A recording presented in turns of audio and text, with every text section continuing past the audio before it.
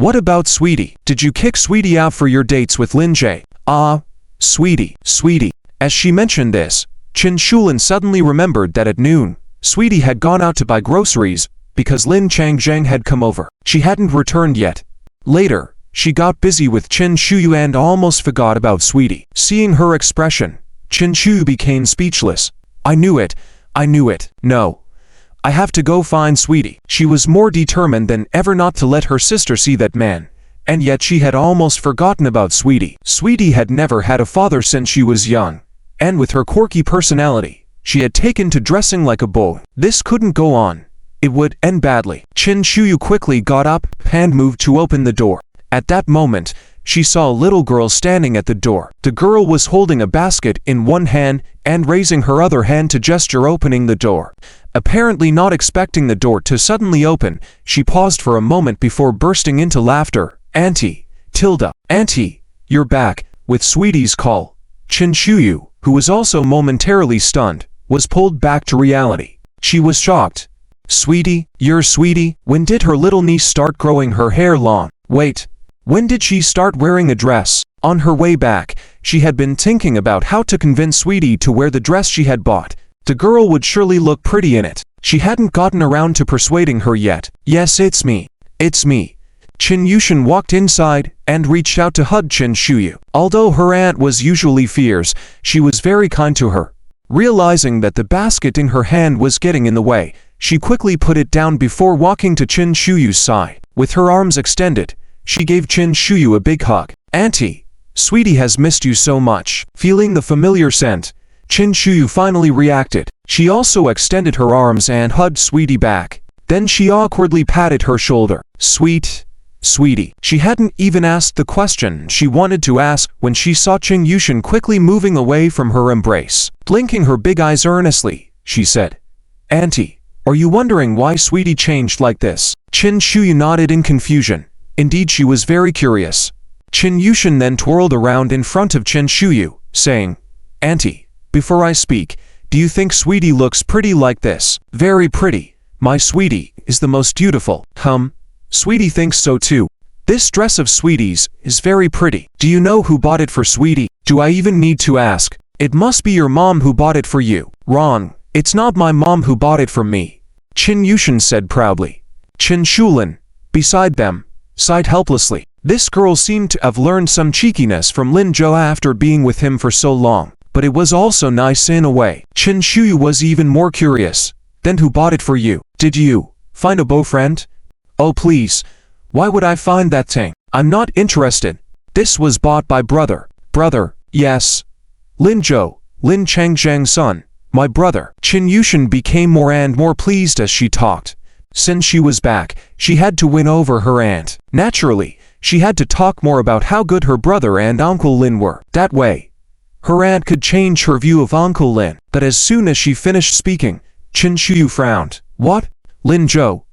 He bought it for you. Why did he buy you a dress? What's on his mind? Qin Yushin was in a hurry. No, Auntie, that's not what I meant. Look at my hair, my style. It's all changed because of brother. He's actually a very good person, so is Uncle Lin. They're all very good people. Hearing this, Qin Shuyu furrowed her brows. So, you like Lin Zhou? You changed yourself for him?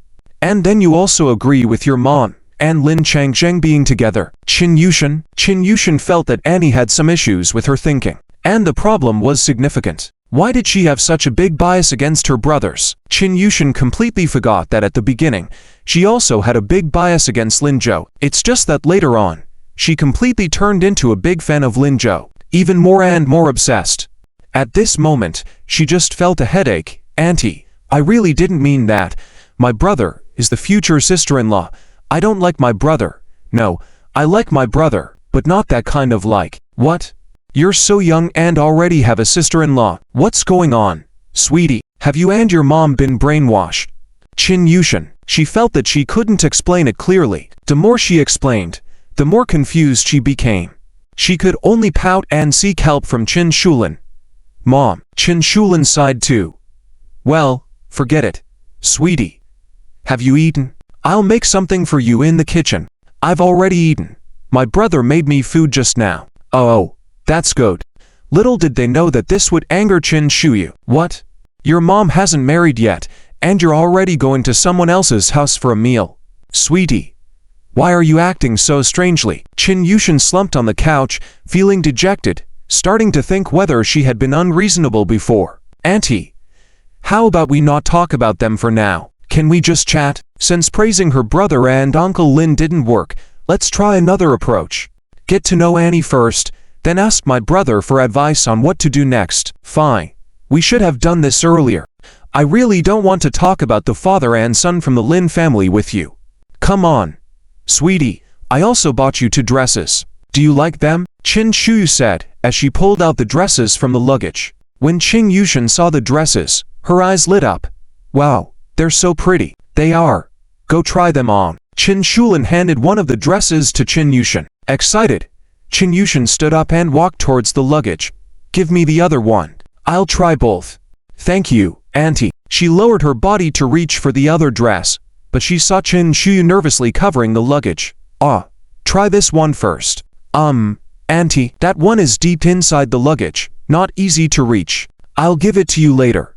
Okay then. Qin Yushin nodded, feeling puzzled. Auntie seemed a bit off. There might be something in her luggage that she didn't want her to see. What could it be? With doubts, she entered the room, but at the bedroom door, she poked her head out and called Qin Shulin.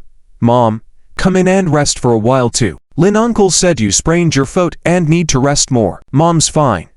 Don't worry. No. Lin uncle said you must go to the room to sleep, and he asked me to watch over you. Go. Qin Yushin said seriously. Qin Shulin looked at her in confusion. Qin Shuyu also stood up. Yes, sis, go to sleep, the couch is mine. I also want to rest for a while. Okay. Qin Shuyu nodded and took her phone into the bedroom. Qin Yushin smirked and went into her own small bedroom. By now, Uncle Lin had probably started sending messages to Mom. She'd be able to see them soon, right? They didn't see that after they left. Qin Shuyu quickly opened her luggage. Taking out a bag, she stuffed it deep inside the luggage. Then she breathed a sigh of relief, taking out the second dress for Qin Yushin. Sweetie, I'll leave it by the door for you. Okay. Thanks, Auntie. After going into the room, Qin Shulin lay down. Closing her eyes, she couldn't fall asleep. She felt there was something more to Sweetie's words. She seemed to have ordered her into the room just now. What did she want to tell her? Qin Shulin thought for a while, but couldn't figure it out. Thinking she should message Lin Zhangfei first to inform him, as he must be concerned about her. As soon as she opened her phone, Qin Shulin saw a series of messages from Lin Zhangfei. Shulin, how are you? Are you okay? Is Shuyu giving you a hard time? Have you eaten? Is your foot still hurting? Shulin, why haven't you replied yet? Can I come to see you? Shulin, if Shuyu scolds you, just blame everything on me. It's fine. Let her scold me. I can take it. Shulin, Sweetie has gone back. She said she'd stand by our side. Don't worry. Zizhou is also helping. I believe we can convince Shuyu. Shulin, you don't have to worry about me. Zizhou and Zinyanku are home. You don't know, Zizhou even arranged for Zinyanku to come over every week to keep me company. Afraid that something might happen to me. This guy just wants to create opportunities for himself. Once that girl goes back to school, I'll make sure to teach him a lesson. Shulin, I really want to see you. Each message brought a smile to Qin Shulin's face. It felt nice to have people care and worrying about you. Zizhou, Sweetie, Big Brother Lin, and Zinyanku. A big family. Each one cares for the other. This feeling was really great. Too bad Shuyu couldn't understand it. But it's okay. She come around. It's just a matter of time. Thinking this, Qin Shulin composed a text message and sent it out. I'm fine, and I've eaten. Shuyu isn't bad. She probably can't accept the sudden news of me getting married again, and is worried that Sweetie won't have a good life. We'll do our best to help her accept it. Sweetie has also returned. She was just speaking well of you and Linzhou. Big Brother Lin. She paused for a moment, then continued. I really want to see you. At this moment, Lin Zhangfei was lying on the bed, pondering life. It had been a minute since Qin Shulin last messaged him. It had been 5 minutes since Qin Shulin last replied. It had been 30 minutes since Qin Shulin last replied. Lin Zhangfei's mind was in chaos, afraid that something might have happened. Restless, he stood up from the bed. He came to the window, looked outside, but still felt uneasy. He walked back and forth in the room several times, feeling like he couldn't stay still. Lin Zhongfei decided to go out, straight to Qin Shulin's place, to check on the situation. Just at that moment, he suddenly received a notification of a new message. Without hesitation, Lin Zhongfei quickly threw on his coat halfway, abandoning it on the floor, and hurried towards his phone. In his haste, he accidentally knocked his leg against the bed's frame, causing an instant pain. But disregarding the pain, he exclaimed in discomfort, grabbed his phone, and quickly unlocked it. In the living room, Sunyanku and Lin Zhou were eating pomelos together. Lin Zhou cut open the pomelo, and Sunyanku picked up a piece and broke it into small segments. Then she took one of the segments and carefully peeled it. They heard some noises coming from the bedroom. Sunyanku worriedly looked up and said, "What's wrong with Uncle?" "Lin Zhou, go check it out." "It's nothing. Probably just Aunt Chin delivering a message." Why so excited?" "Well, talking to someone you like can be really exciting." Sunyanku was puzzled. She remembered feeling nervous and excited when she called Lin Zhou with little Cheng last time. Was it because of someone she liked? She couldn't help but glance at Lin Zhou. Then, before Lin Zhou noticed her, she quickly lowered her head. Lin Zhou caught her little movement and chuckled. "What's wrong, little deskmate?" Nothing. Really? Nothing at all. This girl must be thinking about something related to him deep down, right? Just admit it." "Yeah. Really nothing. I just think Uncle Lin and Aunt Chin are really happy together. Ha. They'll probably be even happier when they get married." "Yes." "Little deskmate." "Yes. Do you want to get married?" Lin Zhou propped his head on his hand and looked at her seriously. Sunyanku's hand holding the pomelo suddenly paused.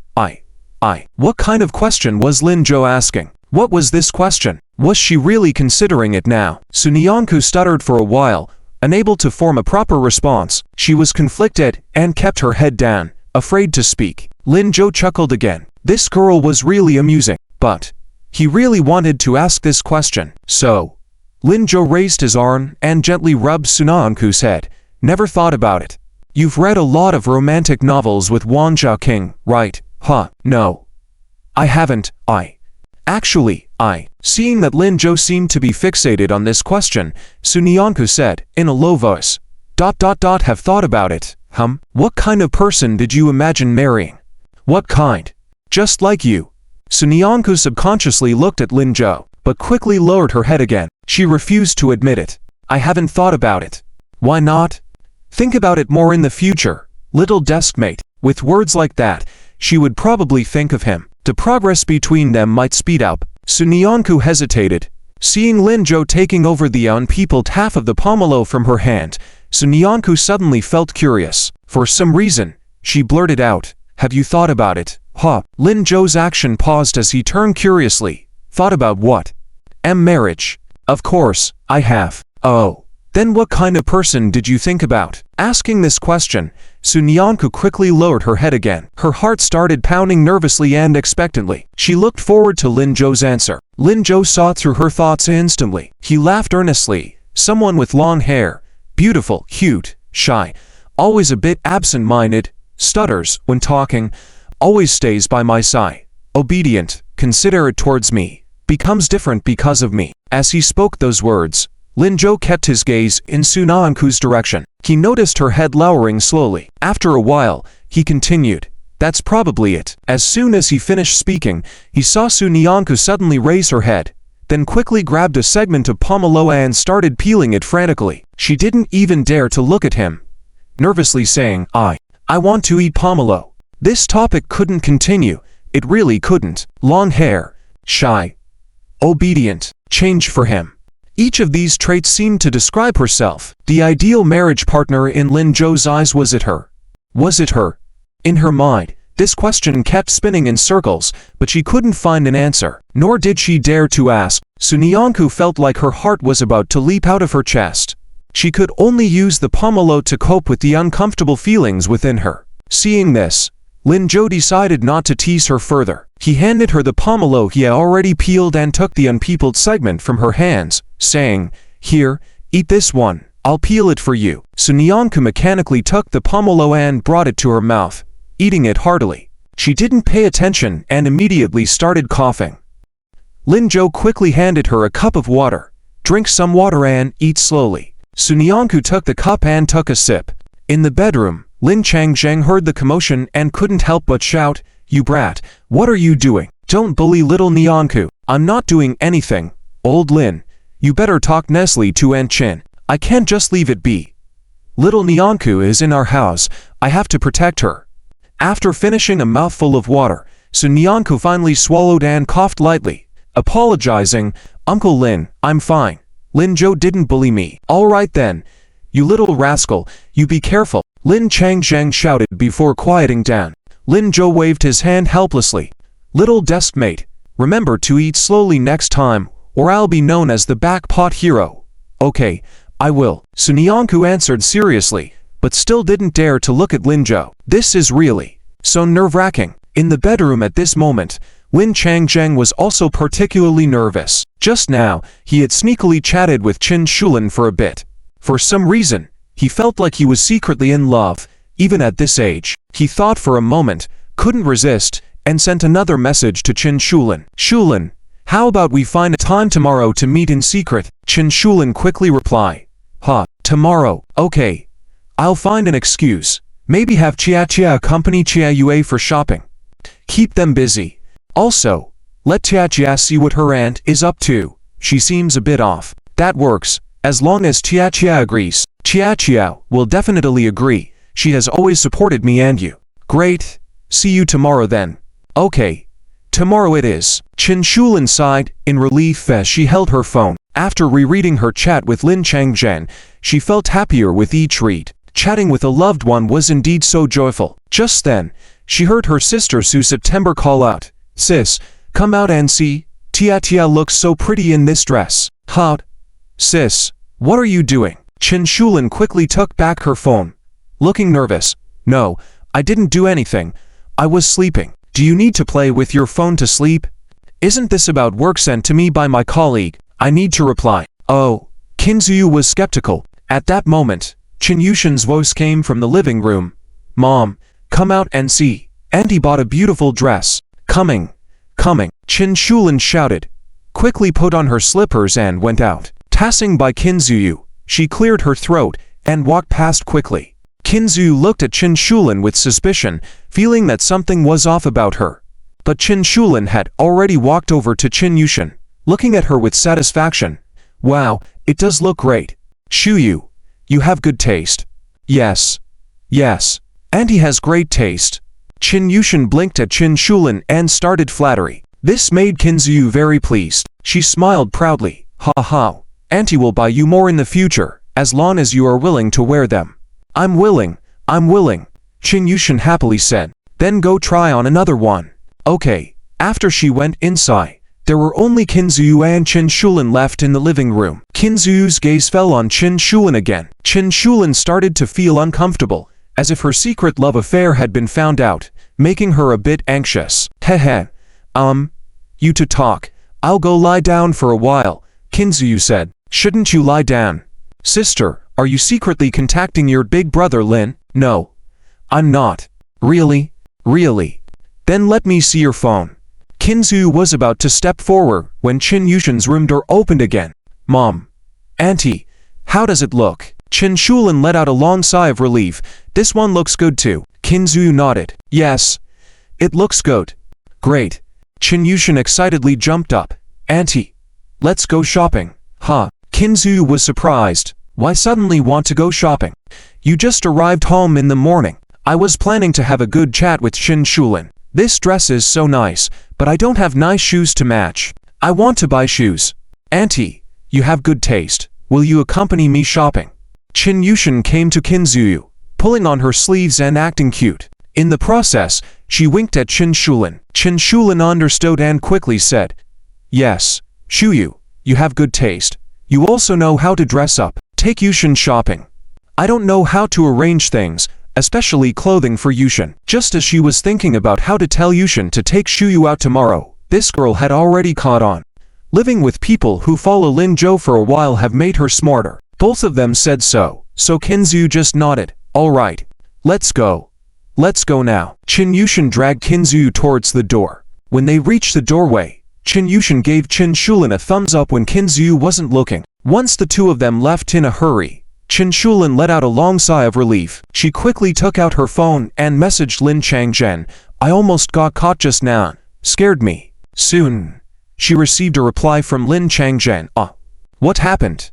Are you okay? It's okay. Yushin took Shuyu out to play. That's good. Yushin is becoming more thoughtful. Yes, I also feel that way. After being with Lin Zhou for a while, she has become smarter. Haha. In that case, Shulin, are you the only one left at home?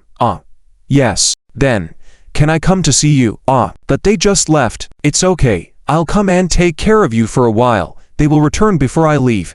And I won't let Shuyu see me. Lin Zhou said, wanting to create more opportunities to be with Shulin. This opportunity must not be missed. Qin Shulin seriously thought for a moment and replied, okay then. She had just reconciled with Lin Changzhen in the morning and wanted to be with him. Alright, wait, I'll come to you soon. What fruits do you want to eat? Oh, you don't need to answer. I know what you like. I'll bring some to you in a while. Seeing this message from Lin Changzhen, Qin Shulin felt warm in her heart. Lin Changzhen, at this moment, was also smiling happily. He quickly got up from the bed, put on his clothes, and opened the door to go out. In the living room, Lin Zhou and Sunyanku were earnestly eating snacks. Seeing Lin Changzhen, Lin Zhou deliberately asked with a smile, Hey, Lao Lin, why in such a hurry to go out? Did you make a date with Aunt Chin? Get lost. Just know how to talk. You. Take good care of Xiaonianku. Got it? Don't bully her when I'm not home. Got it? Got it. How could I bully her? When Sunyanku heard this, she smiled slightly. Lin Zhou had never really bullied her. Lin Changzhen snorted and then put on a smile, looking at Sunyanku. Girl, if this kid bullies you, tell me. When I come back, I'll teach him a lesson. Okay, uncle, be careful on your way. Sunyanku replied obediently. Lin Changzhen looked at Lin Zhou coldly. You brat, look how polite she is. Learn from her. Ha ha, go on. Aunt Chin will get impatient waiting. Lin Changzhen rolled his eyes at him and left. Lin Zhou watched the door close, chuckled, and muttered, didn't expect Yushin to be so efficient. Yes. Sunyanku nodded seriously. Uncle Lin and Aunt Chin will definitely be fine this time. Lin Zhou peeled a candy and handed it to Sunyanku. Sunyanku took it habitually. When she put it in her mouth, she suddenly realized that the whole room seemed to be left with just the two of them. Lin Zhou was sitting very close to her. He kept offering her food, and she kept eating. It didn't feel strange before when Lin Changzhen was there, but now, the room seemed oddly quiet. She could even hear Lin Zhou's breathing. It felt shallow, right by her ear. Sunyanku didn't know what was going on and suddenly felt nervous. She hurriedly bit the candy, swallowed it, got up, and tried to walk towards the nearby table. Lin Zhou, should we study together? Starting to study might help stop overthinking. The table was perfect for two people to study together. Lin Zhou was taken aback, seeing Sunyanku's flushed face, nodded with a smile. Okay. Just as he was about to head towards the table, his pager rang. Lin Zhou glanced at the incoming call prompt on his phone, then handed the pager to Sunyanku. Deskmate, I need to go to the restroom. Can you help me answer the phone? What? Hurry. I can't hold it anymore. Well, okay then. You go ahead. Lin Zhou quickly headed towards the restroom. Sunyanku looked at the name on the pager. It was Qiao Xinyan. After the last provincial competition, Qiao Xinyan had left them all her phone number. Sunyanku didn't think much about it and answered the call. Hello. However, there was no response from the other end of the line. Sunyanku glanced at the pager to make sure the call was connected, then said, Hello, is this Qiao Xinyan?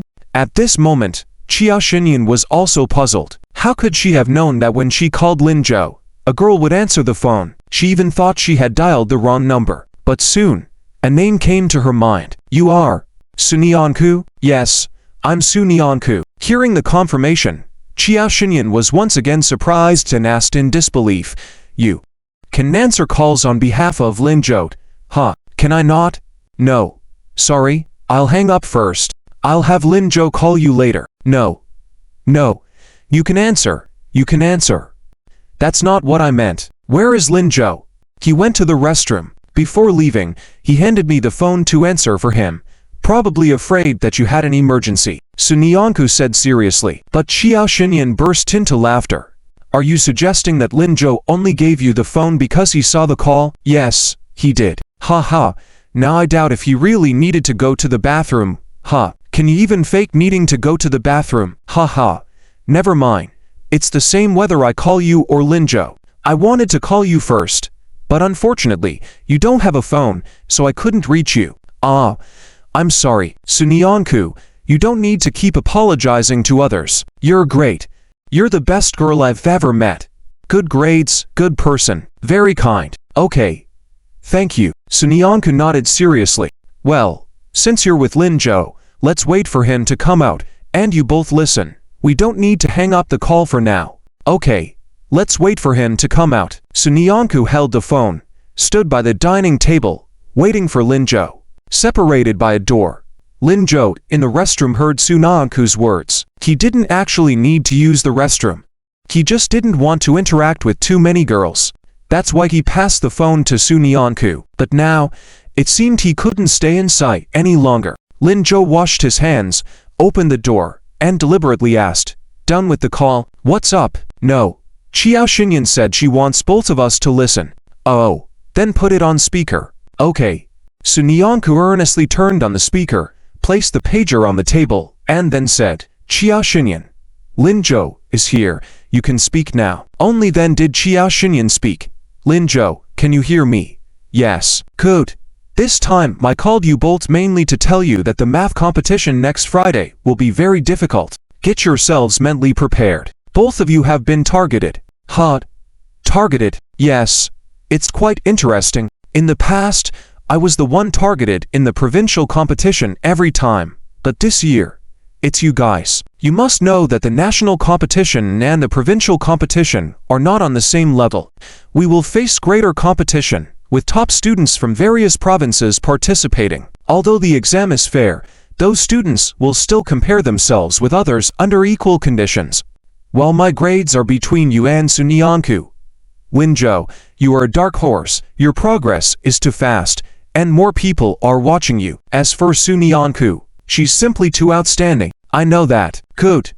Knowing is good. When targeted, you might encounter some minor troubles on the way to the exam. However, I hope both of you can participate smoothly in the exam. I also want to compete with you in the national exam. We definitely will.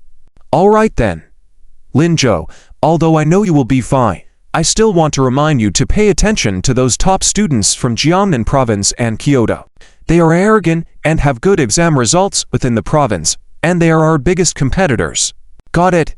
Thank you. You're welcome, and take care of Sun Yanku. I will.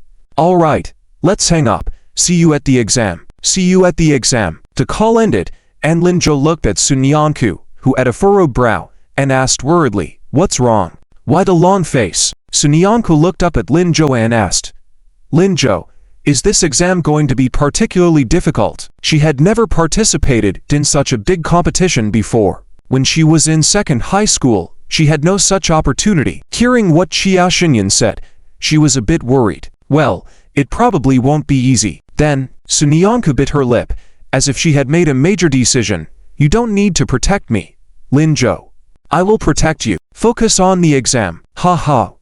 Okay. Got it. Deskmate, I'll remember that." "Yad. Don't worry, I'm sure we'll both do well." "Yad." Studying. "Sure." Lin Zhou looked at her with a smile, feeling sweet inside. This girl always managed to move him, even though he was scared to death. She wanted to protect him. She probably didn't know how unimportant the exam was to him. What mattered most was her needs, her exams. He just wanted to be there for her, to help her overcome obstacles. But now, everything was fine. They say love is mutual. Only when it's mutual can it last a long time. It seems like they can be together for a very long time. "Lin Zhou, what are you daydreaming about?" Sun Yanku, seeing Lin Zhou lost in thoughts, called out to him. Lin Zhou walked up, gently ruffled Sun Yanku's hair, and said seriously, "Oh, just thinking about what troubles we might encounter." At the same time, on the pedestrian street, in Zhangcheng County, Qin Yushan had already started shopping with Qin Shuyu. They arrived at the first shoe store. Qin Shuyu immediately spotted a pair of shoes and had Qin Yushan try them on. Just as Qin Yushan put them on, Shuyu couldn't help but exclaim, "Looks good. These are really nice. Yushin, should we get this pair?" She wanted to pay right away.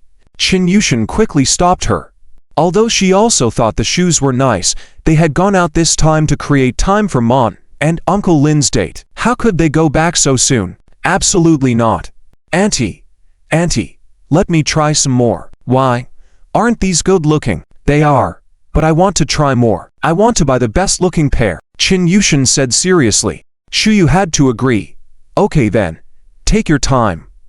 After hoodwinking Chin Yushin began randomly selecting shoes in the store. First, a pair of canvas shoes, then a pair of fashionable shoes. Finally, she switched back to white shoes, sandals.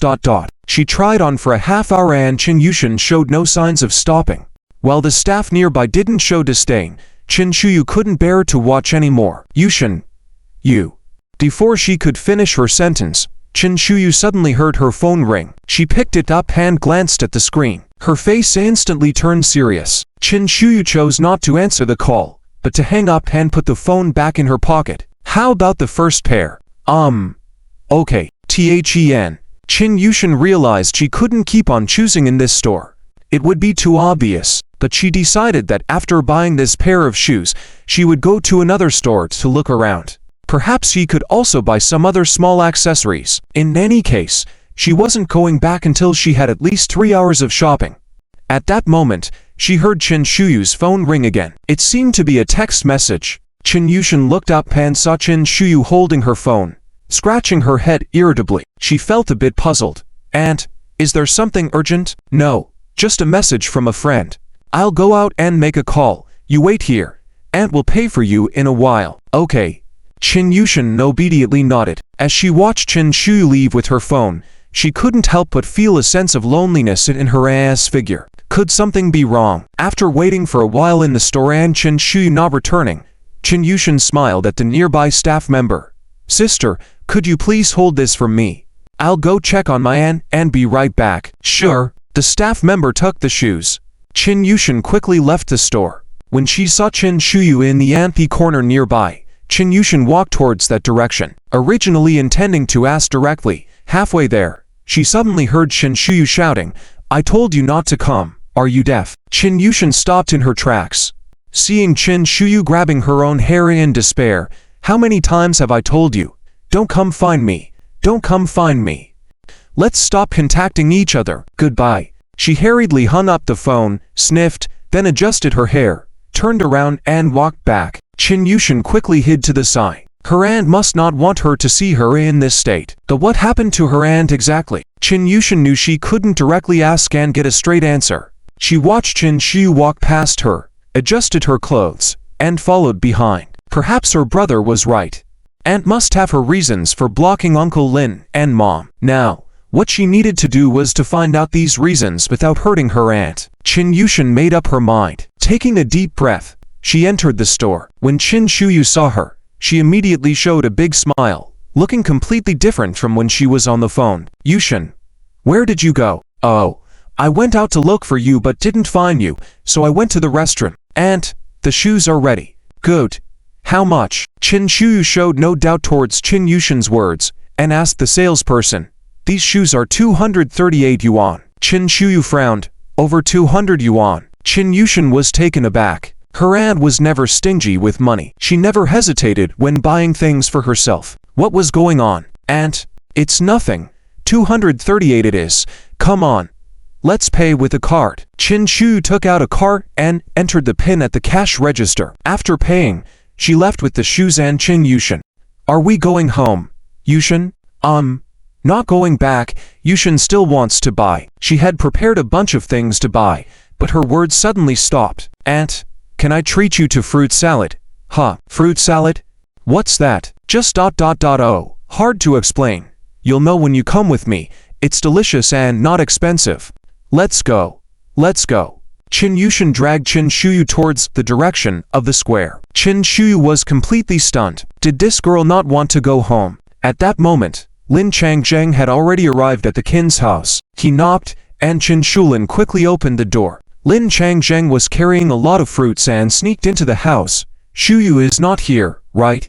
"No, She should be back in a while. That's fine. How are you? I'm good. My foot doesn't hurt much anymore. Good. Come. Eat fruits, eat fruits. I bought a big grapefruit and bananas. Lin Changjang said as he put the fruits on the table. Chen Shulin raised an eyebrow. This grapefruit is so big. Yes. It looks delicious. I'll go cut it. Oh. No. You sit. I'll cut it for you. Lin Changjang said and carried the grapefruit into the kitchen. After cutting it, he brought it to the sofa. Chen Shulin reached out to take it, but Lin Changjang stopped her. No. Shulin, I'll peel it for you. Just sit and eat. He remembered that at home, he used to peel grapefruits for Xiaozhou in the same way. She was so obedient. He had to learn. No. He was just imitating. Chen Shulin was startled by his actions. Watching Lin Changjang peel the grapefruit seriously, she couldn't help but laugh. Brother Lin, are you learning this from Xiaozhou? Lin Changjang paused. Chen Shulin continued. Is Xiaozhou at home peeling grapefruit for Sunyanku? Lin Changjang paused again. Being directly exposed, he felt a bit uneasy. Haha. It's okay. I like that you're learning from him. Quickly peel it. I'm hungry. Okay. Shulin, wait. I'll definitely peel cleaner than that kid Xiaozhou. Hehe. Lin Changjang proudly laughed. The grapefruit was quickly peeled. Chen Shulin took it and took a serious bite. Seeing Lin Changjang starting to peel the second piece, Chen Shulin hesitated for a moment. She broke off a piece of her own grapefruit, then handed it to Lin Changjang's mouth. Here, brother Lin, you eat too. No need. I don't need it. It's okay. Eat while you peel. It's more fun that way. Haha. Lin Changjang chuckled and then extended his head, eating the grapefruit. In that moment, Lin Changjang suddenly felt a sweetness in his chest. Sweeter than eating it himself. More importantly, he indeed peeled the grapefruit better than Lin Zhou. Otherwise, why wouldn't Xiaozhou feed him? Hey. In matters of love, he must take the lead. At 5 o'clock in the afternoon, Qin Yushan carried his shoes and rushed home with Qin Shuyu while eating fruit. Qin Shuyu kept burping. Qin Yushan looked amused and said, Aunt, I told you it was delicious, right? Hehe. Come, burp till the tomorrow. Burp, let's go eat some more. Huh, you're going again? You've already had 5 servings today. Yes, why not? It's rare to have such delicious food in Jiancheng County. Well, okay. But Aunt, can I borrow your phone? I want to call my mom and ask if we need anything at home to bring back. Oh, burp Tilda, sure, burp. Here you go. Qin Shuyu handed the phone to Qin Yushan. Still burping, Qin Yushan amusingly took the phone, found Qin Shulin's number, and made the call. The call was quickly answered. Shuyu, Mom. It's Tia. Do we need anything at home? Aunt and I are almost home, and we can bring it on the way. Ow. We don't need anything. Nothing at all. Okay. Then we'll be home soon. Very soon. Qin Yushan emphasized the idea of going home. Qin Shulin nodded repeatedly. Okay. I got it. After hanging up, Qin Yushan handed the phone to Qin Shuyu. All right. Let's go home. Qin Shuyu didn't suspect anything and packed up her phone, continuing to eat the fruit in her hand. At that time, at the Qin residence, Qin Shulin, who had just finished the call, quickly got up from the couch. Quick, Lin, big brother, hurry. Shuyu is coming back. Lin Changjang also panicked. All right, I'm leaving now. He rushed towards the door but was stopped by Qin Shulin. Your jacket.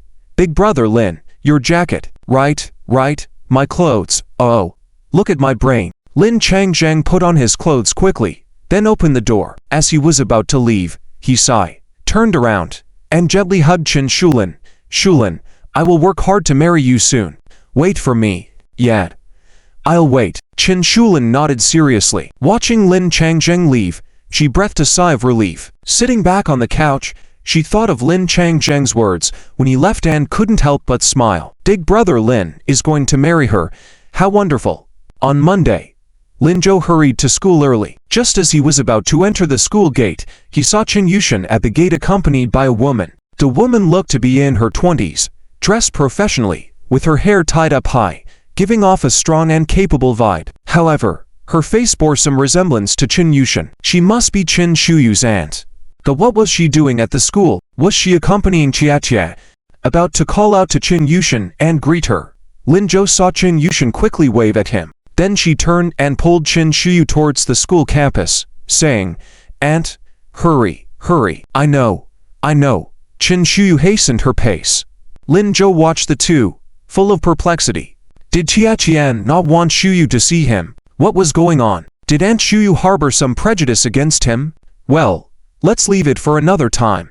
As Lin Zhou was lost in thought, Liu Shiming's loud voice came from behind. Zhou, what are you standing here for? Hurry inside. Teacher Liu is taking attendance today. Lin Zhou. He subconsciously tried to stop Liu Shiming. Shut up. But it was already too late. Qin Shuyu in front had also heard the shouting. She turned and looked in Lin Zhou's direction. There was a hint of displeasure in her expression.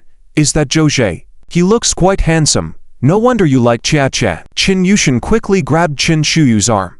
Oh, Aunt, is Qin so superficial? Never mind him. If you don't go now, I'll be late. Okay.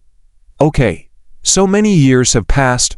So many rules are still there. You go to the classroom. I'll go to the office building by myself. But Aunt, do you even know where the office building is? The campus has been relocated. It's different from when you were in school. So hurry. Let me take you there. And then I'll go to the classroom. All right. Qin Shuyu had to compromise. Walking forward, she looked back at Lin Zhou. She actually wanted to get to know Lin Zhou. But let's leave it for next time. Liu Shiming, who was stopped by Lin Zhou, looked bewildered. Zhou, what's wrong? Why did you suddenly scold me? Seeing Lin Zhou's gaze fixed ahead, Liu Shiming followed his line of sight. Under his gaze, he was shocked. Oh, a beauty. Isn't that little Tia? Who's the beautiful lady by her side? Lin Zhou scolded Liu Shiming. What little Tia? Just call her Tia. And that's not some beautiful lady. That's a beautiful aunt. Huh. An aunt? Zhou, your taste is quite unique. Get lost. That's John's aunt, Qin Shuyu. Liu Shiming was stunned for a moment. No wonder little Tia is so pretty. Their family is all beautiful. But ... isn't her aunt also your aunt? Why not go greet her? Do you think I don't want to? Sigh. Lin Zhou sighed quietly. Liu Shiming suddenly realized, Auntie doesn't approve of Lin Uncle and Qin Aunt. You're getting smart now. But it's normal. After all, it's your own sister getting married. You'll definitely be unwilling to lose your sister. Don't worry, it will be fine after some time. You know this, of course, isn't it like this in most families? Meeting the bride's family is tough, not to mention for Lin Uncle, even for you. Lin Zhou, when you go to see Sunanku's family, it will be difficult. You have to prepare mentally. Well, I've already seen them ... After all, I had met Su Muzhang, but it seemed more complicated than it appeared. Liu Shiming was shocked on the spot. When was this? Let's leave that aside for now. Go to the classroom. Your desk partner must have already arrived, Lin Zhou said. Walking quickly towards the school, passing by the teacher's office building, he saw Qin Yushin and Qin Shuyu standing there, seemingly deep in conversation. Lin Zhou became even more suspicious. If she was just coming to escort Tia, shouldn't Aunt be going to the teaching building? Why was she at the office building? What were they talking about? But now wasn't the time to dwell on these questions. Lin Zhou decided that after school in the morning, he would go find Qin Yushin and clarify things. Lin Zhou was unaware that at this moment, Qin Yushin was speaking with seriousness and sincerity, saying, Aunt, this is the teacher's office. When you go up, the second room on the second floor is acting principal Zhang Shuqi's office. Just go straight there. He should be there now. Zhang Bopi is acting as the principal. What about principal who? Principal who resigned. Why? Qin Shuyu was very puzzled. She remembered when she was studying here, principal, who was doing a great job. His goal was always to be a good principal, to improve the academic performance of the school, and he had been striving for this for many years. Qin Shuyu had aimed to study hard and go to university under principal, whose influence. How could he have resigned? Oh, this is a long story. I'll explain to you later. Go up quickly. It's not good to be late on the first day. All right, you should go to class too. Qin Yushin nodded and left. After walking for a while, she couldn't help but look back at Qin Shuyu. Qin Yushin never expected that her aunt would really come back to work, and she had already settled into her job. She came to this middle school to teach. Today was her first day. Qin Yushan was nervous in the morning. Her aunt had sworn before that she would never return to this small county in her lifetime. She had always talked about settling down in a big city and bringing her over. What now? As she thought, the bell rang for class. Qin Yushan hurriedly collected her thoughts and ran quickly towards the classroom. Meanwhile, Qin Shuyu also glanced in the direction of the teaching building, took a deep breath, and headed upstairs.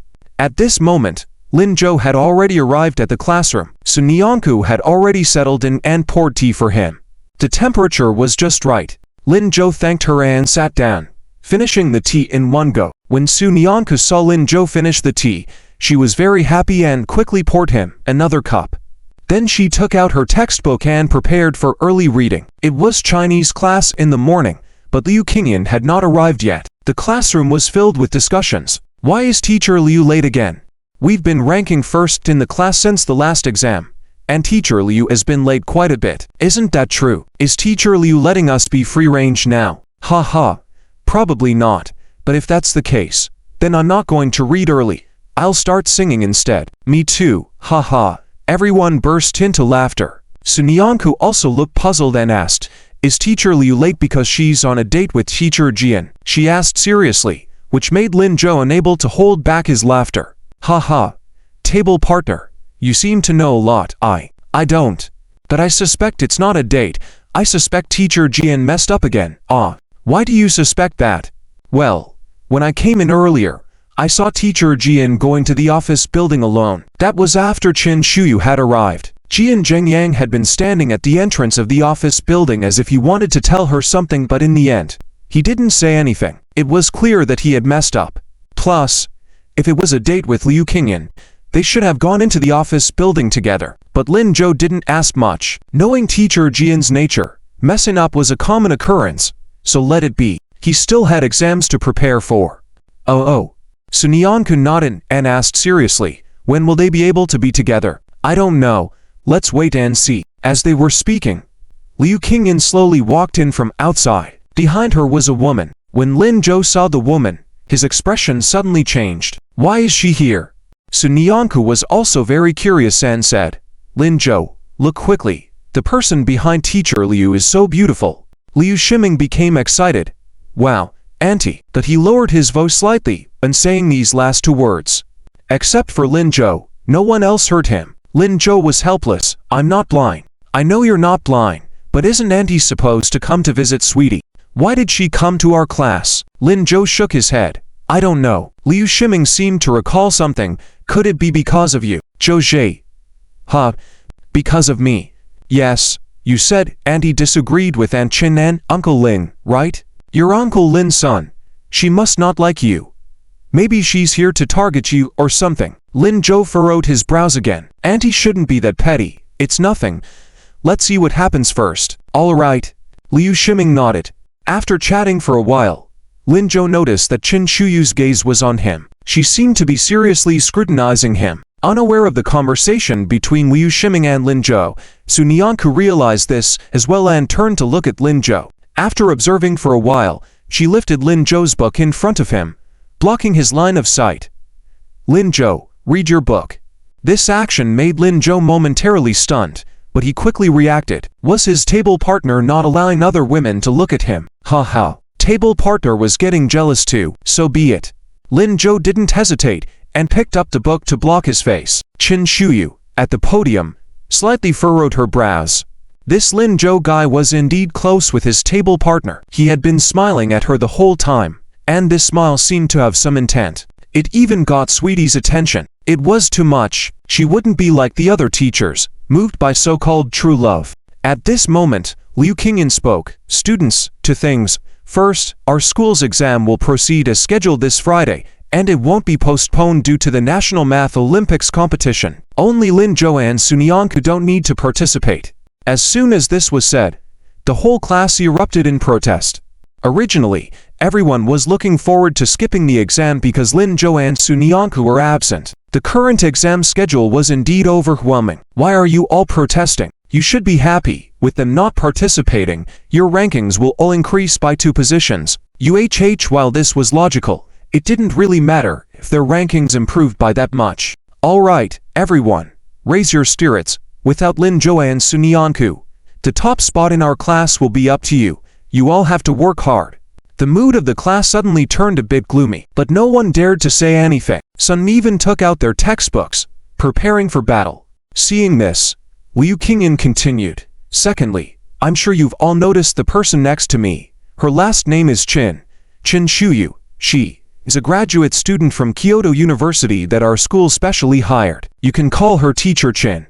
Since our class ranked first, Director Zhang's intention is for her to adapt with our class for a while, and she will officially take over in the next semester. Qin Shuyu, at this moment, also withdrew her gaze from Lin Zhou and said seriously, "Hello everyone, I'm Qin Shuyu. Alright, everyone. Applaud and welcome Teacher Qin ... The whole classroom suddenly erupted in enthusiastic applause. Hello, Teacher Qin. Teacher Qin is so pretty. Teacher Qin is just as good looking as our other teacher. Welcome, welcome, ... Only in the back row, Lin Zhou and Liu Shiming looked at each other in disbelief. What the heck? She's their teacher now.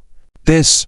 Only Sunyanku clapped excitedly with force, saying, "This beautiful teacher is in our class, Lin Zhou." Oh, Lin Zhou, why don't you look too happy? Lin Zhou sighed. Little deskmate, her name is Qin Shuyu. Oh, is she ... Is she Sweetie's aunt? Yes. Sunyanku looked dazedly in Qin Shuyu's direction and then at Lin Zhou. Suddenly, she understood why the new teacher had been staring at Lin Zhou all along. Sweetie's aunt was now Lin Zhou's teacher. Will she target Lin Zhou? What to do about this? Sunyanku was starting to worry. She thought for a moment, then pulled Lin Zhou quickly and said, "Don't worry, if she targets you, I'll protect you. I'll speak up for you." Together with Sweetie, Sunyanku made up her mind. Lin Zhou looked at her, who was so serious, and nodded with a smile. Okay. The classroom quieted down, and Liu Qingyan continued. In order for Teacher Qin to know about our class, we decided to find a student to familiarize Teacher Qin with our class, to help her integrate faster. Teacher Qin will be auditing our class for a month. Who's willing to step up and help?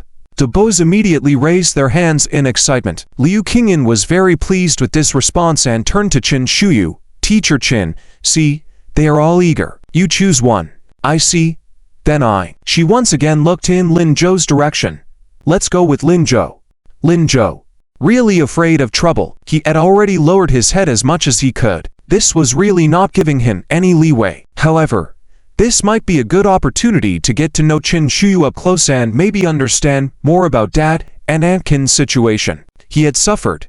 Better him than Dad. Gosh, Liu Shiming beside him almost jumped up. This was too obvious. Not knowing what to say, he could only give Lin Zhou a helpless expression. On the podium, Liu Qingyan was very surprised. You know Lin Zhou too? Yes. With his fast progress in academics, it's hard not to know him. Ha.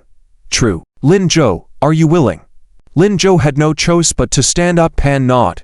Okay, no problem. Good. Then it settled like this. As soon as Liu Qingyan finished speaking, Sunyanku also stood up. Liu teacher. Liu Qingyan was surprised. What's up? Student Sunyanku. Sunyanku nervously grasped her fingers, gathered courage, and said seriously, can I work with Lin Zhou? I really like Teacher Qin. After hesitating for a while, she managed to squeeze out these words. Besides this, she couldn't think of any other reason for Liu Qingyan and Qin Shuyu to agree. If Lin Zhou was alone with her, Aunt Shuyu would definitely blame Lin Zhou because of Uncle Lin's relationship. She had to be there too. By doing this, perhaps Aunt Shuyu wouldn't do that because of her presence. I see. Then, Teacher Qin, what do you say?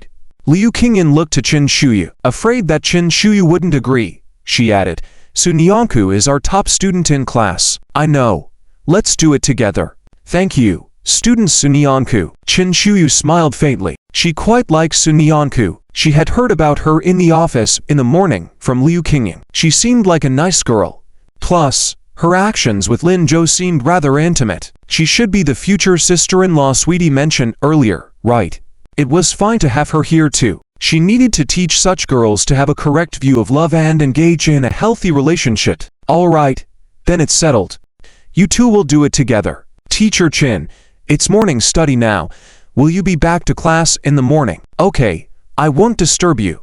Goodbye, everyone. The classmates in the class naturally didn't see through the hidden intentions in Qin Shuyu's smile. They happily said goodbye and then earnestly began studying. However, Lin Zhou and his two friends couldn't calm down. "Zhou, what do we do? Have you come up with a good solution?" Liu Shiming was very worried. Sun Yanku also asked anxiously. "Yeah. Lin Zhou, what should we do?" Lin Zhou put his hand behind his head and sighed. "Currently, there's no good solution. We can only face it and deal with it as it comes. Odd. This ... it's alright. I believe that we can succeed. Trust me. Little Deskmate." Okay. Mornings always passed by quickly. Liu Shiming slept almost half the morning. When Qian Guoguo came over, he was still drooling. Qian Guoguo gave him a disdainful look and called out to Sun Yanku. "Let's go eat." "Okay." Sun Yanku picked up her lunch box and then called out to Liu Shiming. "Let's eat." Liu Shiming only woke up from his slumber then. He opened his eyes gradually, yawned, and out of habit said, "Kong Guoguo, save me a seat." "Save you a seat, my foot." Qian Guoguo almost threw her lunch box at him. "Sun Yanku, you shouldn't call him. Let's go. Let's go. Lin Zhou, we'll leave first." Sun Yanku looked amused at her. Clearly, Qian Guoguo only came over to her to make Liu Shiming call out, but she didn't admit it. However, she didn't expose her either, then called out to Lin Zhou, "Let's go." "Okay." The two of them left together. Just as they reached the door, Qin Yutan hurriedly ran down. "Brother, sister, there you are. Great."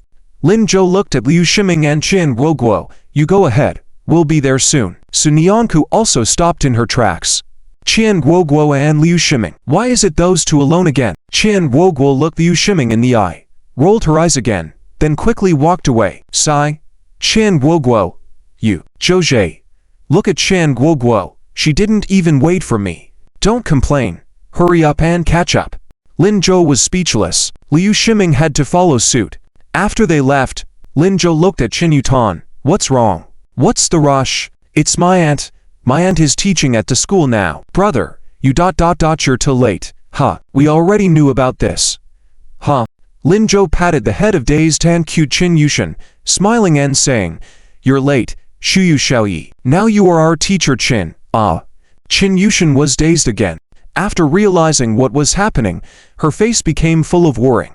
Her voice was choked up. "Woo, big brother, big sister, what should we do? I haven't solved Xiaoyi yet. Xiaoyi will definitely target you and my sister, as well as Uncle Lin." "It's okay. Tia, why are you crying? I am Lin Zhou, your big brother. Don't be afraid." But, you and my sister and I have a solid friendship.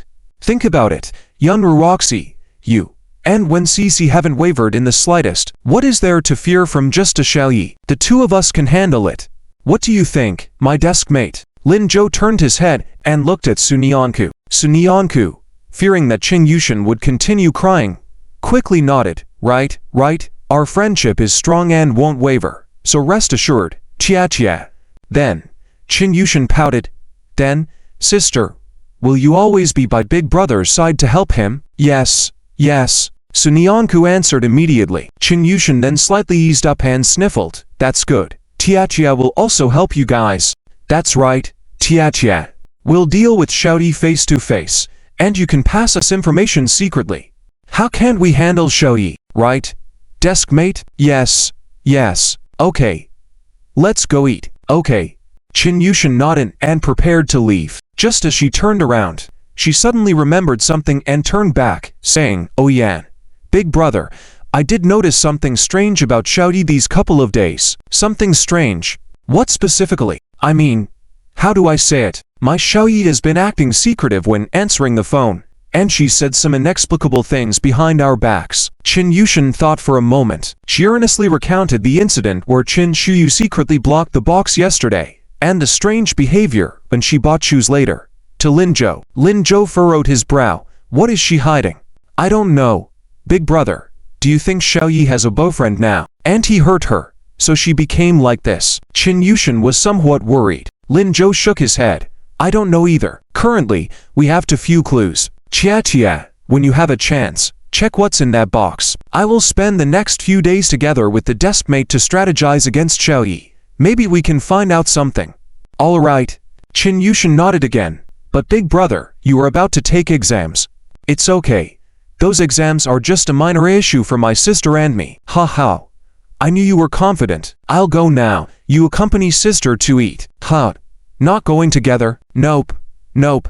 My deskmate is waiting for me. Goodbye. Big brother and sister. She didn't want to be a third wheel. Seeing her walk away, Linjo couldn't help but smile. This kid hasn't changed a bit. Come on. Deskmate. Let's go eat. Okay. The two of them walked ahead, and as they neared the restaurant's entrance, they encountered Wen Cece. Wen Cece quickly approached and stood next to Sunyanku. Linjo, Sunyanku. What a coincidence. Yeah. What a coincidence. Linjo, are you acquainted with Teacher Jian as well? Teacher Jian? Sort of. Why? I noticed he's been distracted these days. Not sure why. Wen Cece seemed worried. Linjo smiled. It's okay. He should be fine in a few days. Men in love go through this period. He's just not accustomed to it yet. All right. Enough about him. I heard you're about to take the exams. Yes. I wish you both good results. If you do well this time, you'll probably be directly admitted somewhere. Ha ha. We hope so. Oh. I envy you guys. But have you decided which schools you want to apply for? When Cece curiously asked, Linjo and Sunyanku glanced at each other, just about to speak when they heard Wan Ziken's voice. When Cece, oh. Wan Ziken, Fenyans, are you here too? Yeah. Want to have a meal together? Wan Ziken looked at Sunyanku and Linjo and decided to invite Wen Cece. No matter how he looked at it, it felt like Wen Cece was extra with them, and she didn't seem to realize it yet. Sure. Let's go together. Over here. All right. Wen Cece happily ran over. After she left, Wan Ziken came over to Linjo and said, although it's not a good time to disturb you right now, the matter in our company has been resolved, and I feel I need to thank you. Linjo also smiled. Things were progressing smoothly beyond his expectations. You're welcome. Just make sure you don't skip school anymore. The college entrance exam is approaching. Focus on studying. No problem, but my dad wants to treat you to a meal, so he's looking to schedule it. Let's wait until after the exams are over. Before that, I have to deal with Chen Shuyu, so I'm not sure about my availability. All right, one more thing. Wan Ziken focused his gaze on Fenyans not far away. Then he turned to Linjo. Fenyans asked me to tell you that Teacher Chin seems to be keeping an eye on you. So be careful. Fenyans. Linjo looked curiously in Fenyans' direction, but when Fenyans met his eyes, he quickly looked away. Linjo nodded. Got it. That's good. If you need any help, let us know. All the brothers are here. Okay. Linjo reciprocated the sentiment. Nearby, they heard Wen Cece urging them on. Wan Ziken then left. Linjo turned to Sunyanku. What should we eat? How about kanji? Okay. Let's sit here. I'll go order. Sunyanku was taken aback. Just sit here.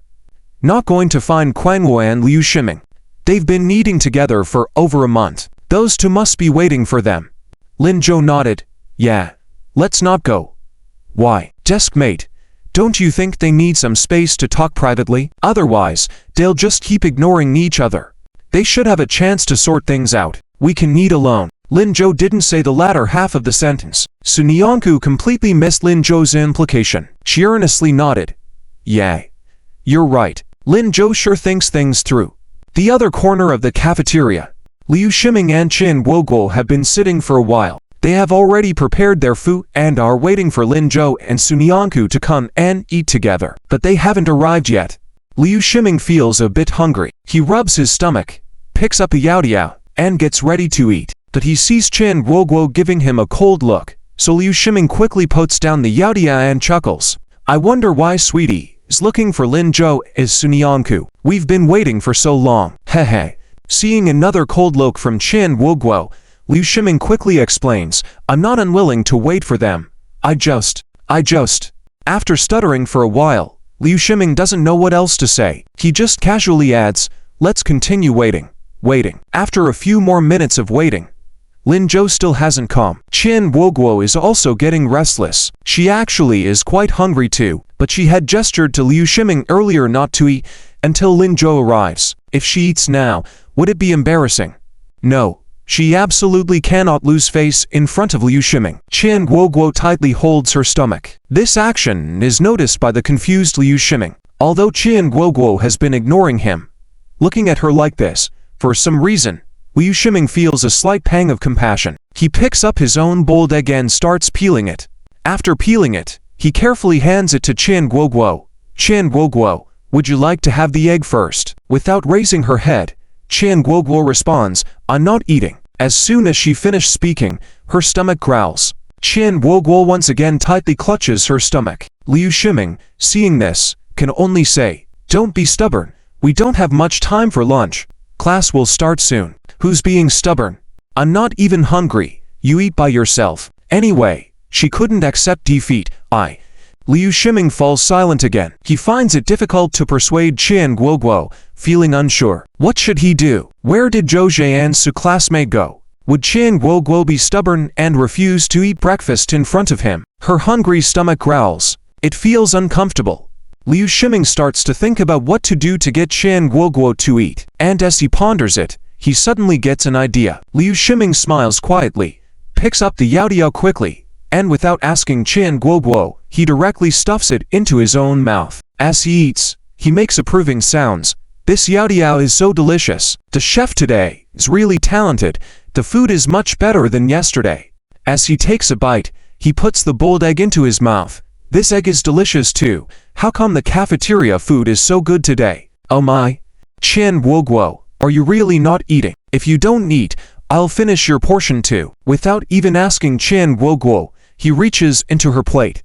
Startled, Qian Guoguo quickly pulls her plate closer to herself, saying, Liu Shiming, what are you doing? I'm eating. Since you're not, I'll help myself. I'm eating. Then hurry up, otherwise, I might get envious. You are such a glutton. That's right, I am. Don't you know that following Zhou Zhe every day makes me eat less? It's making me crave more. Today, since Zhou Zhe isn't here, I will eat more. Qian Guoguo is getting exasperated. What if she doesn't eat? He might actually finish everything on her plate. How could she endure that? Without further thought, Qian Guoguo immediately cracks open the boiled egg and starts eating. She doesn't notice the faint smile on Liu Shiming's face. Indeed, the earnest eater, Qian Guoguo, is the most obedient. Their chubby cheeks are so adorable when eating. Tilda having this thought, Liu Shiming suddenly freezes. Heavens, what was he thinking? He actually finds this tomboy cute. Absolutely crazy. Liu Shiming quickly lowers his head, deciding to focus on eating to distract himself. After breakfast is a half-hour self-study session. Originally, there was no teacher overseeing it. Some students were dozing off, and some were studying. Liu Shiming belonged to the former, while Lin Zhou and Sunyanku belonged to the latter. But today, Liu Shiming couldn't sleep for long. This was mainly because as soon as he fell asleep, the back door was pushed open. Then, a tall voice entered. Classmate Lin Zhou. Hearing this voice, Liu Shiming was stunned and quickly sat up straight. Then he saw Chen Shuyu. He was taken aback, and he suddenly became alert. But quickly, he realized that Chen Shuyu's gaze wasn't on him, but was fixed on Lin Zhou. Liu Shiming also turned his gaze towards Lin Zhou. Lin Zhou didn't expect Chen Shuyu to arrive so quickly. He nodded. Teacher Chen, hello. This period is a self-study session. There's no need for you to come. There's no teacher teaching. It's okay. I just wanted to find a seat first, so I won't be flustered when the first class starts. She gestured towards the direction behind her. I just brought a table over. I couldn't move it myself. Can you help me bring it in? Lin Zhou only then realized that behind Chen Shuyu was a single-person table near the door. There was no one outside, meaning Chen Shuyu didn't know where this table came from. And at this moment, she pretended she couldn't move it herself. Was this intentional? But Lin Zhou couldn't say anything and could only nod. Sure, Teacher Chen, please wait. I'll bring it in for you. At this moment, Liu Shiming also stood up. I'll also help. But Chen Shuyu stopped him. Let him do it by himself. Would a big boy like him not be able to move a table by himself? I can do it, Teacher Chen. Don't worry, I'll definitely do it. Lin Zhou promised and quickly moved the table inside, placing it next to Chen Shuyu. Teacher Chen, where should I place it? I think the position by the window is nice. There's already a missing row over there. Liu Shiming and Zia Dongqing sat near the door. He and Sunyanku sat in the middle. The position closest to the window was empty. Placing the table there would, indeed, be suitable. Chin Shuyu looked at that side for a while, then pointed at the spot behind Lin Zhou and Su Nianku, saying, "Let's place it here. I think this spot is good too. You can see more clearly." Lin Zhou. He couldn't believe it wasn't intentional. Su Nianku also stood up at this point, a bit timid, but said seriously, "Teacher Chin, if you sit here, those classmates in front will block the blackboard." "It's okay. Why don't I switch seats with Lin Zhou? Sitting there should be fine. What do you think, Lin Zhou?" Lin Zhou. Chin Shuyu came prepared, specifically targeting herself. Lin Zhou felt quite helpless. Just as he was thinking of how to dispel Chin Shuyu's idea, he suddenly saw Su Nianku eagerly say, "No." After this sentence, she seemed to realize that her emotions were a bit agitated. She quickly changed her tune. Teacher Chin, it's not a good idea." Why not?" Chin Shuyu never expected Su Nianku to be the first one to object. She curiously looked over. She saw the young girl lowering her head slightly. I'm afraid, Teacher Chin is too beautiful. I would be nervous sitting next to her. And then I wouldn't be able to focus." After saying these things, Su Nianku lowered her head even more. She didn't know how she had the courage to say that it was not acceptable, but thinking about having to separate from Lin Zhou, she felt unhappy. In that moment, it almost slipped out. After all, except for Lin Zhou, sitting with anyone else will indeed be uncomfortable. Even a teacher is not acceptable. But after saying it, she regretted it. She had no idea how to explain to Chin Shuyu, so she had to make up a random excuse and say some kind words. After all, she was first in the whole grade. These words should work, right? The teacher probably wouldn't want her grades to decline, right? Chin Shuyu was also a bit puzzled. This little girl, who seemed quite timid, why was she so bold when speaking? And each sentence was in defense of Lin Zhou. She wanted to refuse, but remembering that Teacher Liu had said that Su Nianku's feelings were very fragile, she had to consider her feelings more. Chin Shuyu could only give up. She couldn't embarrass Teacher Liu, nor could she let the school lose such a good seedling. She looked at Lin Zhou, nodded. "All right, then I'll sit at the back. Anyway, it's not too far from them." Chin Shuyu decided to find Lin Zhou's shortcomings in order to persuade both Sweetie and Chin Shulin to make them reconsider. The best way to find someone's flaws is to have close contact with them. Chin Shuyu began to feel pleased. However, after sitting down, she realized that Lin Zhou and Su Nianku hadn't said a word and were each busy taking out their books, writing seriously. Chin Shuyu sat bored for an entire self-study session. Initially, she was staring intently at Lin Zhou, but soon she found herself unable to stay awake, feeling extremely sleepy. Near the end of the class, Chin Shuyu finally noticed that Lin Zhou seemed to be turning his head towards Su Nianku. It seemed like he was preparing to speak quietly with Su Nianku. Chin Shuyu instantly became alert. She stood up and tapped on the desk between Lin Zhou and Su Nianku with her pen, indicating for them not to whisper. As a result, Su Nianku held a workbook in her hand with a problem written on it, about to ask Lin Zhou. After being interrupted, Su Nianku seemed a bit confused. "Teacher Chin, what's wrong? Can't I ask a question?" At this, the whole class turned to look at her. Chin Shuyu immediately sat down in embarrassment. Yes. Ask away. Go ahead. Su Nianku handed the workbook to Lin Zhou, signaling him to write down the answer. Lin Zhou looked amused by this scene, resisting the urge to ruffle Su Nianku's hair. He picked up the workbook and began writing earnestly. The classmates also averted their gazes. Chin Shuyu sat bored, feeling regretful at the moment, not learning any teaching skills, and feeling extremely bored sitting there. She felt sleepy again. This time, Chin Shuyu simply laid her head on the table and fell asleep heavily. Not knowing how long she had been asleep, Chin Shuyu heard the voices of Lin Zhou as Su Nianku near her ears. Teacher Chin, wake up. Teacher Chin, it's time for class."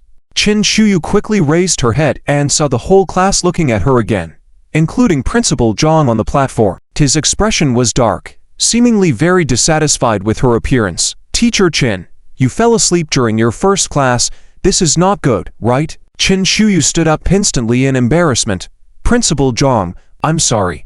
I won't do it again next time." "Well, if you haven't rested well, just go back and rest properly. Come report tomorrow." No. I'm well rested now. I'm well rested. Then focus on listening to the students in class. After this summer break, you'll have to manage a class on your own. Don't be perfunctory. Okay. Got it.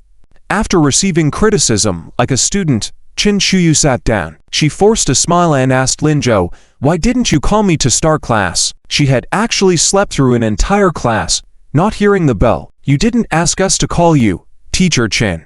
Lin Zhou, you ... Teacher Qin. Principal Zhang has started the class. Sunyanku reminded them quickly, sensing that the two were about to confront each other again. Qin Shuyu softened her tone. "All right. Let's focus on the lesson." She couldn't believe that these two had no flaws at all. For the rest of the class, Qin Shuyu made notes while observing Lin Zhou and Sunyanku carefully. She found that the two were just as quiet as during the self-study time, only focusing on the lesson content without any extra movements or words. Qin Shuyu was puzzled.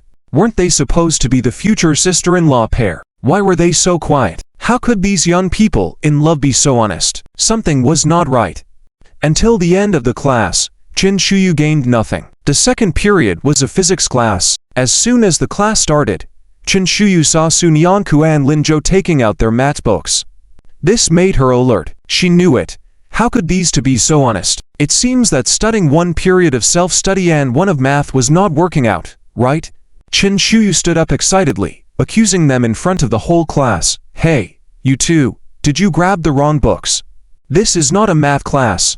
How can you do this?" Expecting the physics teacher to come down angrily and scold them, she could then make a mark against Lin Zhou. Unexpectedly, as soon as she finished speaking, she heard the physics teacher say, Teacher Qin, don't be so agitated.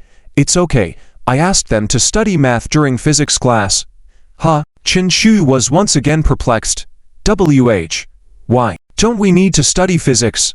Of course, we need to study physics.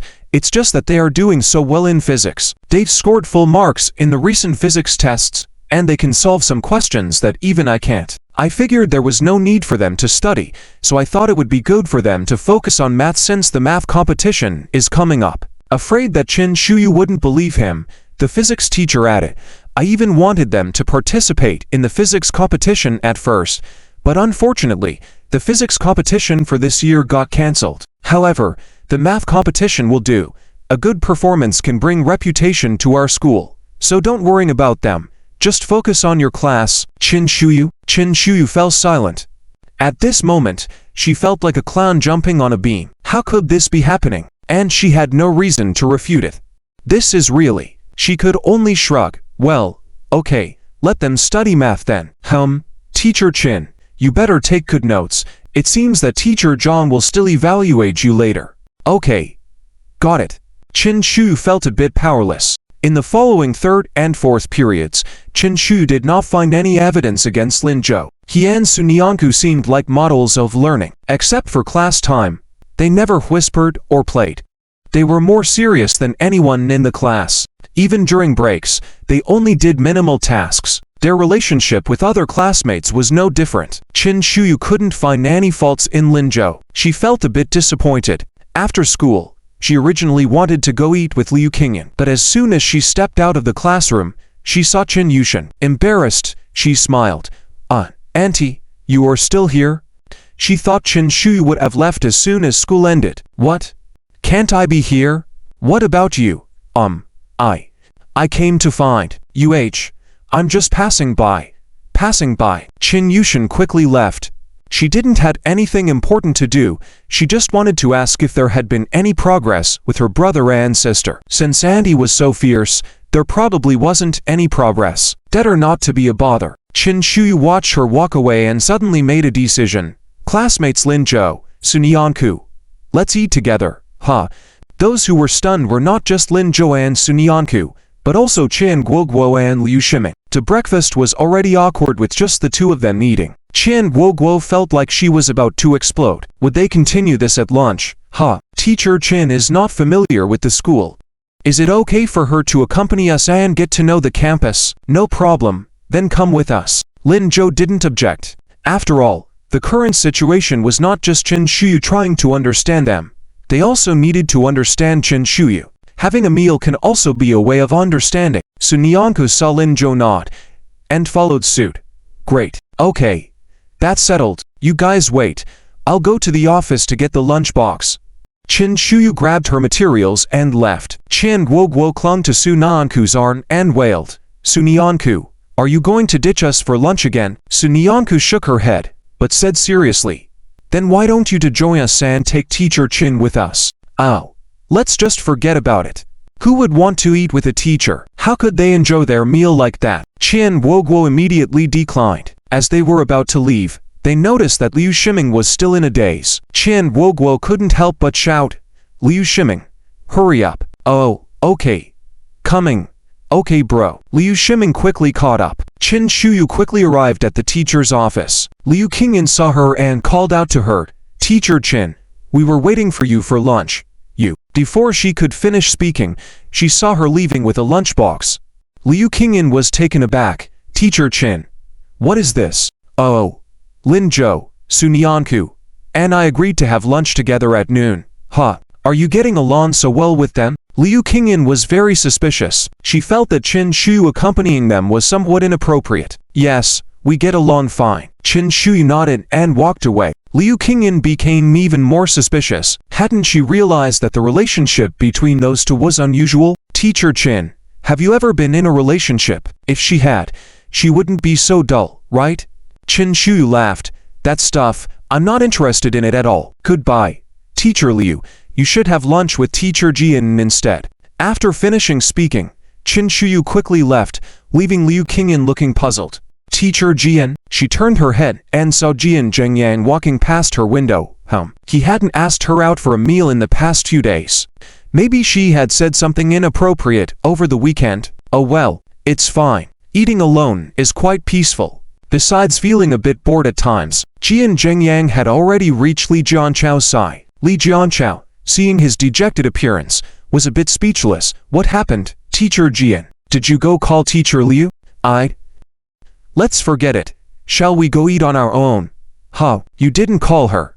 Jian Zhengyang nodded. Li Jianchao. He looked at Jian Zhengyang and couldn't help but express his frustration. When will you ever become assertive? When will Director John and I have the pleasure of attending your wedding? Just as Li Jianchao finished speaking, they heard Liu Qingyan's voice. Teacher Li. What wedding? Who's getting married? Li Jianchao was taken aback. Jian Zhengyang, upon seeing Liu Qingyan, suddenly brightened up. Hello, Teacher Liu. Liu Qingyan nodded slightly. Hello, Teacher Jian. So, who's getting married? Is it you? Jian Zhengyang quickly shook his head. No, not me. How could it be me? I don't have a girlfriend yet. Teacher Liu. Don't misunderstand. Oh, then you should find someone. If he was looking for a girlfriend, maybe he wouldn't dress or speak so randomly. Liu Qingyan thought to herself. Little did she know, those words made Jian Zhengyang very upset. I want to find one. His voice became softer. I want to find you. But how do I find you? Li Jianchao glanced back and forth between the two. Suddenly, he laughed. Oh, Teacher Liu, I was just talking about this. Look at our Chinese department. Everyone has already married except you and Teacher Jian. We are very worried about both of you being single. Do you know any girls that you can introduce to Teacher Jian? Jian Zhengyang was anxious when he heard this. What was Teacher Li talking about? How could he let Liu Qingyan introduce someone? This was insane. He didn't want any other prospects, but Li Jianchao didn't listen and instead walked over to Liu Qingyan and asked, Do you know anyone, Teacher Liu? Your close friends or something? Liu Qingyan thought seriously. Let me think. All right. Take your time to think about it while we eat together. Come on, Teacher Jian, why are you daydreaming? Come eat with Teacher Liu. Chin Shuyu followed Lin Zhou to the cafeteria. She noticed that the two of them went to window number 2, so she followed along. However, what surprised Chin Shuyu was that there were a lot of people at window number 2. There were significantly more people than at the other windows. She curiously asked, Is the food here really that delicious? Su Nyanku, who was standing in front of her, nodded earnestly and said, Yes, it's especially delicious. Teacher Chin, you will definitely like it. Both Lin Zhou and Sweetie love it too. Chin Shuyu nodded, but she clearly didn't quite believe it. After all, how good could the cafeteria food be? She used to be a student at this school too and had tried it before. Maybe her classmates didn't have many opportunities to eat outside meals, so they settled for this. With these thoughts, Chin Shuyu sighed silently. She decided that once she officially started working here, she would find an opportunity to suggest improving the food. Thinking this, she quickly reached her turn at the window. Chin Shuyu saw Sunyanku ordered a serving of rice, a serving of pork ribs with potatoes, a serving of tomato egg dish, and stir-fried vegetables, all for 1 yuan. She was shocked again. The food was so cheap. Was it because it was cheap that so many people were eating here? However, it was convenient for her as she had been quite poor lately. Chin Shuyu happily passed her food container to the staff and ordered a serving of rice, pork ribs with potatoes, stir-fried winter melon, and green pepper with egg. She was about to hand over 1 yuan when she heard the owner say, 5 yuan in total. Chin Shuyu, wasn't it 1 yuan? 1 yuan. This is a 5 yuan dish. Chin Shuyu argued with reason. At this moment, Lin Zhou, who was standing behind her, stepped forward and said, Boss, it's just 1 yuan. Oh, Lin Zhou, it's you. Is this your friend? We're with Teacher Chin. All right, then it's 1 yuan. The boss unceremoniously took 1 yuan and motioned for Chin Shuyu to leave. Chin Shuyu, why did it become 1 yuan just because Lin Zhou said so? She curiously glanced at Lin Zhou and then at Sunyanku, feeling that something was off somewhere, but she couldn't pinpoint exactly what was wrong. Chin Shuyu thought about standing at the window a bit longer to observe the situation behind her. But Lin Zhou came over and called out to her, Let's go, Teacher Chin. Let's eat. Hungry, oh. Chin Shuyu absent-mindedly followed the two of them and sat down. After taking a bite, she was amazed. Is it really this delicious? Well, it's not bad. Is the owner here so skilled? Yes. Teacher Chin, you can come here more often in the future. Many teachers eat here. Chin Shuyu didn't say anything, but in her heart, she agreed with this statement. This meal was eaten in a particularly quiet manner. She didn't even pay attention to Lin Zhou and Sunyanku. Luckily, the two of them didn't have any special behaviors either. After finishing their meal, Chin Shuyu burped and went to wash the dishes. Just as she reached the restaurant's entrance, her phone rang. Chin Shuyu was slightly surprised, picked up the phone, and walked towards a corner. Lin Zhou saw this and handed his food container to Sunyanku, saying, Little desk partner, hold this for me, I'll be back soon. What's going on? I need to check on Shuyu and he as Sweetie mentioned. Oh right, then go quickly. Sunyanku quickly took the bowl handed over by Lin Zhou. Meanwhile, Lin Zhou cautiously followed Chin Shuyu towards the corner. As Sweetie had said, Chin Shuyu stopped in an empty corner, making Lin Zhou stand at the corner intersection, listening intently. Chin Shuyu's tone was obviously not right. I've told you not to come. Why are you here? What? You want to see me? Han Yuan Mo, are you crazy? We don't have any relationship anymore. I don't want that money. Do you understand? Take the money and leave. I'm begging you. Leave me alone. I just want to live and work well. What? You know I'm at Yijian. You. Han Yuan Mo. Don't mess around. Fine. Fine. I'll see you tonight. Don't mess around. Don't come to the school. Lin Zhou's brow furrowed as he listened. Who was this Han Yuan Mo person? And what was the relationship between him and Aunt Shuyu? It seemed like he knew Aunt Shuyu's situation very well. Could Aunt Shuyu be? Just as he was thinking, Chin Shuyu tittied herself up, pretended nothing had happened, picked up her food container, turned around, and walked away. Lin Zhou quickly turned around to face the wall. Luckily, Chin Shuyu didn't notice him. It seemed like something was affecting her mood, as her expression was unpleasant. Not even Sunyanku noticed. She went straight to the office building. Lin Zhou watched her back in confusion. Seeing Han Yuan No tonight? It looked like he also needed to go and see what was going on. With his decision made, Lin Zhou quickly walked towards Sunyanku's direction. At that moment, Sunyanku was diligently washing dishes. After finishing her own bowl, she thought for a moment and then opened Lin Zhou's container. She rinsed it with water and began cleaning it with dish soap. She didn't know why she suddenly wanted to help Lin Zhou with the dishes. Once the thought emerged, it seemed she was unable to control herself. Sunyanku was so focused on washing that she didn't notice Lin Zhou approaching. It was only when she heard Lin Zhou's voice, Desk partner, oh. Sunyanku was startled, almost dropping the dish she was holding. But she quickly recovered.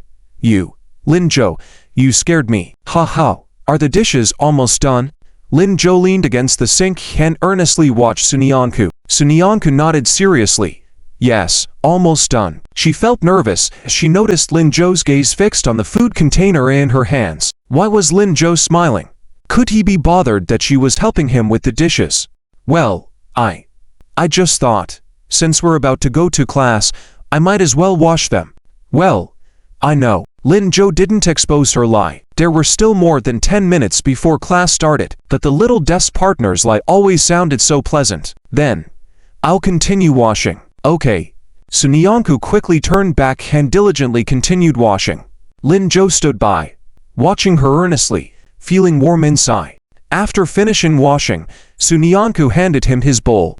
Lin Zhou took it and then reached for the food container in her other hand. He took it and said, as he turned to walk away, "Don't be dazed, let's go quickly. We'll have class soon. You wash my dishes, I take your food container. Fair deal. Don't overthink it. Don't overthink it. Don't overthink it." Sunyanku, who was gazing blankly at Lin Zhou, had her mind in a jumble. Hearing this, she quickly caught up with Lin Zhou. Seizing the moment, she said, I haven't overthought it at all. When Qin Shuyu returned to the office, she hadn't come back to her senses yet. She clawed at her hair in agony, feeling like she was going crazy. She couldn't understand why Han Yuanmo had come to find her. She had returned from Kyoto just to avoid him. After running so far away, was he still unwilling to let her go? What did he want to do exactly? Qin Shuyu felt her mind in chaos. But quickly, she made a decision. No matter what, her sister and Tiantian must not know about this. This matter must not affect their lives. She had to privately settle things with Han Yuanmo. She could definitely resolve it. Definitely. She would go see him tonight, make things clear, and then urge him to leave Zhang City quickly. She truly didn't want to spend another second with him. Thinking of this, Qin Shuyu rubbed her temples in pain. "Teacher Qin, are you okay?" Suddenly, Li Qingyin's voice sounded nearby. Qin Shuyu quickly opened her eyes and looked at her. "No. Nothing. But your lunchbox hasn't been washed yet. Why did you bring it back?" Qin Shuyu realized then that she had forgotten to wash the lunchbox. She quickly stood up. "I'll go wash it now, Hod. Teacher Qin, take your time." But Qin Shuyu didn't listen to Li Qingyin and walked away quickly. Li Qingyin watched her back and couldn't help but mutter, "Why are young people so impulsive these days? Just like Teacher Jian. But maybe that's just their characteristic, right? After all, they are young." Thinking this, Li Qingyin suddenly paused. Oh, could she introduce Teacher Qin to Teacher Jian? They were only 2 or 3 years apart. The saying that women prefer older men seemed suitable. During dinner, Li Jianchao had been talking to her about the benefits of Teacher Jian Zhongyang, asking her to introduce a partner to him. Upon careful consideration, aside from some recklessness due to being young, Teacher Jian seemed quite good. Li Qingyin made up her mind to help facilitate this potential good match. Jian Zhongyang, who was organizing today's class materials, suddenly sneezed. He silently rubbed his nose. "Who is talking about me?" He bent down quickly again. After Qin Shuyu finished washing the dishes and returned, her emotions had settled a bit. Seeing Li Qingyin smiling at her, she felt something was off about her. What was wrong with Teacher Li? Why did she look so benevolent? Teacher Li. Oh, Teacher Qin. Finished washing. Li Qingyin also realized. Qin Shuyu nodded. Yes. Finished. Okay then. Sit down quickly. Class is about to start. You still have to teach. Okay. As soon as Qin Shuyu sat down, Li Qingyin said, "By the way, Teacher Qin, do you want me to introduce you to a boyfriend?" Qin Shuyu stood up abruptly, looking incredulously at Li Qingyin. "Teacher Li, weren't you an advocate for being single?" Li Qingyin was taken aback, laughed, "Ha. Well, it's true I'm a proponent of being single. I don't want others to be single like me. I just haven't found the right one. So as I got older, it's not easy to get married, but if I could find a good husband, it'd be quite nice." Quite nice? How did she feel like it wasn't nice at all? "Teacher Qin, why don't you consider it? The person I'm introducing you is reliable." "Oh. Well," Qin Shuyu felt a bit flustered. Why was she suddenly being introduced to someone? She wanted to refuse, but it was her first day at work, so she didn't want to seem too deliberate. That wouldn't be good either. Qin Shuyu quickly changed the subject. Teacher Li, do you know why the food at window 2 is so cheap?" Cheat? Li Qingyan was surprised by this. It's not cheat. Isn't it similar to other windows? Not really. Today, when I went, it was only 1 yuan. And it seems Lin Zhou and Sunanku's are also 1 yuan. 1 yuan. Li Qingyan paused but quickly realized. Did Lin Zhou tell you it's only 1 yuan? Yes. Qin Shuyu didn't hide it. Li Qingyan suddenly understood. That's it. It must be an agreement between Lin Zhou and the window, although I don't know what that agreement is. Oh, an agreement? Yes. Sunyanku is a student from a poor family. You know, she couldn't afford to eat before. Later, because she sat together with Lin Zhou, he helped her a lot, so this cheap meal should also be Lin Zhou's doing. Why would Lin Zhou do that? Qin Shuyu was surprised once again. This should be a school matter. Why was Lin Zhou involved? And, was Lin Zhou so capable? Why? I don't know. He just wanted to do it. He helped Sunyanku. Isn't that a good thing? It's good, but... Well, Teacher Qin, why worrying about so many whys in the world? As long as it's a good thing. Anyone doing it is good. But we know about it, so don't tell Sunyanku. Why? Qin Shuyu was puzzled again. Li Qingyan smiled. Lin Zhou probably doesn't want Sunyanku to know. She has a strong sense of pride, and knowing might make her reject this favor. So you mean Lin Zhou is quietly doing these good deeds? Yes. Qin Shuyu was surprised once more. This person seemed not bad. Had she been too biased? Qin Shuyu quickly shook her head. Since she couldn't find anything bad about him here, she should think of a way to get closer to Lin Zhou. He couldn't be as outstanding as his son, right? As her thoughts were interrupted by Qin Shuyu, Li Qingyan put aside the matter of introducing her to someone temporarily. Qin Shuyu breathed a sigh of relief as she put down the lunchbox. She organized the materials and went to the classroom. The first period was still self-study. Qin Shuyu prepared to sit down and review the morning school activities. At this moment, she saw Lin Zhou turn his head. Teacher Qin, are you all right? Huh, I'm fine. What's up? Nothing. Just asking, showing some concern. Why do you care about me? Was this person this kind to everyone? Central air conditioning? Of course, you are Sweetie's aunt, almost my half-aunt, so naturally, I have to care about you. Aunt Shuyu, shall we go home together after school tonight? Qin Shuyu frowned, her expression a bit unpleasant. No, why should we go home together? I will go back by myself. I know the way. She still had to find Han Yuanmo. Maybe she shouldn't go home with Lin Zhou. Oh, all right. Lin Zhou fell silent, not saying anything. It seemed being straightforward with him wasn't working anymore, so she would have to follow secretly. After thinking for a moment, Qin Shuyu suddenly realized a problem. Tiantian seemed to plan on coming to find her to go home together after school. This wouldn't work. Hey, Lin Zhou, you go home with Tiantian tonight. I have something to do. Oh. Lin Zhou nodded. All right. Knowing that Qin Shuyu had something to do, Lin Zhou didn't refuse. That afternoon, Qin Shuyu didn't bother Lin Zhou anymore. Except for seriously taking notes during class time, she spent the rest of the time daydreaming at her seat. No one disturbed her. Soon, it was time to leave work. Qin Shuyu tidied up the table and walked out. Sunyanku also stood up, getting ready to return to the dormitory. However, Lin Zhou, who would usually accompany her, seemed preoccupied and hadn't moved. Sunyanku curiously touched him. Lin Zhou, what's wrong? Oh, little deskmate. Lin Zhou snapped back. I'm afraid I can't accompany you today. I have something to do. I know. You're going home with Sweetie, right? Go find her quickly, or she might leave early without knowing you're going. Sunyanku interrupted. No. I didn't mean that. Little deskmate, can you wait here for Sweetie? She should come to find Auntie Shuyu and tell her to go home first. Auntie Shuyu has something to do, and I also have a little something to attend to. And remind her to check what's inside Auntie Shuyu's suitcase when she goes back. If he wanted to find out what Auntie Shuyu was up to, he couldn't continue waiting in the classroom. Otherwise, he might not catch up with Qin Shuyu later. Sunyanku furrowed her brows in confusion, but quickly relaxed. All right, I understand. You go ahead. I'll wait for Sweetie. All right. Little deskmate, how come you're not asking where I'm going? Lin Zhou chuckled. Sunyanku earnestly replied. No need to ask. You must be doing something important. I believe in you. Ha ha. All right. Thank you. Little deskmate, you're welcome. But Lin Zhou, if you need help, you have to tell me. I'm willing to help, anytime. As long as it's you. I'll be there anytime. Lin Zhou smiled. Well then, good night. Little deskmate, good night. Lin Zhou ruffled Su Nanku's hair before leaving. At this moment, Qin Shuyu had already arrived at the office building. As she was about to leave after putting down her documents, she was stopped by Liu Qingyan. Oh, Teacher Qin, do you have plans later? How about going out to eat skewers and drink beer?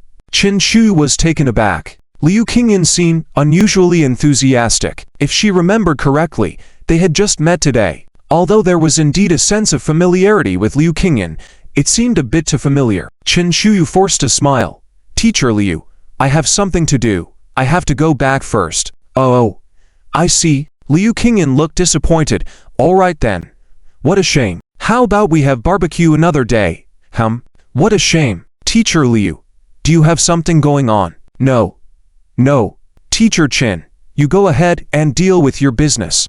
Let's talk about another day. Okay, I'll leave first then. Take care on your way. Qin Shuyu left feeling puzzled. She didn't see the look of disappointment on Liu Qingyan's face after she left. Why did she leave? Liu Qingyan was planning to set her up with Teacher Jian. Teacher Liu, what are you spacing out for? We're going to eat barbecue. Come on. Li Jianchao's voice came from behind. Liu Qingyan turned around to see him and Teacher Jian standing together. Teacher Jian nodded. Yes, Liu. Teacher Liu, are we going? Liu Qingyan sighed. Should we skip it today and go another time? Another time. Teacher Jian was a bit puzzled. The suggestion to have barbecue after work was made by Li Jianchao during dinner. Teacher Jian was nervous at the time, afraid that Liu Qingyan wouldn't agree. But unexpectedly, Liu Qingyan agreed without much thought. Teacher Jian was joyful the whole evening. He even thanked Li Jianchao all night, eagerly anticipating this barbecue, even preparing money for it. But unexpectedly, Liu Qingyan suddenly said, another time. Teacher Jian was disappointed. Teacher Liu, do you have something going on? Me? I don't have anything, but the main person isn't here, so eating barbecue now doesn't really make sense. Let's wait until they come. Main person? Teacher Jian and Li Jianchao exchanged confused glances. Who? Weren't they three supposed to have barbecue together? Is there someone else? No one? Teacher Li, didn't you ask me to introduce Teacher Jian to someone? I promised, but the girl hasn't agreed yet, right? When she agrees, I'll take her to eat barbecue with you guys. Oh. Li Jianchao and Teacher Jian exclaimed simultaneously. Teacher Jian was completely stunned. Li Jianchao was also baffled. Teacher Liu, have you really found a girl? Yes. And I think she's quite suitable for Teacher Jian. Let me talk to her again. It might work out. So, you agreed to eat barbecue to introduce a companion to Teacher Jian? Yes. Besides, why go for barbecue so late at night? Li Jianchao suddenly found himself at a loss for words. He silently turned to look at Teacher Jian and noticed that the child looked like he was about to cry. Li Jianchao quickly said, Teacher Liu, you don't have to do all this trouble. No. If I promise something, I must do it, or I'll feel uneasy. Then there's no need to introduce someone. Li Jianchao was about to speak, but was stopped by Teacher Jian. Teacher Li. Li Jianchao quickly stopped. Teacher Jian silently watched Liu Qingyan, suddenly feeling a pain in his heart. This feeling, he didn't know how to describe it. Did Teacher Liu really not like him at all? She was actually trying to introduce another woman to him. Did she not like him after all? Liu Qingyan observed the reactions of Teacher Jian and Li Jianchao, feeling puzzled. Teacher Li, what are you guys talking about? What? No need to introduce someone. Oh, it's nothing. Nothing. So, Teacher Liu, let's have barbecue another day. Okay. Liu Qingyan tittied up and stood next to Teacher Jian. She patted his shoulder lightly and said seriously, Teacher Jian, rest assured, I'll definitely help you find a girlfriend. Teacher Jian. He really wanted to cry. When Lin Zhou left the school gate, he noticed that Qin Shuyu had walked to the intersection ahead. Without hesitation, he followed. Then he saw Qin Shuyu hail a car. Lin Zhou thought for a moment, then quickly stopped a car and motioned for the driver to follow the car ahead. The car continued on. About 20 minutes later, it stopped. Lin Zhou looked around and saw that it was near the train station in Jiangcheng County. The train station was located in the suburbs, old and small. There weren't even any buses around. Only a few hotels were lit up nearby. Lin Zhou saw Qin Shuyu stop at a corner in front of one of the hotels. Shortly after, a man came down from upstairs. The man and Qin Shuyu appeared to be about the same age. They were dressed casually, looking slim. Because it was too dark, their faces couldn't be seen clearly. When Qin Shuyu saw him, he walked excitedly towards her and was about to reach out for her hand. Shuyu. However, Qin Shuyu suddenly took a step back, avoiding him. Han Yuanmo, I've told you, we have no relationship anymore. Lin Zhou furrowed his brows. This man called Han Yuanmo indeed had an unusual relationship with Shuyu's aunt. Perhaps, Sweetie was right. Shuyu's aunt must have been hurt emotionally to come back. Afraid of being discovered, Lin Zhou shuffled into the darkness. At this moment, Han Yuanmo seemed a bit anxious as well. Shuyu, I know I was wrong. Can't we not break up? I love you. I don't want to be apart from you. Qin Shuyu was slightly taken aback. She stepped back abruptly. Han Yuanmo, can't you understand what I'm saying? I told you, we have no relationship anymore. Since the day I left Kyoto, we have had no relationship. What are you trying to do by coming here to Jiangchen? I came here to reconcile with you, Shuyu. I really know I was wrong. We can't be together. No. There's no way we can't be together, Shuyu. I can change those things from before. I can stop gambling. I can stop being ambiguous with those girls. Please don't leave me. Han Yuanmo. Qin Shuyu suddenly raised her voice. Is there any point in saying these things now? Han Yuanmo lowered his head, looking very dejected. I really know I was wrong. Shuyu, can you give me one more chance? No. There's no chance left. I've given you many chances already. Qin Shuyu said coldly, her voice trembling a bit. When we were in Kyoto, I gave you chances. You promised me every time. And I forgave you every time, but you kept making the same mistakes. Han Yuanmo, stop bothering me, and don't come find me again. If you truly love me, you shouldn't disturb me anymore. I don't want my sister to know about this, and I don't want my new colleagues to know. I don't know how you found out where I work, but please, leave. Shuyu, that's it. I came to see you just to say this to you. Buy a ticket back early tomorrow morning. Goodbye. Qin Shuyu said, turning to walk away. Lin Zhou, in the darkness, saw this scene and furrowed his brows again, finally understanding why Shuyu's aunt was so against old Lin and Aunt Qin. So this man was a scumbag after all. He not only gambled but also flirted around. Quite audacious. But fortunately, Shuyu's aunt had come to her senses. It was for the best. It showed that Shuyu's aunt had also yearned for true love but was hurt. Protecting Aunt Qin and Sweetie was normal. With some guidance from himself and old Lin, she would surely change her mindset soon. As Lin Zhou was thinking, he suddenly heard Han Yuanmo shout, Shuyu, I'm not leaving. If you don't agree, I won't leave. I'll wait for you here until you change your mind. If you don't agree, I'll chase after you again. I'll chase after you properly. I want to spend my life with you. I don't want to lose you. I know you love me too, right? I'll be here, waiting for you, right here.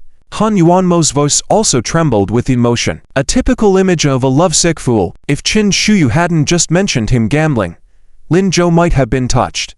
But the more a man like this persisted, the scarier he became. Lin Zhou shook his head, feeling that Qin Shuyu's resolute departure was the right decision. Just then, he saw Qin Shuyu, who had left, suddenly standing not far from him. Because she was so close, Lin Zhou could see her tightly gripping her hand, and her shoulders trembling. She was crying. Was she? Finding it hard to leave. Lin Zhou was slightly surprised. Could Shuyu's aunt really forgive this man? That wouldn't be good.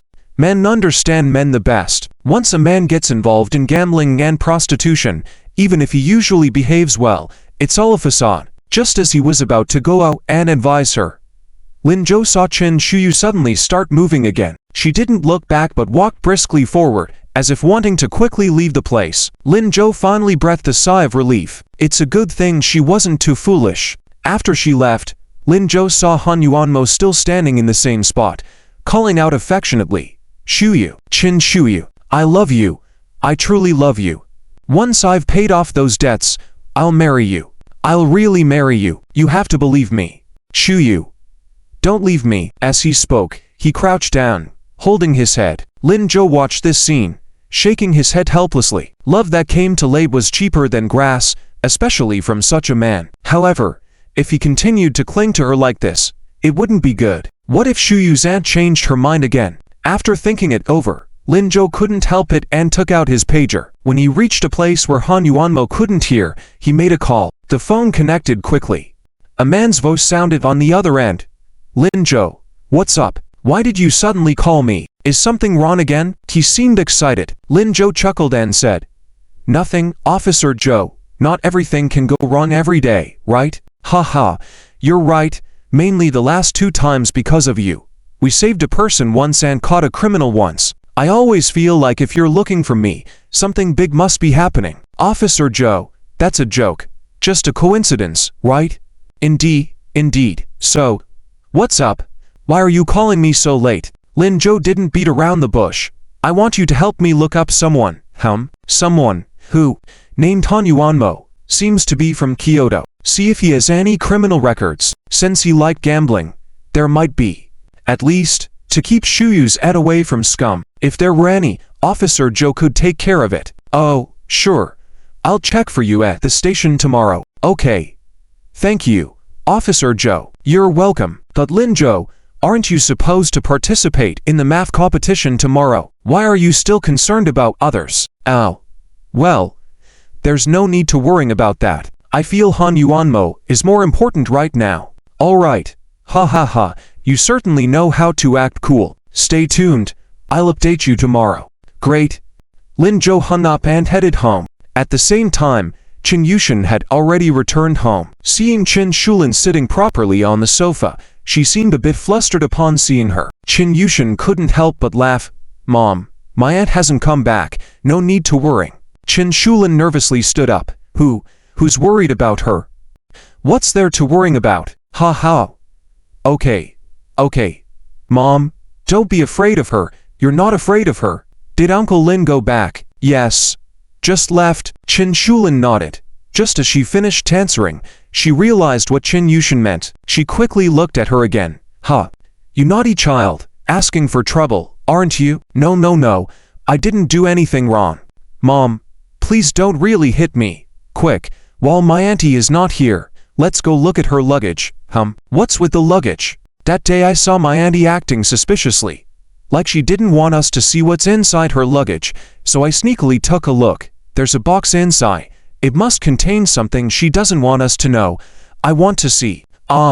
Isn't this invading someone's privacy? But Mom, don't you want to know why auntie suddenly came back? This question caught Qin Shulin off guard. She really wanted to know why Qin Shuyu, who had always been reluctant to come home, suddenly decided to return. Is it related to what's inside that box? I don't know. So let's see. Qin Shulin hesitated for a moment, then nodded. Then let's take a look. Yes, let's see. The two quickly agreed. Qin Yushan swiftly pulled out Qin Shuyu's suitcase and opened it on the floor. Qin Shulin also leaned in, keeping an eye on Qin Shuyu as she rummaged through the items, while asking, Why didn't your Annie come back with you? Brother said she had something to do and left first. How does brother know that she has something to do? She is now brother's teacher. What? Qin Shulin was shocked on the spot. She's brother's teacher. Is this intentional? How could this be? Won't she target brother? She might, but brother said we shouldn't worry. As Qin Yushan spoke, she pulled out a small box from the bottom of the suitcase, but Qin Shulin still had some reservations. Qin Yushan quickly stopped her. Mom, brother is so clever, and sister is also amazing. Nothing will happen. This is the mission brother gave me. Look, how do we open this box? This reassured Qin Shulin a bit. Lin Zhou was indeed very clever, but she didn't want Qin Shuyu to harm Lin Zhou. Taking the box, she said, If Shuyu comes back, I will definitely talk to her properly. Can't be too extreme, or I'll get angry. This box is still locked. Yeah. How do we open it? This lock. Qin Shulin struggled with the lock for a while, but couldn't open it. Frowning, she looked at Qin Yushan. It won't open. What should we do? What did Annie pack in here that she doesn't want us to see? Why don't we ask her when she returns? No, she doesn't want us to see. How would she tell us? What if she finds out and hides the box? That's true. Qin Shulin agreed, deeply intrigued. What secrets did Shuyu have hidden in this box? After some pondering, she couldn't figure it out. Qin Shulin walked towards the kitchen. Qin Yushan was surprised. Mom, What are you doing? Since we can't open it, let's break it open. I'll find some tools. Chin Yushin was stunned. She didn't expect her mom to resort to violence, but it was indeed a good idea. Chin Yushin didn't stop her. Just then, there was a knock on the door. Chin Shulin holding a kitchen knife and Chin Yushin standing in the living room were instantly stunned. Then, in a panic, they rushed to the suitcase. Chin Shulin even forgot about the knife in her hand. After putting the box back in the suitcase, the two hurriedly closed the suitcase. Chin Shuyu at the door was somewhat puzzled. Sis, Tia, are you guys home? Open the door. Why yes. Auntie, one moment, Chin Yushin called out and then quietly asked Chin Shulin. Mom, what do we do now? Auntie is back. It's okay. You go open the door. Stall for a while. I'll be right there. Right there. All right. I'll go now. Chin Yushin quickly stood up.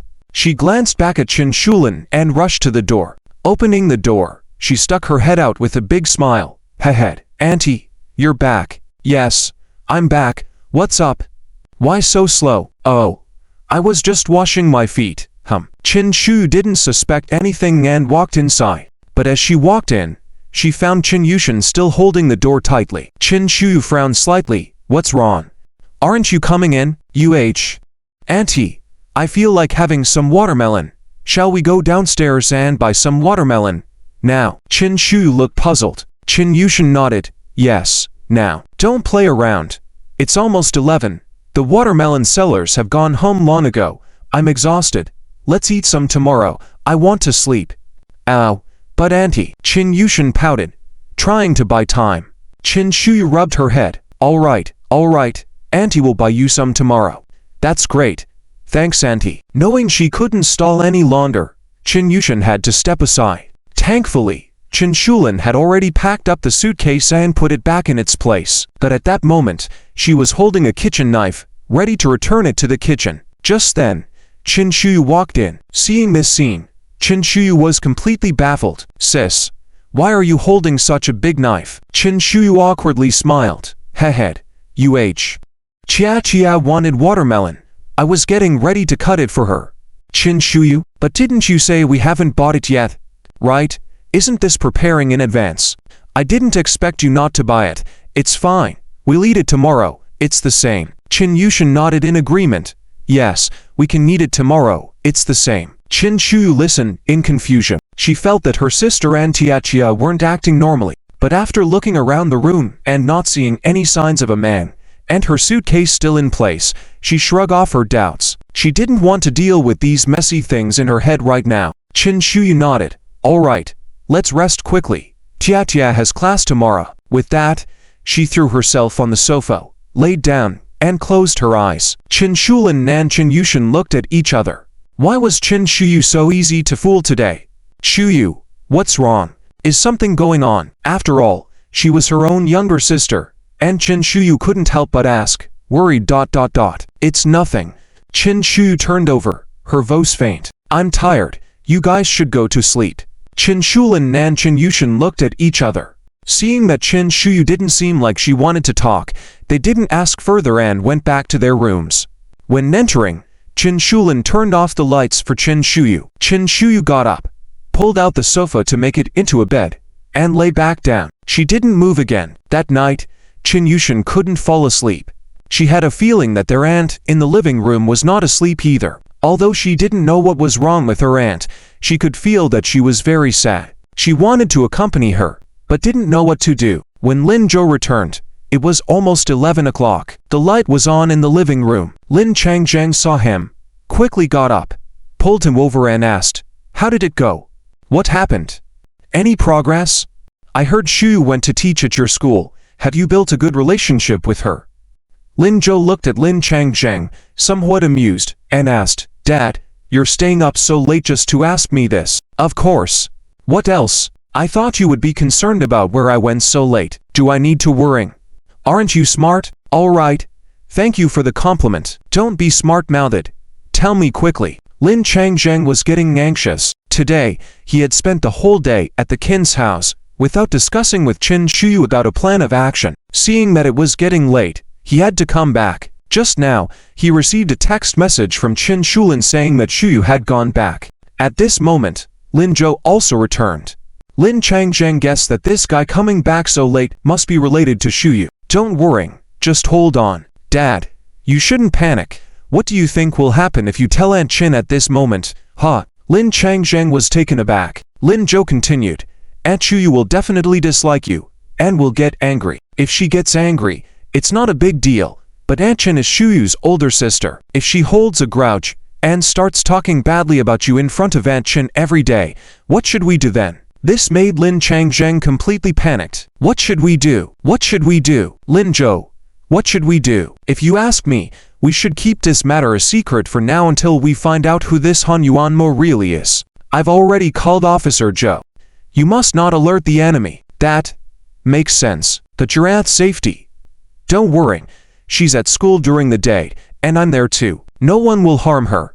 Alright then. Lin Zhou's assurance somewhat eased Lin Changzheng's worrying, and he turned and headed towards the bedroom. However, he seemed somewhat absent-minded. Lin Zhou shook his head helplessly and went to his own room. Hopefully, there would be progress with Tiat night. As midnight approached, Qin Yushan finally heard movement in the living room. It seemed like Qin Shuyu had gotten up. Qin Yushan also cautiously got up.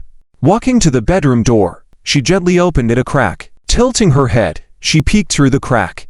Qin Shuyu hadn't turned on the light, instead using the flashlight on her phone. Seemingly afraid of being heard, she was very cautious in her movements. Going over to the suitcase, she slowly unzipped it. Then she opened a small box inside. Qin Yushan was slightly taken aback. She then saw Qin Shuyu take out a bottle of pills from the box and open it. After taking out a pill, she swallowed it. After doing all this, she put the bottle back in the box, returned to the sofa, and lay down. Qin Yushan was shocked, covering her mouth. Pills in the box. What kind of pills was Aunt taking? What's wrong with Aunt? Countless thoughts rushed into her mind, but Qin Yushan knew that there was nothing she could do at the moment. She quietly closed the door and her eyes welled up. Is Aunt ill? But why didn't she tell them, and instead hid it secretly? Was she trying to avoid worrying them? Why is Aunt so good to them? Tomorrow she must check with Mom. What kind of pills is Aunt taking? Qin Yushan sniffled and climbed back into bed.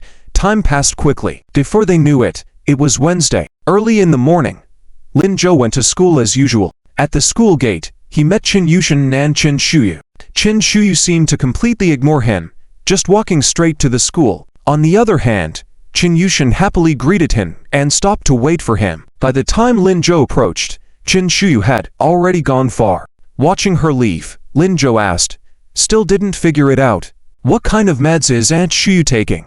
"No. Mom spent a whole day trying to figure it out, but didn't manage to understand how to open the box without using force." Qin Yushan sounded a bit disappointed. Aunt had been silent these past few days. She felt that it must be related to those pills. "Brother, do you know what's wrong with Aunt in the end?"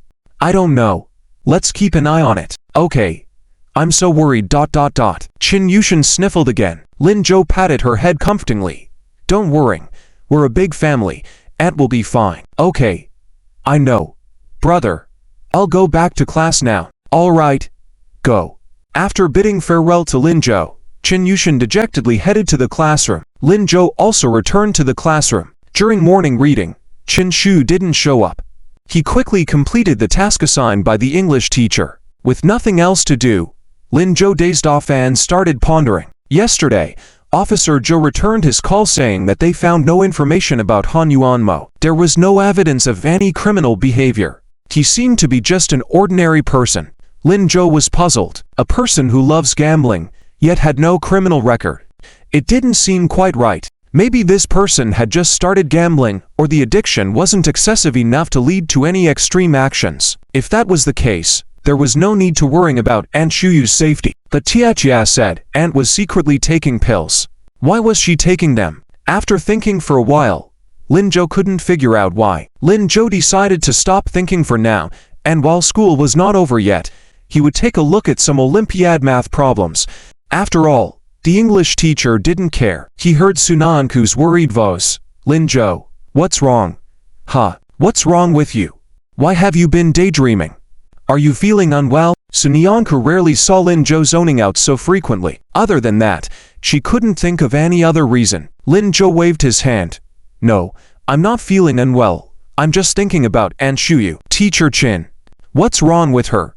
I felt yesterday that she was a bit absent-minded. I don't know. Sweet is very worried. Then what should we do? Is there a way to make her happy? Happy? Lin Zhou thought for a moment, and suddenly had an idea. He turned to Su Nianku. Deskmate, didn't we have a physical education class this morning? Yes. It's the 4th period. Can you do me a favor? Huh? Of course. Su Nianku nodded without hesitation. Lin Zhou chuckled, looking at her. I didn't even say what the favor was. It's okay, as long as it's from you. I'm willing to help with anything. Ha ha. Okay. So, Lin Zhou leaned in close to Su Nianku's ear and whispered a couple of sentences. Su Nianku listened attentively, and in the end, nodded again. Okay. I got it. Don't worry. I can handle it. Okay. I trust you. In the morning, after class, Lin Zhou took Su Nianku and Qing Guoguo, along with Liu Shiming, to the cafeteria. Teacher Qin Shuyu from the office also went to the cafeteria, but she seemed absent-minded. She didn't even notice Licking Yin greeting her. Licking Yin watched her walk away with a puzzled look. What's wrong with Teacher Qin? Jian Zhengyang, who had just walked over, saw Licking Yin frowning with some worry. He had wanted to invite Licking Yin to eat, but hesitated. This time, after some thought, he gathered his courage and walked over. Ms. Li. Ms. Li, Mr. Jian. You're here? Great. Want to eat together? Huh. Jian Zhengyang was pleasantly surprised to see Licking Yin picking up her lunchbox, grabbing his sleeve, and running to the cafeteria. His head was spinning, but he felt an overwhelming sense of happiness. It's great, it's great, it's great. Teacher Li finally agreed to have lunch with him, and she's even grabbing his sleeve. It's the first time she took the initiative. This gesture ... is it too intimate? Jian Zhengyang felt like his heart was about to jump out. Mr. Jian, what are you daydreaming about? Teacher Qin has already walked far ahead. Let's go. A sentence brought Jian Zhengyang back to reality. He exclaimed, Teacher Qin. Yes. Look, she's almost at the cafeteria door. Let's hurry. Jian Zhengyang was once again stunned. He and Teacher Qin didn't seem to be close. Why is she pulling him to have lunch with her? He thought it was just the two of them, but on second thought, as long as Licking Yin was there, it didn't matter who else was around. Jian Zhengyang didn't hesitate any longer and hastened his pace with Licking Yin. They arrived at the restaurant. Licking Yin saw Qin Shuyu at window number 2 and led Jian Zhengyang over. There were still a few people between them and Qin Shuyu. Licking Yin had to call out to her, Teacher Qin, Teacher Qin. Qin Shuyu turned around blankly, saw her, and forced a smile. Teacher Li. Let's have lunch together in a bit. Let's sit over there. Licking Yin pointed to a spot not far away. Qin Shuyu subconsciously wanted to refuse, but after some thought, she nodded, okay. She had just arrived at the school and needed to establish good relationships with her colleagues. Then it's settled, yes. Seeing Qin Shuyu's agreement, Licking Yin became happy. Jian Zhengyang looked puzzled. Teacher Li, do you really like Teacher Qin? Of course, who wouldn't like her? She's a genius, has such good grades, is good looking, has a good figure, who wouldn't like her? That's true. Jian Zhengyang agreed. Mr. Jian, you're not very familiar with Teacher Qin, right? Let me introduce you to her later. Oh, actually, they were just colleagues, they didn't need to be very close. But Licking Yin didn't listen to him, and turned her head, absorbed in her own world. She seemed pretty happy arranging this meeting. Jian Zhengyang wanted to refuse, but held back. Okay, let's talk during lunch. They quickly got their food. Qin Shuyu was already seated at the designated spot. Licking Yin led Jian Zhengyang over. Along the way, Jian Zhengyang observed Qin Shuyu. He found her aloof, seeming uninterested in talking with them. She started eating on her own without waiting for them, but for some reason, Teacher Li was very enthusiastic. As they approached Qin Shuyu, Jian Zhengyang tentatively said, Teacher Li, shall we go over there? Before he could finish his sentence, Licking Yin had already put her lunch box in front of Qin Shuyu. Teacher Qin. Jian Zhengyang had no choice but to do the same. Qin Shuyu looked up, glanced at the two of them, and smiled. Sit down. For some reason, Jian Zhengyang felt that smile was forced, as if she didn't really want to smile. Licking Yin acted as if she hadn't noticed anything and nodded. Okay. Mr. Jian. You sit too. Oh. Okay. Jian Zhengyang sat down as well. Excitedly, Teacher Li introduced Teacher Chin, this is the head teacher of Class A in grade 3. Mr. Jian Zhengyang, who also teaches language. Mr. Jian, Teacher Chin, you already know each other, right? Qin Shuyu politely nodded towards Jian Zhengyang. Hello, Mr. Jian. Jian Zhengyang courteously replied. Hello, hello. After the greetings, the two fell into silence again. Li Qingyan felt awkward. According to her plan, two people of similar age should have plenty to talk about after being introduced. Why was it so quiet? She glanced between the two and eventually looked at Jian Zhengyang. Mr. Jian, don't you want Teacher Qin's contact info? Huh? Jian Zhengyang had a cough as he was drinking porridge, almost joking. Why would he need Teacher Qin's contact info? Qin Shuyu also raised her head at this point, saying, it's not necessary. Teacher Li, you don't need it. But really don't need it. I don't really need it. Thank you. Qin Shuyu smiled faintly. Li Qingyan noticed that she seemed to understand her meaning. But why did she refuse? No. Teacher Qin, listen to me. Mr. Jian is an extremely good person. He is handsome, very talented, just arrived and led the class to first place. With such future prospects, and you being so outstanding, you two. Jian Zhengyang, who had been unresponsive to the conversation, paused upon hearing this. Teacher Liu, Teacher Qin Shuyu, who already realized what Liu Qingyan was up to, said again, I know Teacher Jian is very outstanding, but I'm sorry. After she finished speaking, she picked up her tray and got up to leave. Because she had no appetite, she only had some porridge. At this point, she had almost finished eating. Liu Qingyan watched this scene, feeling a bit stunned. Teacher Qin seemed a bit off today. Teacher Jian, don't you think? After waiting for a while and not receiving a response from Jian Zhengyang, Liu Qingyan turned in confusion. Teacher Jian. The word teacher got stuck in her mouth as Liu Qingyan suddenly stopped. She noticed that Jian Zhengyang beside her also seemed to be a bit off. He appeared to be very angry. Yes, he was angry. Jian Zhengyang, who usually had a smiling face, now had a somewhat dark expression. He stared at Liu Qingyan blankly, seeming like he wanted to say something but couldn't. Teacher Jian, what's wrong with you? Liu Qingyan was puzzled, her face full of confusion. Jian Zhengyang suddenly stood up, grabbed his lunchbox, and left the table. It's nothing. Teacher Liu, take your time to eat. I'm done, so I'll leave first. With that, before Liu Qingyan could react, he quickly left. Jian Zhengyang never expected that Liu Qingyan was actually intending to introduce him to someone. How could this be happening? How could this be happening? Did she really have no clue? Jian Zhengyang didn't understand why he was so angry, but he was indeed very angry. Liu Qingyan watched his back, looking bewildered. Was Teacher Jian really so angry? But why? Did she do something wrong? After thinking for a while, Liu Qingyan couldn't come up with a reason. She was conflicted. Should she go and apologize to Teacher Jian? In her confusion, she suddenly heard Su Nanku's voice from beside her. Teacher Liu, do you have time for the noon physical education class? Noon? 4th period. Yes, I have time. What's up? Why don't we go play on the field together? Do students really want to have another physical education class with you? Remembering the last time she had to run with reluctance during physical education class, Liu Qingyan shook her head repeatedly. No, it's better not to. I'm getting older and can't run. That's a shame. Su Nianku lowered her head slightly. Seeing her disappointment, Liu Qingyan decided to change the topic. What about Lin Zhou? Why are you having lunch alone? Mentioning Lin Zhou, Su Nianku's expression brightened and she perked up.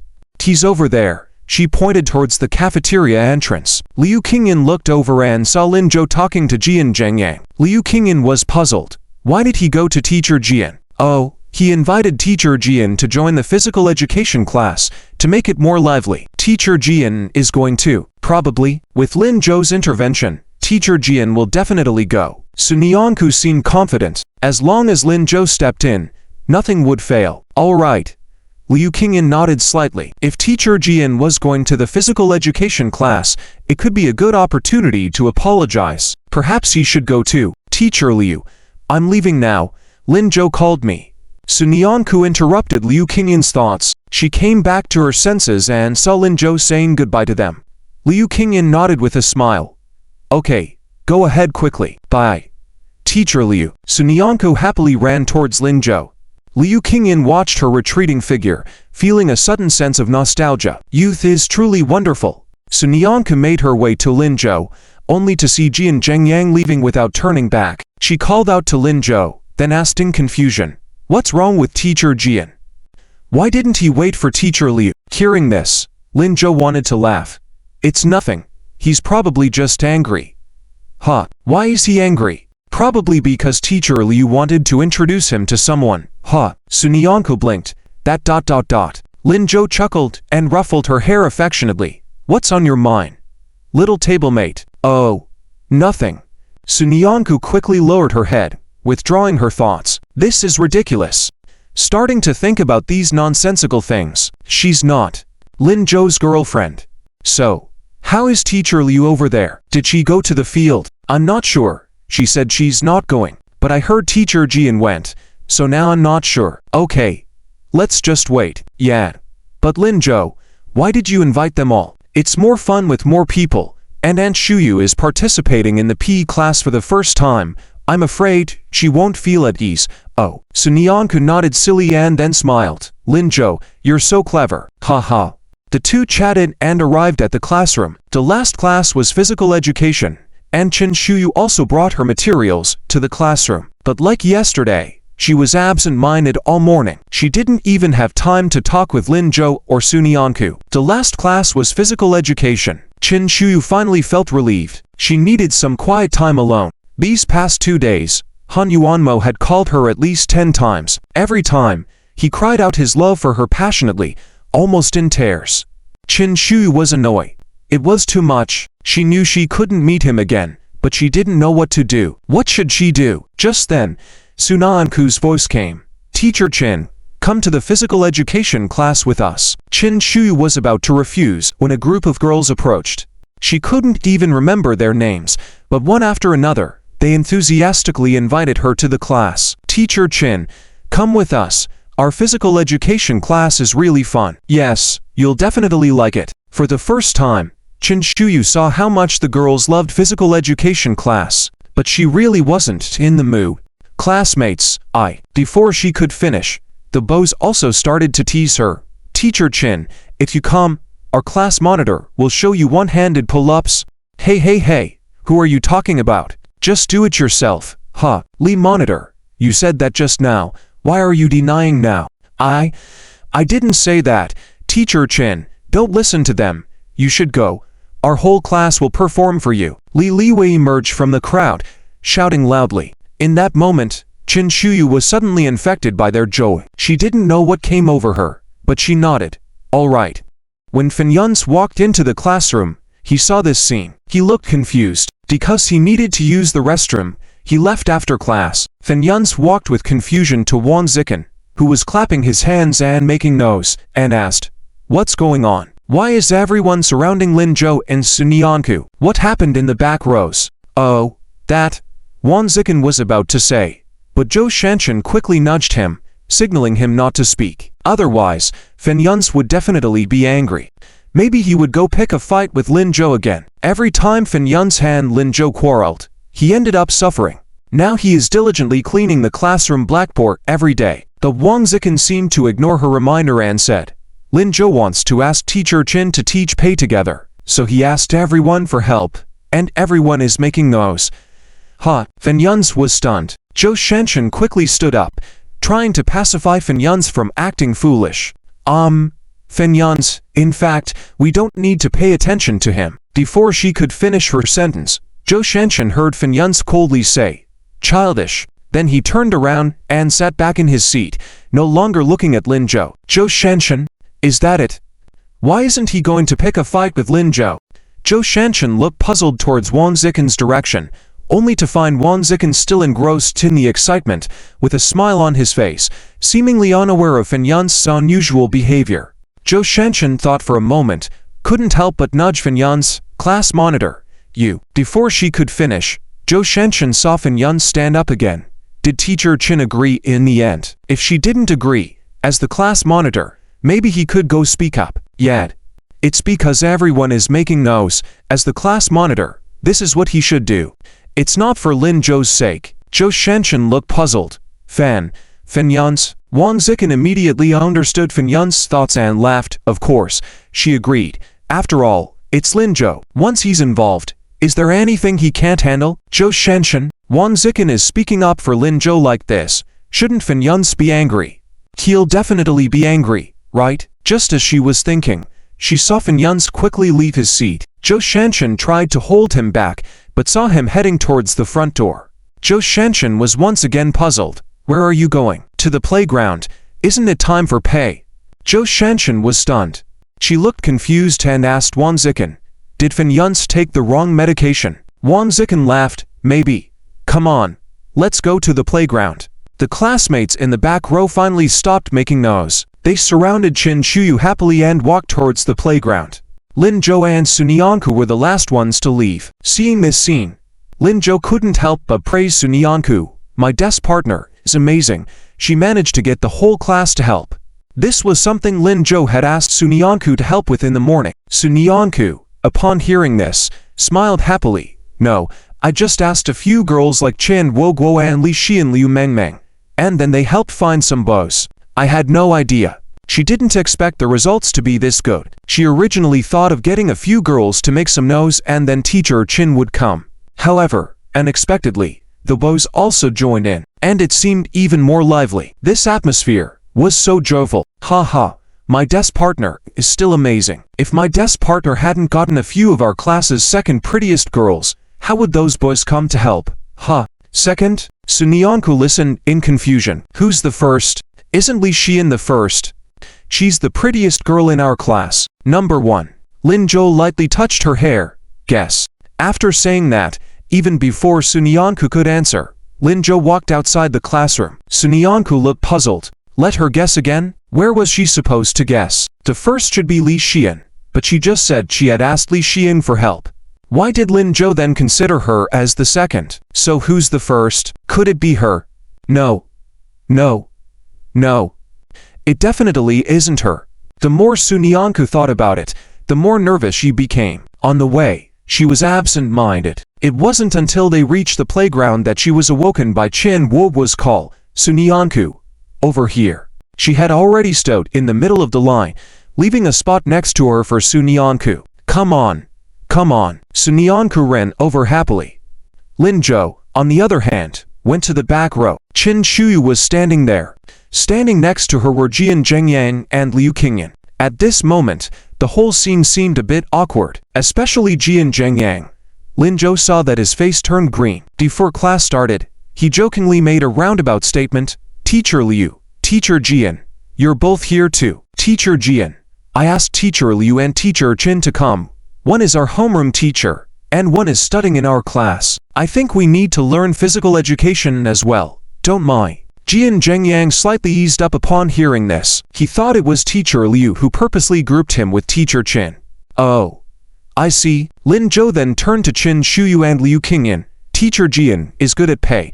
I want him to coach us in playing basketball. As he said that, Lin Zhou also winked at Jian Zhengyang. Originally, he wanted Jian Zhengyang to help leaven up the atmosphere. After all, having only Teacher Liu and Teacher Qin in the class wouldn't be lively enough for Tay.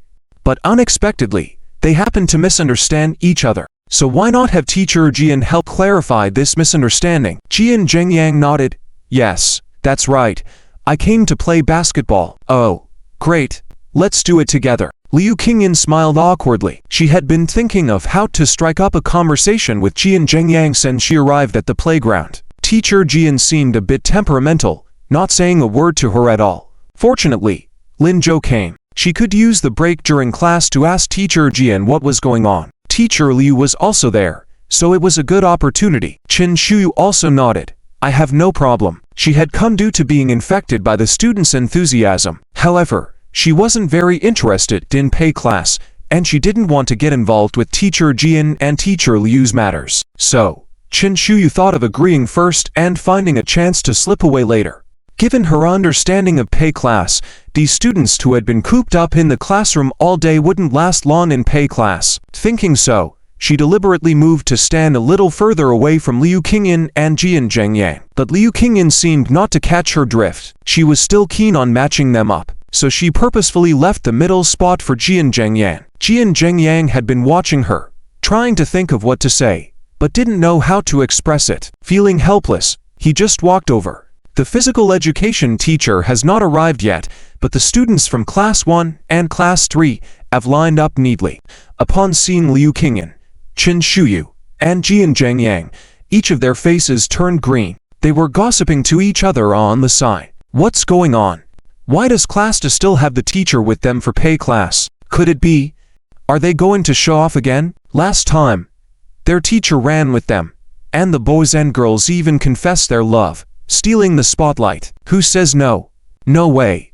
Whatever Class 2 has, we must have it too. Class leader. Oh no. We from Class 3 wanted to. Class leader. Find the head teacher. Comparing and competing during their school days was so boring and strange. They always wanted to come out on top in everything. And so, each class leader quickly took out their cell phones and called their respective head teachers. Hello, sir? What? You're not coming? That won't do. It's too hot. The girls in our class are fainting. Oh, sir? Please come and take a look. Soon our boys will start a fight with Class 2. Qin Shuyu saw this scene and was puzzled. Are physical education classes conducted like this now? It was different from what she had imagined. Why were the students so enthusiastic? Jian Zhengyang was also a bit confused. Liu Qingyan looked at this scene, smiling smugly. Ha ha. Physical education classes should be just like this. This is how we do it. Miss Qin, you must prepare yourself. Their pay classes are very physically demanding. Last time, she nearly collapsed from running. However, she was genuinely happy. Qin Shu looked confused, but since she was already here, she couldn't just leave. She had to see what was happening first. Thinking she was worried, Liu Qingyan hurriedly said, "But you don't have to worry. Miss Jian is here. If you can't keep up, Miss Jian can help, can't you, Miss Jian?" Jian Zhengyang was stunned, looking at Liu Qingyan with a meaningful expression. He opened his mouth but didn't say anything. Qin Shuyu smiled lightly. "Miss Liu, I think it's better for Miss Jian to help you. I'm fine. I have good stamina." Liu Qingyan was about to say more, but Jian Zhengyang called out, "Miss Liu." Seeing Jian Zhengyang seemed a bit angry again, Liu Qingyan immediately froze, not daring to continue. "Where's the fight? Who fainted? Hey, where are they?" The teachers from Class 1 and Class 3 came running breathlessly. Seeing all three classes lined up neatly, they were a bit stunned. Then Chengtao quickly walked over to his class teacher, Ren Yang, saying, "Sir, you misunderstood. No one fainted. We called you to join us for pay class." Ren Yang, He incredulously pushed his glasses. "Physical education? Me? I can't. I have something to do. If you're fine, I'll be on my way." He had been teaching for 8 years and had never exercised. Didn't participating in a pay class last time almost kill him? Seeing him about to leave, the entire Class 3 immediately surrounded him. "Oh, sir, you can't leave. Look at Class 2. They have 3 teachers. We can't embarrass ourselves, can we? Our class's reputation is yours too. If we lose face, where does your face go? Sir, do you really want to become the most cowardly class teacher in the whole school in the future?" Ren Yang, these little brats. Who came up with the idea of having class teachers join in the pay class? He had heard that during the last pay class, they made their head teacher run with them, and the poor teacher limped for a week. Initially, he and his colleagues had jokingly laughed at their head teacher. Could it be that karma had caught up with him so soon? Ren Yang silently looked back at Class 2, specifically at Liu Qingyan, and then, with a forced smile, said, No, how can a teacher be the most cowardly class teacher in the entire school? It's just a pay class. I'll join you. Great, that's great. Sir Ren is mighty. Today, we cannot lose to Class 2 again. On the other side, a similar situation was happening in Class 1. After soothing the students, two teachers with displeased expressions made their way to Liu Qingyan at the rear. They approached her with a wry smile. "Miss Liu, what are you doing? How did pay class get everyone worked up? Your class has Lin Zhou and Sun Yanku, but we don't. And you, Miss Qin, show mercy later. Run slower. Don't tire us out. We're all old bones here, at least pretend." Qin Shuyu nodded. "Don't worry, that's what I was planning to. How about you, Miss Liu?" "Me? I don't mind. Let's hear from the teachers." Alright, agreed. The two teachers finally felt a bit reassured. When the pay teacher, Che Xiaofeng, arrived, he was shocked. What? Why are all the teachers here today? Before he could even greet the other teachers, the male students in front started to get rowdy. The teachers are here to join us for pay class. Che Laoshi, hurry, we can't wait. What activities are we doing today? Che Xiaofeng was slightly taken aback but hadn't answered yet. In the crowd, Liu Shiming shouted, are we running laps today? Che Laoshi, perfect, all our teachers are present. Let's see which class runs the most. The students from class 2 immediately chimed in. Yes, let's run laps, we didn't run enough last time. Exactly, our class was first last time. We must be first this time too. This statement immediately sparked the competitive spirit in classes 1 and 3. What? You were first? Dream on. It's our turn now. Class 3. No. It's Class 1. Class 3. Class 1. And a tug-of-war ensued. Seizing the opportunity, Liu Shiming yelled, what's the use of arguing? We'll see who's better out on the track. Yes, onto the track. Che Laoshi. Laps it is. We must beat them. Che Xiaofeng. Was this the group of students who usually dislike exercising the most? Did they unlock their potential during that last pay class? However, as a pay teacher, seeing the students so enthusiastic about sports made him very happy. So, he made a decision right away. Alright, let's use half an hour as a benchmark. Whichever class persists till the end and completes the most laps will be today's winner. Great. We'll do it. Che Laoshi is mighty. The students cheered.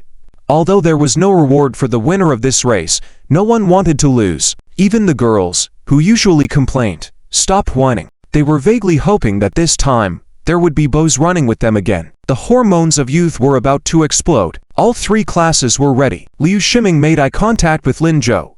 Bro Zhou, what do you think? Lin Zhou silently gave him a thumbs up. This guy was becoming quite something. Having already run once, Liu Qingyan took a deep breath and prepared herself. Ren Yun rubbed his almost bald head and muttered, why do I feel like I'm being set up? Jian Zhengyang's gaze remained on Liu Qingyan. Perhaps because he knew there would be running involved, she changed into sportswear. The tight leggings made her legs even more shapely, making her breathtakingly beautiful. If it weren't for constantly being asked about setting him up with someone. Qin Shuyu's phone rang again. She took it out and saw the name on the screen. Without hesitation, she hung up, took a deep breath, and prepared herself. Che Xiaofeng gave the order. 3 classes lined up in formation and started running. The sports committee member was shouting slogans on the sign, and the students followed with spirited shouts. The teachers followed behind their respective classes. Just after running half a lap, Qin Shu began to gasp for breath. Ever since starting her graduate studies, she hadn't exercised for several years. Suddenly running, her body couldn't adapt. But seeing that no one else was stopping, she gritted her teeth and continued running. Beads of sweat started to appear on her forehead, and her cheeks turned bright red. Seeing this, Liu Qingyan quickly and cautiously asked, Teacher Qin, how are you? No. I'm fine.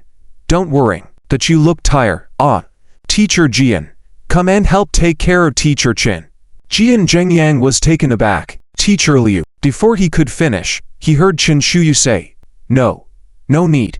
I can still run. No need for help. She quickly shook off Liu Qingyan and continued running ahead. Teacher Qin. Liu Qingyan hesitated for a moment. Teacher Jian. Hurry up and catch up. Lin Zhou, at the end of the line, saw Qin Shuyu catching up and slightly slowed his pace. Calmly, he asked, Teacher Qin, are you okay? Qin Shuyu gave him a cold look. Lin Zhou, this was your idea, right? During this lap, Qin Shuyu kept thinking about how she ended up joining the physical education class with everyone. She didn't seem to like sports very much. It seemed like it was because Su Nianku called out to her, and then the whole class started calling her. That atmosphere, she couldn't resist at the moment. But Su Nianku had always been reserved and distant with her. Why did he suddenly call her? During lineup, she even saw Lin Zhou seemingly in cahoots with that Liu Shiming. After thinking it over, this must be related to Lin Zhou. Teacher Qin, you're really blaming me for this. How could I have that kind of influence? The whole class wanted you to come. It shows how charming you are, and the students in the class all like you. Alright, stop flattering me.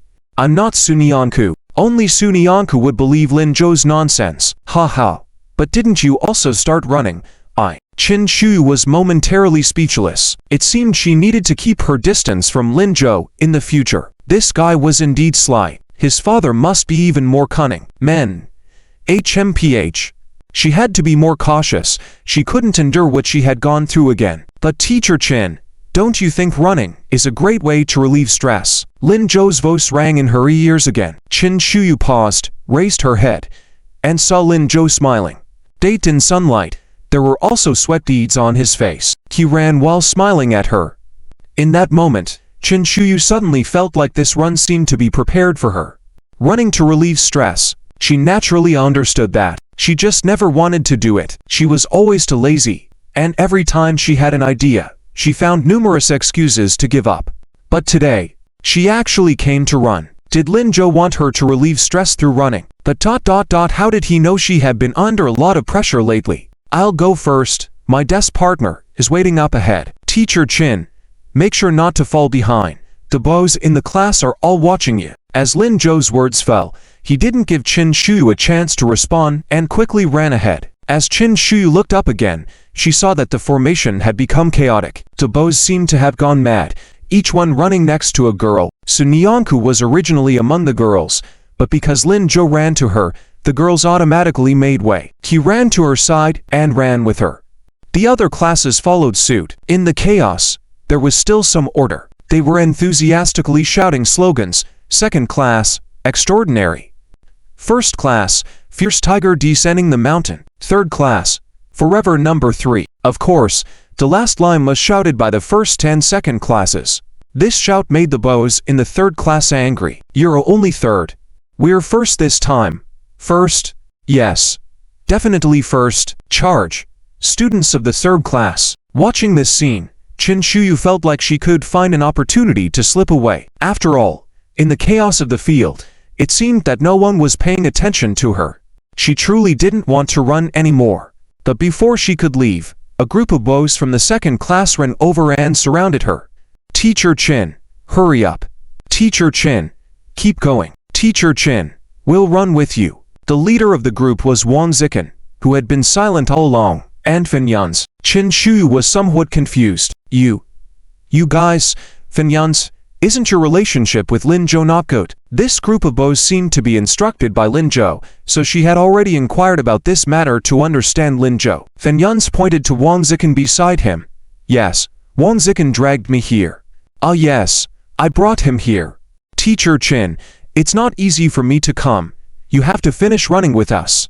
Qin Shuyu. It seemed like her plan to escape was about to fail. Liu Qingyan, who had been separated by the bows, saw the scene and was also confused. Teacher Qin. Teacher Qin.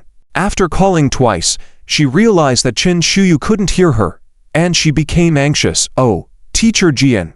Look at you. I asked you to stick with Teacher Qin earlier, and now you missed your chance. Jian Zhengyang's hand trembled. He looked deeply at Liu Qingyan. Teacher Liu, do you really think it's appropriate to introduce Teacher Qin to me? Why wouldn't it be appropriate? Didn't Teacher Li say she wanted to introduce someone to you? Look how great Teacher Qin is. Jian, don't be shy. I'll make an effort to go talk to Teacher Qin later. It will be a success. Teacher Liu. Jian Zhengyang wanted to say something, but Liu Qingyan quickly ran away. I'll go find Teacher Liu. Jian Zhengyang. He silently clenched his fists and quickened his pace, but his gaze still remained on Liu Qingyan. At the same time, in the rear of all the classes, Ren Yang and the homeroom teacher of the first class were panting and running and holding his chest. Ren Yang exclaimed, "Ah, how are they running so fast? How can they run so fast?"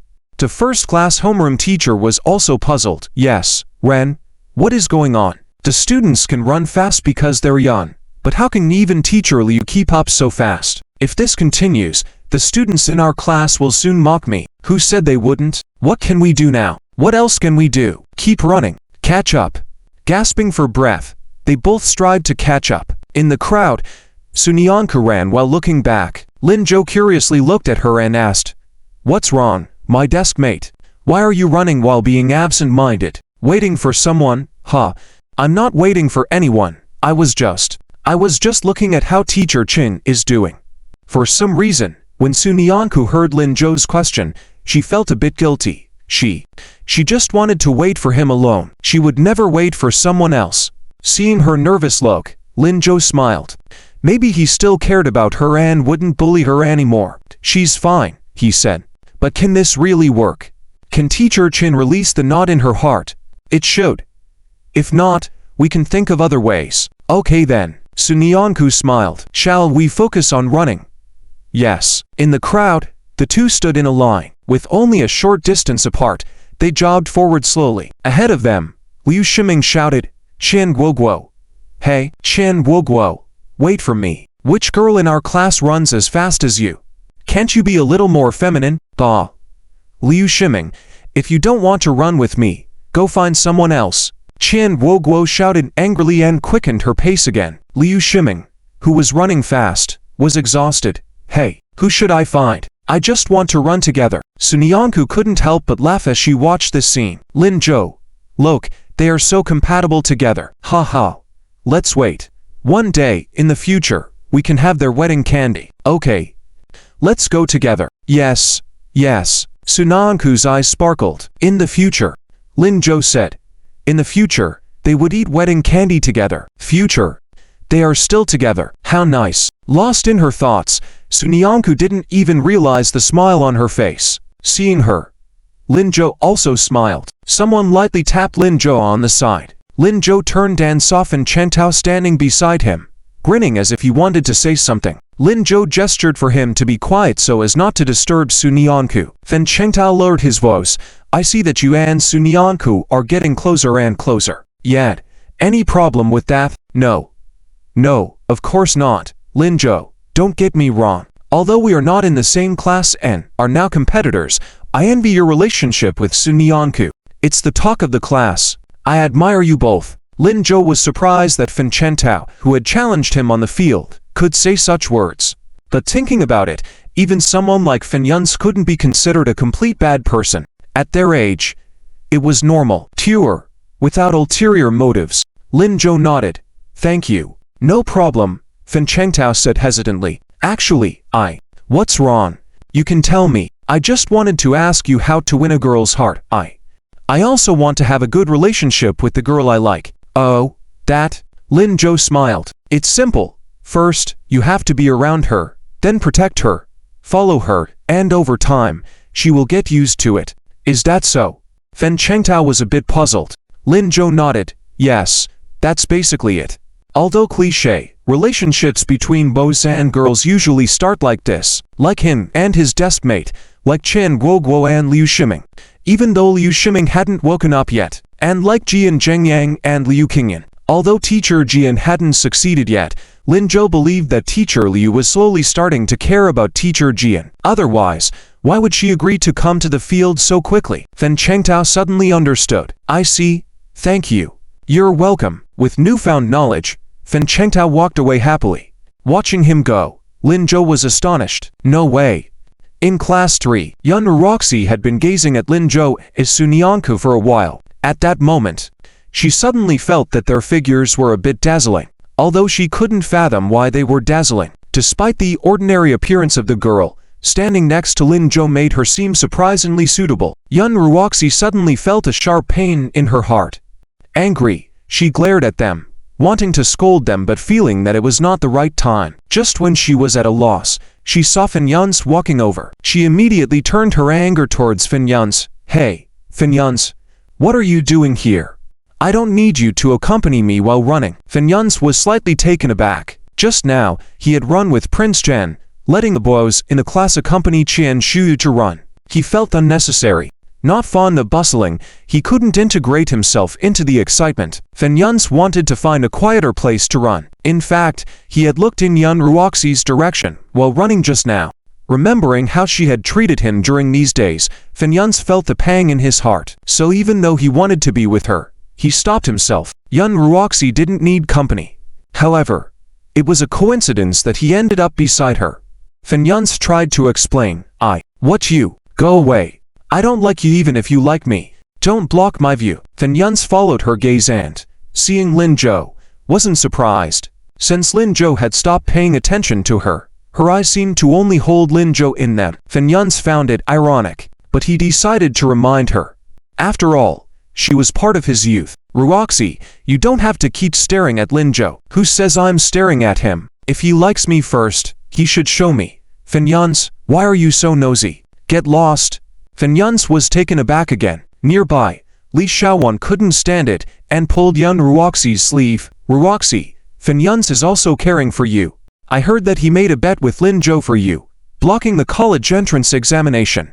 It's about his future, can't you? But that's what he should have done. Who asked him to like me? I didn't ask him to do that. Yun Ruoxi's voice was cold. Fenyun stiffened. He forced a smile. Okay, I'll leave. Yun Ruoxi, is it that you are unattainable, or you are trapping yourself? Who can tell? Yun Ruoxi didn't see Fenyun's forced smile. She focused on Linzhou again, and noticed that he was getting closer to Su Nianku. Yun Ruoxi couldn't take it anymore. And oh, the person standing next to Linzhou should be her. It must be her. Thinking so, Yun Ruoxi walked quickly towards Linzhou. When we had only walked halfway, Yun Ruoxi suddenly saw Fen Chengtao walking towards her from the front. He blocked her way. Hey, Goddess Yun, I'll run with you. As soon as he spoke, he revealed his yellow teeth with a full mouth. Yun Ruoxi stepped back in disgust. No, I don't want to. Huh? Goddess, everyone else has someone running with them. Except you. Why are you rejecting me? Are you playing hard to get like other girls? It's okay. I see through it. I don't mind at all. Heh. Fen Chengtao said, getting closer to Yun Ruoxi as he spoke. Linzhou said he would appear by her side, protect her, accompany her, and let her get used to his presence. Isn't that clinging? He's good at that. Yun Ruoxi? She stared at Fen Chengtao blankly, ready to circle around from the side. But Fen Chengtao didn't give Yun Ruoxi any chance. If she went left, he followed to the left. If she went right, he went to the right. Yun Ruoxi was going crazy. Fen Chengtao, move out of the way. No. What do you want to do? I don't like you. It's okay. I like you. Yun Ruoxi. What's wrong with this person? Can someone come and save her?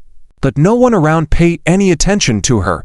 Some even made fun of her situation. Sports committee. Laying it on thick. I've never seen anyone dare to treat the campus Belle like this. The sports committee is amazing. Ha. Didn't expect our sports committee and the campus Belle to match so well. Fen Chengtao became more excited as he listened. Once I catch up with Goddess Yun, I'll treat you all with candy. Great. Yun Ruoxi. She anxiously looked in the direction of Linzhou, hoping he would see this and help her. In the past, when situations like this arose, Linzhou would always appear by her side and drive away those who bothered her. But this time, Linzhou didn't even spare her a glance. Frustrated, Yun Ruoxi stomped her foot and looked back. Fenyans. Just as Fenyans was about to leave, he hesitated slightly and looked towards her. Yun Ruoxi disregarded everything and shouted anxiously, "Give Fen Chengtao to leave, and I'll run with you." Compared to Fen Chengtao's boorishness, the refined Fenyans would be better. Besides, Fenyans had a good temper.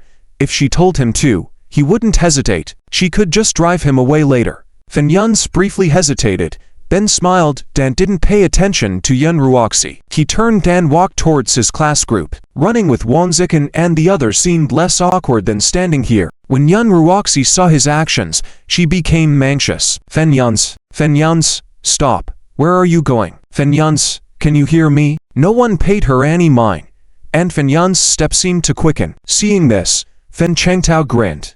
Goddess, it seems only I am willing to run with you.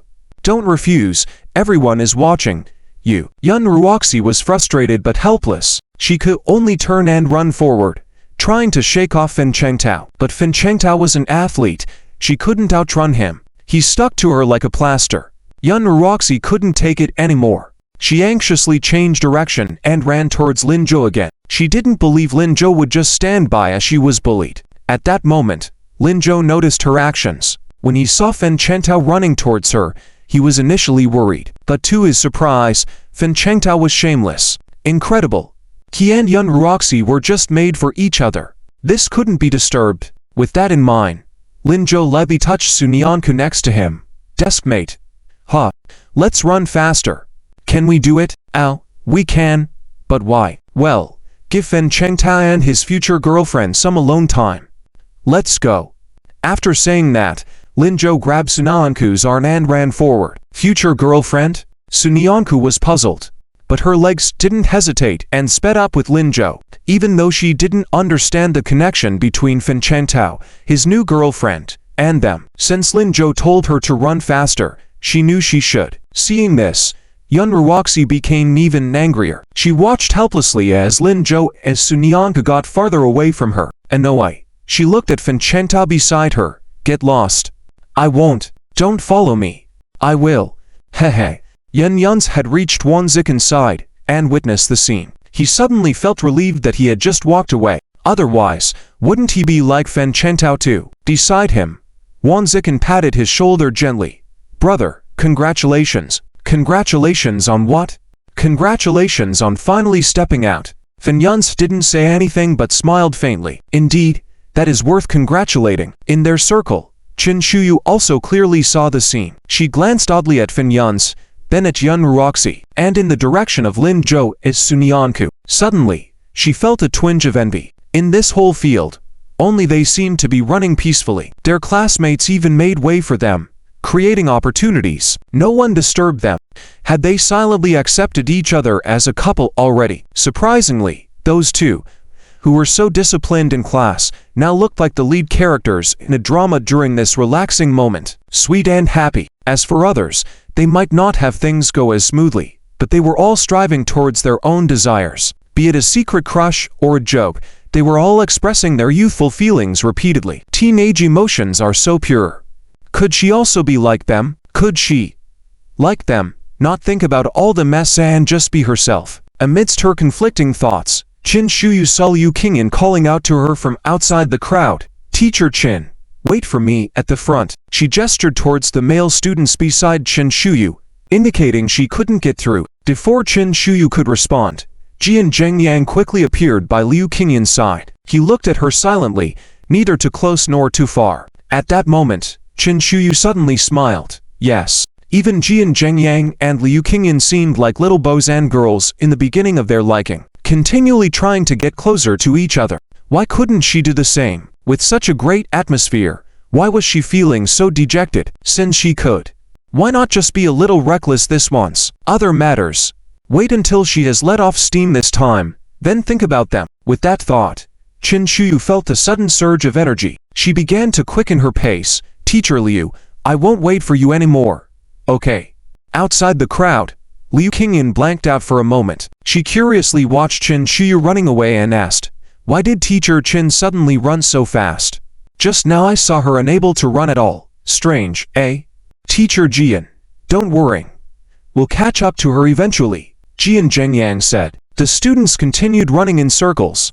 Around 25 minutes later, the students at the front had already completed more than 10 laps. They saw Ren Yang and the homeroom teacher lying on the grass. They quickly surrounded them, saying, Teacher Ren, Teacher Wang, why are you resting? Get up and run. Teacher Ren, you're supposed to be the toughest homeroom teacher. Ren Yang, breathing heavily, scolded, you little rascals, trying to exhaust the teachers. Teacher Wang echoed, exactly, I have classes in the afternoon with Teacher Ren. Don't you want classes, eh? Teacher Wang, if you say that, we might have to carry you while running. Yeah. Let's skip the afternoon classes. Some boys shouted and each one came over to support the two teachers' arms, heading towards the track. Ren Yang and Teacher Wang were close to losing their minds. What are you doing? Let go. Let go of us. Oh dear, we can't run anymore. That's not acceptable. Look at Teacher Qin, Teacher Liu, and Teacher Jian running faster than us. They're all female teachers.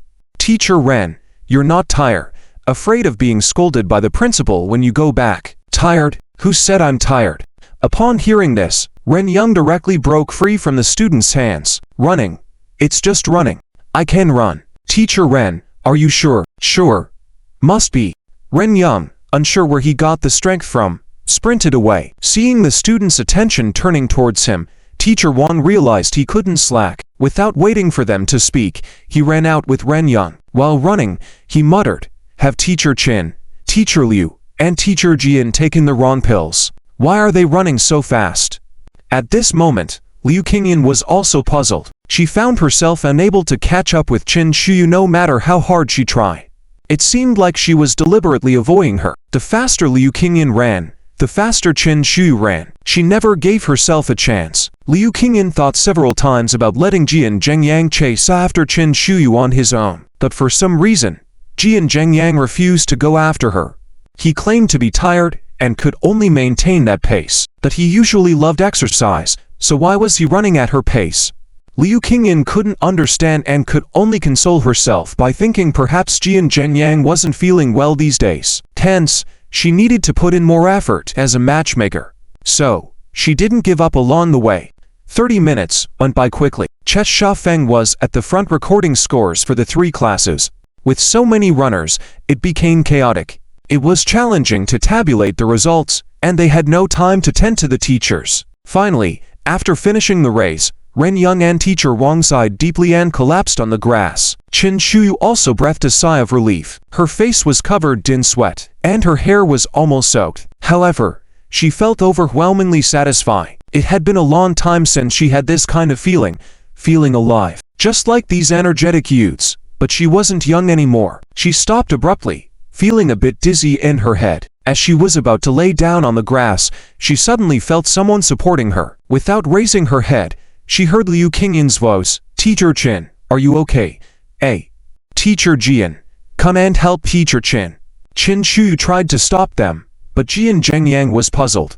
Instead of going over, he called out to the boys beside him, who his energy left. Hurry and help. A group of boys, including Liu Shiming, who were closer, tried to go over but were stopped by Lin Zhou. Don't go. But why? No need. Teacher Chen is fine. Oh. Liu Shiming was confused and didn't understand why Lin Zhou stopped him. He followed his suggestion and stopped the other boys. Sun Yanko looked at Lin Zhou skeptically. Lin Zhou, is she really fine? Yes. Teacher Chen initially wanted to stop Teacher Liu from calling the students, but apparently, she couldn't. When he finished the race, he was already observing Chen Shuyu. Running was a great stress reliever, but taking care of oneself was equally important. He realized that Chen Shuyu was just tired, nothing serious. As for Teacher Liu asking Teacher Jian to help her, perhaps there was an ulterior motive. Maybe this was a good opportunity. So now, just enjoy the show. The show. Sun Yanko remained puzzled. What show? Would there be something interesting between Teacher Chen and Teacher Liu and Teacher Jian? At that moment, Liu Qingyan started to panic. She couldn't understand why, even after giving Jian Zhengyang a chance, he didn't appreciate it. After all, they had just finished running. Teacher Chen was so tired. All Jian Zhengyang needed to do was assist Teacher Chen.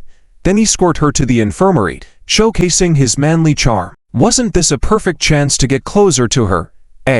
Teacher Jian, don't find help elsewhere.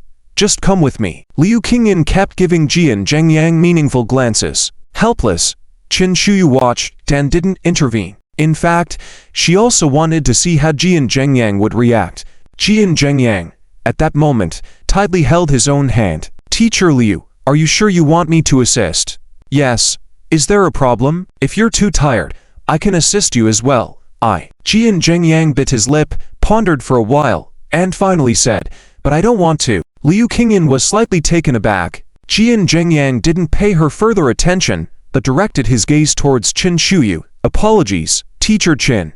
It's not what you think. I will ask a few classmates to escort you to the infirmary. No need. Chen Shuyu suddenly smiled. This Jian Zhengyang seemed alright. She decided to help him out. I'm fine, but I think Teacher Liu might need help. How about you take care of her?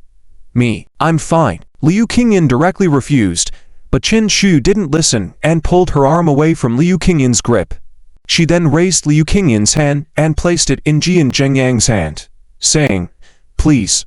Feeling the warmth in his palm, Jian Zhengyang was suddenly stunned. He hadn't expected that he would end up holding Liu Qingyan's hand in this manner. In that moment, it felt like a stone had been thrown into his heart. It stirred ripples. Before he could express his gratitude, he just stared blankly as Chen Shuyu smiled at him and walked away. Liu Qingyan became anxious. She hadn't even noticed her hand being held as she hurriedly said, Teacher Chen, please don't leave. Teacher Jian, what's wrong with you? I finally gave you a chance to chase after Teacher Chen. Why? Jian Zhengyang looked at her and suddenly blurted out, I don't want to chase after Teacher Chin. But why? Wasn't Teacher Lee just saying you were eager to find a partner? Yeah. I'm eager. Then, isn't Teacher Chin suitable for you? Stop being mad at me first. I don't know what I did wrong today to make you angry. I'll apologize later. Go find Chin. Teacher Chin isn't suitable. Huh, you are. The playground was quite hot at noon. Chet Xiaofeng somehow brought many bottles of mineral water to let classmates drink. The classmates rushed over in excitement. But in the middle of the playground, that group of people remained unusually quiet. Not a single person moved. Qin Shuyu, who was about to sit down, stood still in her place and started laughing. Ren Yang and Teacher Wan both opened their mouths in disbelief, but no one dared to disturb Jian Zhengyang and Liu Qingyan. Liu Shiming had just taken a sip of water, and Fef spit it out. Qin Woguo, standing in front of him, had her hair washed by this spit shower, felt like exploding but held back and only gave Liu Shiming a fierce glare before turning away. Sun Yanku nervously opened his mouth wide, body tensed up. Without even realizing it, he grabbed Lin Zhou's arm. Oh my gosh, oh my gosh, oh my gosh. What did she hear? What did she hear? What was Teacher Jian saying? Is Teacher Jian confessing? Feeling the pain on her arm, Lin Zhou slightly paused. Turning his head, he saw Sun Yanku's excited face. He didn't stop her, but smiled along. Teacher Jian finally dared to speak out. Seems like this gym class was really worth it. Even Yun Ruoxi nearby quieted down. Fen Chengtao unscrewed a water bottle and approached her, saying, Head, Ruoxi, I'll also confess to you next time. Get lost. Yun Ruoxi muttered through her teeth. At this moment, Liu Qingyan was completely dumbfounded. She seemed not to have understood Teacher Jian Zhengyang's words. She was a bit dumbfounded. What did he say? What did he just say? What did he say in front of so many classmates? Liu Qingyan couldn't believe her ears. She thought she misheard. After swallowing, in a daze, she asked again. What did you say? Teacher Jian Zhengyang looked at her and suddenly smiled. At that moment, he suddenly felt something. Saying the words he had been holding in his heart for so long, carefully and never dared to say aloud, didn't seem so difficult. It seemed, he became more relaxed. At least, he could be true to his feelings. At least, he wanted her to know. Even if it didn't work out, she had to know. I mean, the one who suits me is you, Teacher Liu. You. The person I like is you. The person I want to find is also you. The person who is most suitable for me has always been you. Not Teacher Chin. Not anyone else. It's you. Liu Qingyan. Liu Qingyan listened blankly to these words. Suddenly, her mind went blank. She understood each word he said, but together, why couldn't she understand? Today's sun was a bit blinding. She had run so much today. She seemed to have sweated too much. Did she hallucinate? Or did she not wake up yet? Still dreaming. Jian Zhengyang. How could he like her? She was 6 years older than him. In the whole school, who didn't know that she, Liu Qingyan, was a man exterminating none. She had been on numerous blind dates, all ending in failure. Even her family despised her. The fortune teller said she wouldn't have a good life, never meeting someone who truly loved her. Why did Jian Zhengyang seem so serious? This dream felt so real that it made her heart beat faster. Liu Qingyan, disbelief written all over her face, clutched her chest and then slapped her head hard, trying to wake herself up from the dream. But she soon felt her hand being grabbed again. Looking up, she heard Jian Zhengyang, as if sensing her thoughts, saying, It's not a dream, nor an illusion, Liu Qingyan. It's me, Jian Zhengyang. I mean, I like you. It has always been you. From the moment I came to school and saw you, I knew I wanted to like you. In the past year, I have been observing you. I think when I grow up a bit more, when I become better, I can be worthy of you. But, I don't want to wait. Can you not introduce me to anyone else? My heart is small.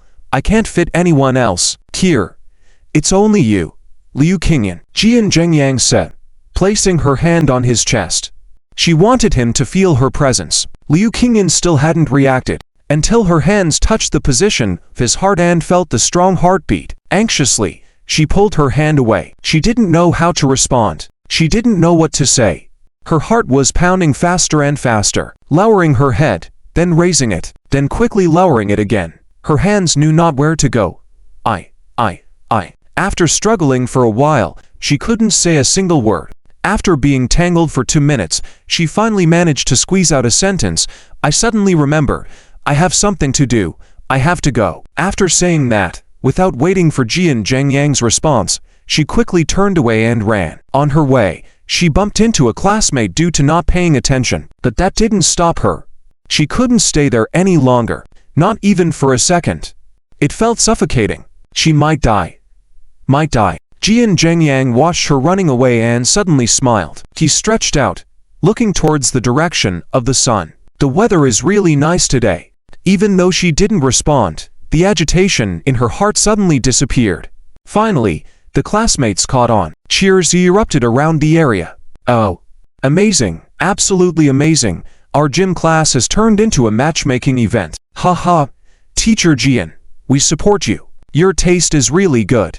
Our teacher Liu, she's really top-notch. Falling for her, you're lucky. Don't worry about her not agreeing. Our whole class will support you. Before we graduate, we will definitely get you two together. Ha ha ha. Laughter filled the air, and Jian Zhengyang wasn't shy about it.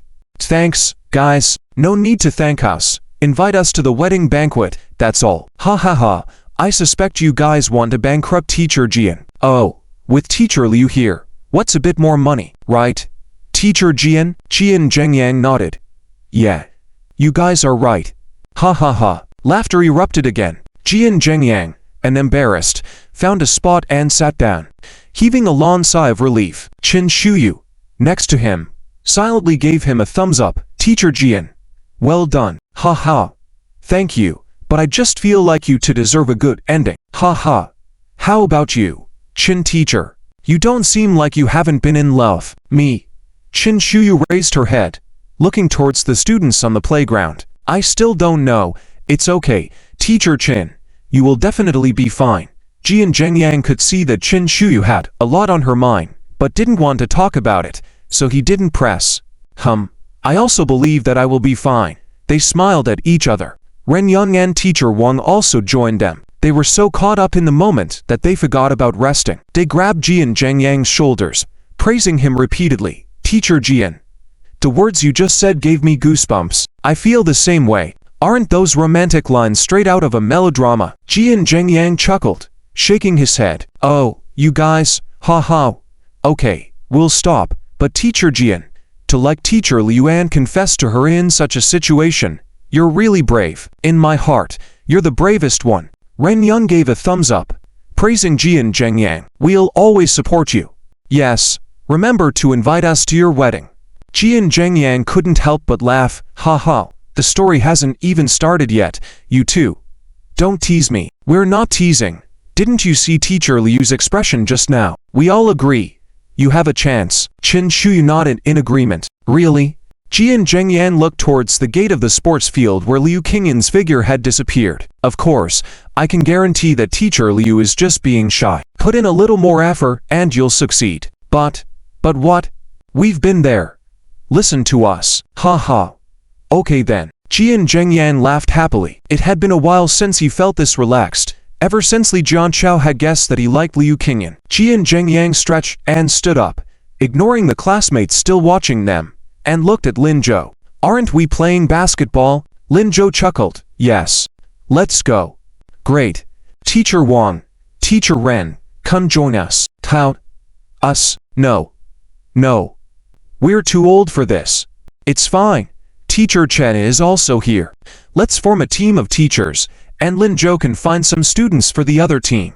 Seeing the hesitation of the two teachers, Jian Zhengyang added, Teacher Ren, Teacher Wang, today's running idea was Lin Zhou's. Aren't you seeking revenge for being pushed so hard? The two teachers immediately stood up. Ah, revenge. All right, this kid won't get away with it. Teacher Jian, let's go play. Jian Zhengyang smiled. He raised his eyebrows and looked at Lin Zhou. This kid, making him run today, was definitely intentional. Although he was his strategist, although he had never dared to ask for his advice before, and although today had been fruitful, he couldn't let him off that easily. Lin Zhou understood Jian Zhengyang's message and joked. Teacher Jian, are you targeting me? How so? Are you scared? Jian Zhengyang smiled mischievously. Scared? I've never even heard of the word. Then let's go. It's your team. You pick the players. Sure. Lin Zhou didn't hesitate and quickly called Wang Zikin, Li Liwei, and Liu Shiming. Finally, he looked at Fin Yunce. Are you in? He remembered that although Fin Yunce was very fond of studying, he was also excellent at basketball. Fin Yunce was taken aback. He never expected Lin Zhou to call him. He couldn't describe his emotions, just feeling strange. Just a few days ago, they were acquaintances who didn't see eye to eye. Or more accurately, he was the only one who had a problem with Lin Zhou. In his eyes, there was no mention of himself from Lin Zhou. Before he could react, Wang Zikin grabbed him. Brother Zhou, he's coming. Good. That's settled. Lin Zhou didn't even look at him. Fin Yunce hesitated. Wang Zikin, hey. Why are you calling me? Hurry up, we can't win without you. Li Liwei also chimed in. Exactly. Although you can be a bit arrogant at times, a bit unlikable, but when it comes to playing basketball, you should come, right? Fin Yunce thought to himself, are they really praising me? He silently looked at the group. For a moment, he didn't know how to respond. With Liu Shiming, who seemed to dislike him even more than Lin Zhou, would he be able to cooperate well with them in playing basketball? Before he could decide, Liu Shiming's voice rang out. Fin Yunce, what are you waiting for? Zhou Zhe called you. Come join us before I beat you. Fin Yunce for the second time.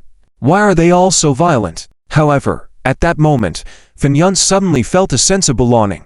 Maybe playing basketball with them wasn't such a bad idea after all. Lin Zhou was the last to leave. Before departing, he turned to Sunyanku. Little Deskmate, do you want to watch me play? I do. Sunyanku nodded earnestly, full of anticipation. As she finished speaking, Lin Zhou heard a voice in his mind.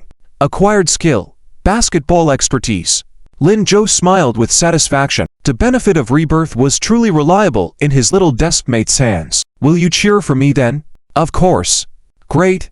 Watch attentively from the sidelines. I'll make sure to play the best game for you. Yes, I believe in you. Sunyanku smiled brightly. Qian Woguo laughed at her side. Oh, believing in you. How sweet. Tilda Sunyanku blushed immediately upon hearing this. Qian Woguo, you, huh? I didn't say anything. Go on. You have to cheer for Liu Shiming.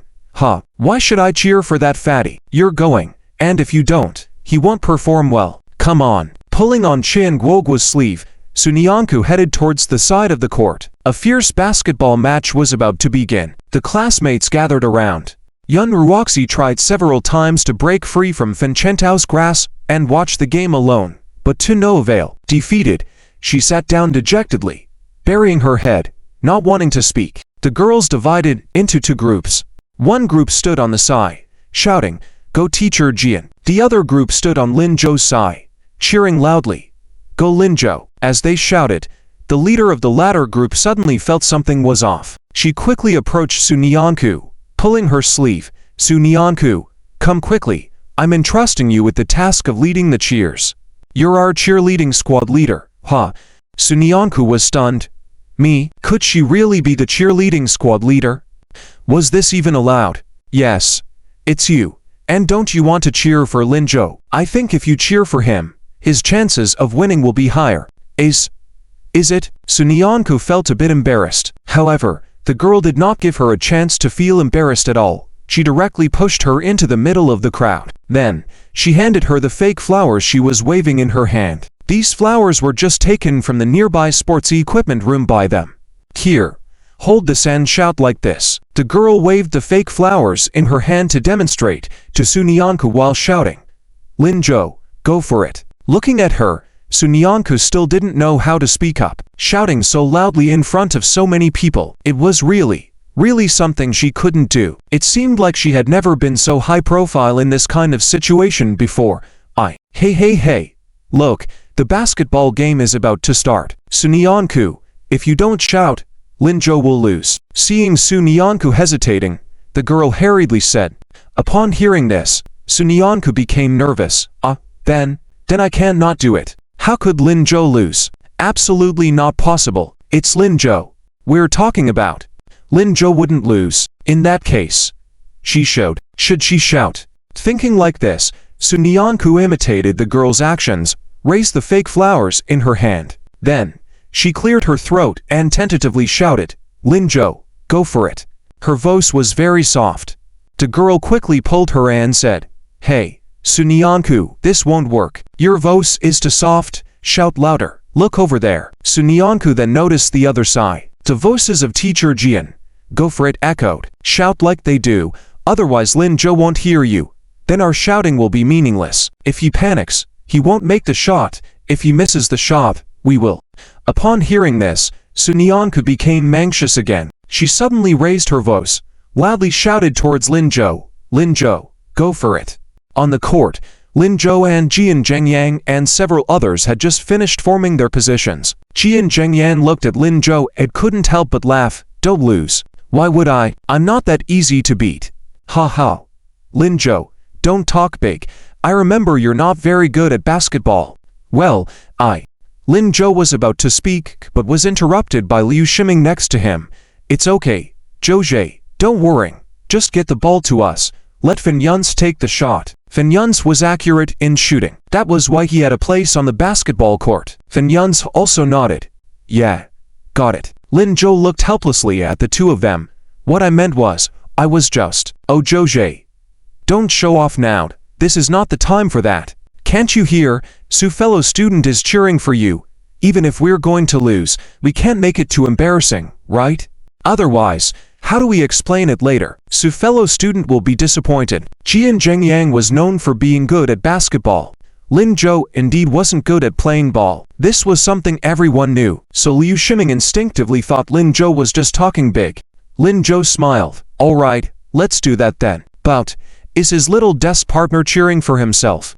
Lin Zhou looked in her direction. He found her waving her arms, shouting excitedly. Her clear Lin Zhou, go for it repeatedly entered his ears. Lin Zhou suddenly had a feeling that he couldn't describe. Has his little desk partner overcome her social anxiety?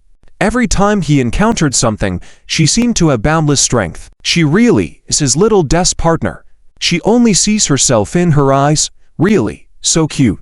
Lin Zhou also reached out his hand and greeted Sunyanku. Then he turned around. Let's begin. As the whistle sounded, everyone started to move. Jian Zhengyang's eyes were fixed on Lin Zhou. Today his main goal was to tease Lin Zhou. Although he wasn't sure why he wanted to do this, he just wanted to tease him. After all, in the past, he didn't seem very teacher-like in front of Lin Zhou.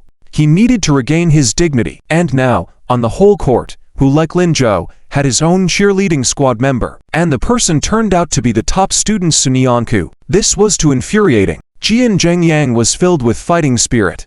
10 minutes later, watching Lin Zhou smoothly score his 15th basket by his side, Jian Zhengyang was completely stupefied. Lin Zhou, I thought you couldn't play basketball.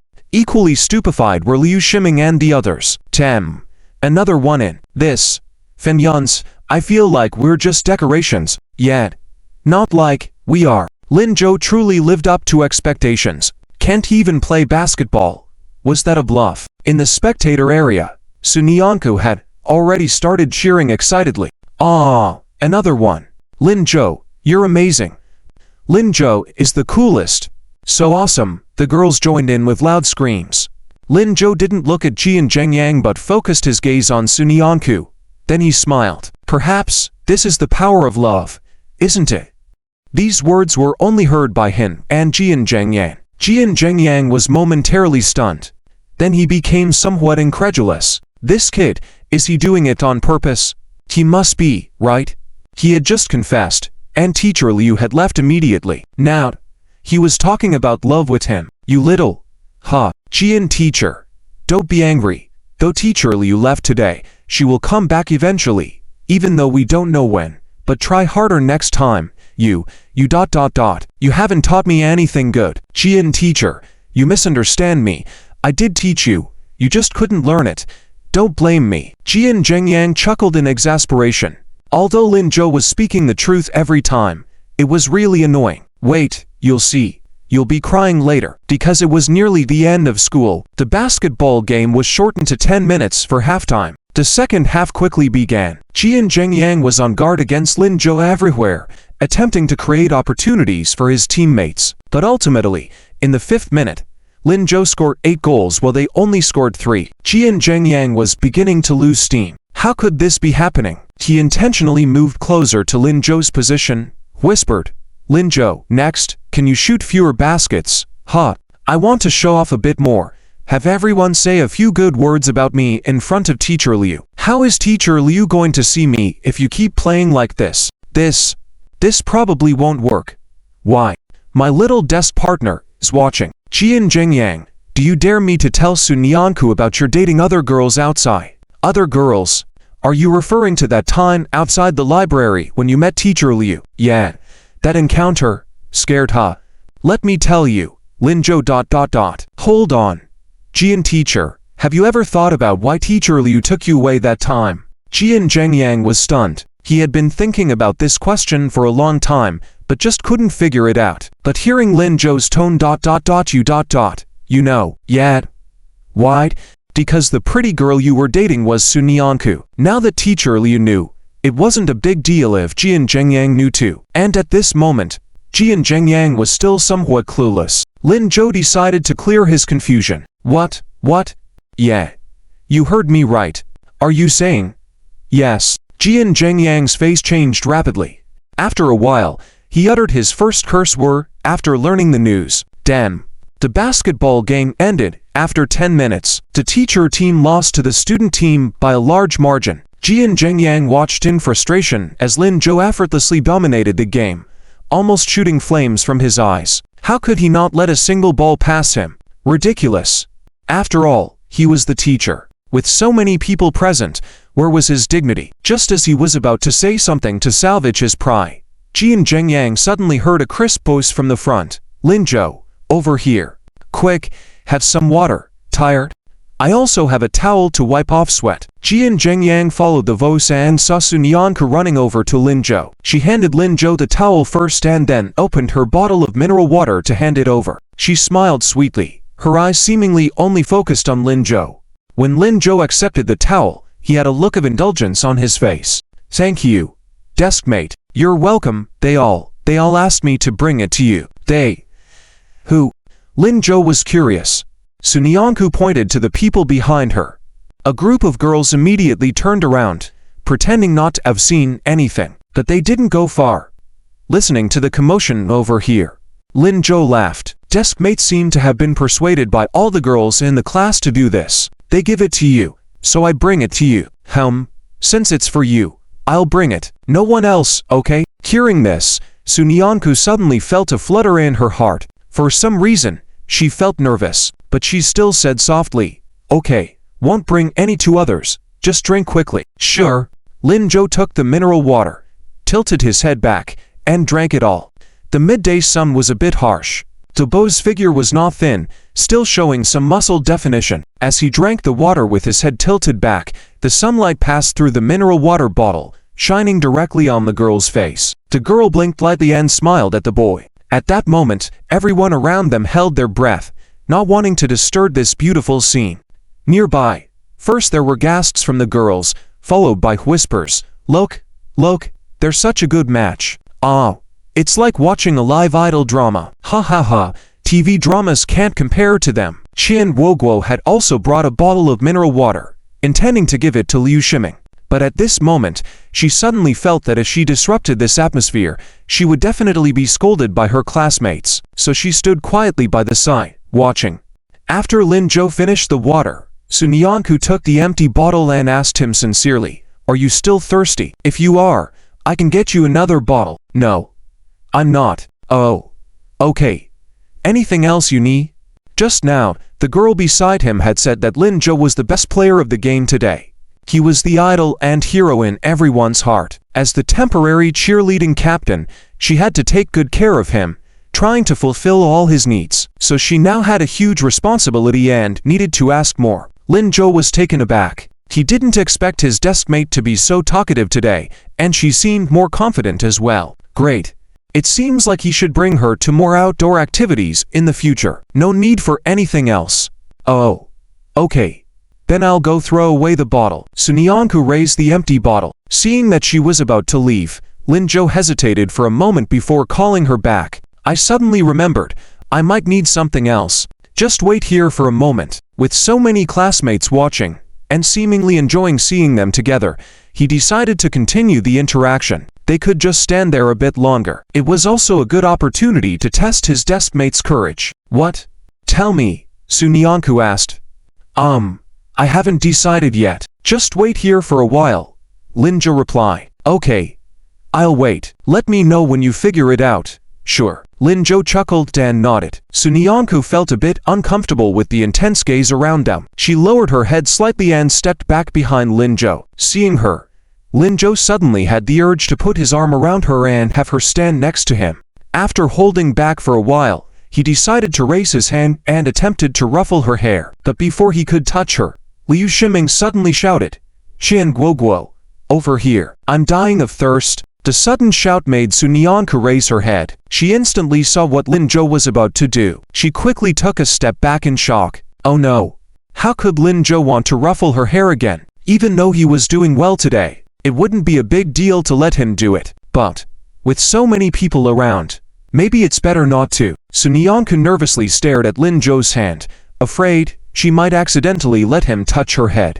Linjo hesitated for a moment, then sighed quietly, withdrawing his hand and giving Liu Shiming a look. But Liu Shiming didn't notice the exchanged look. His attention was solely focused on the water in Qian Guoguo's hand, as he was terribly thirsty. Despite many people playing the game, why was Linjo the only one getting water? It wasn't like this before. Every time they finished playing, there would always be many girls rushing over. Seeing Qian Guoguo approaching with the water, he thought he would finally get a drink. But after waiting for a while, he saw Qian Guoguo standing still without moving. He couldn't bear it any longer. Upon hearing the shout, Qian Guoguo finally snapped out of her thoughts. She was a bit angry. Did Linjo just want to touch Sunyanku's head? Such an affectionate action, at such an exciting moment, with such an ambiguous atmosphere, was disrupted by Liu Shiming. This guy, how could he be so clueless? Frustrated, Qian Guoguo quickly ran a few steps forward, glared fiercely at Liu Shiming, then threw the mineral water directly at him from a distance, not caring if he caught it or not. She said angrily, "Drink. Go drink and die from thirst." "Huh?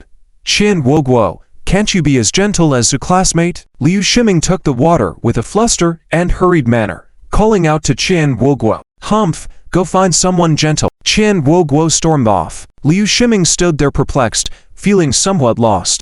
Why was Qian Guoguo angry again? What did he do to upset her? Women are really hard to please. Liu Shiming shook his head silently. The girls around finally realized the situation and rushed to give water to their teammates. Even Ren Yang and teacher Wang received water from the girls. They approached Jian Zhengyang with water in hand, expressing their anger and frustration. "Teacher Jian, didn't you say you would help us dominate Linjo? Why does it feel like we are the ones being dominated instead?" "That's right. Look at the chemistry between these two. Oh, these two classmates, they get along so well. Look at us, only male classmates are giving us water." Jian Zhengyang. Perhaps it was because of the influence of Linjo and Sunyanku. The boys and girls had become a bit bolder. The boys who received water stopped the girls carrying the water, and the girls, shyly lowering their heads, did not leave. It had been 10 minutes since class ended, but no one left the playground. Luckily, this was the last class of the morning. Next was lunchtime, so delaying a bit was not a problem. Qin Shuyu stood outside the crowd, watching the scene. Suddenly, there was a feeling that was indescribable. It was joy. It was envy. It was being immersed in this atmosphere and not wanting to come out. But she had to come out. Such pure emotions would not belong to her. She wiped the sweat off her forehead, walked to the other side of the playground, and sat down. It was quiet there, with no one to disturb her, which might suit her well. Linjo saw her move. After handing the towel and water to Sunyanku, he said, "Little Deskmate, you and Liu Shiming and Qian Guoguo go eat first. I have something to do and will come later. Are you going to see Teacher Chen? Go on. I'll get you food. I'll wait for you in the cafeteria." Sunyanku quickly responded. Hearing this obedient voice, Linjo felt sweet in his heart. He couldn't help but smile unconsciously, saying, "Little Deskmate, do you know what you're acting like now? Huh, what? Like a homely young wife, huh?" Sunyanku was slightly stunned, lowered her head quickly. Her heart was in confusion, feeling a bit dizzy. Homely young wife, yes, delivering water, handing out towels, and even helping to get food. Isn't this what you would see in a drama, where the wife eagerly awaits her husband's return? I. Sunyanku didn't know how to respond for a moment. She stuttered for a while before finally managing to say, "That's not what I meant. I'm just ... Ha ha. Go get the food quickly. I'm hungry." Linjo chuckled and stopped teasing Sunyanku, turning and walking towards Chin Shuyu. He felt the need to talk to her. Sunyanku was dumbfounded standing there, the words "homely young wife" ringing in her head. For a moment, she couldn't react. Chin Woguo, who came over to call her to eat, happened to see this situation. She looked at Sunyanku in puzzlement, realizing Sunyanku wasn't budging. So she reached out her hand and waved it in front of Sunyanku. But Sunyanku still didn't react. Chin Woguo couldn't help it and shouted, "Sunyanku! Ah! Sunyanku was startled, exclaiming in surprise and quickly stepping back. What's wrong?" Chin Woguo looked even more puzzled, staring at her. Sunyanku, why is your face all flushed again? Sunyanku, how you look really like, how to describe it?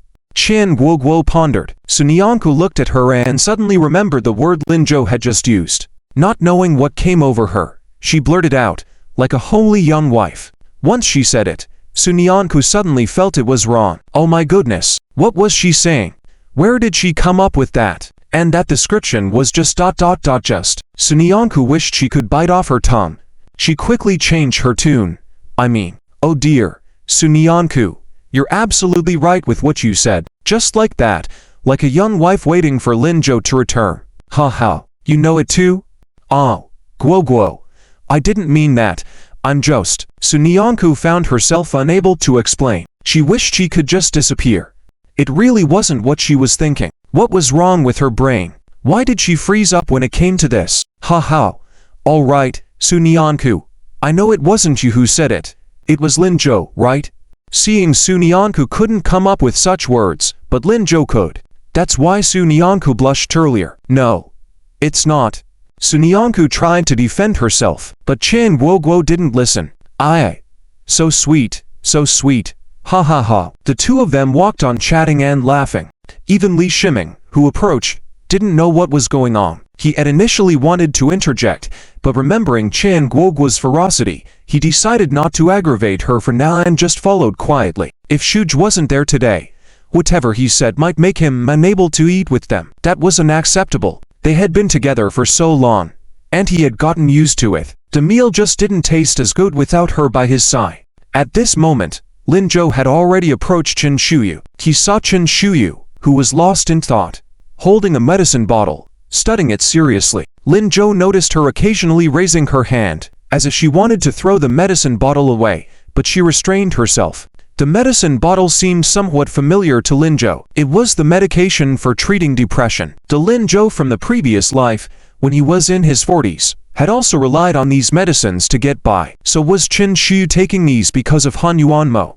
Linjo's eyes deepened, and then, pretending he hadn't noticed, he called out, "Teacher Chin, mind if I sit for a while?" Chin Shu awkwardly put away the medicine bottle. Looking at Linjo, "Aren't you supposed to accompany Sunyanku to eat?" "I'll go in a while. I'm checking on Teacher Chin since you haven't gone to eat yet," Linjo explained. "I don't need you to check on me." "Well, can't have that, sweet auntie.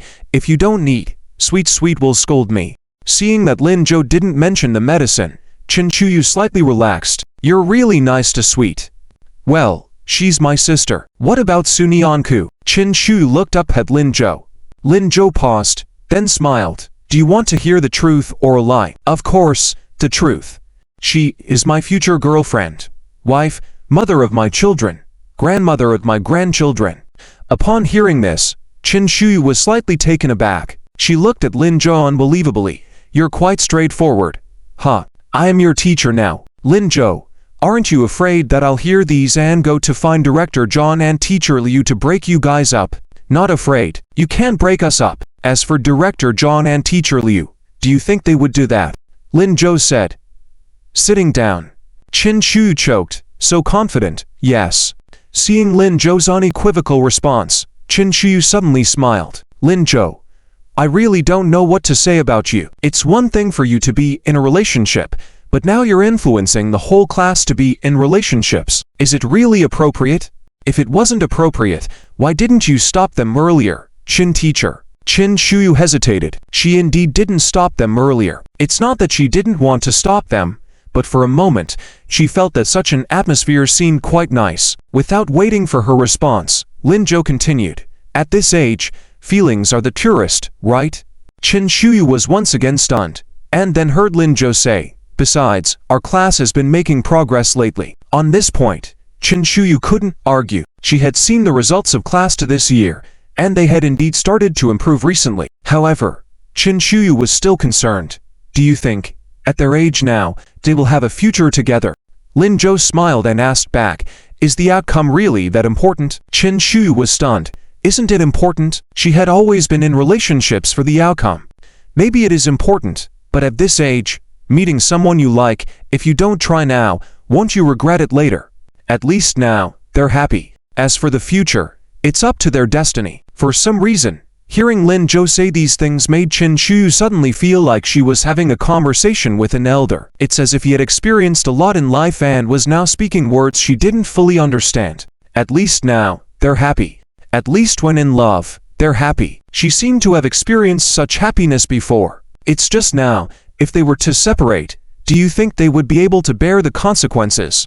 Lin Zhou contemplated for a moment and said, we can't avoid trying just because we fear the outcome. Otherwise, there would never be any results. Qin Shuyu was once again taken by surprise. She gazed at Lin Zhou in a daze, feeling that the young man had a different kind of experience in his tone. You. Qin Shuyu opened her mouth to ask something but didn't know how to phrase it. Lin Zhou opally looked at her. What's wrong? Qin teacher.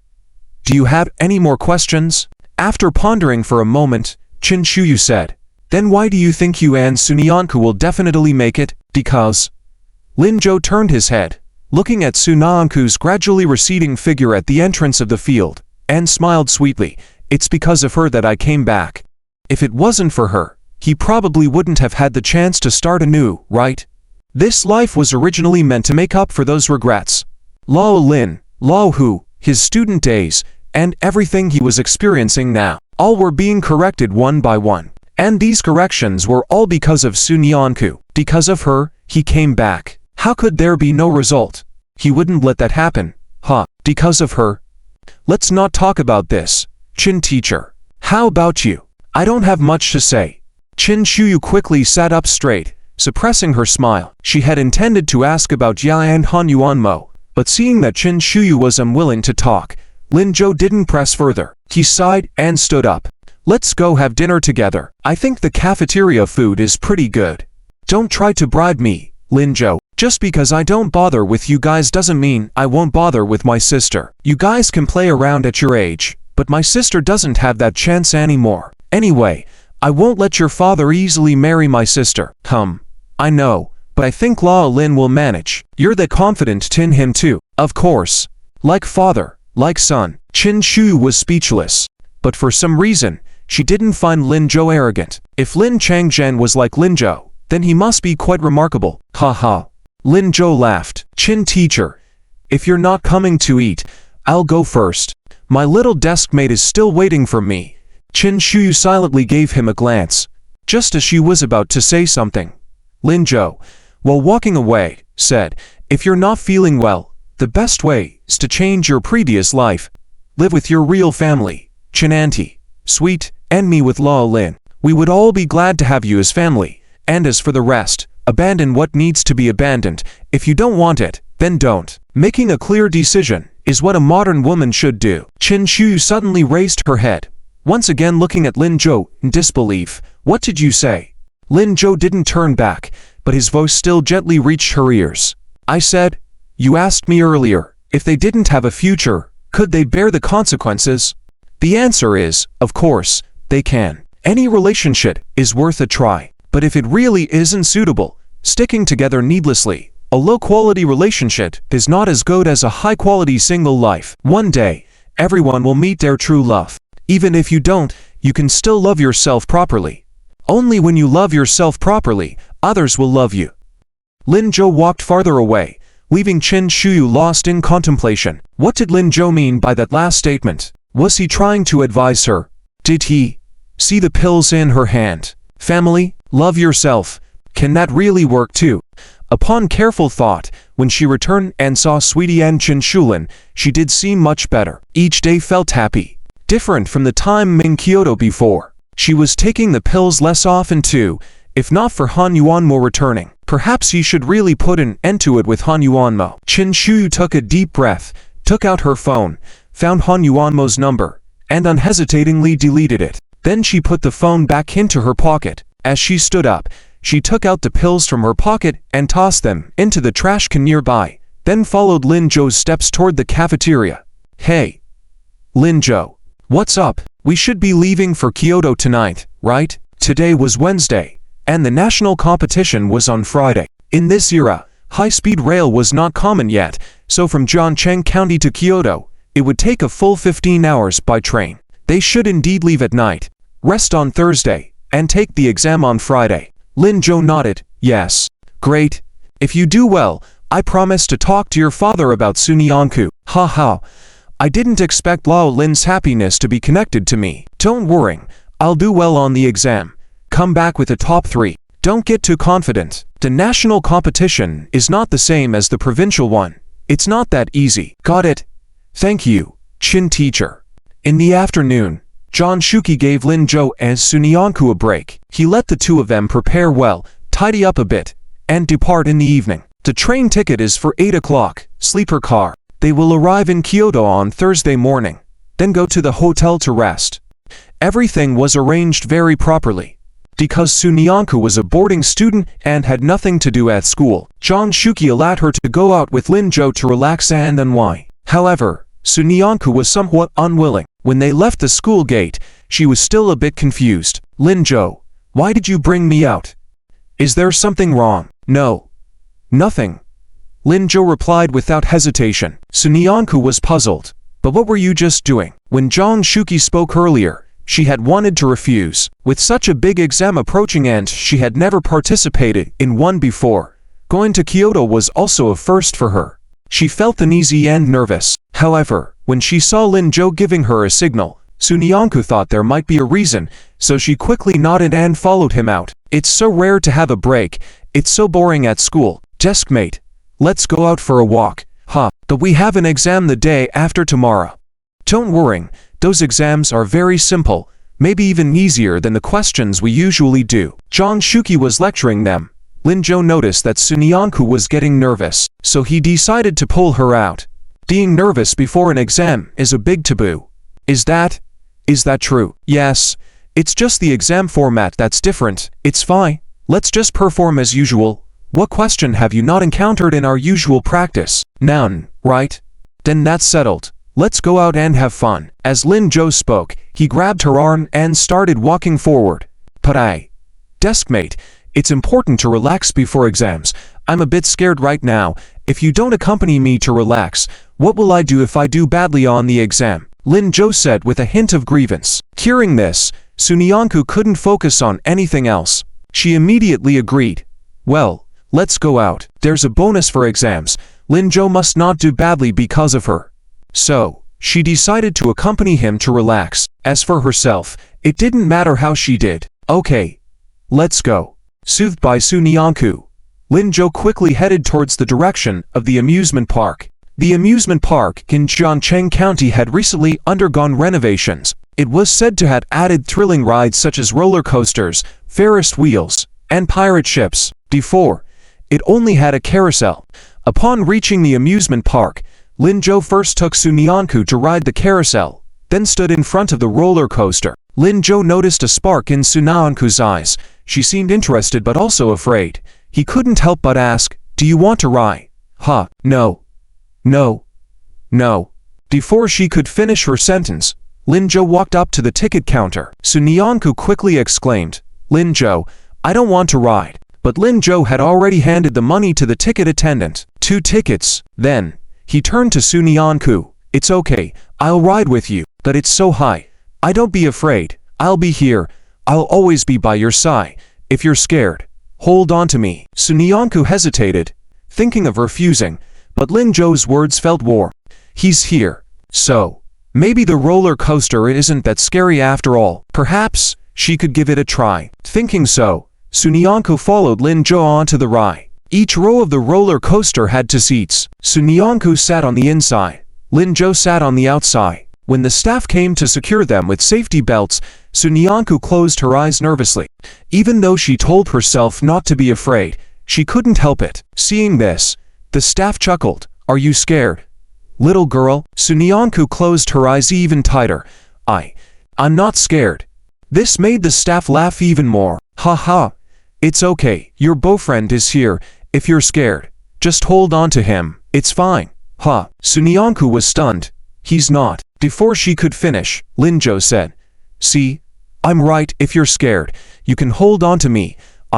Sunyanku wanted to say something, but felt it was useless at this moment. Every time, she couldn't explain herself, so she simply stopped trying to explain. But she made up her mind. She must not embarrass herself, must not be afraid, and must not hold on to Linjo. She had to bear it, bear it, bear it. The staff quickly checked all safety measures. The moment the roller coaster started, Sunyanku squeezed her eyes shut even tighter. In her heart, she silently repeated, "Not afraid, not afraid, I'm not afraid at all." Just as she finished saying that in her heart, the roller coaster suddenly accelerated, rushing towards the highest point like crazy. Sunyanku's heart skipped a beat, as she couldn't help but cling tightly to the safety rail. At that moment, when the roller coaster abruptly descended, the word scared took a different turn. Sunyanku didn't have time to think, she just screamed out loud, "Ow!" The speed of the roller coaster was fast. The sound was loud, but her voice couldn't be suppressed. At this moment, Sunyanku truly understood what it meant for your heart to be in your mouth. She couldn't relax her grip, nor could she keep holding on. She felt as if her soul had left her body, completely out of control. Vaguely, it seemed like a warm hand reaching out. With her eyes closed, Sunyanku unceremoniously grabbed onto that hand and continued to scream, "Ow!" Linjo watched her from the side, giving a slight smile. 2 minutes later, as the roller coaster reached its end, slowing down, Sunyanku finally opened her eyes. She was about to heave a sigh of relief when she saw Linjo's hand in hers. Perhaps due to gripping too tightly, his hand was red. There was even a red mark on the back of his hand. Sunyanku was startled and released Linjo's hand, then looked at him with concern. "I'm sorry, Linjo. I didn't mean to. Did you hurt?" Linjo thought for a moment, then said seriously, "A little." "Then why didn't you let go of me?" I really didn't mean it. Just now, I completely lost consciousness. I won't let go." Seeing her nervousness, Linjo said seriously, "Deskmate, I will never let go." "Why?" "Because it's you. As long as it's you, I won't let go." Sunyanku was stunned, then heard Linjo say again, "Have you forgotten? I said, don't be afraid. No matter when, I'll always be by your side. In every crisis, I'll be there. So, don't be afraid." Sunyanku was once again stunned. Every word from Linjo kept echoing in her mind. It overwhelmed her. What is he saying exactly?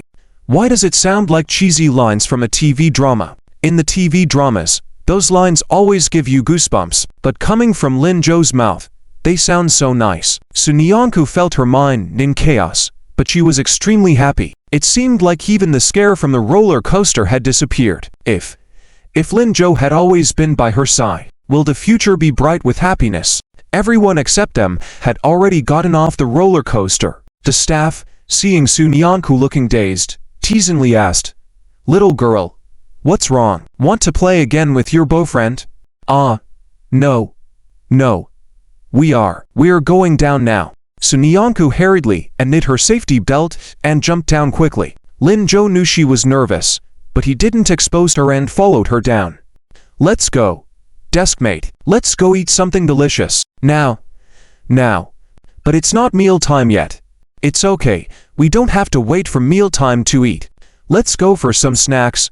There's a new snack street over there." Linjo tugged on Sunyanku's sleeve and moved forward. Sunyanku let him pull her. Next to the amusement park, indeed, a new snack street had opened. It wasn't big, but it was bustling. When Sunyanku walked over, she felt her mouth watering. Fragrant stinky tofu, rich fried potatoes, and various snacks she had never seen before. It was all so overwhelming. Linjo turned back and asked her, "What do you want to eat?" I don't know." Sunyanku unconsciously put her finger to her lip, feeling indecisive. Linjo smiled. Then let's try everything, shall we? Huh? We don't need to do that, we can't eat so much. It's fine, I'll go by. You stay here. Without waiting for Sunyanku's response, Linjo handed his backpack to her and quickly entered the crowd to queue. Sunyanku wanted to stop him, but it was too late. She could only stand outside the crowd, watching Linjo maneuver through. At that moment, she suddenly remembered that phrase. Young bride, if she were to liken today to being on the playground, wouldn't it be more like that now? Sunyanku couldn't help but smile. However, she quickly regained her senses and stamped her foot in frustration. Oh, Sunyanku, what are you thinking? Why are you associating everything with that phrase? Stay calm. Stay calm. You are just classmates. She muttered to herself for a while, seemingly convincing herself. She calmed down a bit. When she looked ahead again, she found that Linjo was nowhere to be seen. Within her line of sight, Linjo was nowhere to be found. Sunyanku quickly looked around but still couldn't spot Linjo. She started to feel anxious. Thinking that maybe her glasses were blurry, Sunyanku took off her glasses and wiped them earnestly. She didn't notice that not far from her, a boy who had just bought some fruit mix was staring at her in shock. After a while, he couldn't help but walk towards Sunyanku. Sunyanku finally felt her glasses were somewhat cleaner. She put them back on and tried to continue searching for Linjo's figure. Just then, a stranger's voice sounded beside her. Hello, classmate. Sunyanku turned around and saw a stranger's face. Thinking that the person had called her by mistake, she didn't pay much attention and continued to look towards the snack street. Tabo became anxious. Hi, I am Jin Schwamping, a freshman at Nanchuan University of Technology, returning to school after a leave, wandering here to buy some road snacks. I didn't expect to see such an amazing girl like you. Jin Schwamping was captivated by her beauty. She was the type he had been searching for, like a white moonlight figure. Jin Schwamping felt a flutter in his heart. He couldn't resist. He approached her, wanting to greet her and get to know her. It would be even better if they could become a couple, but she didn't respond even after 2 attempts. Jin Schwamping got anxious. He set down his snack, tittied himself up, and then used his phone as a mirror to check his appearance. Back in school, he was quite popular with the girls, but he wasn't interested in those who wore heavy makeup. Jin Schwamping felt he couldn't afford to miss a chance with someone who had charmed him so much. He cleared his throat, built up his courage, and lightly touched the hem of her clothes. Classmate, hello, hot, are you talking to me? Sunyanku was momentarily surprised. Only then did she realize. Yes, are you a high school student? Yes. Sunyanku nodded in confusion, not understanding what the boy wanted. She was in a hurry to find Linjo, that the boy didn't notice her urgency to leave and continued talking. Hello, I am Jin Schwamping, a freshman at Nanchuan University of Technology. After the summer, I'll be a sophomore, and I won this year's Nanchuan University of Technology scholarship and also serve as the president of the student union of our mechanical engineering department. Jin Schwamping kept introducing himself eagerly, eager for the girl's astonished reaction. After all, Nanchuan University of Technology was a prestigious institution. Although not on par with the top 10 national universities, it was still considered a good university. There weren't many people from Jiangcheng County who could enter that school. He had always been a top student in his batch. However, after finishing his spiel, he realized that the girl seemed uninterested. She just casually said, "Oh, congratulations to you." After saying that, she smiled lightly. That smile struck Jin Schwamping's soul. He felt like he was going crazy. How could there be such a beautiful girl in the world who was completely different from those flashy girls outside? She was pure, cute, kind. Her voice was sweet when she spoke, like feeding him a piece of cotton candy. And, unlike other girls who would blush at his achievements, she seemed indifferent, unbothered, which triggered Jin Schwamping's desire to conquer. He decided then and there, she was the one for him in this lifetime. So, Jin Schwamping took a deep breath and asked sincerely, "What's your name?" "Oh, I'm Sunyanku." Sunyanku didn't pay much mind to him, and responded out of politeness, but Jin Schwamping was thrilled again. Listen to that. Even her name sounded so lovely. No wonder he was drawn to her. Jin Schwamping restrained his nerves and looked at her seriously again. "So, do you have a boyfriend? If not, would you mind having one?" After finishing speaking, Jin Schwamping looked at Sunyanku hopefully. Sunyanku was also stunned. This line, why does it sound like a confession? Moreover, It doesn't sound as nice as what Lin Jo said. It's so awkward to hear sweet words from someone else's mouth. So Nyanku felt extremely uncomfortable all over, but she didn't know how to respond. Wang Zhaoqing seemed to say in the sketchbook that if you don't like it, just reject it directly. Don't give people any illusions, otherwise, it will hurt others and make yourself sad. But how can she directly reject him so that he can give up directly? So Nyanku began to recall the conversation in the sketchbook. Soon, she had an answer. I'm sorry, senior, but I already have a boyfriend. With these words, she cut off any way out immediately. The senior should know it's difficult and retreat, right? Heh. She's so clever. Lin Jo would definitely praise her once he found out. So Nyanku, completely unaware that at this moment, she was still thinking about Lin Jo in her mind. She had no idea that Lin Jo, at this moment, was watching her from a distance among the crowd. Actually, just now, when the boy approached the girl's desk, he saw it. So he hurriedly paid and walked back with a bunch of snacks. He was prepared to show up in time to pull the girl away. Unexpectedly, he heard the boy's confession. At that moment, Lin Jo was suddenly stunned. So the ceiling of the girl's looks was indeed correct. Just a little bit revealed, and there's already someone confessing.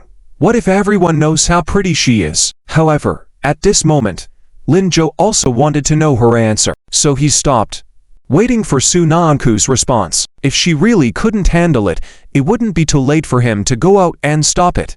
Then, Lin Jo heard the words Su Nyanku said. I'm sorry, I already have a boyfriend. In that instant, Lin Jo suddenly smiled. When the girl said those words, it should be him in her mind, right? So clever, so good. But Jin Xuanping was no longer calm. He never thought that his so-called handsome confession would be rejected like this. You do, a boyfriend? He was full of disbelief. So Nyanku nodded seriously. Yes, I do. But aren't you still in high school? High schools now allow relationships. Seeing his reaction, Su Nyanku realized that she seemed too certain in her response. She thought for a moment, then started to explain. Actually, it's not really allowed, but we like each other, so after high school, we'll be together. Saying this, Su Nyanku suddenly smiled. In her mind, a shadow of someone gradually emerged. It was Lin Jo. It was Lin Jo who sat beside her, always protecting her. Realizing this, Su Nyanku's face blushed again. Oh no. How could she daydream at a time like this? Even if it's Lin Jo, she can't admit it. Absolutely cannot let anyone know. Jin Xuanping looked at her, feeling defeated. Is that so? Yes.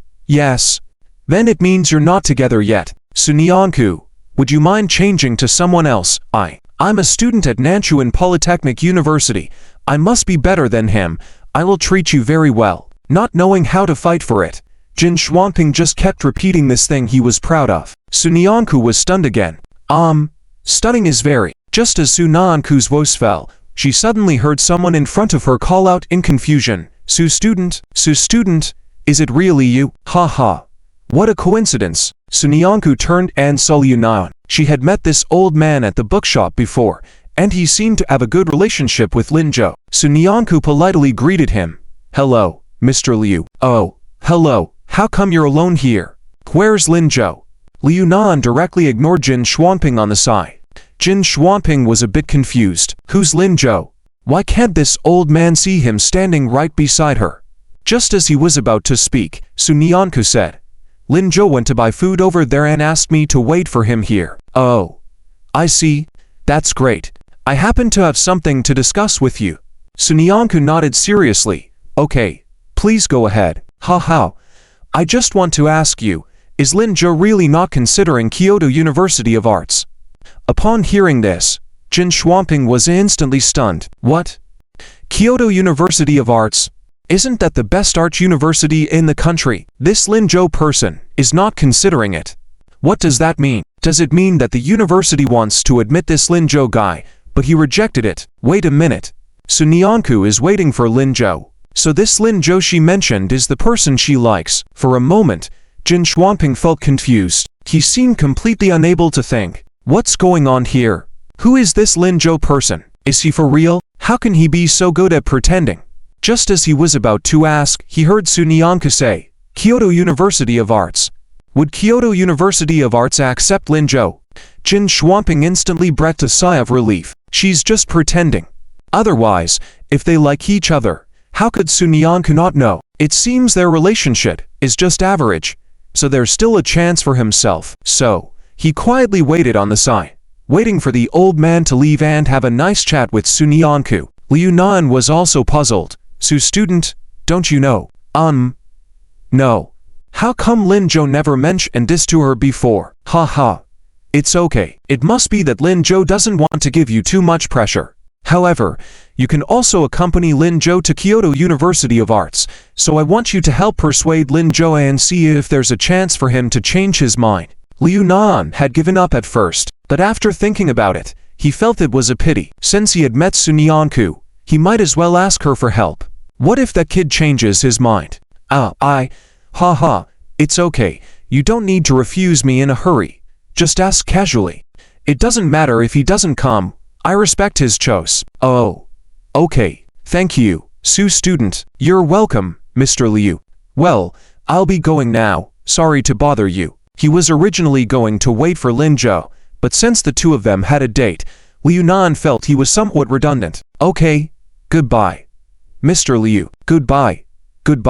Ha. Liu Nan waved and turned around cheerfully. Qin Shuangping finally found an opportunity and quickly approached Sunyanku, saying, Sunyanku, is Lin Zhou the one you like? He got accepted by the university. Why didn't he tell you? I think he hadn't finished his words when Liu Nan turned back again.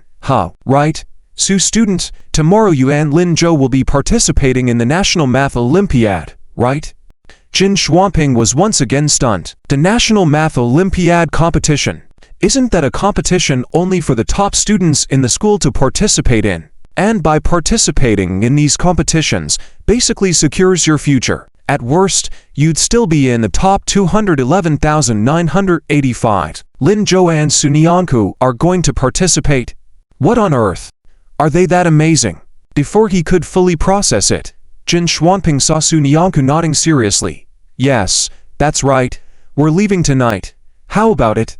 Are you confident? Yes. Sunyanku's answer was resolute. She had full confidence in this. Liu Nan laughed again. Ha.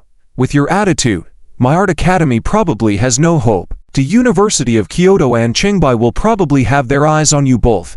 Good luck. Okay. Thank you, Grandpa Liu. You're welcome. Liu Nan waved his hand again, ready to leave. Only then did he notice that there was a voice standing next to Sunyanku. Liu Nan frowned and curiously asked, Young man, who are you? I'm just passing by. Hehe. Qin Shuangping quickly forced out a dry laugh. The conversation between the two carried a lot of information, and this time he instantly understood. They meant that the University of Kyoto and Qingbai could be interested in Lin Zhou and Sunyanku. That also meant that these two might very well come out on top in the competition. Judging by their demeanor, they didn't seem like they were bragging. Then what? What was he boasting about his own school just now? Ridiculous. In the eyes of the University of Kyoto and Qingbai, the South Chuan University of Technology is nothing but trash. He suddenly felt a bit embarrassed. Ow. Su student, I'll be going now. I have something to do. I need to catch a car. Oh. Okay. Then you. Before the words go ahead could come out, Sunyanku saw Qin Shuangping almost seem afraid that she would stop him, and quickly left. Sunyanku looked confused. What's wrong with him? He wasn't like this just a moment ago. Ha. It's nothing. I think he's just facing reality. Su student, I really have to go this time. Sunyanku earnestly nodded again. Liu Nan turned and left. Sunyanku once again looked around in the crowd. Why hasn't Lin Zhou returned yet? How much food did he buy? No. She needs to go find him. Thinking this, Sunyanku walked off in another direction. Meanwhile, Lin Zhou, who had been watching the spectacle, saw Sunyanku getting farther away and quickly stepped out. Little did he know that as soon as he stepped out, Liu Nan spotted him. He looked at Lin Zhou in shock and paused. Lin Zhou, you. Goodbye. Mr. Liu, I have to go chase after my deskmate. Bye. But you were just standing here. Why didn't you leave earlier? Are you waiting for me to help you wrap up? Lin Zhou smiled at him. Thank you, Mr. Liu. I'll treat you to dinner in Kyoto when I get back. Actually, he had been planning to leave earlier, but he realized that Jin Xuanping was persistent. It seemed like he was trying to stir things up. Just then, when Liu suddenly came over, Lin Zhou thought it might be good to dampen Jin Xuanping's enthusiasm a bit. This way, he could nip it in the bud. And now, it seemed to have worked extremely well. "Do I owe you that meal?" Liu Nan wanted to say more, but Lin Zhou's steps were too quick, and in no time, he disappeared from view. Liu Nan could only shake his head in resignation. This kid, he only sees Su's student in his eyes. He's beyond help. At this moment, Su Nianku had already turned into a nearby shop. Just as she was about to continue moving forward, she felt someone pat her on the back. "Deskmate, over here." Su Nianku was startled but quickly realized, Lin Zhou, you're back finally." Seeing the large bags and packages in Su Nianku's hands, she was surprised. "You bought so much." "Yes. Let's go. Let's find a place to have a good meal," Lin Zhou said. "Oh. Lin Zhou, slow down. Let me help you carry some." Su Nianku hurried to catch up with him. Lin Zhou handed her 2 cups of drinks and then deliberately asked, "Did you run into any trouble waiting for me earlier?" Su Nianku was shocked. She almost instinctively answered, "No, not at all." "Are you sure?" "Yes, I'm sure." Oh, it seemed like his deskmate didn't intend to tell him about Jin Xuanping. That's all right. Jin Xuanping had just been dealt a blow. He probably won't come looking for her deskmate again. Wait, there is one thing. Lin Zhou furrowed his eyebrows. Was his deskmate about to tell him something? Great. That way, he could ask about the answer to "Does she have a boyfriend now?" But little did he know, Su Nianku wasn't going to talk about that at all. She looked at Lin Zhou seriously and said, "Lin Zhou, is the Art Academy going to accept you?" Lin Zhou was taken aback, recalling the conversation between Liu and his deskmate earlier. He fell silent. So, was his deskmate worried about this? Was it because he hadn't told her himself? He was about to explain when Su Nianku asked again, "Do you want to go to the Art Academy?" Lin Zhou was stunned once again. Su Nianku said seriously, "Do you want to go to the Art Academy? If you want to go, you don't have to worry about our agreement. Just go. I won't stop you. You shouldn't let our agreement change your future. I think your future is more important." After saying these words, Su Nianku inexplicably felt the pain in her heart. Actually, she really wished she could keep going to school with Lin Zhou. Between them, they had made so many promises. She wanted to protect Lin Zhou, watch fireworks together, take walks on campus, and stay together for a long, long time. She had even imagined this kind of life countless times. But if it meant exchanging for Lin Zhou's hobbies, his likes, his future, she'd rather not. After all, there's nothing more important than Lin Zhou. What is loneliness? What is living poorly? What is being bullied? As long as Lin Zhou is well, she doesn't mind anything. She could endure it. She just wanted to see Lin Zhou happy. So, she asked these questions. She hoped Lin Zhou would make the right decision without changing too much because of her. Seeing Lin Zhou silent and not speaking, Su Nianku felt worried. Did she say something wrong? She quickly explained, I don't want you to refuse Mr. Liu on my account. Her words were cut off suddenly as she felt a male student in front of her suddenly stepping forward and hugging her before she could react. "Deskmate, why are you so kind?" "Little classmate, why are you so kind?" A gentle whisper whispered into Su Nianku's ear, wanting to respond, but she froze instantly. Her body was gently embraced by Lin Zhou. Perhaps because he was holding a lot of food in his hands, he didn't exert much force. But his scent, distinctive to him, lingered around her nose and wouldn't go away. Su Nianku once again felt her head buzzing. She had just had clear thoughts, just had a lot to say. But now it all turned into mush, completely losing her ability to think. People were coming and going on the street, that she even forgot to push him away. She just let him hold her. Fortunately, Lin Zhou didn't hold her for too long. After a gentle hug, he let her go. Then, before she could react, he ruffled her hair, saying with a smile, "Let's go. Back home." Su Nianku finally reacted, looking puzzled at Lin Zhou, not understanding why he suddenly brought that up again, as if the hug just now never happened. "Well, since there's nowhere to eat outside, right? Lao Lin has prepared study materials for us at home. Let's go back and eat with him." I should probably not go." Su Nianku hesitated, tugging at her clothes. At this moment, she just wanted to quickly leave, to escape from Lin Zhou. Then find a place to think carefully about what just happened. She needed time to process, otherwise, she might really go crazy. But Lin Zhou didn't give her a chance. If you don't go, Lao Lin will be sad. He has been preparing for days and specifically instructed me to bring you home today. I was even thinking about eating before going back. Little classmate, you don't want to see Lao Lin sad, right? Oh, in that case, let's go. Uncle Lin was kind to her, so she naturally didn't want to see him sad. Yet, let's go because of Uncle Lin. As for Lin Zhou, forget it. Let's not think about Lin Zhou for now. I can't think clearly at all. Lin Zhou, satisfied with convincing Su Nianku, turned and walked away. Su Nianku followed hesitantly. She didn't see Lin Zhou's smile disappear as soon as he turned around. He tightly pursed his lips, seemingly holding back something. Just now, he really wanted to pull her into his arms. Such a good little classmate. A little classmate who only thinks for him. She clearly couldn't bear to, but she endured the pain, helping him choose a better path.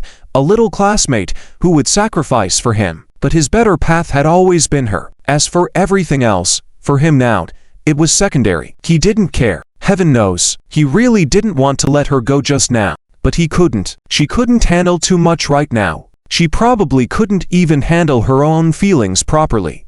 If pushed too far, it might backfire. He had to endure it. Thankfully, she was always by his side. That was enough. With a little progress each day, one day, she would open up to him, and he could hold her in his arms with peace of mind. Thinking of this, Lin Zhou relaxed a bit. The way back home wasn't far, but Lin Zhou still hailed a cab. Otherwise, the snacks in his hand would get cold. When they entered the house, Lin Changjing welcomed them joyfully. "You rascal, finally back. Come, I made a lot of delicious food for you guys." After eating, why did you buy so much again? Lin Zhou, how many times have I told you not to eat snacks? Can't you hear me? It's for my little classmate. Lin Changjing was slightly surprised, quickly taking the snacks from Lin Zhou's hands, saying with a smile, "Oh, I see. You should have said so earlier. It's good to eat some snacks occasionally. Snacks outside are quite nice. Come, sit down, Su Nianku. Let's eat together." Lin Zhou, Dad, you change your mind too quickly, don't you? Who said I changed my mind? I've always loved eating. You just don't understand your dad. Lin Zhou. He turned back silently, looking pitifully at Su Nianku, but she seemed lost in thought, with no reaction. Lin Zhou smiled, thinking she was still absorbed in what happened just now. Lin Changjing also noticed this and gestured towards Lin Zhou, asking with his eyes what happened to her. Lin Zhou put a finger to his lips, indicating to Lin Changjing not to disturb her.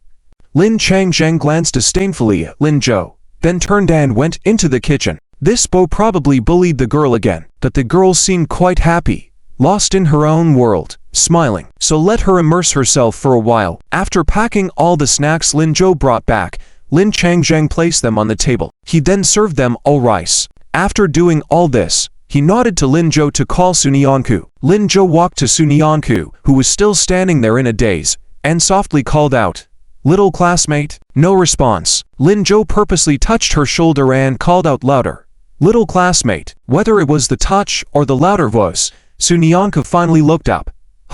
It's time to eat. Everything's ready." Only now did Su Nianku see Lin Changjing sitting at the table, staring at her seriously. Su Nianku suddenly felt embarrassed.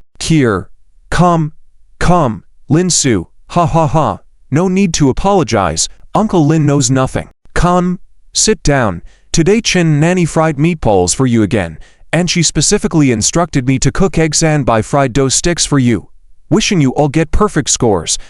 Su Nianku just understood now the intention behind the 2 fried dough sticks and for eggs near the rice. She was just curious before, why there were fried dough sticks with rice. But she felt too embarrassed to ask. But Uncle Lin, the total score for the national math exam is not 100. Hearing this, Lin Zhou burst into laughter. Lin Changjing was also taken aback. He gave Lin Zhou a glare and jokingly said, "It's okay. It's just symbolic. Come, let's eat." Okay.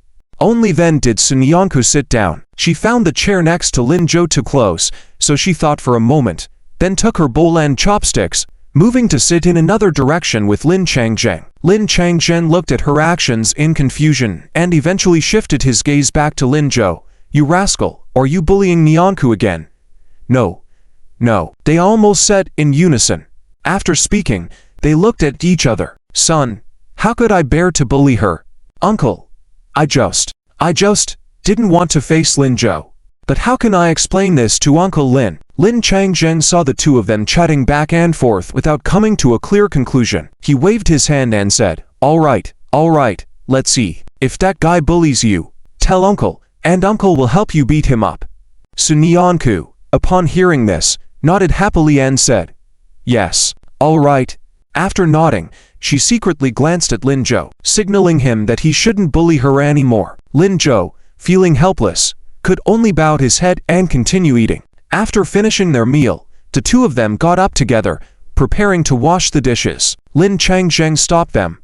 All right, don't go. I have prepared some materials for your exam over there. Take a look and see if you need anything. It's already 6 o'clock. We need to leave for the station by 7. Don't waste time. I'll handle it. Lin Changjing quickly took the lead. Lin Zhou had to take Su Nianku to look at the things prepared by Lin Changjing. They were 2 school bags, one black and one white, with the same design. The tags had been removed. They were placed side by side on the sofa, looking like couple school bags. Su Nianku was suddenly stunned. She didn't know why, but the words couple kept appearing in her mind lately. Lin Zhou had already walked up to the bags and opened them, taking out pencil cases. The pencil case in the black bag was blue, while the one in the white bag was pink.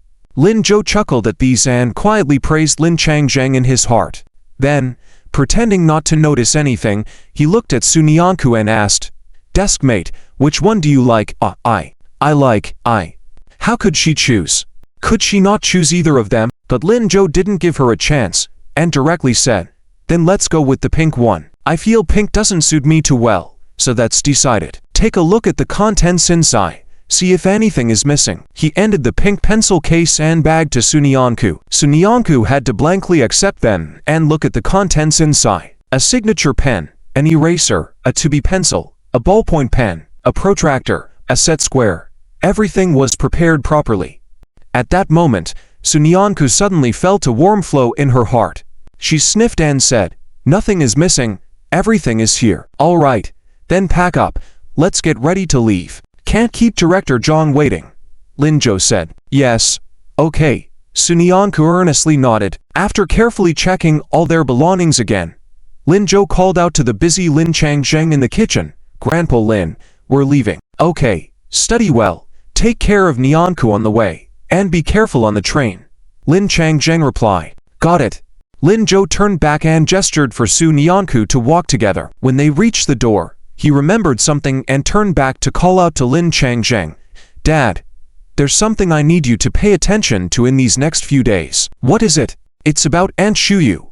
Lin Changjing hurriedly came out from inside the house. Oh right, almost forgot to ask you. How is she doing? Well, it's a long story, but when you see Aunt Chin and Aunt Sweetie tomorrow, tell them not to open Aunt Shuyu's box. Inside is medication for depression. She probably doesn't want anyone to know. Depression? What's that? In this era, depression was not commonly known, especially in a small county like Jiangcheng, where Lin Changjing had never heard of it. Lin Zhou thought for a moment and explained seriously, it's a mental illness where the person cannot control their emotions well and needs medication to help treat it. So Aunt Shuyu might act extreme sometimes, but don't provoke her, as it will only worsen the situation. Let her adjust slowly and she will get better. Oh, okay. Lin Changjing said, a bit flustered. I'll tell Shulin tomorrow. Yes, tell her, but make sure to keep it a secret, act as if nothing happened. Keep an eye on Aunt Shuyu these days and see if she's in touch with that Han Yuanmo. All right, I got it. Okay, I'm really leaving this time. Okay. Call me if you need anything. Got it. Got it. Lin Zhou, you're overbearing. Would your old men even survive without you? Hurry and go. If you don't do well in the exam, I'll break your legs when you get back. Lin Zhou laughed heartily and didn't linger. He headed downstairs, took a bus to the train station. Su Nianku had never taken a train before and was very nervous throughout the journey. When they were close to the station, she couldn't help but ask Lin Zhou, Will I get motion sickness on the train? Should I buy some medicine? It's over 10 hours. Last time they went to the provincial capital for exams, they took a bus, which was a shorter journey. Sunyanku had heard that people often get motion sickness during long trips. She was scared. Lin Zhou smiled and said, "Don't worry, it's very stable. You won't get motion sickness at all." "Really?" "Yes." "Lin Zhou, how do you know everything?" Sunyanku admired his intelligence. It was true that asking Lin Zhou for help was always effective. Upon arriving at the train station at 7:20 in the evening, John Shuki was already waiting at the entrance. However, Lin Zhou was surprised to see Liu Qingyan even after getting off the train. In the morning, John Shuki had told them that he would be the only one leading the group this time. Lin Zhou was puzzled and asked, "Teacher Liu, why are you here too? What's wrong? Can't I come? I am your homeroom teacher."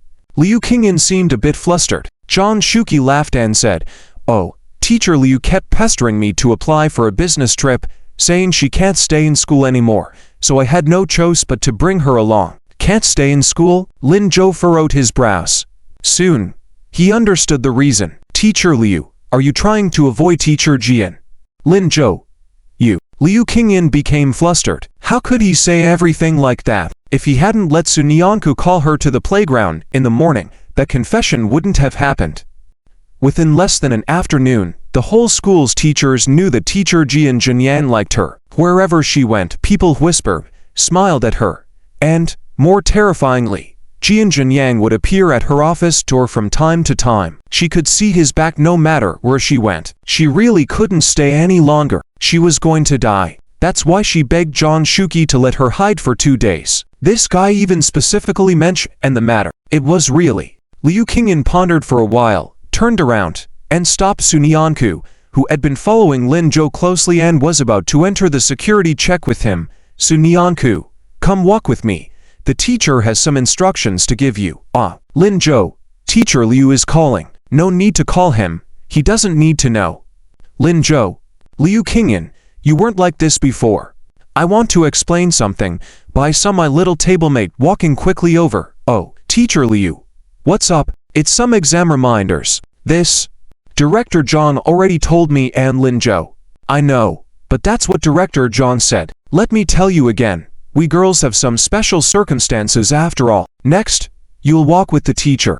"Lin Zhou, how does he not know that there are specific guidelines for boys and girls?" "Teacher Liu, your reasons are really flimsy." But unfortunately, Sunyanku was originally a simple little girl. As soon as Teacher Liu explained, she believed right away, nodded immediately, and earnestly said, "Okay, Teacher Liu." Lin Zhou was speechless. At this moment, he regretted why he had to be so cheeky just now. He had just casually mentioned Teacher Jian to Teacher Liu. Should have let Teacher Jian stay single. Now, he felt embarrassed to call back the little tablemate. He could only shake his head and reluctantly followed John Shuki. However, it must be said that Teacher Liu now looked just like Teacher Jian Jianyang from yesterday after she confessed her feelings. Both seemed to want to tease him. John Shuki next to him chuckled directly. "Haha.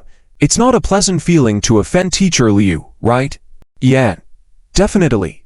You're too young after all. It's hard to raise noble women and common men, and Teacher Liu is, after all, a woman." Then, "Director John, what should I do now?" "What to do?" While putting his bag on the security machine, John Shuki said, "Shill, can't we separate even before the exam? I think it's great." Yuan Sunyanku remain calm and focused. "Handle the exam well. Don't mess up for me."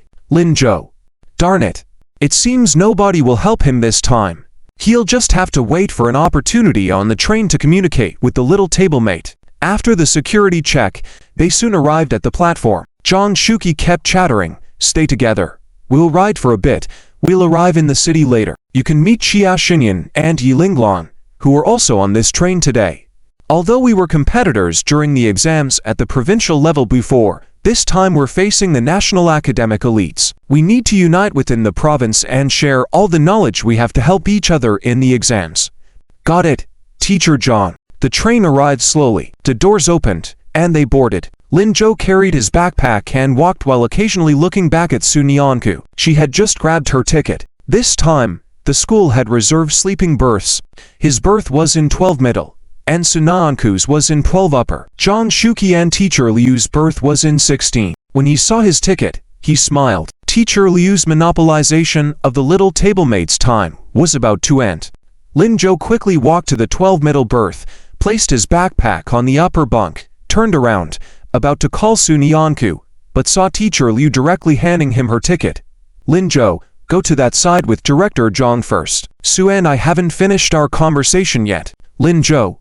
Teacher Liu, who's usually generous, could be so petty. Although he wanted to refuse, Lin Zhou finally shook his head, winked at Sunyanku, indicating she should wait for him. Reluctantly, he followed John Shuki to the 16th berth. Sunyanku watched Lin Zhou's back, slightly raised her lids, and smiled. She didn't expect Lin Zhou to have such a moment of weakness. However, it seemed she didn't really want to see him in a weak moment. Sunyanku thought for a moment, looked at Teacher Liu. Teacher Liu, are the guidelines you need to tell me very long? If not, can we finish it quickly? Yes. It's quite long. Can't finish in a short while. I'll stay here tonight. Oh. This. What's wrong? Sunyanku, any questions? No questions. That's good. Your bunk is the upper berth. Sit up and rest for a while. Okay. Sunyanku had to nod in agreement, but she felt something was off. At least until now, walking with Teacher Liu, she hadn't mentioned any guidelines at all. Despite her thoughts, she didn't dare to refute. She carefully placed her backpack on the table nearby. While sitting in her seat, she couldn't help but ask, Teacher Liu, are you really not because of Teacher Jian? Before she could finish her sentence, she heard Teacher Liu anxiously say, No. How could a teacher be influenced by other teachers? Is a teacher that kind of person? It seems so. But Sunyanku didn't dare say that and just smiled. Of course not. Yes, the teacher's actions are also for your safety and consideration for the exam. This is your first time on a train, and the teacher promised your grandparents to take care of you. But didn't you take care of me like this before? Thank you, teacher. You're welcome. The conversation ended. Teacher Liu didn't say anything further. After sitting for a while, Sunyanku felt bored. After some thought, she decided to sneak out and go to the front of the train to get some water. When she first boarded, Lin Zhou had pointed out where to get hot water. Going there, she might still see Lin Zhou. She thought she would greet him, say she was fine, and ask him not to worry. Thinking so, Sunyanku picked up her cup, stood up cautiously, and Teacher Liu didn't stop her. Just as she was about to leave, she suddenly heard a surprised voice, Sunyanku, it's really you. Sunyanku. Sunyanku was slightly stunned, turned around, and saw Jin Xuanping. At the same time, Teacher Liu opened her eyes. She curiously looked towards Jin Xuanping and appeared displeased. Who is this classmate? Why does he seem so familiar with Sunyanku? And why does he look like a peacock flaunting its feathers? Jin Xuanping did indeed look like a peacock at the moment. After being embarrassed by Sunyanku and that old Liu at the snack street, he slinked back home. When he was getting ready to leave, he felt that something was off. He was a college student after all, and also a hot guy. During school, many girls pursued him. Even if he couldn't outperform Lin Zhou in academics, in terms of looks, he definitely wasn't worse off. Why did he just leave like that? What if Sunyanku actually liked good-looking guys like him? Thinking this way, Jin Xuanping suddenly felt confident. He quickly changed into his favorite outfit, tittied his hair a bit, styled it, sprayed on some cologne, and headed straight to the snack street. Unfortunately, Sunyanku was no longer there. Seeing that the train was about to leave, Jin Xuanping had no choice but to rush to the station. As he pondered, he decided that next time he returned, he would have to challenge that Lin Zhou and maybe steal Sunyanku. Unexpectedly, he met Sunyanku again on the train. When he saw her as he boarded, he couldn't believe it. He specially came over to confirm. At this moment, Jin Xuanping was overjoyed. Thankfully, his new clothes and hairstyle remained tidy.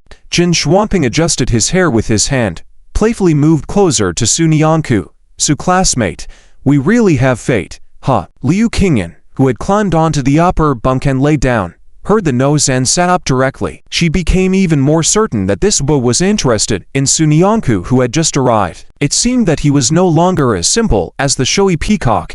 He was practically like a courting peacock. For some reason, usually Liu Qingyan didn't really stop her classmates from chatting each other up. But seeing this classmate made her especially uncomfortable.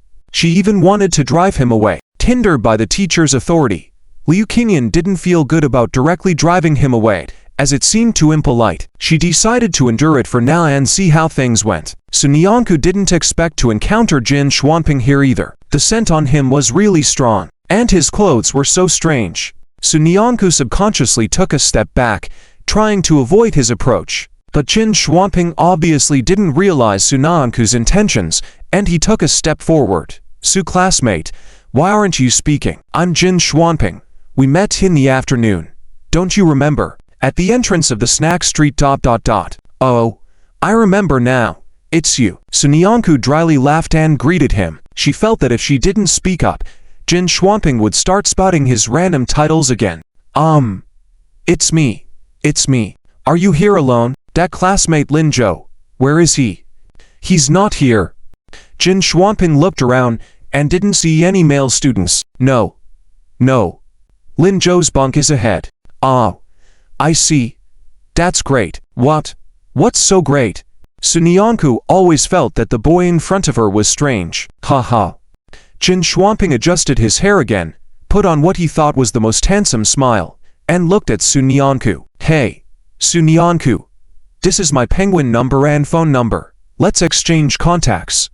But I already told you that I have. I know, you almost have a boyfriend. But Su classmate, you probably don't know, high school relationships are the most fragile. Maybe you guys will break up before going to university. By then, you'll definitely need another boyfriend. You can consider me. I'm quite popular with girls at our school. Jin Xuanping shook his hair again.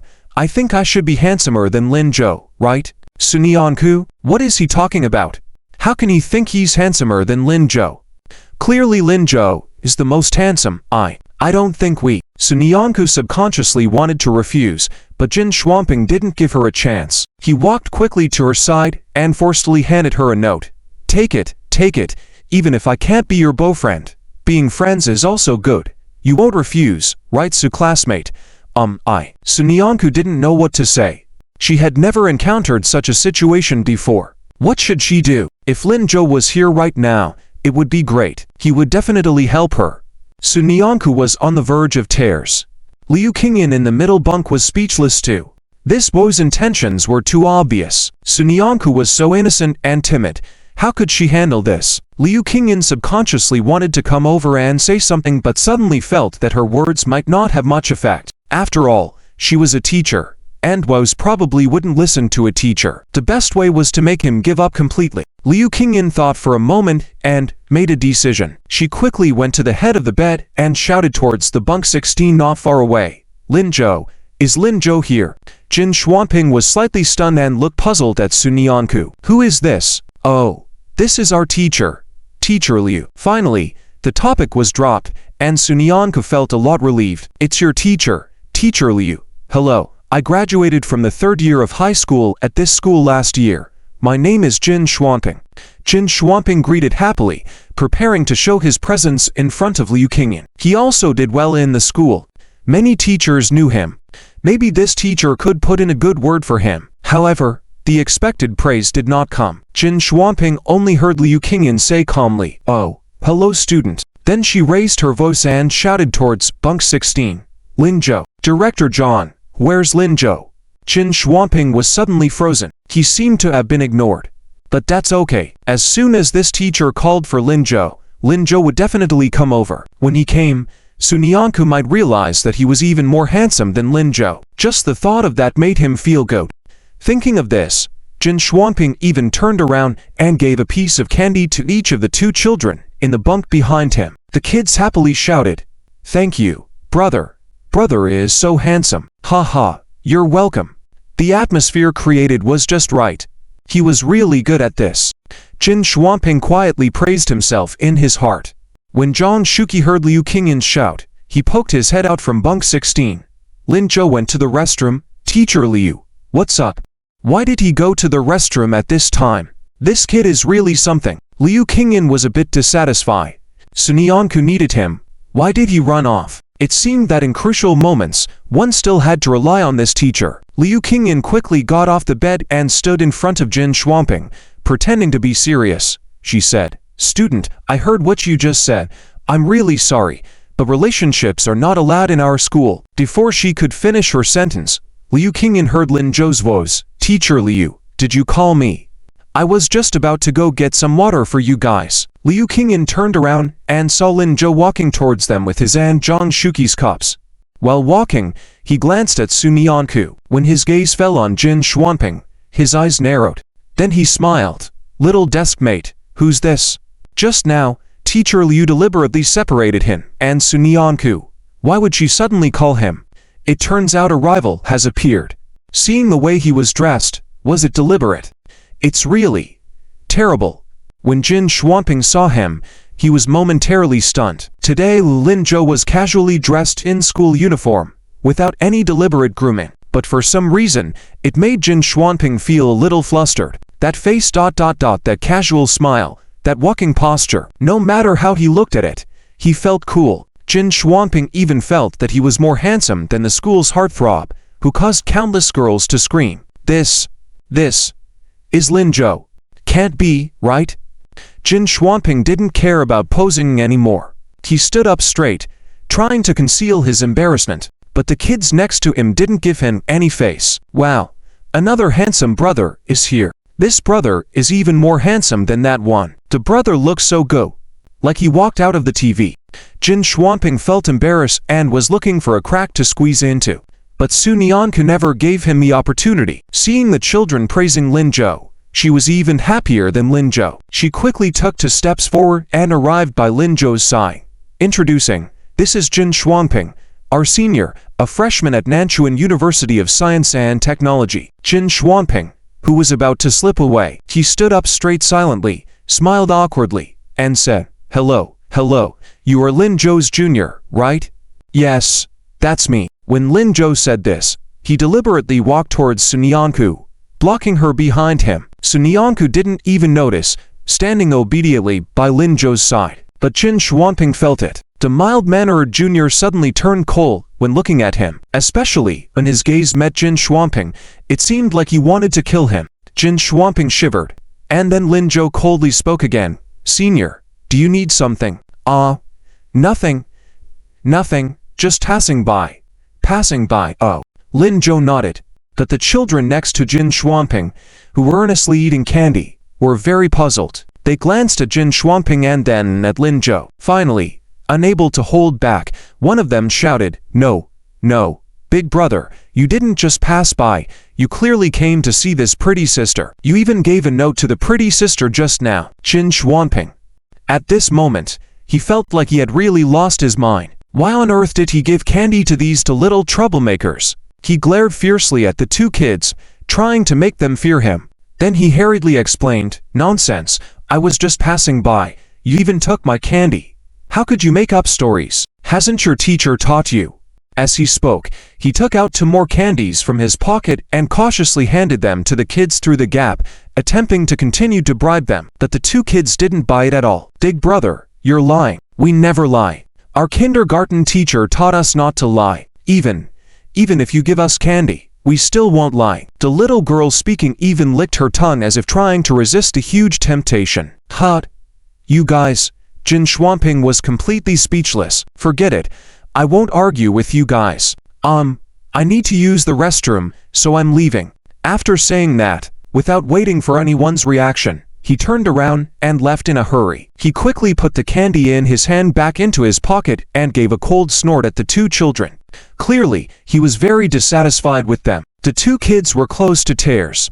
Why is this big brother like this? Wah. There's no more candy to eat. Seeing this, Lin Zhou chuckled and exchanged a glance with Su Nianku, laughing. Su Nianku took out a bunch of candies from her pocket and glanced at Lin Zhou before handing them to the 2 kids, saying, All right, stop crying. Here, sister has candies for you. Come on, eat them." Lin Zhou would give her a large amount of candy every day. She couldn't eat them all by herself. These 2 kids made her so happy. She decided to share the candies with them. The 2 kids' eyes lit up immediately. "Wow, so many candies. Thank you, sister. You're so nice." Sister is the prettiest sister in the world. In the children's world, everything was so simple. Whoever gives them treats is the best. Sunyanku watched them with Joanne pointed to Lin Jo beside her earnestly saying, "No need to thank me, you should thank Big Brother. These candies were given to me by Big Brother. I can only give them to you after Big Brother agrees." Wow. Big Brother gave all of these. Big Brother is so generous. Yes. Yes. Big Brother is way better than the other beau earlier who isn't as good looking and is stingy. Humph. This Big Brother is the best, sister. Don't choose the other one. Choose this Big Brother. Sunyanku giggled as she listened. These two kids were really cute. It was so fun chatting with them. Lin Jo noticed and walked over. He took out a big bag of candy and a big bag of sunflower seeds from his backpack and handed them to the kids. "Come, Big Brother has more. Eat them all. Enjoy with sister." Okay. The two kids' eyes widened. Wow, so many delicious things. Big Brother is the best in the world. Sister, come quickly. Let's eat together. One on each side. The two kids held Sunyanku's hands and led her to their bunk bed, pouring all the treats on the bed. The kid's grandmother stood up, gestured for Sunyanku to take the best seat, saying, "Come, come, little girl, sit down quickly. Eldest sister, second sister, don't bully the sister. We won't bully the sister. We love the sister the most. Sister, sister, do you love us?" They looked up with shining eyes, full of expectation. Sunyanku happily nodded. "Yes, sister loves you the most." Lin Jo sat on the bunk behind her, watching with a smile. Nearby, Liu Qingyan looked puzzled. "Why? Aren't you going to eat with them?" "No. Let them eat. Even though I gave them candies earlier, why give them again? Weren't those snacks for the road?" "Yes. But our little classmate is rarely this happy and rarely gets to play with others. I can always buy more snacks after getting off the car." As he spoke, he didn't turn his head, just stared at Sunyanku. It seemed like his eyes were focused only on her. Liu Qingyan felt a bit envious. Lin Jo was unexpectedly attentive. Maybe it was a mistake to occupy his bunk. Perhaps he should be more tactful and leave quickly. But just as this thought crossed her mind, Liu Qingyan recalled what Jian Zhengyang had said. The way he spoke, and Lin Zhou's behavior at that moment, were strangely alike. In that instant, Liu Qingyan suddenly woke up. "Lin Zhou, were Jian Lashi's words from you?" What words?" Lin Zhou turned around, looking puzzled at Liu Qingyan. Without answering, Liu Qingyan simply moved aside and gave way to Lin Zhou, saying, "You should go and sleep with Director John, right?" Lin Zhou. After a moment of hesitation, he finally understood Liu Qingyan's meaning. He hurriedly explained, "No. Lao Shai Liu. Listen to me. Those words really weren't from me. Jian Lashi may have a special talent. His confession is so cheesy. It really has nothing to do with me. You can't judge me based on Jian Lashi." Liu Qingyan looked at Lin Zhou coldly. Lin Zhou immediately stopped talking and silently walked towards room 16. Currently Liu Qingyan probably hasn't figured out her feelings towards Jian Zhengyang yet, feeling confused. That's why she's been avoiding Jian Zhengyang and projecting her frustrations onto him. However, Teacher Liu has always been a great teacher. Lin Zhou never doubted that. It's just a bit amusing that she's so sensitive about that confession. It seems like Jian teacher has a chance. And she's not heartless. When faced with a rival, her first thought is to confront him. Just based on this, Lin Zhou doesn't plan to hold it against her. She must be feeling very confused now. It's good to have her little deskmate accompany her. The pure nature of the little deskmate might help her figure things out. Lin Zhou smiled and then turned to look at Sunyanku. "Little deskmate, give me your coat. It's so hot in the carriage. I'll help you pack it up." Sunyanku, who had been playing around with the kids for a while, was indeed feeling hot. She didn't hesitate and handed her coat over, saying, "Okay. Thank you." "You're welcome." Lin Zhou smiled and took the coat. Without leaving a trace, he slipped his hand into her pocket. After taking out the little note, Lin Zhou casually folded the coat neatly and placed it in Sunyanku's bag. "Little deskmate, all set. I'm going over there. Call me if you need anything." "Okay."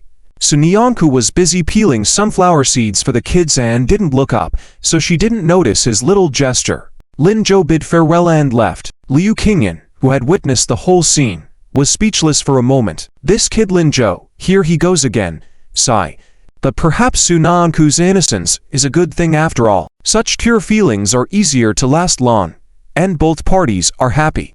Not like me. What should I do? Liu Qingyan had never thought that at 30 years old, she would still be entangled in such messy emotions like a little girl. Unable to comprehend, she lay down on her bed, covered her head, and fell asleep. Back at his berth, Linjo noticed John Shuki reading a book. Without disturbing him, he swiftly walked to the corner of the carriage. Taking out the little note, he unfolded it to read. Hello, Sunyanku. I'm Jin Schwamping. Phone number 135 *****************.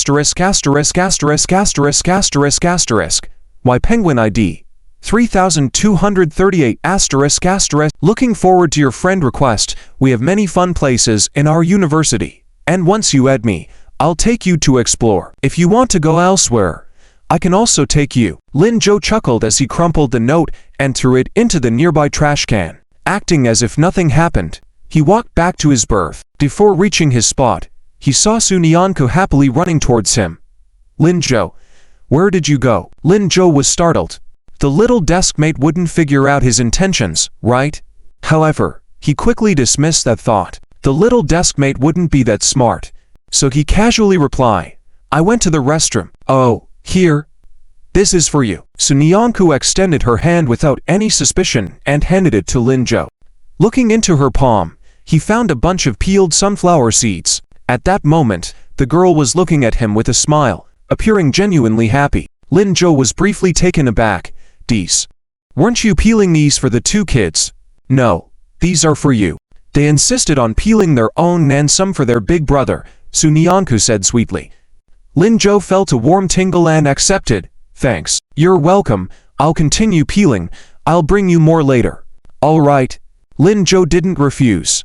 Watching Sunyanko cheerfully skip back to the kids, he stuffed the sunflower seeds into his pocket, climbed onto the middle berth. John Shuki's berth was directly opposite to his. Just as he was about to lie down, Linjo sensed a pair of eyes fixed on him. Turning, he saw John Shuki adjusting his glasses, looking at him, slightly puzzled. Oh, John Director, do you want some? HMPH. I don't need such junk food. I've reminded you all so many times at school to eat something nutritious. Before John finished, Linjo swiftly tossed over a packet of sunflower seeds and a pack of chips. Let's eat together. John Shuki paused, then placed his book down, tore open the chips with a mutter. I told you I don't eat them. Yet you still insist. Linjo couldn't help but smile in resignation. The train slowly moved. The sky was gradually darkening. At 8 o'clock, the moon was already hanging high in the sky. On the platform of Jiangzhou City train station, Chia Xinyan stood with her backpack, looking excitedly towards the direction of the incoming train. Beside her, Yi Linglong's face was tense. She was about to meet Linjo and Sunyanko soon. These two people seemed to have pricked into her heart like two thorns recently. Their grades were getting more outstanding each time, and she couldn't catch up no matter how much effort she put in. What's worse, it seemed like they were in a relationship. Sunyanko was very good to Linjo, at least that's how it appeared to her. As for Linjo, he didn't seem that good. These days, Yi Linglong painstakingly recalled the last time they met at the shopping mall. Initially, she thought it was Sunyanko, but the more she thought about it, the more it didn't add up. If Sunyanko was really that beautiful, why would she hide herself? How could there be girls in this world who didn't love beauty? It's impossible. At least she had never seen one before. Moreover, she was certain that Linjo knows the beautiful girl. It's just that Sunyanko was unaware. This time, she must make Sunyanko see Linjo's true colors. Thinking so, Yi Linglong also glanced in the direction Qiao Xinyan was looking. Behind them, two teachers were standing. One looked average, but dressed very attractively. She pushed a suitcase and spoke to the slightly thinner but prim-looking female teacher beside her. Teacher San, don't worry, meeting Liu Qingyan won't be a big deal. I'll chat with her when we get on the train and share some tips on how to raise good students so you can achieve those grades next year too. Upon hearing this, Song Linlin was instantly grateful. Thank you so much. Teacher Wang, you're really a saint. May I help you with your luggage? As Wang Che handed the suitcase over to Song Linlin, she feigned modesty, saying, Oh, no need. I can handle it myself. Song Linlin was touched and failed to see through her deceptive behavior. She quickly bowed humbly. Thank you so much. Teacher Wang, you're really kind. Let me know if you need anything later. Kevin, the plot has been going smoothly lately, but I reconsidered the chapter 1 wrote yesterday and decided to revise it. Let's switch Wang Che and Song Linlin.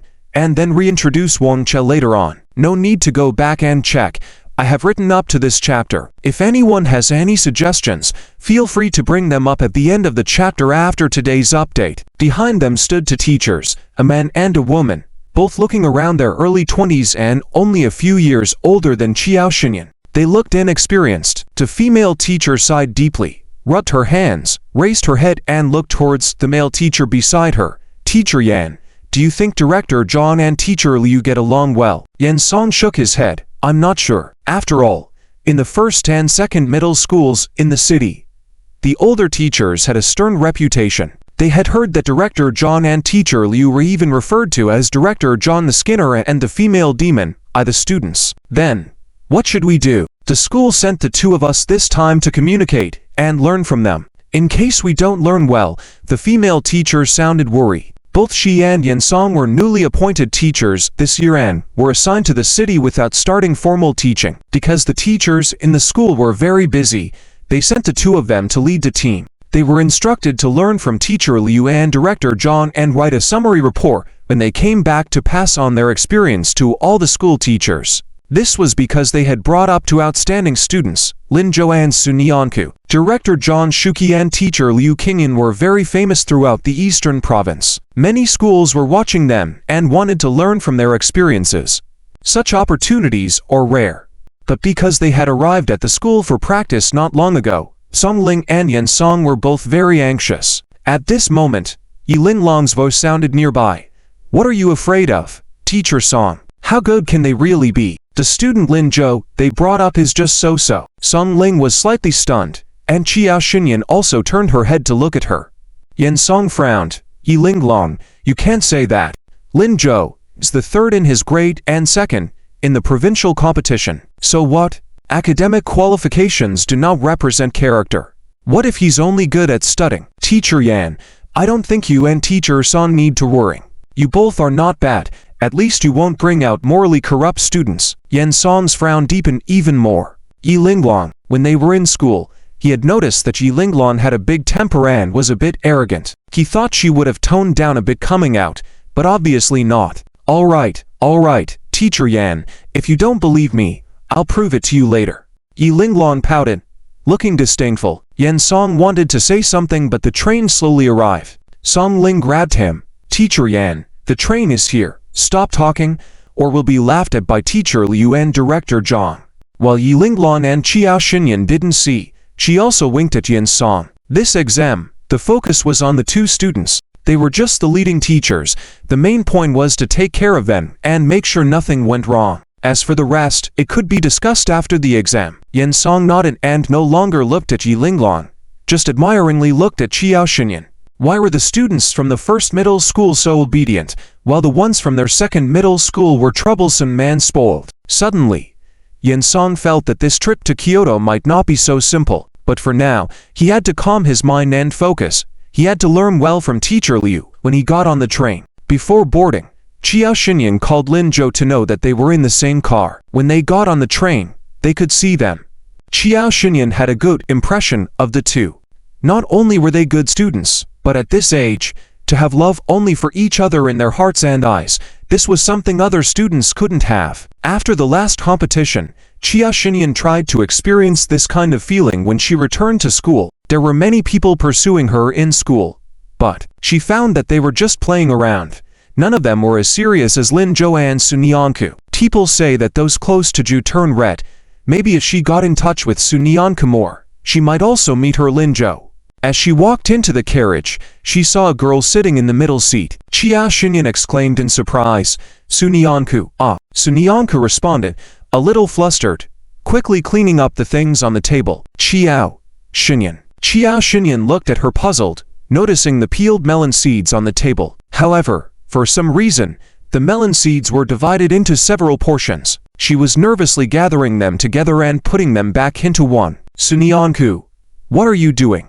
Oh, nothing. Su Nianku smiled and pointed to the melon seed bag on the table. Want some melon seeds? There are more inside. Well, I'll pass for now. I need to go to our berth to put down the luggage first. Okay. Su Nianku nodded. Qiao Xinyan smiled again and looked around. Where is Lin Zhou? Where Su Nyanku was, Lin Zhou shouldn't be far behind. He's also in front, with Teacher John. Oh, I'll go over first. I'll come find you later to play. Okay. Su Nyanku waved as she left, then she noticed Yi Linglong behind her. Unconsciously, she restrained her smile. Student Yi Linglong. Su Nyanku. I have something to tell you. Out. What? For some reason, Su Nyanku had a feeling that Yi Linglong wouldn't be saying anything good. She tensed up involuntarily. Well, about Lin. Yi Linglong was about to speak, but suddenly heard Lin Zhou's voice not far away. Deskmate. Here. Su Nyanku turned back in surprise, and Yi Linglong also looked towards the voice and saw Lin Zhou peeking out from the front. It seemed like he didn't see her, his gaze only landing on Su Nyanku. Do you have more melon seeds? Yes. Yes. I'll get them for you right away.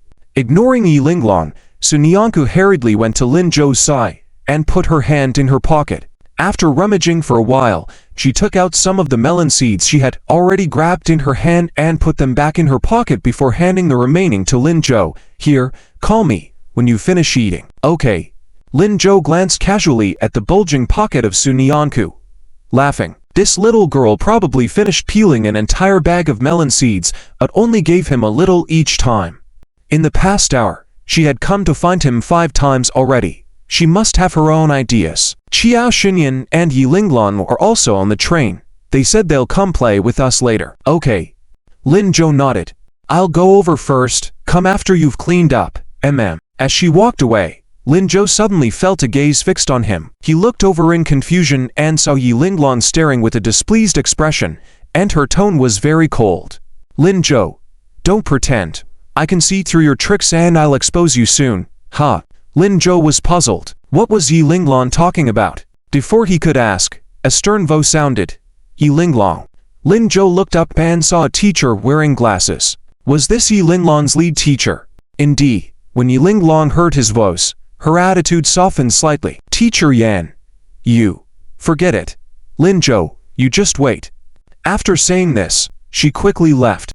Lin Zhou was dumbfounded again. He rubbed his chin, looking at Yi Linglong's back. Yan Song came over with a smile. Lin Zhou, sorry. Yi is not a bad person, she's just. I know. It's okay, teacher. I don't mind. He had already figured out what kind of person Yi Linglong was during their last visit to the provincial capital. Xian Wenxi. Thinking of Wenxi, Lin Zhou suddenly paused. No. Better not say. It really shouldn't be said. Before Wenxi's awakening, she was exactly like the current Yi Linglong. It seemed like he had to let Yi Linglong see the truth early. Otherwise, this trip to Kyoto might not go so smoothly. There were exams to think about. He wasn't in the mood to deal with these little things, and neither was his deskmate. It was too affecting. That's good.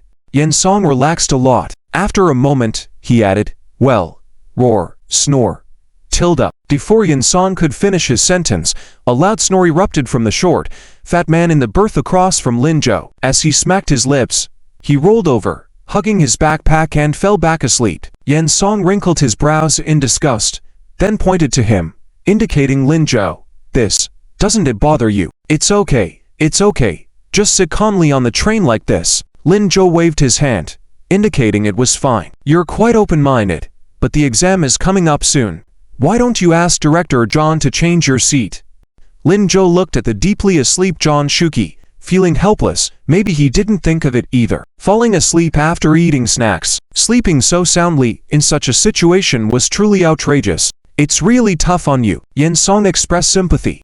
After a moment of thought, he continued, where are Director John and Teacher Liu? My colleague and I wanted to greet them. Don't worry. If you're embarrassed to ask, I'll do it for you. Director John and Teacher Liu have high expectations of you. They'll definitely want to find a way to change your seat so you can rest well and not be delayed in your studies. Lin Zhou paused and tentatively asked, do you want to find Director John? Yes, they're around here, right? I'll call them for you. Lin Zhou reached out and, to Yan Song's surprise, touched the fat snoring man in front of him, then said, Director John, someone is looking for you. Yan Song's hand stiffened, his face full of disbelief. He's John. Director John. Director John shouldn't be a very serious person, right? How? This? Lin Zhou ignored both of them, Noticing that Zhang Shuqi had not woken up, he took out a pack of spicy strips and threw it at Zhang Shuqi, saying, "Director Zhang, have some spicy strips?" Then, the person sitting on the bed quickly sat up and exclaimed, "What? Spicy strips? Where?" Yan Song. This was so different from the image of Director Zhang that he had in his mind. Song Ling, behind him, also widened her eyes in shock. Both of them looked at Zhang Shuqi in astonishment as he sat up, grabbed the spicy strips randomly, and finally sat down quietly. While yawning and tearing open the spicy strips, he seemed to have finally noticed the presence of Yan Song and Song Ling. He yawned halfway, then suddenly froze. "Who are these two?" "Oh, they are from City High School."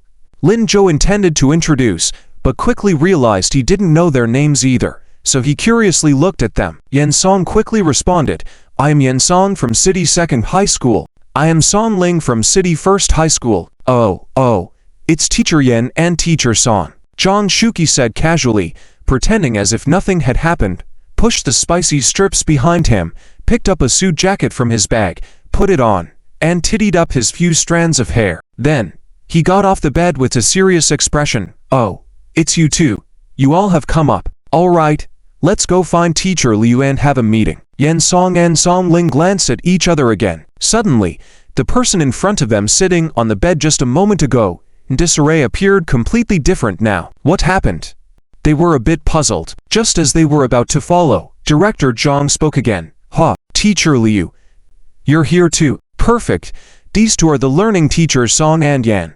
Let's have the meeting over here." Liu Qingyan, who just came out of the restroom, was a bit puzzled. A meeting? Wasn't it supposed to be relaxed and casual before? Why did it suddenly become so serious with a meeting? Yes, a meeting. Get ready. Liu Qingyan thought with confusion, looking at Lin Zhou. Lin Zhou shrugged, remaining silent. He didn't expect Director Zhang to be this different before and after. Yan Song and Song Ling were even more bewildered, especially Yan Song. His eyes widened. Before getting on the car, he had discussed with Song Ling that this so-called witch Teacher Liu, even if she wasn't as old as Director Zhang, should be in her 40s at least. So why was she called a witch? Such a teacher would normally be more difficult to approach. They were still perplexed, thinking that they had to be careful when speaking, so as not to upset her. But they never expected Teacher Liu to be such a beautiful young lady, completely different from the conservative and serious female seniors at their school. She was wearing shorts on her lower body, a tight-fitting top, and a casual jacket over it. With her big wavy hair, she looked unbelievably beautiful. Yan Song didn't know how to react for a moment. It was Song Ling who first regained her composure. "Teacher Liu." Liu Qingyan nodded. "Yes. It's me. You are the team leader Song and Yan from the city, right? I just saw Jiao Xingyan and Yelling Long." Yes, that's right. "Teacher Liu, hello. No need to be so polite. Your principal told me to take care of you and Director Zhang on the way here. I may look a little older than you, so you can call me Sister Liu, more friendly," Liu Qingyan said, taking out a small notebook like a magician from behind. "I don't have much to teach you, just some professional experience from these years and ways of teaching students. I can talk to you a bit about it. As for the reports you were supposed to write, I will inform your superiors later. Don't write them. That thing, besides wasting time, is useless." Even though she was trying to avoid Jian Zhangyang, Liu Qingyan was still very prepared when it came to work. Song Ling suddenly felt warm in her heart. All the worries and fears from just before vanished completely. "Thank you so much, Sister Liu." Seeing Yan Song not moving, she nudged him. Yan Song also quickly and excitedly said, "Thank you so much." But both of them still nervously looked at Director Zhang. Clearing his throat to appear more serious, Director Zhang spoke in an official tone. "Well, then let's have the meeting here." He pointed to the bed beside him. Then, he looked up at Lin Zhou. "Fellow student Lin Zhou, please give up your seat and do not disrupt our discussion." As he spoke, he winked at Lin Zhou when the other teachers weren't paying attention. Lin Zhou was slightly surprised but quickly understood Zhang Shuqi's meaning. Today's snacks did not go to waste on Director Zhang. He immediately got off the bed. "All right, Lin Zhou." Liu Qingyan was a bit puzzled. Wouldn't it be more convenient for him to take his place? "Teacher Liu, the meeting is starting. Let's not waste time." Director Zhang's mechanical voice sounded again. Liu Qingyan. She silently turned back, accepting this reality. "All right, let's begin. By this time, Lin Zhou had already walked over to Zunyanchu. Zunyanchu was still diligently cracking sunflower seeds, unaware of his approach. Lin Zhou stopped in front of her, watching her focused expression, and suddenly burst into laughter. The classmate sitting beside him today still had her hair tied in a high ponytail. Her school uniform was a bit loose, but due to the nourishment in the past 2 months, her body had more collagen. She lowered her head, revealing her fair neck. She was so stunning without even realizing it. Seriously taking out sunflower seeds from the bag, she carefully peeled them. Placing each sunflower seed neatly, she continued to smile. Just as Lin Zhou was about to greet her, he heard her muttering to herself, "There are still 100 sunflower seeds left. I'll give Lin Zhou 25 each time. I can go see him 5 times before bedtime." Lin Zhou couldn't help but burst into laughter. Zunyanchu was startled, raising her head in panic and clutching the sunflower seeds close to her chest. Lin Zhou, why are you here?"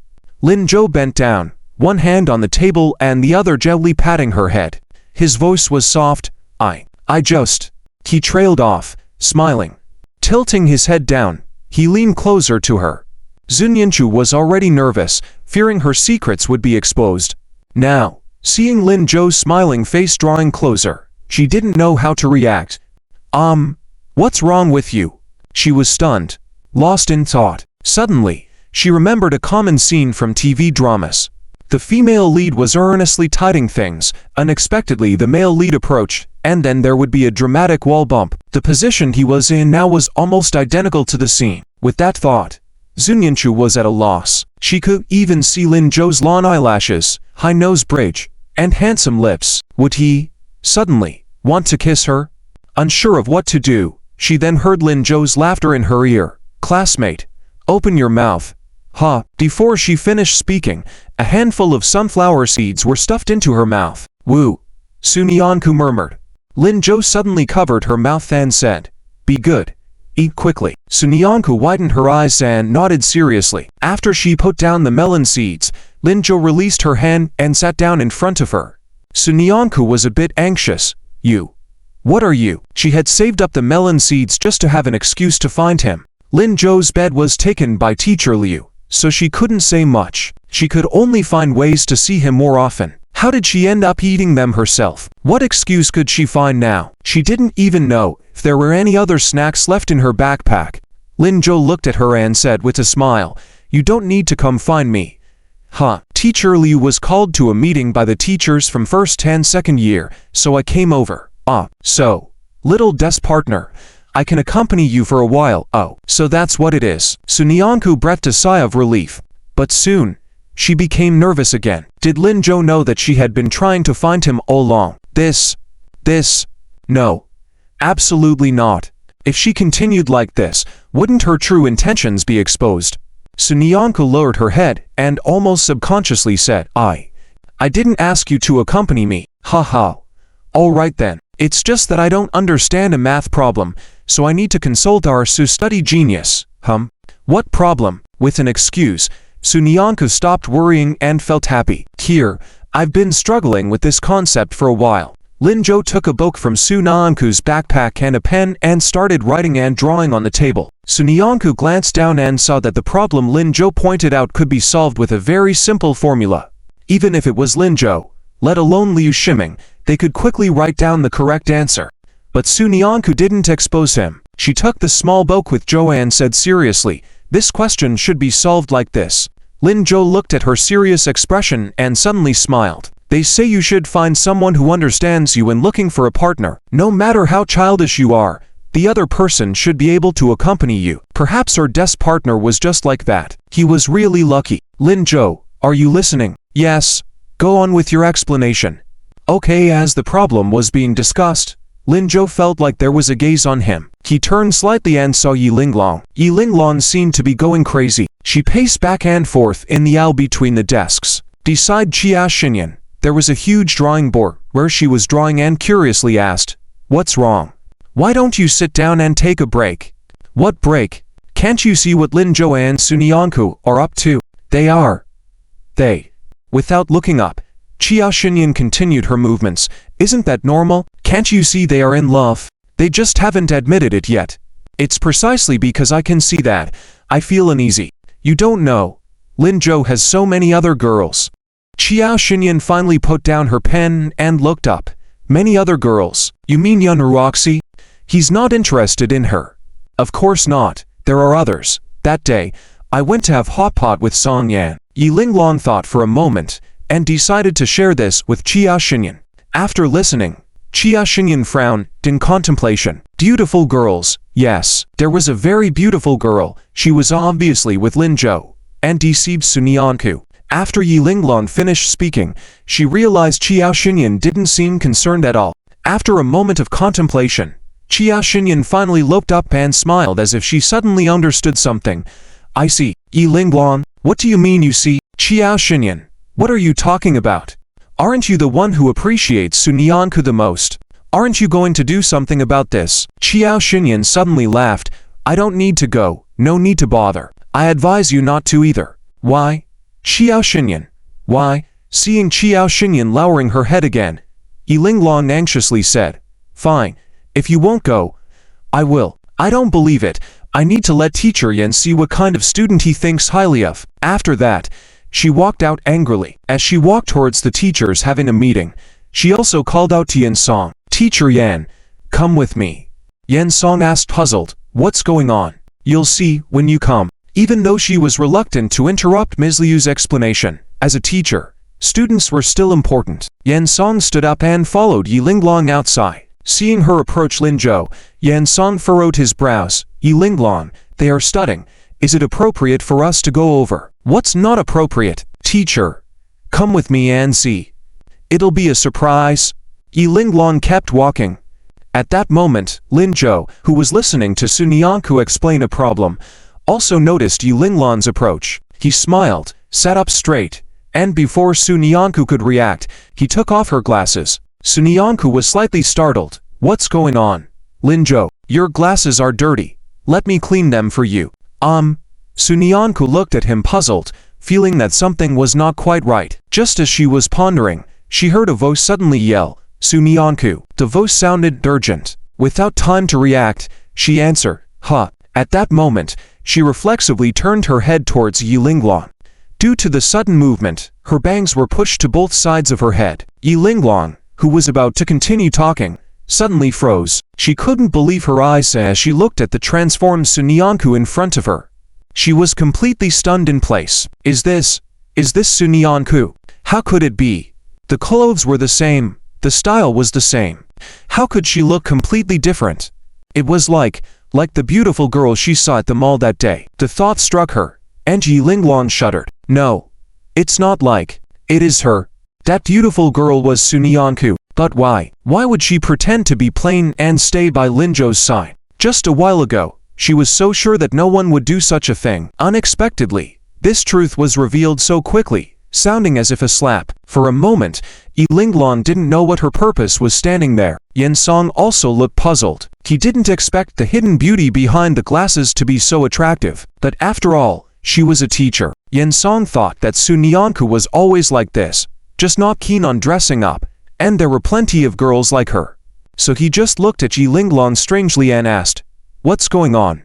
Yi Linglong, Yi Linglong suddenly felt flustered. For a moment, she didn't know how to explain. In the end, she quickly turned around and ran back to her own desk. Yan Song watched her back in confusion. What's wrong with her? Nothing. She must have seen something she didn't want to see. Don't worry. Later I and Sun Yanku will go and comfort her. All right. Thank you, classmate Lin Zhou. I'll leave Yi Linglong to you. I have to go continue the meeting. You're welcome. After Yan Song left, Sun Yanku turned back, feeling puzzled. She felt like everyone today was acting strange. Just as she was wondering what was going on, Sun Yanku suddenly realized that Lin Zhou had just taken off her glasses. She panicked and covered her face in a hurry, saying, Oh, Lin Zhou, it's okay. Don't be afraid. I did it on purpose for her to see. Don't worry. But why? To avoid unnecessary trouble. Little deskmate. Let's not worry about them. Come. Let's continue discussing the topic. Oh. Okay. Although she was curious, if Lin Zhou said not to worry about it, then she wouldn't. Qiao Xinyan saw Yilinglong return and finally put away her brushes, asking, "Weren't you going to find Lin Zhou? Why are you back? Did you get what you wanted?" No. No. It's not like that. How could it be Su Nianku? Yilinglong didn't answer Qiao Xinyan's question at all, muttering to herself, "Huh, it looks like you saw it. Lin Zhou intentionally made you see it, right?" Yilinglong turned to Qiao Xinyan in shock. "You already knew it was Su Nianku. Have you met her too? Why didn't you tell me?" "Not that early, just when you mentioned it earlier." What? When you were talking to me just now, I was thinking that the person you mentioned must be Su Nianku. But why did you think that? Why couldn't she think the same? Lin Zhou really looked like a playboy, because Lin Zhou is a very devoted person. Yilinglong, you can't judge a book by its cover. Qiao Xinyan leaned back on the bed, nodding. Yeah. Do you know why Lin Zhou always scores 148 on his exams? Why? Isn't it just a coincidence? A coincidence? Can it happen every time to score 148? Yilinglong, you're a top student too. Can you do that? Yilinglong was astonished once again. She couldn't do it. In all these years, she had never had the same exam scores twice. She didn't know anyone like that. How could Lin Zhou? An answer started to form in her mind, and Yilinglong suddenly looked at Qiao Xinyan in shock again. Qiao Xinyan knew she had figured it out and continued, "That's right. He's intentional. If I'm not wrong, in the upcoming national competition, he will still be the second. He's controlling his scores. But why? What do you think? What could make Lin Zhou give up the prize money? What could make Lin Zhou always settle for second place? Who could have that power?" A name was on the tip of her tongue, but Yilinglong couldn't seem to say it. Her heart felt blocked, unable to speak of the discomfort. Qiao Xinyan bluntly helped her finish the second half of the sentence, "Because of Su Nianku. Only if he's second, Su Nianku can be first." No. It must not be like that. If he really likes Su Nianku, why would he keep letting her appear so low profile, when she's clearly so beautiful? Qiao Xinyan stood up. "Yilinglong, have you forgotten about Su Nianku's background? She's different from us." Yilinglong was astonished once again. Su Nianku's background? She seemed to have been bullied all the time, almost didn't get into school, had experienced campus violence, and her family background was very poor. Someone like her, who cannot control her own destiny completely, showing that appearance will inevitably be targeted, bullied again, she might not be able to handle it. Are you saying Lin Zhou is protecting her? Yilinglong choked for a moment. Her mind suddenly felt chaotic. Everything she had been conflicted about for these days collapsed all of a sudden. She was going mad. Almost subconsciously, she exclaimed, "It's impossible. I don't believe it. How can there be such pure feelings in the world? All the boys nowadays, that they are not Lin Zhou." Yilinglong, just because we haven't encountered it, doesn't mean it doesn't exist. Yilinglong felt a pain in her heart. She gasped for breath heavily to ease the knot. "No, I still don't believe it. I refuse to believe it, unless he still takes second place this time. I don't believe that someone would give up the opportunity to be the number one in the national competition, the best chance to the most prestigious academy. Then let's wait and see." Qiao Xinyan didn't continue to argue with Yilinglong. She picked up her paintbrush again and resumed the unfinished painting. Yilinglong fell silent for a while, walked over to her side. Just as she was about to speak, she heard someone lightly knocking on their bed. Yilinglong raised her head and saw Lin Zhou. Seeing this, Qiao Xinyan smiled. "Lin Zhou, why are you here?" "Oh, I need to ask Yilinglong about something." Upon hearing this, Yilinglong froze. Could it be that Lin Zhou was here to make trouble for her? She had said before that Lin Zhou wasn't a good person, actually competing with a girl. She subconsciously took a step back, then saw Lin Zhou reach out his hand, saying, "The bracelet, is it yours?" Yilinglong lowered her head and saw the bracelet lying in Lin Zhou's hand. It was the one she had been wearing all the time. How did it end up in Lin Zhou's hand? "It fell near us just now and was picked up by the little Deskmate. Let me give it to you. Do you not want it?" I want it. "That's good. Take it." Yilinglong took the bracelet blankly. She then saw Lin Zhou turn around and walk away without looking at her again. It was only when he passed by Qiao Xinyan that he finally stopped. "So you can paint too?" "Oh, just a little bit." "That's nice. Girls should have more hobbies. If you have time, teach my little Deskmate." Qiao Xinyan was stunned for a moment, then smiled. It seems that no matter when, you always think of her. Lin Jo didn't deny it. She needs friends. True. Well, I'll ask her if she's interested when I have the chance. Thank you. Lin Jo nodded and left, leaving Yi Linglong still in a daze. He? What's wrong? You think he came to find trouble with you? He's not that idle. Do you believe that if it wasn't for Sun Yanku asking him to bring the bracelet, he wouldn't even come in person to deliver it? He would just give it to you when you pass by. Yi Linglong was taken aback. Is that so? At her seat, Sun Yanku saw Lin Jo come back and handed him the cooled tea. Are you done? Yeah. Little deskmate, why did you have to ask me to deliver it? She would have come to get it herself. Huh, I just felt like Yi Linglong seems to have a bias against you. Like when Cece.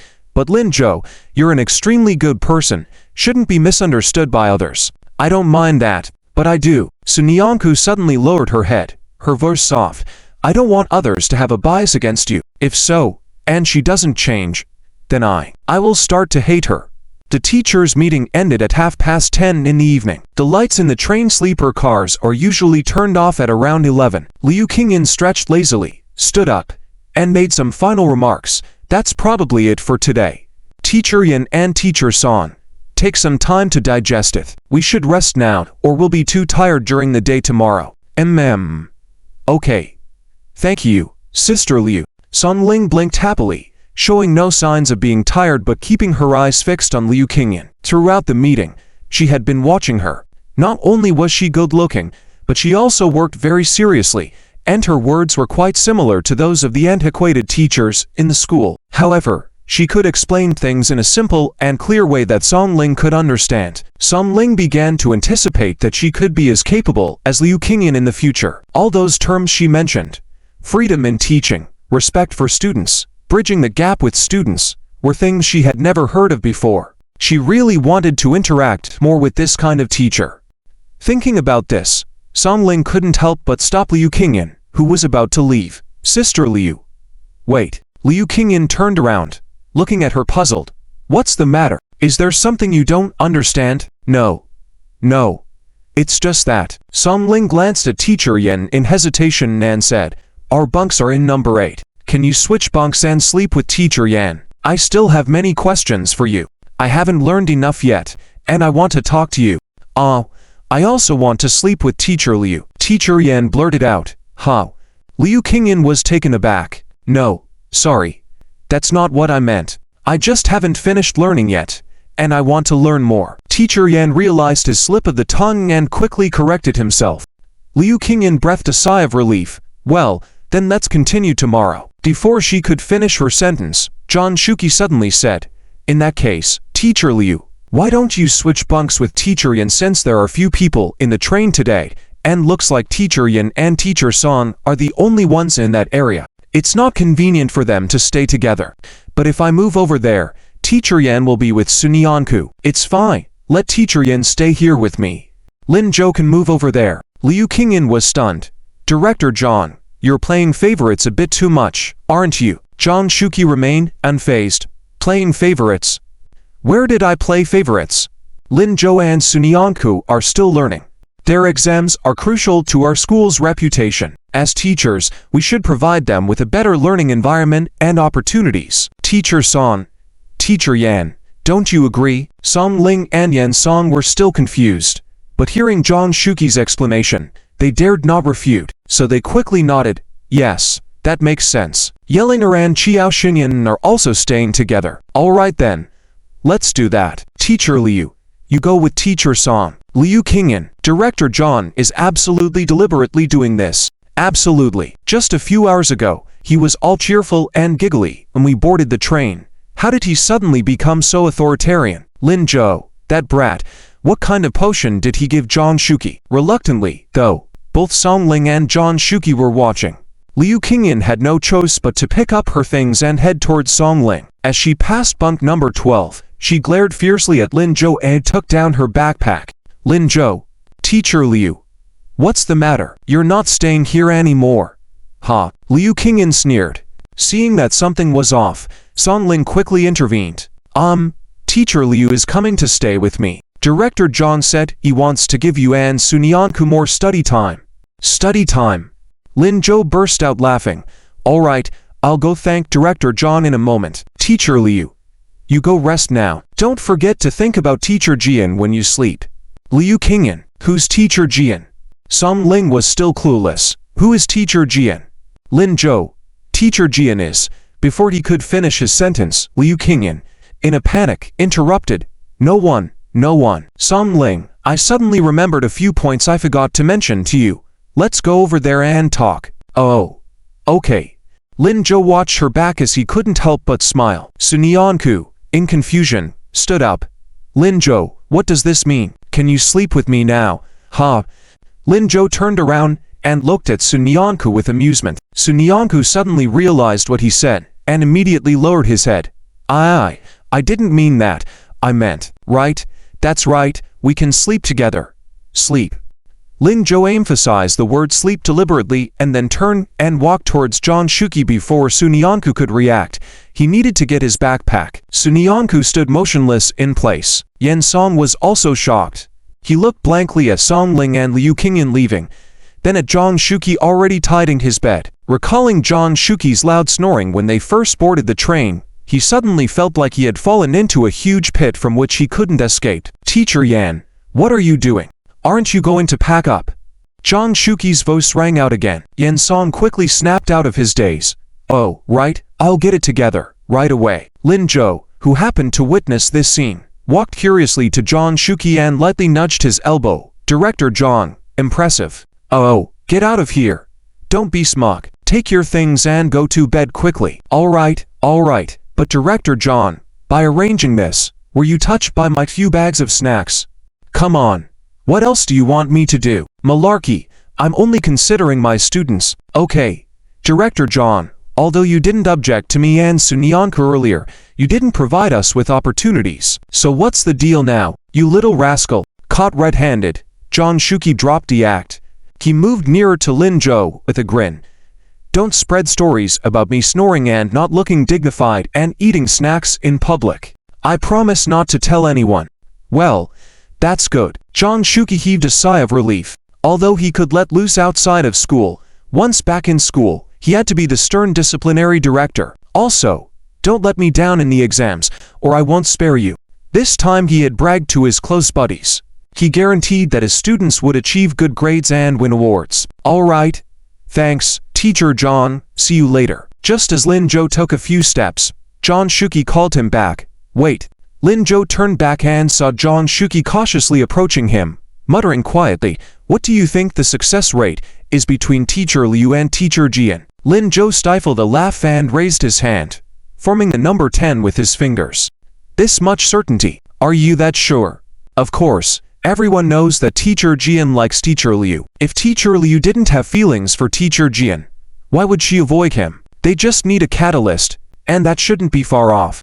That's good. That's good. Ha ha ha. Sun Yanku had been standing next to bed number 12 for a full 3 minutes. During these 3 minutes, she hadn't moved at all, feeling a bit dazed. Lin Zhou was about to come over to sleep. Lin Zhou was going to sleep right next to her. Connected beds of numbers 11 and 12 totaled to 6 beds, but the other 4 were empty. Two children and their parents were in the neighboring bed number 10. In other words, today, she would be alone, sleeping on this side with Lin Zhou. Although before, when Teacher Liu was here, she always wanted to find Lin Zhou. But now, Lin Zhou was really coming over. She suddenly felt a bit flustered. It's not like she hadn't stayed at Lin Zhou's house before. But back then, she was in a separate room. Now she had to. Oh my god. What should she do? Sun Yanku's mind was a mess, completely unsure how to react. When Lin Zhou came over, he saw this scene. He humorously shouted, Deskmate, ah. Sun Yanku was startled and quickly recovered. What are you staring blankly for? Nothing. Sun Yanku tightly gripped the handrail of the nearby bed, tensing up. Don't just stand there. It's time to sleep. Sleep. Right? Time to sleep. Nervously turning her head, Sun Yanku dared not look at Lin Zhou, but because she was so flustered, she made a loud bang by hitting the bedpost behind her. Sun Yanku. She couldn't even cry out in pain, so she just silently covered her forehead. Lin Zhou burst into laughter. Ha ha. And you said you weren't scatterbrained. Sunyanku was about to explain when suddenly she felt a warm sensation on her forehead. It was Lin Zhou's hand resting on her forehead. Sunyanku was shocked and widened her eyes. Lin, such a fool. His voice was gentle, sounding fondly above her head. I am not a fool, I just... Sunyanku became more flustered, wanting to explain, but realizing it was all unnecessary. Lin Zhou chuckled again. Who can't even walk properly? Lin Zhou, if it weren't for you, I wouldn't have been bumped into. How could Lin Zhou make fun of her like this? Alright, let's stop. Time to sleep. Otherwise Dr. John might come scold us later. Seeing Sunyanku in a hurry, Lin Zhou quickly spoke up. Sleep? How? How do we sleep? At the mention of this, Sunyanku became flustered again. Lin Zhou, who hadn't intended to tease her further, saw this scene and couldn't resist approaching her. How do you want to sleep? Their chests almost touching noses, Sunyanku instinctively pulled her neck back, wanting to turn around but being blocked by the bedpost behind her. She could only hang her head low, afraid to look at Lin Zhou. Sunyanku, you really are as foolish as they say. Why does this seem like trouble upon trouble? Just as she was unsure what to do, she saw Lin Zhou, who had just finished laughing, quickly throw his bag onto the top bunk and then effortlessly climb up in 3 swift moves. I'll take the top bunk, Deskmate, you take the middle bunk. Do you want to sleep up there? It's quite difficult to climb up. No, I'll take the middle bunk. How could he suddenly move away from her again? Although a bit surprised, she also felt a bit disappointed. Alright, time to sleep. After Lin Zhou finished speaking, he arranged his pillow, lay down, and didn't move an inch. After waiting for a while, Sunyanku realized Lin Zhou didn't move. Carefully and cautiously, she climbed up to the middle bunk. As she lay down, the lights in the carriage also dimmed. But Sunyanku couldn't fall asleep no matter what. She stared at the bottom of the top bunk and for some reason, slowly reached out her hand and lightly tapped it. Lin Zhou was lying up there. Lin Zhou, who had been protecting her all this time, just reaching out her hand, she could touch him. It was an inexplicable feeling. Deskmate. Lin Zhou's voice suddenly rang out, causing Sunyanku to quickly retract her hand. What's wrong? Quickly get some rest. Don't be restless or else. Or else what? Lin Zhou fell silent for a moment and then slowly continued. Nothing, just sleep. Good night. Deskmate. Good night. Lin Zhou. The next morning at 8 a.m., the car stopped at Kyoto Station. The group gathered their things and got off the car. Along the way, Yilinglan followed closely behind Qiao Xinyan, keeping a tight watch on Lin Zhou and Sunyanku, but never dared to approach them. She couldn't quite explain the feeling, but she always felt they were different somehow. Yilinglan, what's wrong? Yan Song, noticing her huge dark circles, asked concerningly. Why are you constantly looking at Sunyanku? Oh, it's nothing. Teacher Yan, you misunderstood. I wasn't looking at her. Yilinglan quickly dodged. Just as Yan Song was about to ask more, he was interrupted by John Shuki. Let's get a cab. It'll take us another 20 minutes to get to the hotel. This time the Department of Education specifically arranged a hotel for us, where students and teachers from all over the country are staying together. We'll rest a bit early, have lunch, and then have free time in the afternoon to prepare for tomorrow's exam. Okay. Everyone agree. The hotel provided by the government was indeed quite nice. Lin Zhou checked and determined it was about a 4-star standard. Sunyanku and Liu Qingyan were assigned a room together. Lin Zhou was supposed to share a room with John Shuki, but John Shuki insisted on not disturbing Lin Zhou's studies and went to live with Yan San, wanting Lin Zhou to get some good rest. This made Yan San retreat in hesitation, but he did not dare to object. Qiao Xinyan and Yilinglan's room was next to Lin Zhou's. Lin Zhou, upon entering the hotel, threw himself onto the bed in exhaustion, ready to sleep. Meanwhile, Liu Qingyan felt restless. She couldn't sleep. In fact, these past few days she had not been sleeping well. Yesterday on the train, she hadn't been able to close her eyes at all, her mind in chaos. Every time she closed her eyes, all she could see in her mind was Jian Zhengyang's confession. For some reason, at moments like these, her heart always raced. She simply couldn't understand why Jian Zhengyang would like her. He was so outstanding and good-looking. Just the muscles on his body alone could make countless women scream. Finding a girl of similar age, or slightly younger to marry him should be an easy task. As for her, She had already accepted the idea of living a lonely life. Suddenly, no. She made up her mind. This time, when she went back, she would reject Jian Zhengyang. She didn't intend to give up this job, and Jian Zhengyang didn't seem like he would either. To avoid any embarrassment, she needed to clear things up. With this thought, she asked Sun Yanku to rest first and went out for a walk. She needed to clear her head. When she reached the lobby and was about to inquire at the front desk about nearby fun places, she suddenly heard a sharp and familiar voice behind her. Liu Qingyan, is that you? Liu Qingyan? Liu Qingyan's whole body stiffened, slightly unnatural, as she turned her head and saw a woman approaching. The woman was wearing a kipao that was slit to the thigh, with an elegant hair bun on top of her head, and red lips and white teeth showing her meticulously applied makeup. Even though it was summer, the woman had a silk scarf draped over her arms in an attempt to look graceful. She was wearing high heels and approached Liu Qingyan with a smile on her face, saying, I never expected to see you here. I thought we would never meet again in this lifetime. Liu Qingyan furrowed her brows, but managed to force a slight smile and asked, Wang Chet, what are you doing here? This woman was indeed Wang Chet, her university roommate and best friend. However, Wang Chet continued, Oh, I almost forgot to tell you. Qingshan and I got married. It's been 7 years already. When I mentioned inviting you, Qingshan was worried it might hurt you, so he didn't tell you. He's always been so kind. He loves his work and strives for success. Once his students win the championship, he might get a promotion or even a job at the Kyoto Department of Education. It's the Kyoto Department of Education.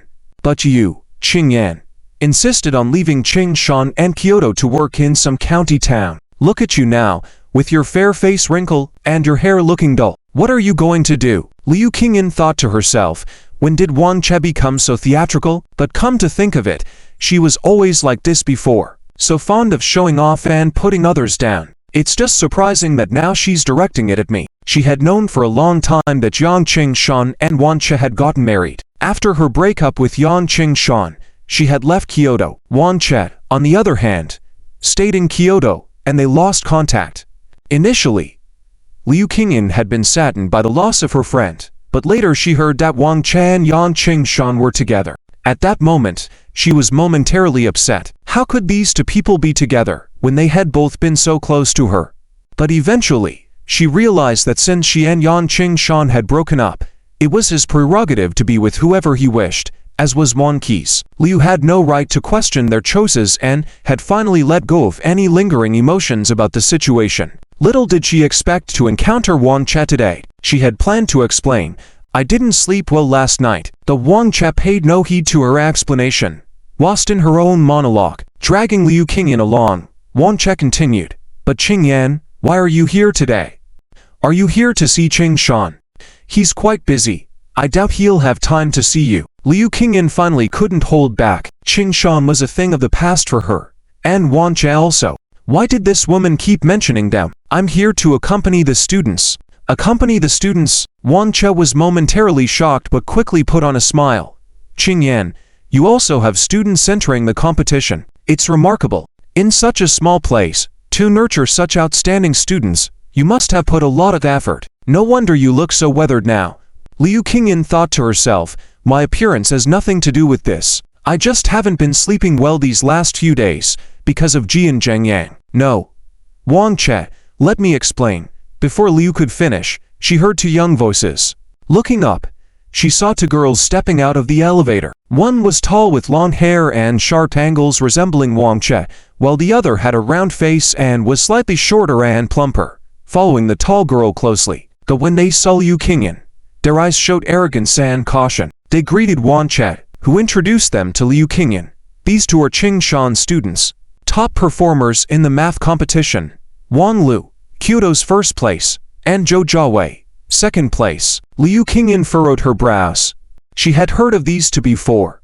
They were among the top contenders to challenge Lin Zhou and Sun Yanku for the top spot in the national math competition. Before coming, she had planned to seek advice from them on their study techniques. Now that she knew they were Yang Qingshan students, she lost interest in communicating with them. However, as a teacher, she politely said, hello. Upon hearing her greeting, Wang Lu's face immediately showed disdain. Zhou Jiawei's expression was slightly better, but not friendly. They seemed to harbor hostility towards her. So it's you.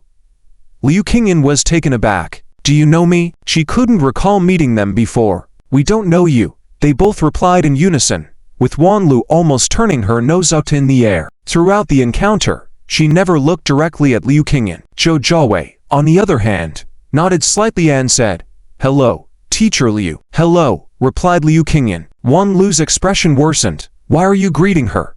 Why are you acknowledging everyone?" she snapped. "But Wanlu, we are here to win. Let's go. Don't waste time talking to strangers like her.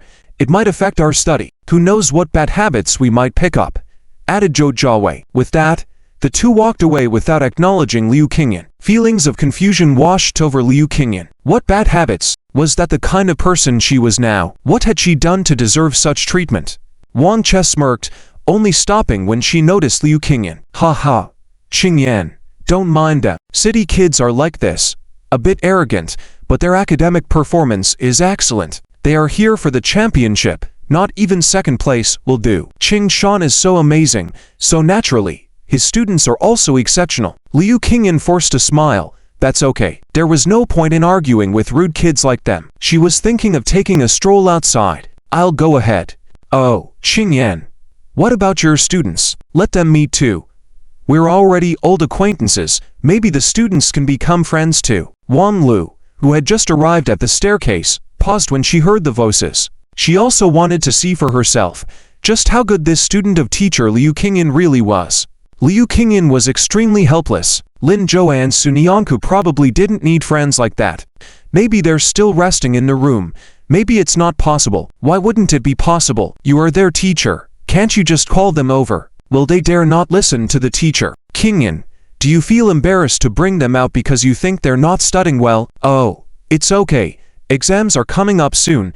It's a good opportunity for Lulu and Weiwei to share their exam experiences with them. The two of them have participated in various exams, even studied abroad. Experienced and knowledgeable, they can talk to your students to prevent them from getting nervous. Liu Qingyan just wanted to roll her eyes at this moment. Lin Zhou and Sunyanku need someone to teach them. Though Wang Lu and Zhou Jiawei were impressive, who would ultimately have the upper hand? It remains to be seen. In her eyes, Sunyanku and Lin Zhou were certain to take the lead this time. But now representing Jiancheng First High School, she couldn't be as disorganized as them. She could only endure her temper politely and say, "I didn't mean that, it's just that they are currently."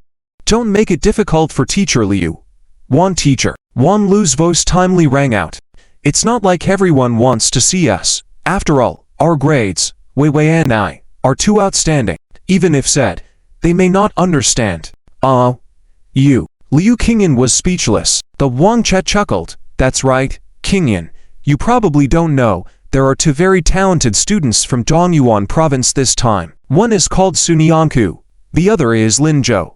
Their scores are very high, and the news has spread throughout the country in a month. Lulu and Jiawei have been waiting to compete with them, but this shouldn't concern you. You don't have to worry. I'll talk to them later and make sure they are polite to you." "Ha ha." Liu Qingyan burst into laughter. "Dongyuan province? Yes, oh.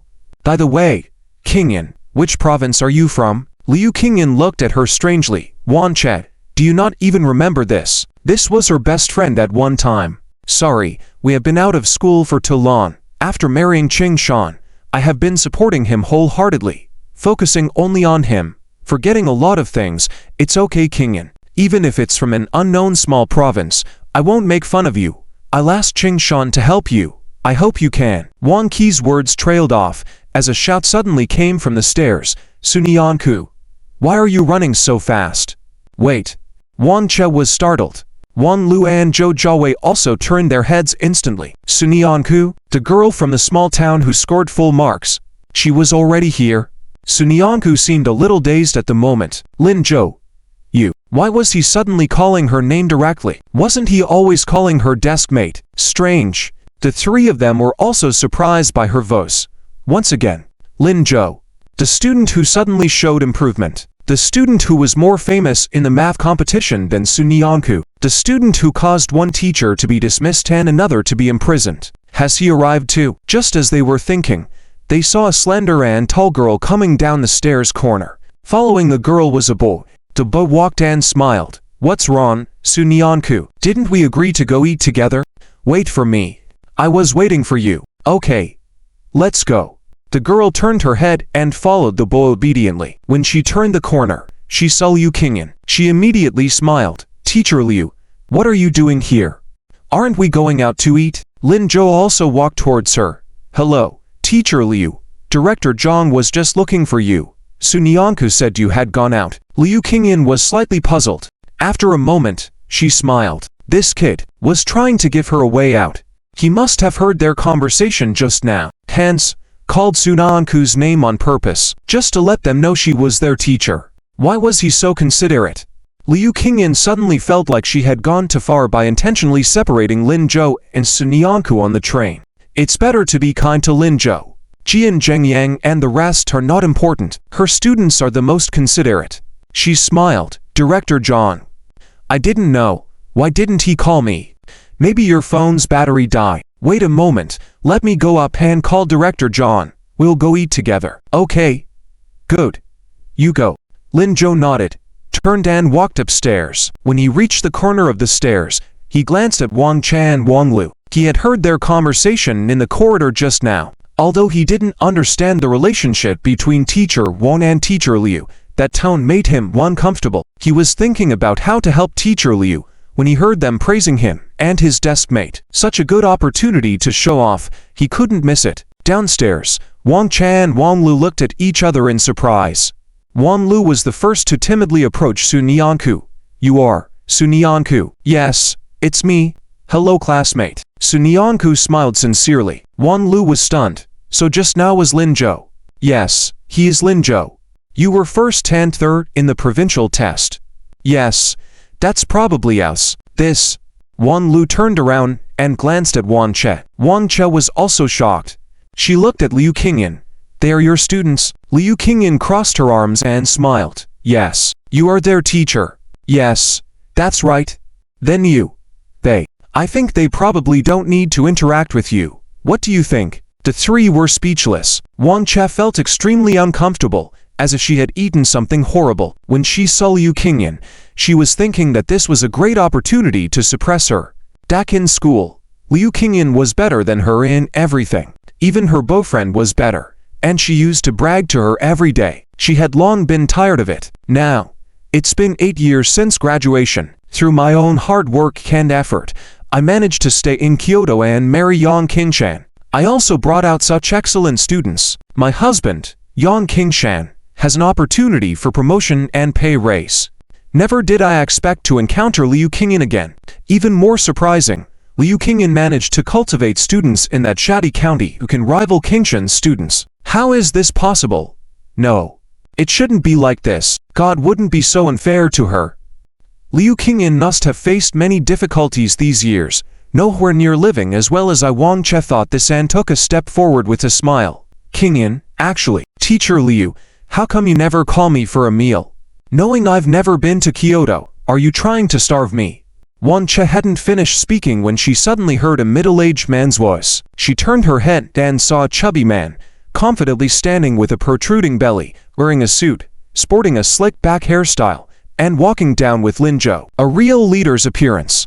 Wang Che was dumbfounded. Liu Qingyan, who had been so irritating to her, finally found a way to break free from her and quickly approached. Sorry, Director John, I was just too hungry earlier and wanted to grab a bite to eat first. Just as Lin Zhou and Sunyanku were coming down, shall we go eat together? Teacher Liu, this is not right of you. Even if you were hungry or had issues with your room facilities, you shouldn't argue with the staff over such trivial matters, right? You are a teacher, you should have some manners. This is a hotel lobby. You represent the face of our entire school. You are not only embarrassing yourself but also the school. Did you forget about my advice to control your temper before leaving? Liu Qingyan, what is Director John talking about? Who is the auntie? What room facilities are broken? Aren't the things in her room fine? Beside her. Lin Zhou lowered his head and chuckled. Sunyanku looked confused. On the other side, Wang Lu and Zhou Jia paled. They were about to speak up when Wang Chen, with a sharp tone, asked first, Auntie, where is she? Qingyan, do you have issues with your room facilities? Why didn't you tell me earlier? I could have arranged for someone to fix it for you. Have you been away from Kyoto for too long? Well, it's understandable. Staying in such a small place for too long, these things might be challenging for you. Remember to reach out to me if such things happen in the future. We are classmates, and since Kingshan can't help, as his wife, I should do my best to assist you. Liu Qingyan, is she showing off her superiority again? Revealing her weaknesses to everyone. This is too much. Just as she was about to speak, she saw Director Zhang's shocked expression directed at Wan Che. Huh, your teacher Liu's classmate? Wan Che was startled. Yes, why? Why are you suddenly asking about this? Why is he suddenly asking this? Liu Qingyan also paused. But soon, she understood Director Zhang's intention. She quickly smiled. My college roommate, who is also a teacher leading this trip. Director Zhang suddenly realized, sorry. My apologies, this old-fashioned person like me hasn't seen much. They told me before coming that some hotels have distinct features, strict management by Annies dressed in cheongsams. I thought you were one of those cleaning and handling emergencies Andes. Wan Che, this chubby guy, he actually mistook himself for a hotel maid. What is he thinking? How did she turn into an auntie? She is clearly refined. For this trip, she brought out her most expensive clothes she usually hesitated to wear. Being called an auntie, Wan Che was about to explode. What did you say? Sorry. I am truly sorry. It's all teacher Liu's fault this time for not introducing you earlier. I misunderstood. After he finished, Zhang quickly put on a smiling face. It's my fault this time. You. Which school are you leading the trip for? Liu Qingyan suppressed a laugh and replied for her. Kyoto First High School. Right. Kyoto First High School. I didn't expect their outfits to be the same as the aunties. No. I mean, forget it. I won't explain. I'm sorry today. Qingyan, come. Apologize to your friends on my behalf. I was so blind to mistake her as an auntie. With her luxurious outfit, how could she be an auntie? Don't you agree? Oh, you two over there. Are you this elegant teacher's students? Why didn't you remind me? I misunderstood. How can you not help me? Look at how well we educate our students. Teachers do so much for you. You should also consider the teachers. You know, right? Lin Zhou. Yes. Lin Zhou nodded with his head down. Director Zhang, you are right. A teacher's reputation represents the school's honor. Since we are part of the school, we should naturally uphold the interests of the school and the teachers. That's correct. Remember that, all right? Otherwise, people will think everyone from Kyoto First High School are aunties. Wan Lu and Zhou Jia, are they ganging up on them with their remarks? They wanted to explode but found the words reasonable and couldn't find a way to refute them. Wan Lu felt anxious. They represent the face of Kyoto First High School and are the two most excellent students in the school. They have always had inherent pride from studying at Kyoto First High School. When have they ever experienced this humiliation? No way. Absolutely not. How can they let Kyoto First High School lose face in front of an unknown school? Something must be done. Wan Che also caught on by now. She quickly said, Director Zhang, your look. Before she could finish, Liu Qingyan intervened. Teacher Wang, apologies, our director is older, and coupled with having never been to Kyoto, he's not familiar with this area. He mistook someone. As a teacher from Kyoto First High School, representing the school, you wouldn't stoop to our level. Right. Wan Che, about to burst out. The way she put on such airs. Now she couldn't even get angry. Breath held back, Wan Che felt like she might explode. Glaring angrily at the group, After remaining silent for a while, Wan Che still hadn't figured out how to respond. Wan Lu couldn't take it anymore. She angrily shouted, Enough. Teacher Wang, I still have studying to finish. Let's go quickly. They must leave this place as soon as possible. These people knew how to talk, clearly cooperating to criticize them. Wan Lashi was so foolish, always at a loss. By now, other school representatives in the lobby had gathered to watch the commotion. If they stayed any longer, Kyoto First High School's reputation would be completely ruined. But enough with the buts. Didn't you promise Teacher Yan to try to meet our needs? If we failed, are you responsible? Where is she responsible for this? Wan Che suddenly felt a thud in her heart. It's a mess. Yang Qingshan definitely won't let her off. Then, let's go.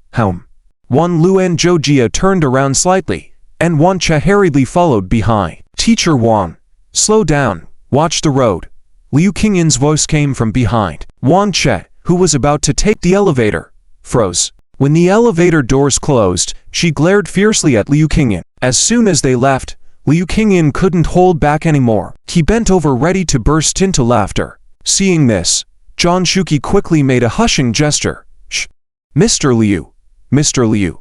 Mind your image. We'll laugh outside. Liu Qingyin barely held back his laughter, saying, all right, let's go. Lin Zhou, Sunyanku. We'll laugh outside. Okay. Before they could move, the front desk, busy watching the excitement, quickly stopped them. Wait, a few guests. Which room has an issue with the facilities? What's the problem? We'll send someone to help you resolve it. Liu Qingyin waved his hand. No need, no problem with the facilities. Everything's good. Your hotel facilities are very good. As she spoke, she had already stepped out the door, leaving the front desk looking puzzled. 200 meters away from the hotel, Liu Qingyin couldn't hold back anymore. Leaning against a nearby electric pole, she burst into laughter. Oh, it's hilarious. Director Zhang, how did you suddenly become so powerful? You're truly a god among men today. Beside her, Sunyanku also smiled. Although a bit slow on the uptake, she understood as well. Director Zhang had been helping Mr. Liu the whole time. The teacher, Wang Che from Jingdu Yizhan, and her two students were all provoked and left. They seemed quite upset. Director Zhang was indeed remarkable today. A bit more formidable than usual, he seemed somewhat different. Director Zhang proudly patted his beard belly, saying, impressive, right? Worship me. Haha, I just learned this from Lin Zhou before we came downstairs. Mr. Liu, you should thank Lin Zhou more. Without him, I wouldn't have known you were being bullied. Haha, it wasn't really bullying, but you guys were really strong just now. Lin Zhou, thank you. You're welcome, but from now on, don't vent your frustrations on me because of Teacher Jian. Haha, I understand. Mr. Liu, you don't need to explain. Fine. I can't argue with you. Let's go. Let's eat, my treat. Let's have a good meal at noon. Eat whatever you want. Liu Qingyin was in a great mood. It had been many years since she felt this good. It seemed like the pent-up long-standing burden in her heart had found a release valve. No need, Mr. Liu. I want to go eat something different with my friend at the next table. You and Director Zhang probably won't like it. You can treat Director Zhang. I'll treat my friend. She hasn't been to Kyoto before, so I'll take her around. Oh, Lin Zhou. You. Liu Qingyin was about to refuse, but was stopped by Director Zhang. Yes, that's right. This kid is right. Mr. Liu. We're getting older, not suitable for having meals with kids. Let them eat by themselves. We'll go eat noodles over there. Director Zhang said, winking at Liu Qingyin, signaling her not to interfere with Lin Zhou and Sunyanku. Liu Qingyin reluctantly nodded. All right, let's go. After we return, I'll treat you to a meal. Sunyanku, go play with Lin Zhou. Okay. Sunyanku obediently nodded. After bidding farewell to Liu Qingyin and Director Zhang, the two left together. It was close to noon. The sunlight was perfect, extending their silhouettes into a long line. Liu Qingyin watched their side-by-side figures and suddenly smiled. Being young is truly wonderful. Yes. Director Zhang also sighed with emotion. Liu Qingyin turned back, smiling at Director Zhang, but I never expected that Director Zhang not only tolerated them, but also intentionally or unintentionally gave them opportunities. Haha, times really have changed. My old-fashioned views may indeed need some adjustment, Director Zhang said, turning around, hands behind his back, walking in the opposite direction. Let's go. Mr. Liu. Let's go have lunch. Oh. Okay. By the way, Mr. Liu. What's up? Who is King Shan? What's the matter? My ex-boyfriend. Liu Qingyin didn't intend to hide it. Oh, Director Zhang nodded, seeing your calm tone. You've already let go, right? Yes, I've let go a long time ago. That's good. Otherwise little Teacher Jian would be sad. Director Zhang, even you. Haha. Inside the hotel room, Suite 1808, Wan Lu and Zhouji angrily pushed open the door and walked in. When Wang Che reached the doorway, she stopped. Lu, you and Wei go in to study. I won't disturb you. I'll find a place to stay on my own. Just call me in when you're done studying. Wait. Wan Lu suddenly stopped her, her tone even more domineering than before, completely devoid of politeness. Zhouji away on the side didn't say anything, seemingly unfazed by this situation. Wang Che was stunned for a moment but followed into the room. As soon as she entered, she heard Wan Lu angrily say, "Aunt, what's wrong with you? How can you not even deal with a country bumpkin? How can you protect us like this? How can my uncle rest assured to let you lead the group? I'll call him right now and have him come personally." No, Lulu. Please don't call him. I'll figure something out. I will definitely regain the dignity we lost today. Trust me. I'll do it. Wang Che panicked immediately. Wan Lu then put down her phone pouting, but she still looked very displeased. "I really don't understand. You've been together with my uncle for so long. How come you haven't learned anything? And still like this? My uncle, such a talented scholar, why would he marry you?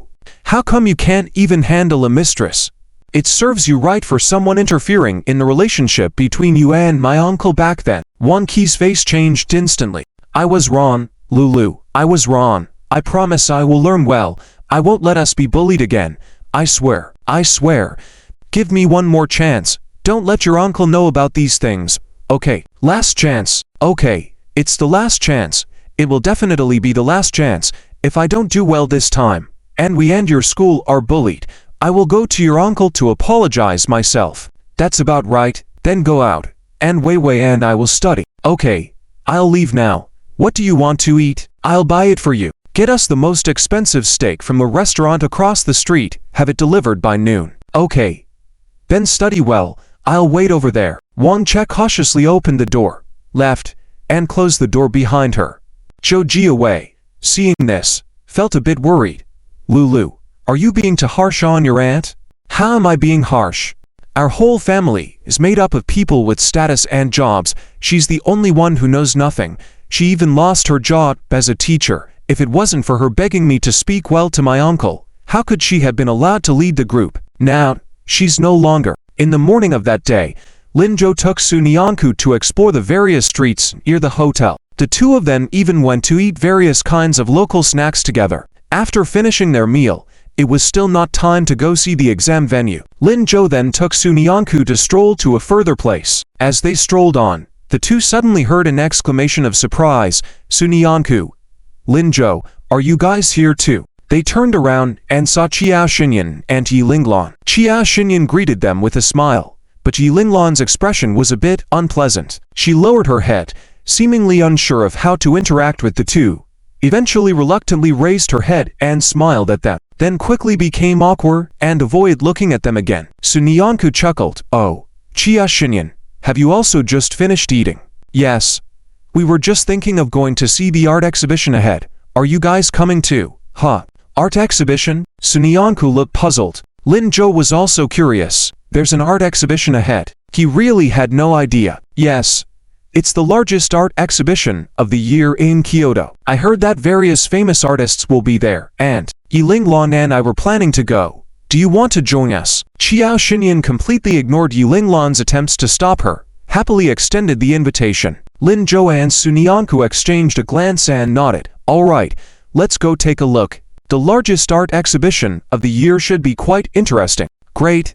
Let's go then. After finishing at 4:30, we can still go see the exam venue in time." "Okay." Su Nianku nodded. Qiao Xinyan quickly stepped forward, linked her arm with Su Nianku's, and chatted happily.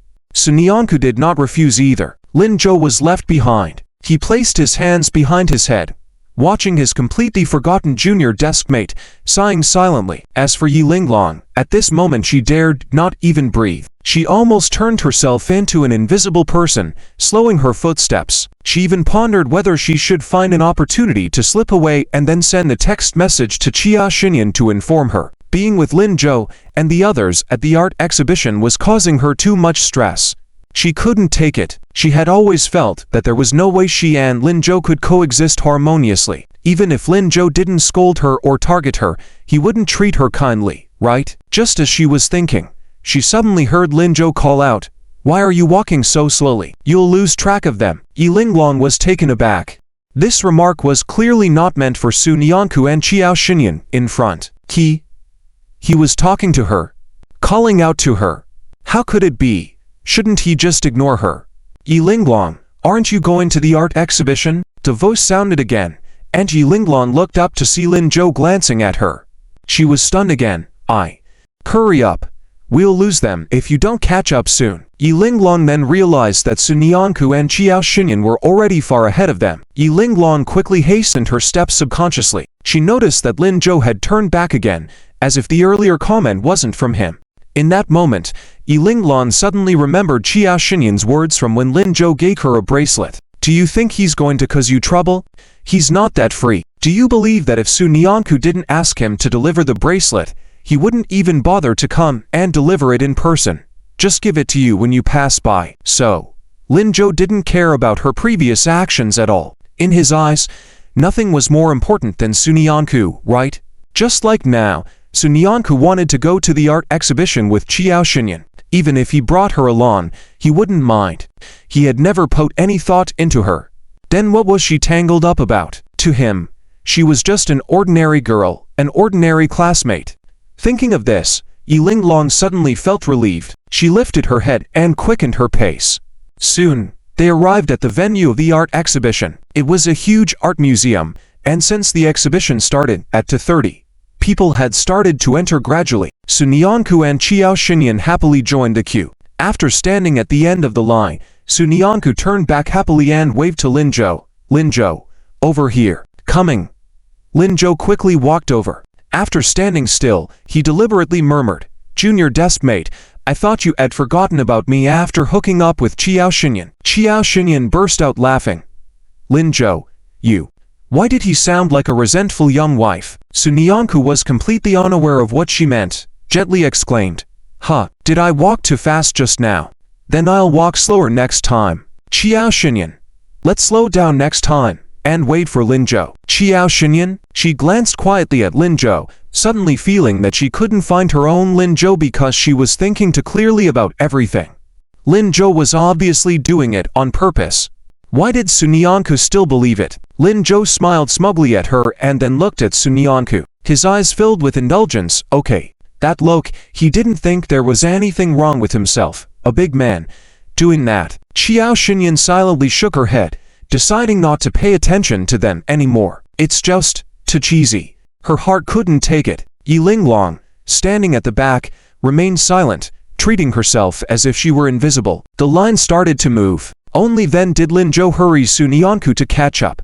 He also started to move his feet. The art museum had 2 doors. The line on their side was extremely long, and not far away. The other side had only a few people. Su Nianku curiously asked, Can't we go to that side to queue? It seems faster to enter. Probably not, that's the VIP entrance, Qiao Xinyan explained. Only those with status and invitation can enter from that side. They can enter the inner hall, and I heard there's an art auction today. I wonder if we can see it, so looking forward to it. Qiao Xinyan's eyes were shining. Lin Zhou, upon hearing this, slightly startled. Auction? Art auction at the Kyoto Art Museum? He curiously looked over at that side. Just one glance, Lin Zhou suddenly froze. At the entrance at that moment, stood a woman in her 40s. She was dressed in an ink-colored kipao, completely different from the flamboyant kipao worn by Wan Che. This kipao seemed to be custom-made for her. Her hair was elegantly styled up, clearly a noble lady from a prominent family. She politely greeted the staff at the entrance. While chatting, she glanced in Lin Zhou's direction. That glance made Lin Zhou freeze once again. Is that her? Hearing this comment, Su Nianku in front turned curiously. Who? Lin Zhou, do you see someone you know? No. Mistook her for someone else. Lin Zhou quickly regained his composure. Junior Deskmate, let's hurry. You'll be up soon. Oh. Su Nianku hesitated, then turned and continued walking forward. Lin Zhou's gaze once again fell on the woman. Was she the one who bought the painting today? Lin Zhou muttered to himself, then followed Su Nianku into the venue. As soon as they entered, several people were drawn to the myriad of paintings on the walls. Qiao Xinyan pulled Su Nianku over to look with great interest. Yi Linglong followed behind them. Lin Zhou's interest in the paintings was not very great, but he didn't stray too far from them. After following along for a while, he discovered that Qiao Xinyan truly loved paintings. She could identify the origins, history, and meanings of any painting. This was definitely not a last-minute cram session before coming, but knowledge accumulated over time. During a break, Lin Zhou curiously asked, Chia Xinyan, if you like these paintings so much, why don't you study art? Before he could finish, he saw the smile fade from Chia Xinyan's face. After a moment, she smiled again and said, I don't study art, but I'm quite good at it. That's true. Lin Zhou nodded.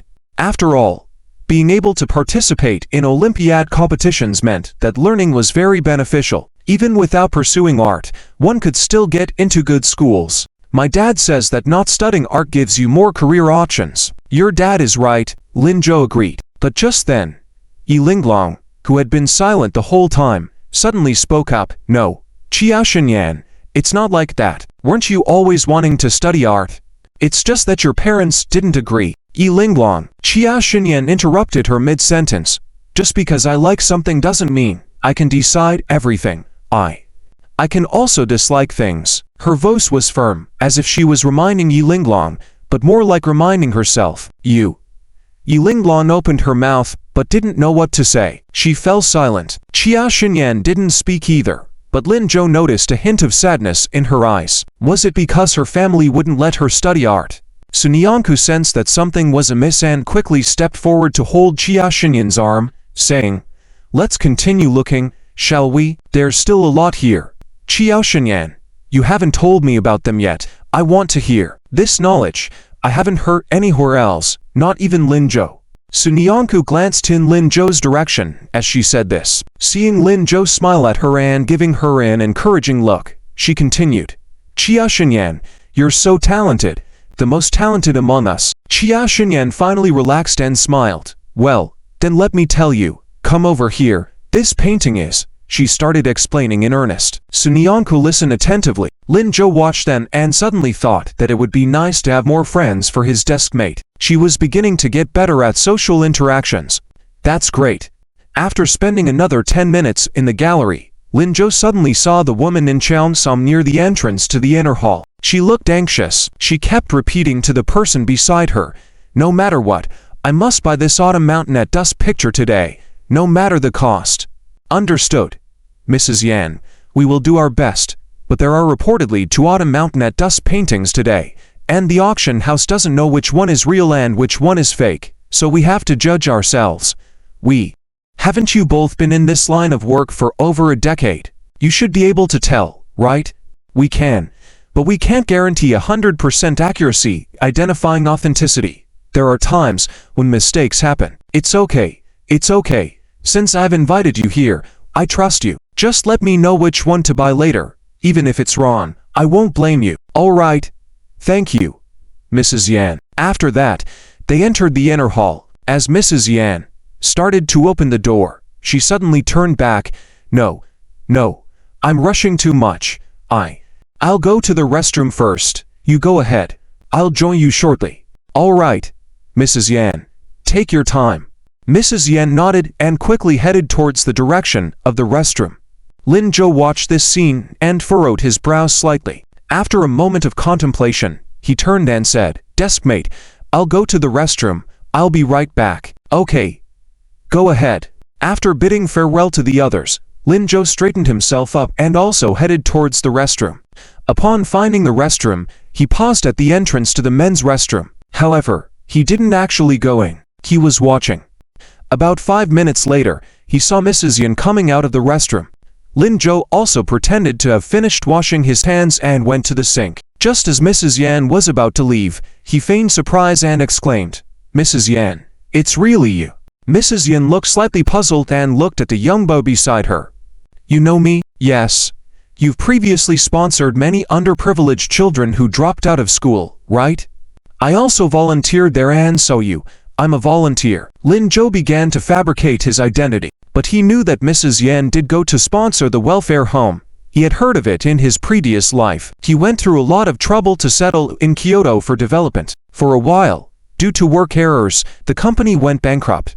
At that time, Lin Zhou had nothing. He slept on the streets, lived in a park. It was this Mrs. Yan who helped him once, gave him a few hundred yuan to eat. Later, when he succeeded again, he inquired about this Mrs. Yan. Her name was Yan Wanjun, a philanthropist. However, she truly became a philanthropist when she was over 40 years old. After her husband passed away, she began to do good deeds to accumulate merits and help those in need. Thinking carefully, it was probably these past few years. Around that time, Lin Zhou had also anonymously followed her to do charity work a few times. He always remembered the person who had helped him. He also remembered that once someone interviewed her and asked if she had any regrets in her life after doing good deeds. Was there anything she still missed? When asked, her smile suddenly disappeared. She said, "Regrets do exist, but you can't help me complete them. Thanks anyway." Later, after many inquiries, Lin Zhou found out that Mrs. Yan's regret was that in the year her husband passed away, she couldn't buy his favorite painting. She didn't understand art, didn't recognize it, so she spent a huge sum of money to buy a fake. At that time, she thought she had bought an authentic piece, and happily showed it to her husband. By then, her husband was already on his deathbed. He looked at the painting, shed tears, nodded, thanked her, and then passed away. Mrs. Yan always believed that she had fulfilled her husband's wish, letting him see the painting. It was considered not letting him down. But later, she accidentally found out that the painting in her possession was fake. At the moment she found out, Yan Wanjin nearly fainted multiple times. She and her husband had been in a loving relationship for over 20 years. During these 20 years, her husband had always been extremely good to her.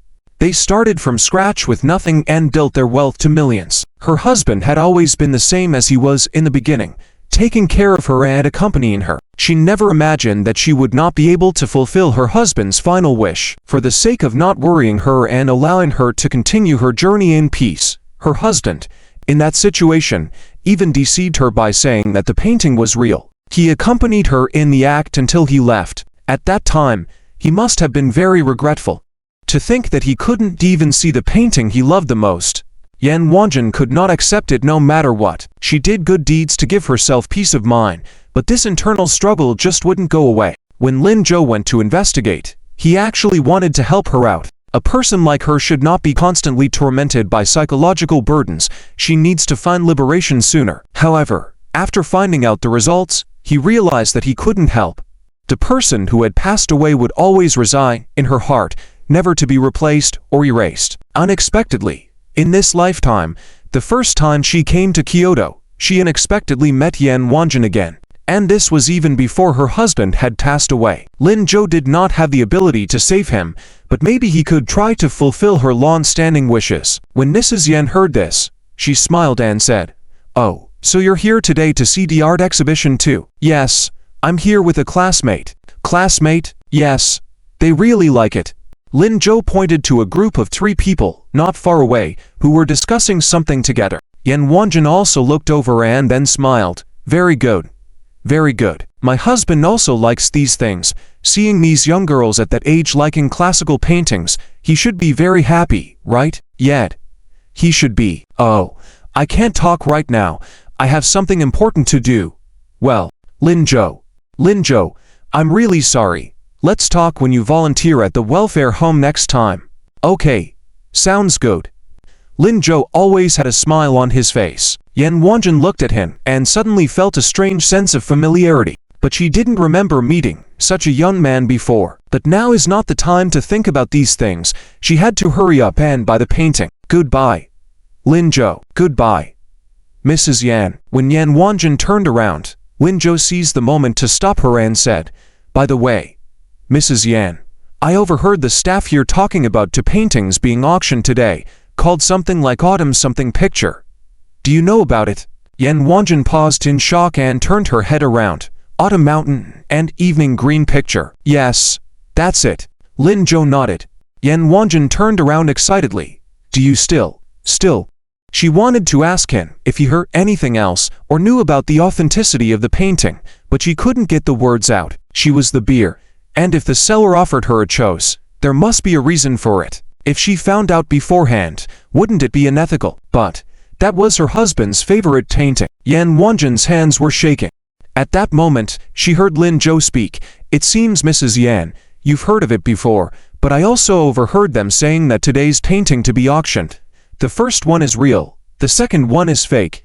Can't confirm if it's true. If you go inside to the venue, could you help me take a look? I'm really curious."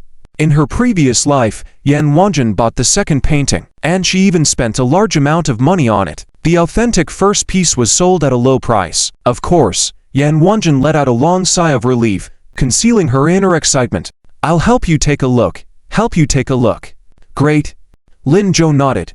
"Thank you, Mrs. Yan." After saying these words, he turned around and said, "I need to find my classmate. See you later, Mrs. Yan." "Goodbye." Watching Lin Zhou walk away, Yan Wanjun whispered to herself, "Thank you, Lin Zhou." Lin Zhou did not hear her. He was able to relieve a burden in his heart, and he quickly went to find Su Nianku, not directly telling Yan Wanjun, for fear she might feel psychologically burdened. This way, she would think he heard it accidentally, right? Lin Zhou smiled. When Su Nianku turned to look, this was the scene she saw. She curiously looked at Lin Zhou. "Lin Zhou, why are you smiling?" "Oh, nothing. I'm just happy to see you." Su Nianku was slightly taken aback. Zhou Dingyan next to her laughed directly. "Hey, Lin Zhou, can't you read the room? Yeliang Prelinal and I are still here." "Ha ha." Several people laughed at the art show. Su Nianku suddenly felt embarrassed. "You guys, huh? The auction has started." Zhou Dingyan suddenly paid attention to the activities inside, but soon, her attention waned. "Unfortunately, we can't go in, can't see it." Heard today they're going to auction off the Autumn Mountain and Evening Green picture. Lin Zhou was taken aback. "You also know about this painting?" "Yes, this painting." "Huh, Lin Zhou, you know too?" "Oh, just heard near the restroom entrance. Seems quite famous." "Yeah, a priceless masterpiece. This painting, it comes from..." Zhou Dingyan earnestly recounted the origin of the Autumn Mountain and Evening Green picture. In the end, she lamented, "I wonder who will be able to buy the authentic piece today. I really want to see." When they walked towards the next painting, Lin Zhou saw Yan Wanjun quickly entering the inner hall. He smiled. "Perhaps we have a chance to see it." "Really?" Zhou Dingyan immediately got excited, but soon lowered her head. "Forget it. You must be joking. How could we see that? We can't even go into the inner hall. Come on. Let's continue looking at the paintings, or else we won't finish." "Okay." At the same time, inside the venue, Yan Wanjun had already sat down. She tightly held on to her bag, looking somewhat nervous. Beside her, her assistant asked in concern, "Mrs. Yan, what's wrong with you?" "Nothing. I'm fine. I just want to see the painting." "Oh, don't worry. We'll do our best to ensure you get the authentic painting." "Thank you." The first few items quickly passed.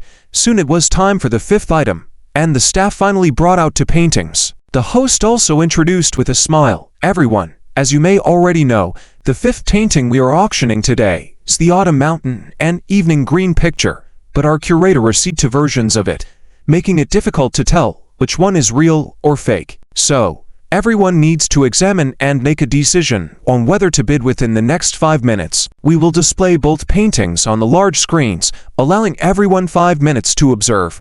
Please make good use of your time. After 5 minutes, you may give me your answers and prices. The highest bidder wins." It's important to note that each bidder can only choose to bid on one painting, not both. Of course, because it's an auction, even if you don't win the authentic one, no one should have any complaints. Yan Wanjun sat up straight in an instant. As the host's voice fell, the staff had already hunted paintings on either side. On the left was the first painting. On the right was the second painting. To the side, two assistants stroked their chins and stared earnestly at the paintings for a while. The person on the left side spoke first. "Guanzi, what do you think?" The person called Guanzi pondered for a moment before saying, "Both paintings look similar in many aspects, but based on the brush strokes and my understanding of the author, I feel that the one on the right looks more authentic. What do you think, H?" H also nodded, saying, "I also think it's the one on the right." Yan Wanjun, who had been waiting for their answer, was stunned. "The right side? How could it be the right side?" Lin Zhou clearly said it was the first painting, which should be the one on the left. "Are you sure?" "Not entirely sure. We still need to take a closer look." "Come on, Mrs. Yan. It's time to go on stage." Yan Wanjun then noticed that many people had already gone up on the stage. She quickly stood up and walked forward with the two assistants. Upon reaching the stage, the two assistants headed straight to the painting on the right. Yan Wanjun also stood in place for a while, then hurried towards the left side. She needed to make a comparison. However, After looking for a while, Yan Wanjun still couldn't make a judgment. Despite being influenced by her husband often, she still couldn't truly understand art. At this moment, the two assistants also approached. They stood beside Yan Wanjun and carefully examined the painting on the left. Finally, Hage spoke up. I still believe the one on the right is authentic. The one on the left seems a bit sloppy, with some flaws in the strokes, not as sharp. I don't think the author would make such mistakes. On the other hand, the one on the right is more exquisite. Every stroke is just right. Guanzi also nodded in agreement.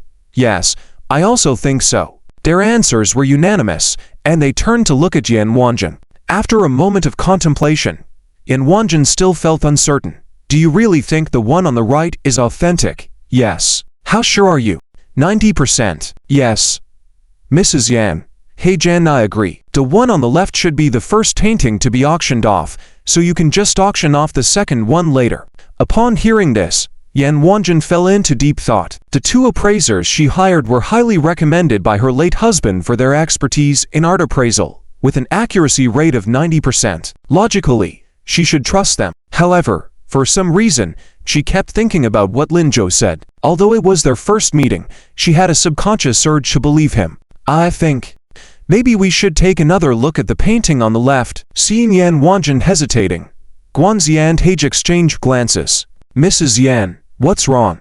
We understand you're nervous, but you can't just doubt us like this. That's right. There's no need to look at the painting on the left. It must be fake. Look, almost everyone is heading to the right. Yan Wanjun then realized that most of the people who were standing by her side had abandoned the left side and moved towards the right. Hage continued, Mrs. Yan, maybe what we said earlier made you doubt. Let me clarify. We were worried because we had never seen it before and didn't want to make a mistake. But after a careful examination, it's clear that the one on the left is 100% fake and the one on the right is authentic. Guanzi also agreed. That's right. I don't think I'll be wrong this time. I can vouch for my reputation in this field.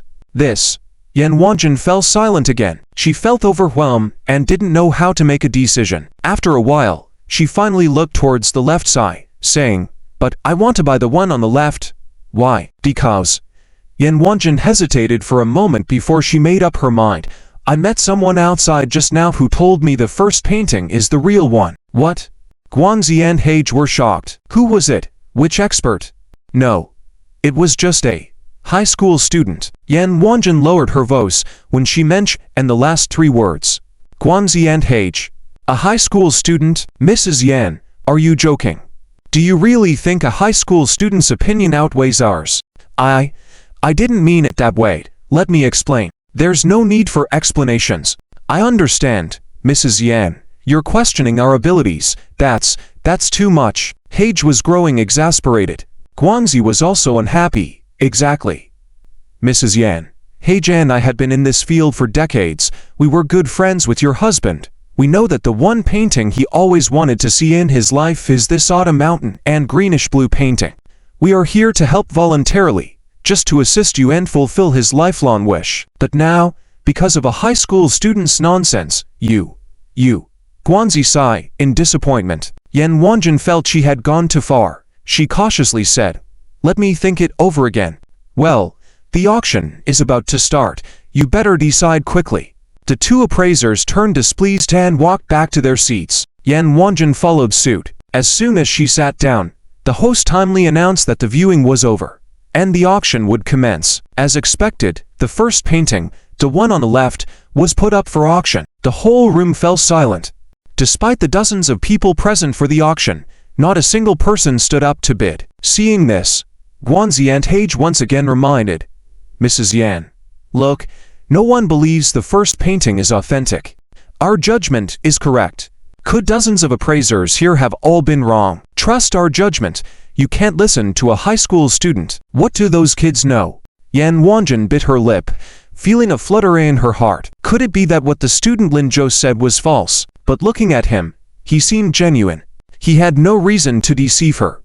Yet, the two appraisers by her side were no ordinary individuals. What to do? At that moment, on the stage, the host made a final statement.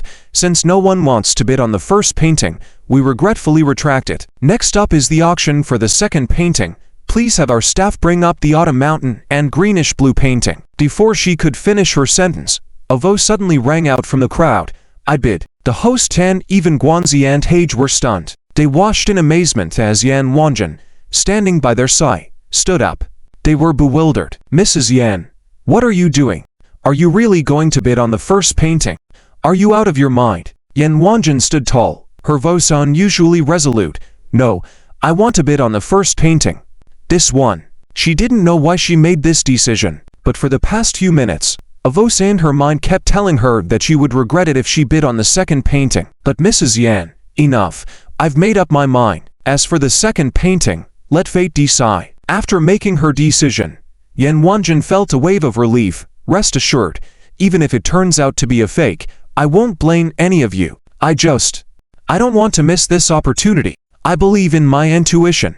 With that said, Yan Wanjun stood up and walked onto the stage. The auction has been going on for quite a while. Qiao Xinyan has also been outside the venue, leaning against the rail for a while. Luckily, she has more knowledge and has been discussing with Su Nianku for a while, so she didn't feel bored. Lin Zhou saw Su Nianku so interested, so he also stayed by her side. The position they were in was excellent, and they could occasionally hear the host's words. When the host announced the successful auction of the first painting of Qiu Shan Wen Kui, Qiao Xinyan took a deep breath, stood up straight in disappointment, and said, "It's pretty much over. Let's go. Isn't there a second painting? Aren't you going to listen?" Lin Zhou curiously asked. Qiao Xinyan scratched her head. "No, it's already 4 o'clock. We need to go to the exam site. It's a 20-minute walk. In case we're late, we'll be scolded by the teacher. This painting. Anyway, we can't see it. Listening won't make a difference." Lin Zhou checked the time, and indeed, it was already 4 o'clock. He nodded. "All right, let's go." Su Nianku quickly stepped forward and held on to Qiao Xinyan. "Qiao Xinyan, don't be sad. Maybe we really have a chance to see it. Even if not now, it will be in the near future. We're still young." Knowing that Su Nianku was consoling her, Qiao Xinyan was still very happy. "Okay, thank you, Su Nianku." "You're welcome." Yi Linglang, who had not spoken, couldn't help but mutter, "Are you going to believe everything Lin Zhou says? Lin Zhou is not a god. What if he's wrong?" Su Nianku was stunned. In fact, she didn't know why she believed it either. But since Lin Zhou said it, there was a good chance. But she couldn't explain this to Yi Linglang. She wouldn't understand. Qiao Xinyan intervened. "It's all right. We must have faith. Only then it's possible to achieve it. Let's go. We're really running out of time." "Okay." They nodded and walked towards the entrance of the art gallery. Su Nianku walked on the left, Qiao Xinyan on the right. As they were about to leave the gallery, Su Nianku suddenly felt someone bumping into her. It was the elegant lady. The lady seemed to be in a hurry, running very fast. She was about to speak when she suddenly bent down in a hurry and apologized. Sorry. You." Qiao Xinyan was about to scold her but was stopped by Su Nianku. "It's fine. Do you have an urgent matter?" "I'm fine. Otherwise, she wouldn't be running so fast." "Yes, I have an urgent matter. I'm really sorry. The moment the lady raised her head, she suddenly froze. Classmate Lin Zhou. This shout stunned the other 3 people. She knew Lin Zhou. Lin Zhou, who was walking behind, nodded. "Did you buy it?" When she bumped into them earlier, Lin Zhou had seen her. But he didn't have time to stop her. Luckily, it wasn't a big issue. "Yes, I bought it. I'm about to take it back to show my husband. I'm really sorry for bumping into you. I should apologize and thank you. But I really am." "It's all right. You're busy." Lin Zhou interrupted her before she finished. It seemed that her husband's situation must be very urgent. Otherwise, she wouldn't have run so frantically. In Lin Zhou's impression, Yan Wanjun had always been a posed lady. Thank you. You're good kids. So, here's this for you. With this card, you can eat at any Lian Junfan restaurant in Kyoto. Eat whatever you want. Take it as my apology. I have to go," she said, stuffing a card into Lin Zhou's hand in a hurry. Then, she hurriedly turned around and ran out. Qiao Xinyan was a bit confused. What was going on? Even if it was an apology, shouldn't it be directed at Su Nianku? Why give the card to Lin Zhou? And she seemed to be holding a painting. What was that? Qiao Xinyan suddenly had an urge to take a closer look. But it was too late. She had to continue to ponder the first question. Linzhou, was she thanking you? I think so. What for? I helped her a bit at the restroom door just now. Oh. Qiao Xinyan nodded. Linzhou didn't mind. He thought Yanfu's appearance would allow Qiao Xinyan to see the painting. But now, it seemed like her husband's situation was indeed urgent. Then there was no need to mention it to Qiao Xinyan. Just as he was about to approach Sun Yanku, he suddenly heard Yi Linglong, who was at the back, exclaim, Lian Junfeng, that's a black card for Lian Junfeng, my goodness, it's actually Lian Junfeng. Qiao Xinyan and Sun Yanku turned their heads at the same time, looking puzzled. What's the matter with Lian Junfeng? My cousin told me that Lian Junfeng is the most famous chain restaurant for lovers in Kyoto, and it's said to have been opened by the boss for his wife. Later, they opened over a dozen branches. It's very expensive, very expensive. A meal costs at least tens of thousands. For them, at the moment, tens of thousands was an unimaginable figure. Qiao Xinyan and Sun Yanku were shocked. They immediately looked at Linzhou. Yi Linglong was also puzzled. Linzhou, what did you do to help her so she gave you such a big gift? Linzhou chuckled lightly. Nothing much. Just reminded her not to forget her bag. Didn't expect her to be so generous. This reason, Yi Linglong didn't doubt. After all, the world of wealthy people was not something they could understand now.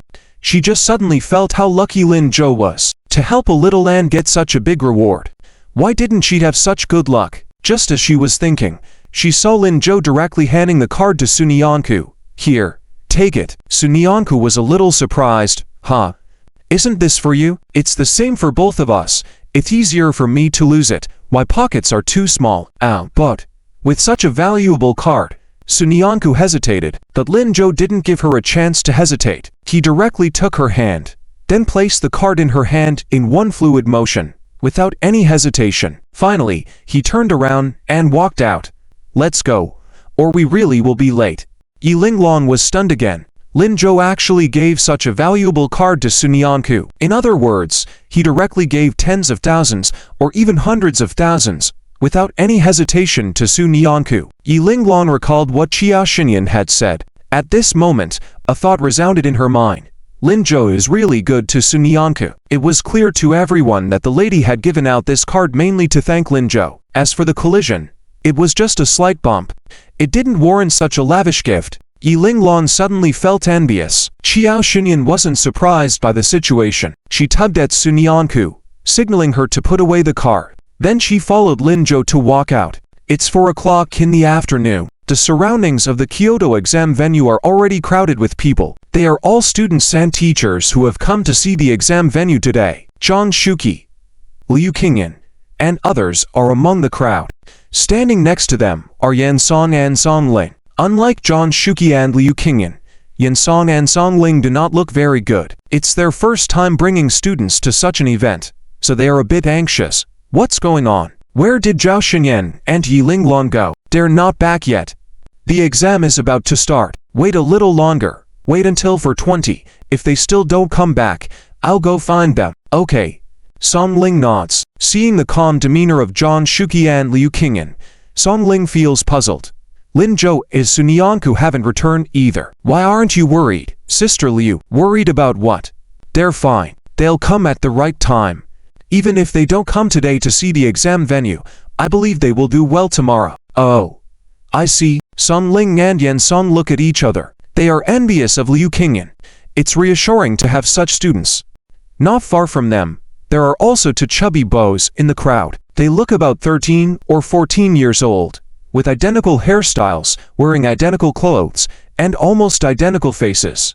But they dress more maturely than anyone else present, in neat suits and ties, as if deliberately trying to look mature. After standing for a while, the two boys glance at each other. The boy on the left nudges the teacher next to him, who has been staring blankly. Teacher Yan, do you think we are the most handsome guys in the room? The woman called Teacher Yan comes back to her senses. Huh? Oh. Yeah. You guys do look handsome. But Li Qifeng and Li Qiliang, you two are only 13 years old. You don't need to compare yourselves to them. No. Teacher Yan, we are students from the Jiangnan province youth class, the youngest participants this time. We both study well, so we must also be the most handsome. It's not related to age. Yan Qingsu is puzzled. and doesn't say anything. Lost in thought again, the boys look at each other. Teacher Yan's behavior these past few days has been particularly abnormal. If it were before, she would have scolded them for dressing like this. But today, she not only remained silent, but didn't even look at them. She seems unhappy. What's wrong with Teacher Yan? They can't figure it out. The boy on the left nudges the boy on the right. Brother, is Teacher Yan in trouble? Since we came to Kyoto, she has been telling us not to go out at the hotel, but she goes out herself and comes back like this. It seems so ... What should we do? Should we think of a way to make her happy? Yeah, we should. But what can we do? The two boys are at a loss and can only sigh in frustration. Even if we dress up handsomely, we still can't make girls happy. As soon as these words are spoken, they suddenly hear a faint laugh coming from above. The two look up and see a handsome young man looking at them, a head taller. You two little guys are quite interesting. You think you're handsome? The two, who were already in a bad mood, become a bit angry. Who are you to judge us? What's wrong with being handsome? The boy flips his hair with attitude. I'm Z Long, a participant from Anyuan province this year. Don't you even know me? I am the most handsome student among the participants this year. Look at this hairstyle, this outfit, this appearance. This is what being handsome is, not like you guys ... at best. Just little beans. You. Li Qifeng and Li Qiliang are half angry. Their expressions are even the same as they cross their arms. Z Long bursts out laughing. It's the first time he's seen such cute twins. He can't help but continue. A man's handsomeness isn't something you can just claim. It's determined by how attractive you are. Did you see those girls over there? I just talked to them, and two of them agreed to go out for a meal with me after the exam. Do you know what that means? It means my charm is unbeatable. Isn't that being handsome? Li Qifeng inwardly rolls his eyes. He doesn't want to deal with this guy anymore. But then, Li Qiliang tugs at his sleeve. Following Li Qiliang's gaze, Li Qifeng sees that Teacher Yan no longer seems distracted, and is looking towards them. Their conversation has piqued her interest. Li Qifeng is stunned. After exchanging a glance with Li Qiliang, he looks back at Z Long. Two people agreed. Did you pester them until they said yes? Z Long's expression stiffens at being called out. But quickly, he starts smiling again. You guys just don't understand, right? When a guy pursues a girl, you have to take her out for a meal. You have to be shameless. Don't be afraid of being shameless. Whatever it takes, as long as you can win her over. If they agree to have dinner with me, even if I'm the one paying, it means I have charm. Otherwise, why would they go out with me instead of someone else? Li Qifeng and Li Qiliang? What kind of logic is this? As long as Teacher Yan is no longer unhappy, the rest is not important. The two decide to continue chatting with Z Long. What you said makes sense, but how can we be shameless when pursuing girls? Z Long thinks he has truly convinced them and continues, actually, it's simple, as long as you are willing to invite the girl to dinner. If one time doesn't work, try 2 times, and if that doesn't work, try 3 times. Even if you get scolded or hit, don't be afraid, keep at it until they agree. That way, you can go on dates with them. After a date, if you want to progress further, it'll be easier. For example, holding hands. Initially they might not allow it, but you can try. Keep trying until they allow you. Li Qifeng and Li Qiliang are dumbfounded by what they're hearing. They are shocked. At this moment, Yin Qingsu next to them can't take it anymore. She was immersed in her sister's affairs and hadn't paid attention to the students. She didn't expect them to be listening to someone else's views on love. It's fine to listen, but not such a mess. Pursuing girls? What's the difference between this and being a pervert? No, she can't let her students hear anymore. She steps forward, about to separate the two brothers. Suddenly, a commotion erupts in front of them. Wow, so handsome. How can there be such good-looking boys? Is he here to participate in the competition too? Yin Qingsu subconsciously turned her head upon hearing those words. She saw a boy walking towards their direction. The boy was wearing a school uniform that she couldn't recognize. He was around 1.8 meters tall, and he stood out among others on the street. Unlike other tall boys, he didn't have any sign of a hunchback, and he appeared very upright. Most importantly, there wasn't a single pimple on his face that belonged to his age group.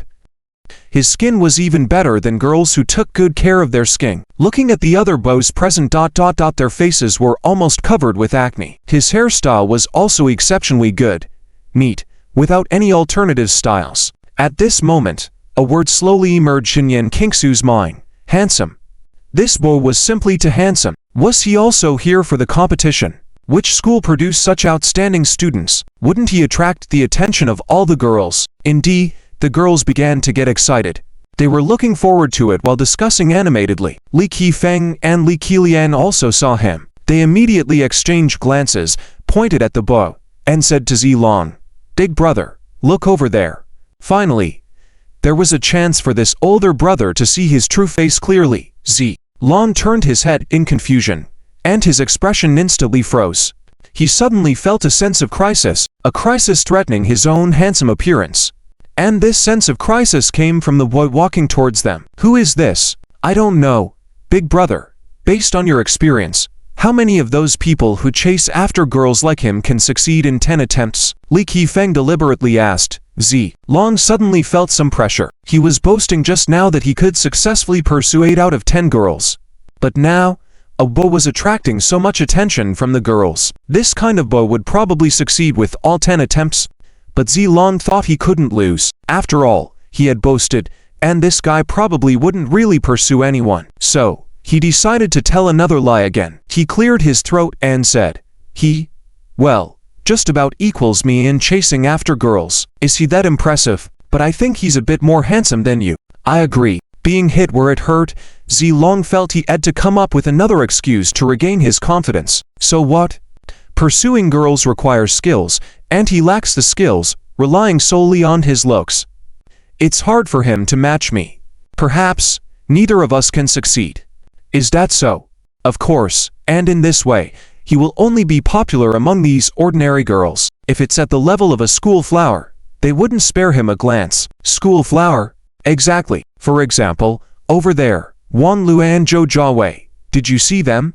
They are school flowers from Jingdu. Oh, after my observation yesterday, the 2 girls from Donyuan province, Chia Xinyan and Yi Linglan, can also be called school flowers. This kind of people, he definitely won't be able to pursue. Li Qifeng and Li Qiliang noticed that Yan Qingsu had shifted all her attention to Zilong at this point. It seemed to be working. Professor Yan wasn't lost in thought. Just as they were about to continue this topic, they suddenly heard another girl's voice ahead. "Hey, slow down. I'm exhausted." They turned around and saw 3 girls following the boat 10 meters behind him. All 3 were tall. 2 of them were very beautiful, captivating at a glance. The other one, although not as visually stunning as the other 2, gave off a very comfortable vibe. The 3 of them unconsciously chased after the bow ahead. Li Qifeng and Li Qilian were stunned this time, too. This bow, was he really coming to the exam venue with 3 beautiful girls? And it seemed like they were not meekly following him, but rather it looked like the 3 were pursuing his footsteps. They looked towards Zilong again. Zilong was also dumbfounded. Who was this guy? How come Chia Xinyan and Yi Linglan followed him? And the girl in the middle had her eyes almost glued to him.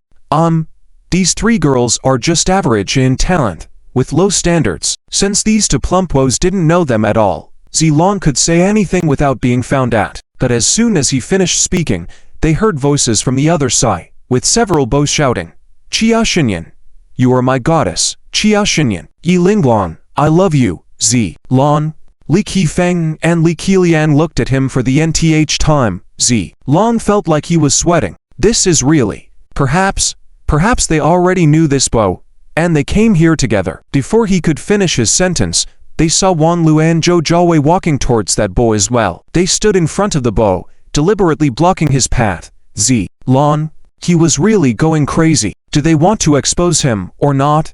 Why are so many people coming out to create chaos? Yan Qingsu beside him almost laughed out loud. It was the first time she had seen such a quick slap in the face in a live setting. Truly interesting. Zilong's mind raced quickly, as if he had lived through all these years again. These girls are too shallow. They only focus on appearance. Well, even school flowers are no different. Unlike me, actually, liking someone, apart from appearance, the most important thing is to look at the character. Do you understand the essence? At our age, the best character it is learning. As long as you study well, you will have more opportunities in love than others. The 2 of you also, although your studies are not as good as mine, I think you both have great potential. Are our studies not as good as yours? Li Qifeng and Li Qilian were a bit unwilling. Long nodded. Yes, I've seen your grades before. Although you're in the juvenile class, this humble person outperforms you by a little in every exam. To be honest, on the whole scene, I only admire one person, that is first place Lin. This time, he couldn't finish his sentence again. In front, they heard Wan Lu's voice exclaiming, Lin Zhou, you're finally here, Lon. He was about to go crazy. He wanted to explain, but found it was useless no matter how he explained. The person being stopped by Wan Lu was Lin Zhou. Luckily, he hadn't said the last word Zhou out loud. Lon breathed a sigh of relief, but facing the gazes thrown by Li Qifeng and Li Qiliang, he still felt a bit embarrassed at the moment. He awkwardly touched his head. I need to go to the restroom, I'm in a hurry.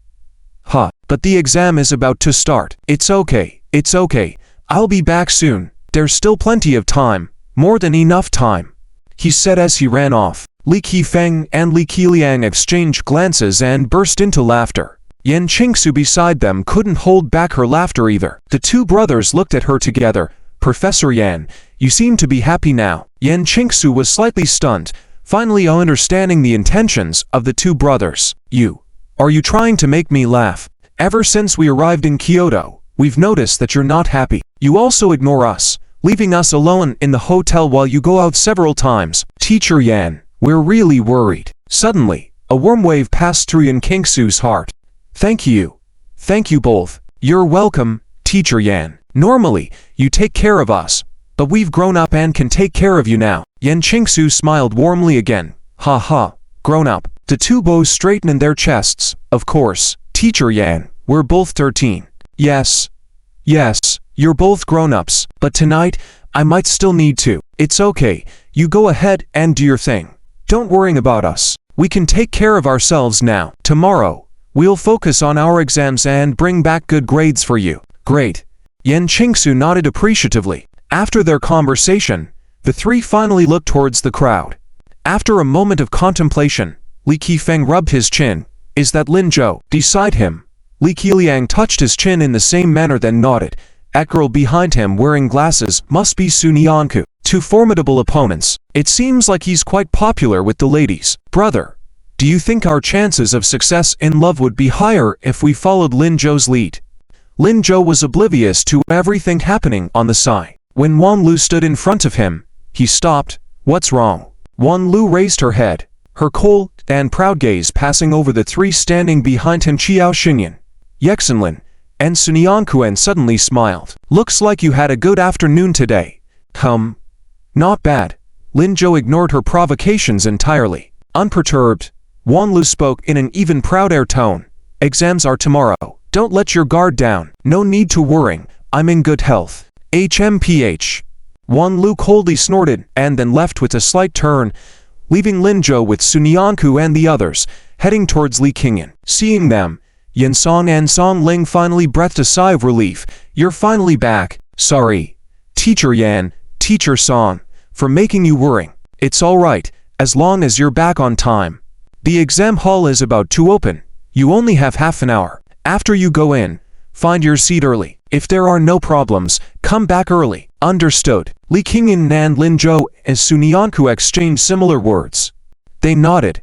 As the students entered the exam hall, the teachers, bored, exchanged greetings and chatted among themselves. Wang Che stood not far from Yan Qingyan, watching Yan Qingyan and the two young teachers chatting and laughing. Suddenly, she felt a twinge of discomfort in her heart. All these years, she had worked hard to achieve everything she desired, but it had been a long time since she was as happy as she was today.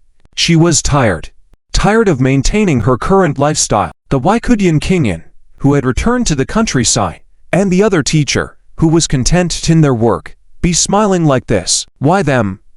No, she didn't deserve it. Thinking this, Wang Che tidied her hair and put on what she thought was her most gentle smile before walking towards Yan Qingyan. When she reached her, Wang Che stood still and politely said, Qingyan. Yan Qingyan, who was conversing with Yan Song and the others, instantly stopped smiling and turned to look at her, along with the three. Wang Che forced a dry laugh. I mean no harm, Qingyan. We were classmates for many years. You don't need to be so guarded against me. Yesterday was my fault. I was out of line. How could I say those things to you when I clearly knew? Forget it. I know words can't undo what's been done, but I genuinely want to apologize to you, Kingin. How about dinner tonight? Consider it my way of making amends. Seeing Yin Kingin hesitate, Wang Che quickly added, oh, you can bring Director Zhang and these two teachers with you. If you're worried, I don't want to harm you. I just want to catch up with you. Wang Che paused, biting her lip, then continued, I'll call you tonight to arrange things. All right, Yin Kingin agreed. No one noticed that as she turned away. Wang Qi's smile vanished instantly. Tonight, time to prepare properly. As she walked away, Zhang Shuqi patted Yin Kingin's shoulder and let out a deep sigh. I wish I hadn't agreed to your coming here. It's all right. Even if we avoid it this time, we can't avoid it next time. If she wants to find me, she can find me anywhere. This time is just a chance to understand her intentions. Then, I can handle it, Director Zhang. Just please, don't let Lin Zhou and Su Nianke know about this. They can't afford any distractions today before the exam tomorrow. Okay. I understand. Zhang Shuqi nodded. Yin Kingin forced a smile and turned her gaze towards the direction where Wang Che had left. She didn't know what that person was planning, but since they couldn't avoid it, she might as well face it. After this time, she hoped they wouldn't have any more interactions. Half an hour later, students began to come out of the exam hall one after another. Zhang Shuqi, with Lin Zhou, Su Nianke, Qiao Xinyan, and Yexinlin, returned to the hotel. At the hotel's entrance, Zhang Shuqi gestured for them to go in for a free meal. One of the benefits of staying at a government-selected hotel was the 3 meals included. But before they could take a few steps, Lin Zhou rejected. No, Director Zhang, why don't we go out to eat instead? I'll treat all of you. This statement left the teachers looking at each other in surprise. Zhang Shuqi even slapped his shoulder. You both, have you won some prize money and think you're something special now? Starting to splurge. No. Didn't we come to Kyoto? I wanted to try something new. Lin Zhou was scared by Zhang Shuqi's words.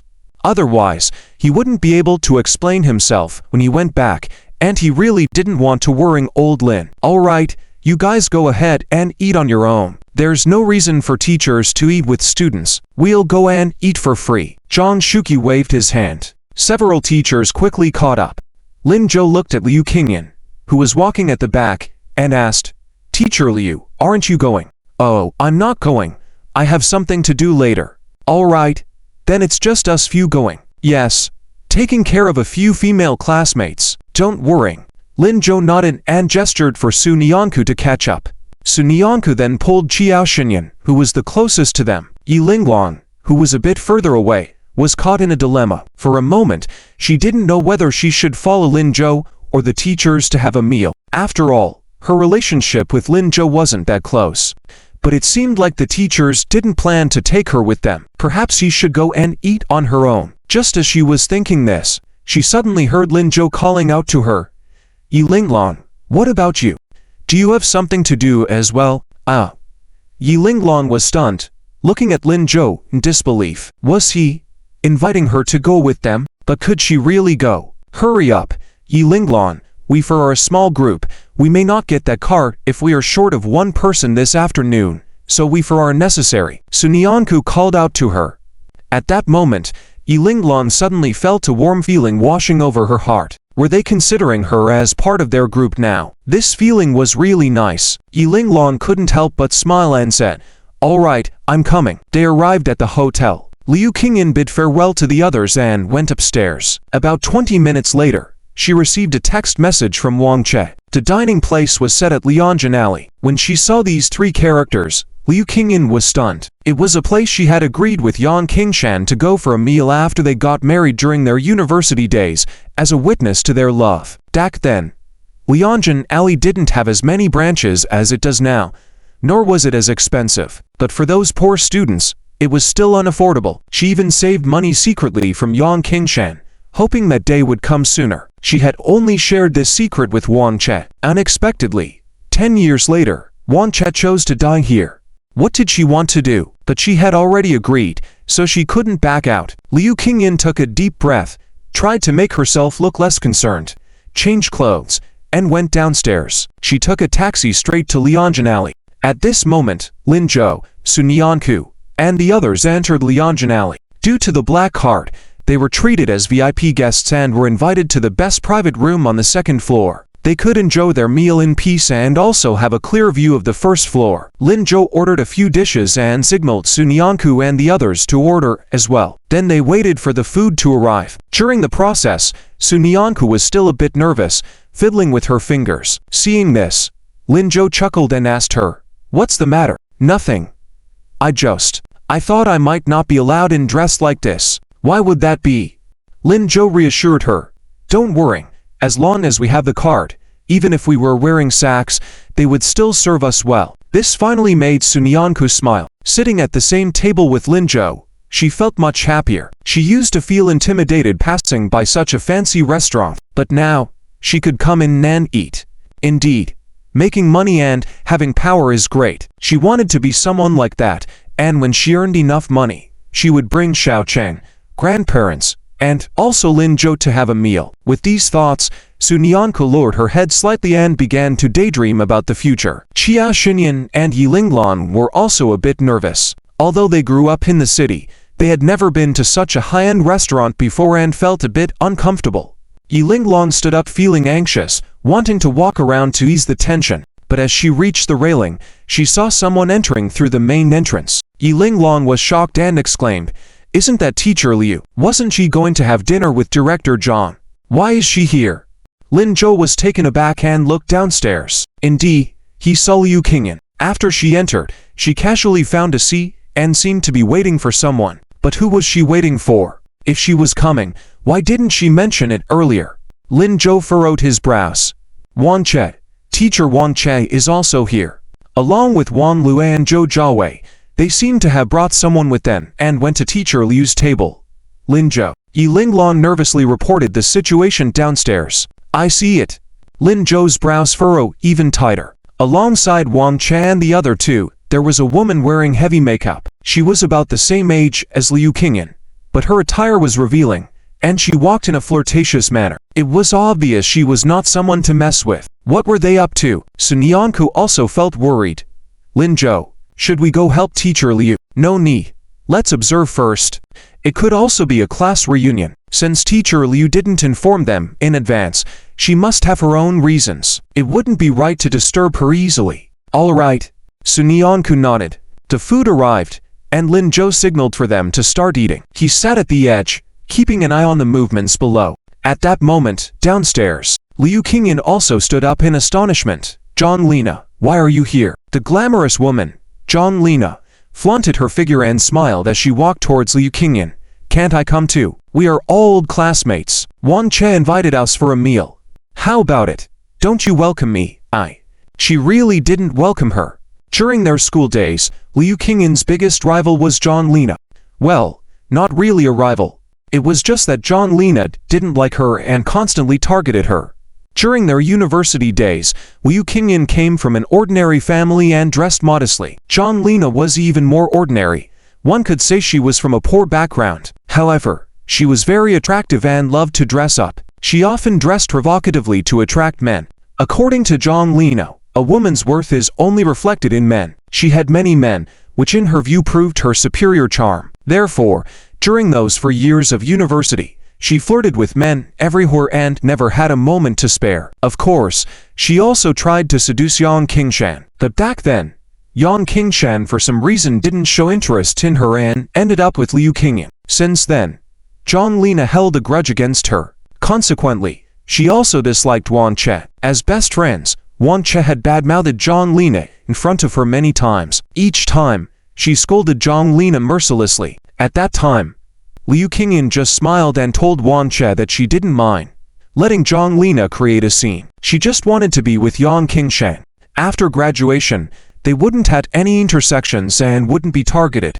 But she never expected that after cursing Zhang Lina for 4 years, Wang Che would still invite her to dinner. Moreover, Wang Che couldn't have been unaware that she didn't like Zhang Lina. After graduation, she had truly cut off all ties regarding Zhang Lina. So, why was Wang Che doing this? Liu Qingyan cast her gaze towards Wang Che. Wang Che smiled and politely pulled out a chair for Zhang Lina. "Hey, Qingyan, Nana is also a classmate, and she is also in Beijing. I invited her. You don't mind, right?" The tone of her voice was completely different from the politeness in the afternoon. It carried a hint of sarcasm, intentional. So, is this the reason she asked herself to dinner? To use John Lena as a tool to humiliate herself. She was deliberately doing this. That's why she thought of coming to explain things to her, to turn the page between them, so that she could live peacefully with Yan Qingshan. Unexpectedly, it turned out like this. Liu Qingyan couldn't help but smile. "Wan Che, I have something to do, so I'll." Before she could finish, Wan Lu, who was with Wan Che, said, "Teacher Liu, what's going on? Zhou Jiawei and I are starving. Can we eat well? We still have exams tomorrow. After eating, we have to go back and prepare." "Oh, that's right, Qingyan. Sit down quickly. If you delay the children's exams, it won't be good." John Lena also helped push her back into her seat. "Liu Qingyan, even if you hate me, you can't target the children, right? Why? You want to influence them to get good grades for your own students. Isn't this too despicable?" Liu Qingyan, where she could not even argue, she could only sit down silently. Wan Che had already ordered the dishes. Once they sat down, she waved her hand and the waiter began serving. John Lena poured herself a glass of water and looked at Liu Qingyan with a smile. "I didn't expect that after so many years, Liu Qingyan, you still look so beautiful. Oh no, even more beautiful than before. Some parts seem to have gotten bigger. Back in school, you were like a fox spirit, enchanting the souls of men. Now, how many men have you flirted with?" Liu Qingyan, at this moment, if it weren't for Wan Lu and the others, she would have wanted to stand up and slap her directly. She's the one who loves to flirt. She's the one who's had countless men, and now, it's being blamed on her. Is she crazy? John Lena, all right, I won't say anymore. Today is Wan Qi's event. Qingyan, don't be so petty, let's eat. John Lena laughed. Wan Che quickly pretended to intervene. "Yes, sorry. Qingyan, Nana is just like this. Don't mind her." With these words, the situation didn't seem to favor her anymore. Liu Qingyan, in her heart, rolled her eyes silently. These two people are really. She picked up her teacup, took a sip. "The dishes are served. Let's eat. Can't mess with her. Can't hide either, right? Finish eating quickly and leave." She really didn't want to see these people for another second. Liu Qingyan didn't see that Wan Lu and Zhou Jiawei, sitting opposite her, exchanged a disdainful glance. A delicate plate was brought up by the waiter, with a small exquisite dish in the middle. Wan Che cheerfully called out, "Come, eat." Liu Qingyan absent-mindedly picked up her chopsticks and was about to pick a piece randomly, but John Lena stopped her. Wait, Liu Qingyan. What are you doing?" Liu Qingyan was surprised. "What's wrong? Do you know what dish this is? You're just going to pick that way. This is..." When Liu Qingyan was about to speak, she suddenly stopped. What was this in the plate? Black and gloomy. There were only 2 or 3 small pieces. Is such a big plate. Looking quite beautiful. She seemed to have never tried it before. This. Ha. Don't you know? John Lena started to mock. Liu Qingyan was about to speak, but then heard Wan Lu say, "Teacher Liu. Really? This is foie gras. You mean you've never had it?" Zhou Jiawei also lowered his head, trying to suppress a smile. Liu Qingyan, she really had never tried it. Such delicacies were unaffordable during school, and after graduation, Jiancheng County had no such cuisine. Liu Qingyan's face turned a bit ugly. They were doing this intentionally. She directly put down her chopsticks and refused to eat. At this moment, Wan Che stood up to round things up. "Wan Lu, why are you talking to Teacher Liu like that? Apologize quickly, and you too, Nana. Qingyan has been away from Kyoto for so long after graduation." "Oh, I didn't mean that, Qingyan. Don't be angry. Anyway, we finally gathered today. We shouldn't quibble over trivial matters." As she finished her sentence, Liu Qingyan heard Wan Che mutter quietly, "Who's apologizing to the mistress?" Liu Qingyan was stunned. "What did you say?" "Mistress?" Wan Lu didn't speak. Wan Che stood up directly. Nothing. She didn't apologize. "Come on, Qingyan, try it. This foie gras is delicious." Saying that, Wan Che picked up a piece for Liu Qingyan. With that, Wan Lu immediately kept silent. Liu Qingyan had to maintain a cold face and remain silent. Some sang the red face, some sang the white face. Today, if she didn't finish this meal, She might not be able to leave. There's an exam tomorrow. Better not stir up trouble today. Liu Qingyan, while silently telling herself not to get angry, reluctantly finished the piece of foie gras. This dish seemed expensive. Knowing Wang Qi's stingy nature, she probably wouldn't order a second plate. Just endure the rest. Liu Qingyan comforted herself this way. On the second floor, Lin Zhou had been watching the situation here. When he saw this, he couldn't help it. He was about to get up and go downstairs, but then he saw Yilinglan across from him was already faster than himself. I'm so angry. These people are too much. I'm going down to see. After saying that, without waiting for anyone to react, she quickly ran downstairs. Lin Zhou wanted to stop her, but it was too late. Next to him, Sun Yanku also looked puzzled. What's wrong with her? Why did she run so fast? Xia Xinyan smiled. It's okay. Let her go. After eating this meal, she will treat everyone as her own. They bullied teacher Liu, and she naturally can't stand it. It's also good. She has a bad temper, always arrogant, just good at this. We just have to wait here. Lin Zhou's eyes deepened, not saying a word. If it was Yilinglan's overbearing personality, it might be quite fitting. After running downstairs, Yilinglan didn't directly go to find Liu Qingyan. She took advantage of the others not paying attention and carefully exited the Lianjin restaurant store. Then, she adjusted her clothes, took a deep breath, and put on an arrogant expression. She walked in through the main gate with dignity. In the corner of the hall at this moment, the second course had just arrived. Liu Qingyan was about to ignore it, when Zhang Lina brought a soup bowl directly in front of her. Qingyan, do you recognize this? The bowl contained soup that looked relatively clean, but there was something black inside. Liu Qingyan was surprised once again. What is this now? Seeing this, Zhang Lina burst into laughter. Wang Chet, it seems our decision back then was right. In the future, make sure your students never go to those rural places. Before Wang Chet could respond, Wang Lu jumped in. I won't go, as long as teacher Liu is like this. It seems Lin Zhou and Sun Yanku are also country bumpkins, good at studying. So what? They are not even worthy of being my opponents. Liu Qingyan was instantly furious.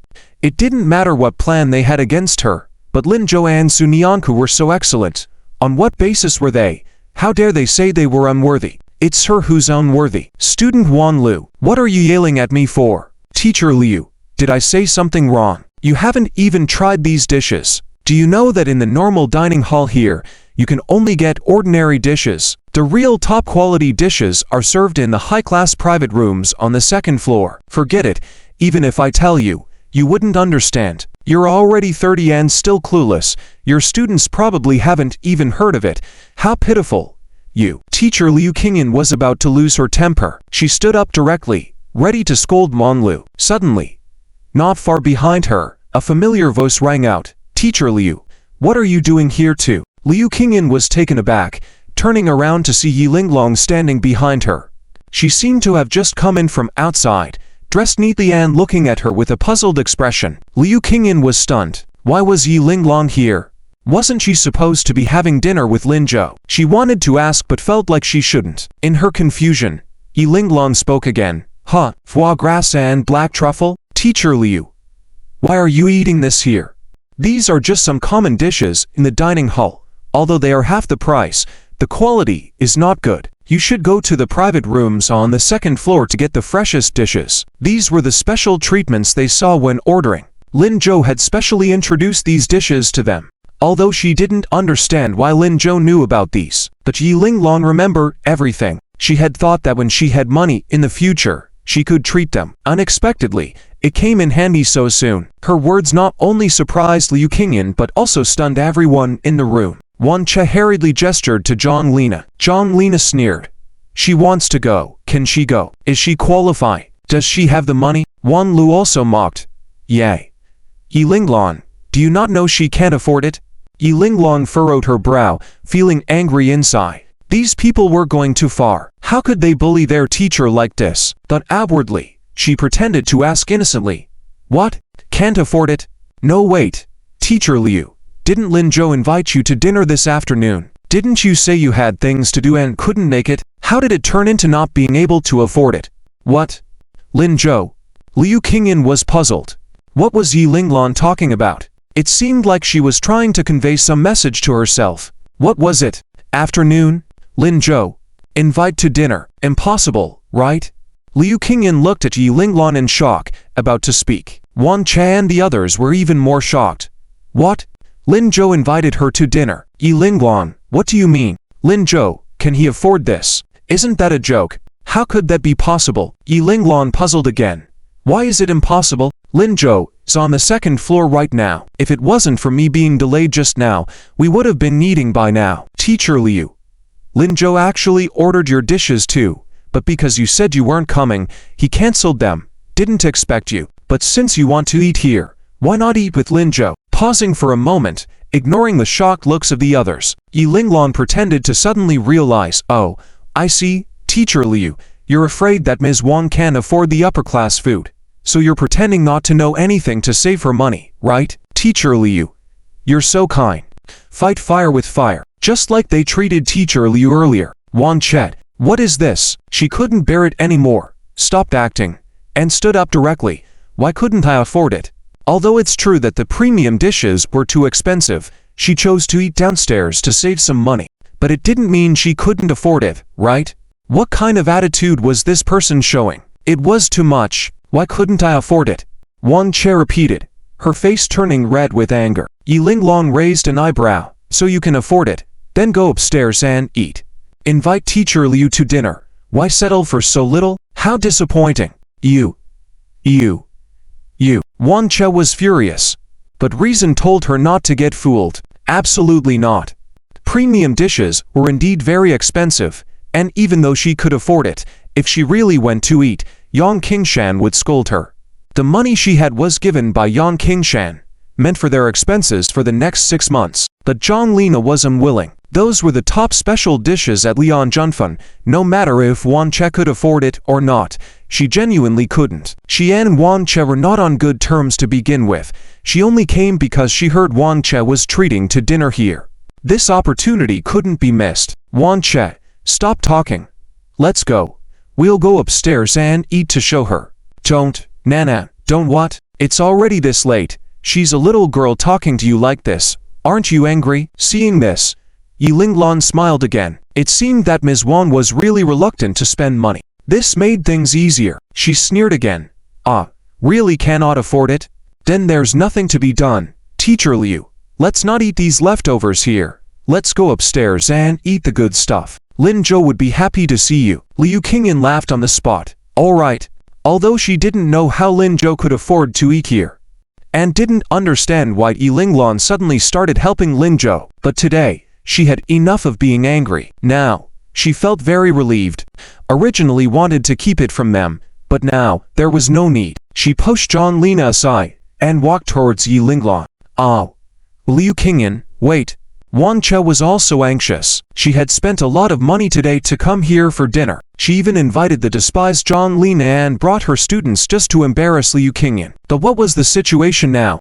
Why was Liu Qingyan going to the second floor to eat premium dishes? Why was Lin Zhou going to treat her to dinner? If her students could treat her to fine dining, then herself, everything she had been proud of today would no longer hold up, right?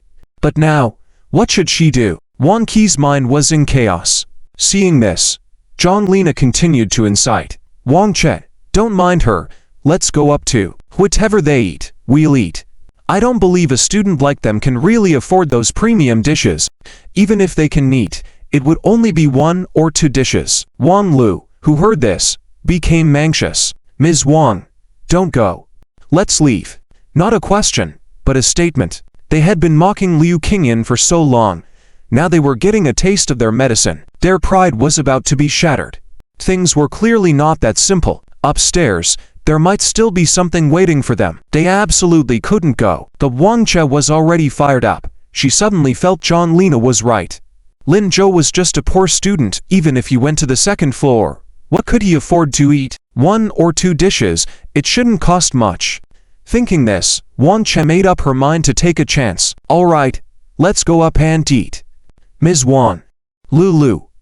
Wait, let's go together. We can't become the laughingstock. Waiter, open a private room next to theirs for us. At 7 o'clock in the evening, in Beijing, in the hall of a high-end villa area, Two women are standing. One of the women is younger and is looking curiously at the painting in the hands of the older woman, asking, "Sis, is this really the genuine autumn mountain in blue and green painting?" "It should be." Yan Wanjun carefully observed for a moment and muttered, "But didn't you say a student told you about it? Is it reliable?" "I'm not sure either, but I think it should be reliable." Yan Kingsno hesitated. "Sis, will we really not be deceived? You even didn't listen to the words of Kanzi and Hazy, who are well known in the industry." This afternoon, when Yan Kingsno returned to the hotel, she had entrusted Li Qifen and Li Qilian and came to her sister's house first. Both she and her sister are from Jiangnan. Her sister has always been very good to her, and she basically relied on her sister and brother-in-law for support while in school. Later, her sister and brother-in-law moved to Kyoto for development, while she became a teacher in Jiangnan. She had planned to repay her sister and brother-in-law. Well, once she had the ability. Unexpectedly, when they reunited, her brother-in-law fell seriously ill. During the past 2 days in Kyoto, she had been busy helping her sister plan to buy paintings. Unexpectedly, in just one afternoon, her sister had already made the purchase. She had also believed the words of a student. "I know, but I feel like he wouldn't deceive me." Then ... should we show it to brother-in-law? "Okay." Yan Wanjun nodded. "Let's go." Just as they were about to walk towards the inner room, she suddenly heard a shout at the door. "Wait, Mrs. Yan, wait. Don't show the painting to Wenli yet. We have called the teacher to come and authenticate it." It was Kanzi's voice. The Wenli he mentioned was Yan Wanjun's husband, Qin Wenli. Yan Wanjun turned around and indeed saw Kanzi and Hazy standing in front with an elderly man with gray hair. The old man was wearing reading glasses, but he looked very serious. Seeing Yan Wanjun, he seemed a bit angry. "Wanjun, I heard you didn't believe then, and instead trusted a high school student who bought a painting for Wenli. You are really acting recklessly. Wenli has always cherished these. Can he be at ease if you show him a fake painting?" Yan Wanjun choked up and couldn't say a word. "Teacher, I didn't mean that. I understand, which is why I am here. Let me look at the painting. If it's a counterfeit, we can still find the authentic one now." "But, what? You don't even trust me?" "A lot of Wenli's knowledge in this area comes from me. I've mentored him in this regard. Would I harm him?" "No, that's not what I meant." Yan Wanjun knew she couldn't escape, so she handed over the painting in her hand. Then, "Teacher, could you please take a look?" Li Lao took the painting, shook it in his hand, and opened it. At that moment, he was shocked. This. Adjusting his reading glasses, Li Lao started to inspect it carefully. Upon seeing this, Kanzi quickly interjected, "Teacher, this painting has flaws, right? It must not be genuine. Mrs. Yan just won't trust us. Sigh. There's nothing we can do." Hazy also added, "Mrs. Yan, the second painting from today was bought at a high price. If we find that person now, the price will surely double. It's really..." Yan Wanjun was momentarily stunned. Could it be that she had really made a mistake? Yan Kingsno stepped forward and gently held her sister's arm. "Sis." Before she could say anything, she suddenly heard Li Lao exclaim, "Marvelous! Too marvelous! This painting is truly marvelous." Everyone was taken aback. Kanzi hesitated and spoke. "Teacher, what's happening? Is this imitation very good?" "Let me see." "See what?" Li Lao slapped him on the head. "You can't even distinguish real from fake. And you still want to see? Have you wasted all the things you've learned over the years?" Teacher. Don't call me that. I'm not your teacher. And you, Hazy. Both of you, stop mentioning me outside. You don't mind being embarrassed. But I do." With that said, he didn't pay attention to Kanzi and Hazy's reactions. Li Lao carefully rolled up the painting again and walked over to Yan Wanjun. With his hands raised, he handed the painting to her. "Wanjun, I was presumptuous and scolded you without understanding the facts. I apologize. This painting, it's genuine." Yan Wanjun suddenly smiled. As she laughed, tears of joy streamed down her cheeks. "Really? Really? Li Lao, did I make the right purchase? Did I really make the right one?" Yes, you made the right choice this time. This is indeed an authentic piece. Go show it to Wenli. He should be very happy." "That's great, really great. I've made the right choice, Kingsno. I made the right choice." In that moment, Yan Wanjun couldn't care less about her image, overwhelmed with happiness. Today, Under tremendous pressure, she had bought this painting, and when she returned, she couldn't muster the courage to show it to Qin Wenli. She was afraid. Afraid that she had made a mistake. Afraid that she couldn't fulfill Unli's long-held wish. Afraid that this would cause dissatisfaction among everyone, accusing her of being reckless, accusing her of not valuing Qin Wenli at all. But no one knew that she, more than anyone else, wished for Wenli to see his favorite painting. Yes, sister, you made the right choice. You made the right choice. Don't cry. Brother-in-law will be heartbroken if he sees you like this. Go and show him the painting now. Okay. I'll go now. I'll go now. Yan Snowjin turned around joyfully. Just as she was about to walk into the house, the phone rang. Yan Wanjin picked up the phone and heard the words of the hotel manager on the other end. Mrs. Yan, a person came to the restaurant today with your black card. Is it a young man and 3 girls? Yan Wanjin was suddenly excited. Yes. Indeed, they seem to be your distinguished guests. I'm calling to inform you that they only ordered a few dishes as if they were reluctant to waste food, fearing we would be embarrassed. But I feel this is inappropriate, so I wanted to ask if you would like. Yes. Yes. Bring them the best 10 most expensive dishes in the restaurant. Let them try everything. Fulfill all their requests as much as possible. I see. Do as I said. Understood. Mrs. Yan. After hanging up the phone, Yan Wanjin was about to go inside. She heard Li Lao shout, Wanjin, what's the name of that young man? He seems remarkable. Perhaps I can also get to know him. Oh, him. He said his name is Lin Zhou. Lin Zhou. Li Lao muttered the name. Kanzi and Hazy remained silent. Yan Kingsno, on the other hand, was surprised. Lin Zhou. A high school student? A boy accompanied by 3 girls. Could it be him? She wanted to ask further, but Yan Wanjin had already left. Yan Kingsno thought for a moment, then followed her inside. Love Junfan. When Yan Qingyan saw Wang Cha and a few others wanting to follow, she felt a bit worried. As she went upstairs, she carefully tugged at Yilinglan's sleeve. Hey, I'll hold them back. You go up and talk to Lin Zhou. Run, okay. Run, why? Yilinglan was puzzled. Yan Qingyan's mind was filled with the part John Shuki spoke for him today. It was all taught by Lin Zhou. So at this moment, Yilinglan must have also been taught by Lin Zhou. As for really eating on the 2nd floor, how expensive would that be? Impossible, simply impossible. Thank you for coming out to help me out. Lin Zhou, although he knows these fanciful things, the food here is really too expensive. It's not worth the cost for a woman like this. The teacher doesn't have that much money. Yan Qingyan lowered her voice at the end, feeling a bit embarrassed. Wait until I have money. Then I'll bring you a lot to eat. Ha ha. Yilinglan laughed when she heard this. She grabbed Yan Qingyan's hand and ran upstairs. Teacher Yan, don't worry about this. Come with me. Oh, but don't hesitate. You underestimate Lin Zhou too much. Wang Che saw them running fast and hurried to speed up too. Walking at the back, Zhou Jia pulled Wan Lu's sleeve. Lulu, I always feel that things are not that simple. Should we advise teacher Wang not to go? Can we persuade her given the situation? Let's go. Let's talk upstairs. Let's take it step by step. Perhaps what Ms. Zhang said is right. Lin Zhou is just putting on a show to help out the teacher. But Zhou Jia stopped talking halfway. She couldn't make the decisions on these matters, so she could only silently follow along. Once Yan Qingyan went upstairs, she saw Lin Zhou and Sun Yanku and Zhao Xinyan sitting in the private room. There were several dishes on the table in the middle. It looked exceptionally high-end, much better than downstairs. On the other side, there were 2 empty seats.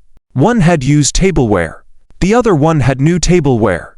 Yan Qingyan was stunned. The 3 of them ignored her shock and stood up together. Hello, Teacher Yan. Yilinglan quickly walked to the seat with the used tableware and pulled out the seat with new tableware, gesturing to Yan Qingyan. Teacher Yan, please sit here. Yan Qingyan finally realized, you guys actually started eating here.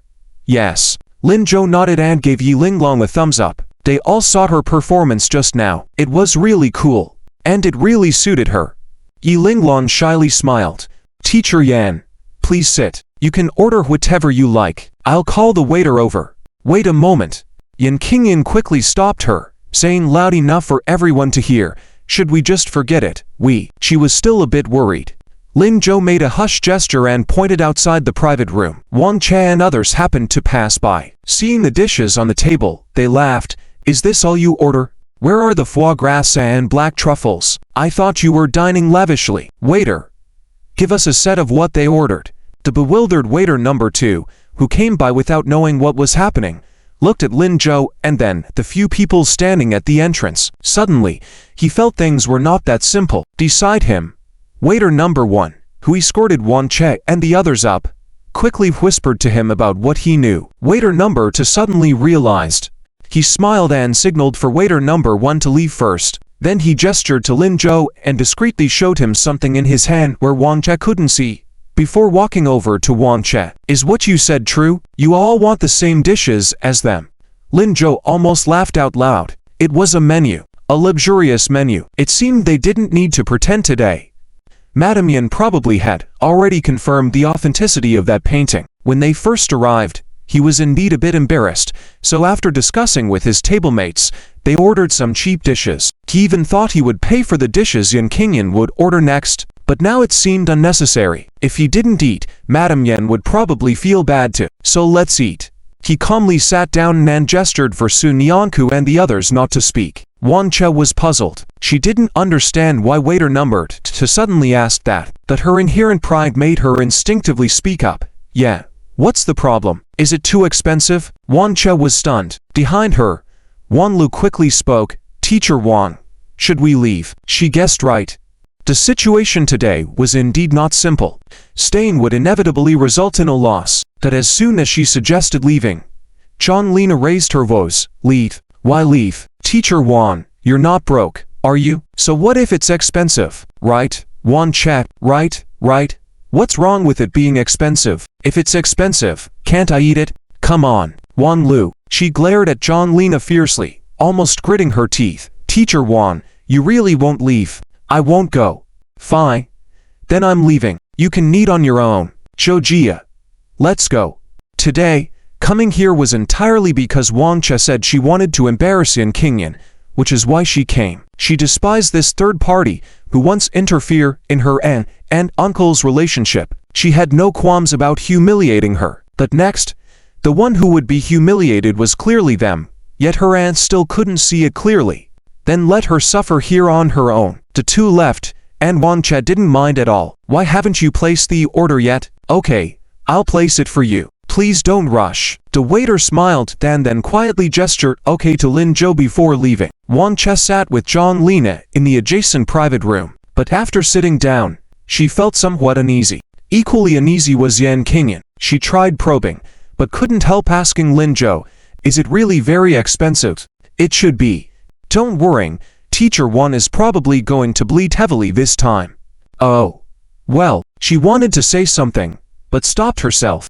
After all, the students were doing it for her own good. If it was really necessary, they would risk it. It's just a few years of her salary.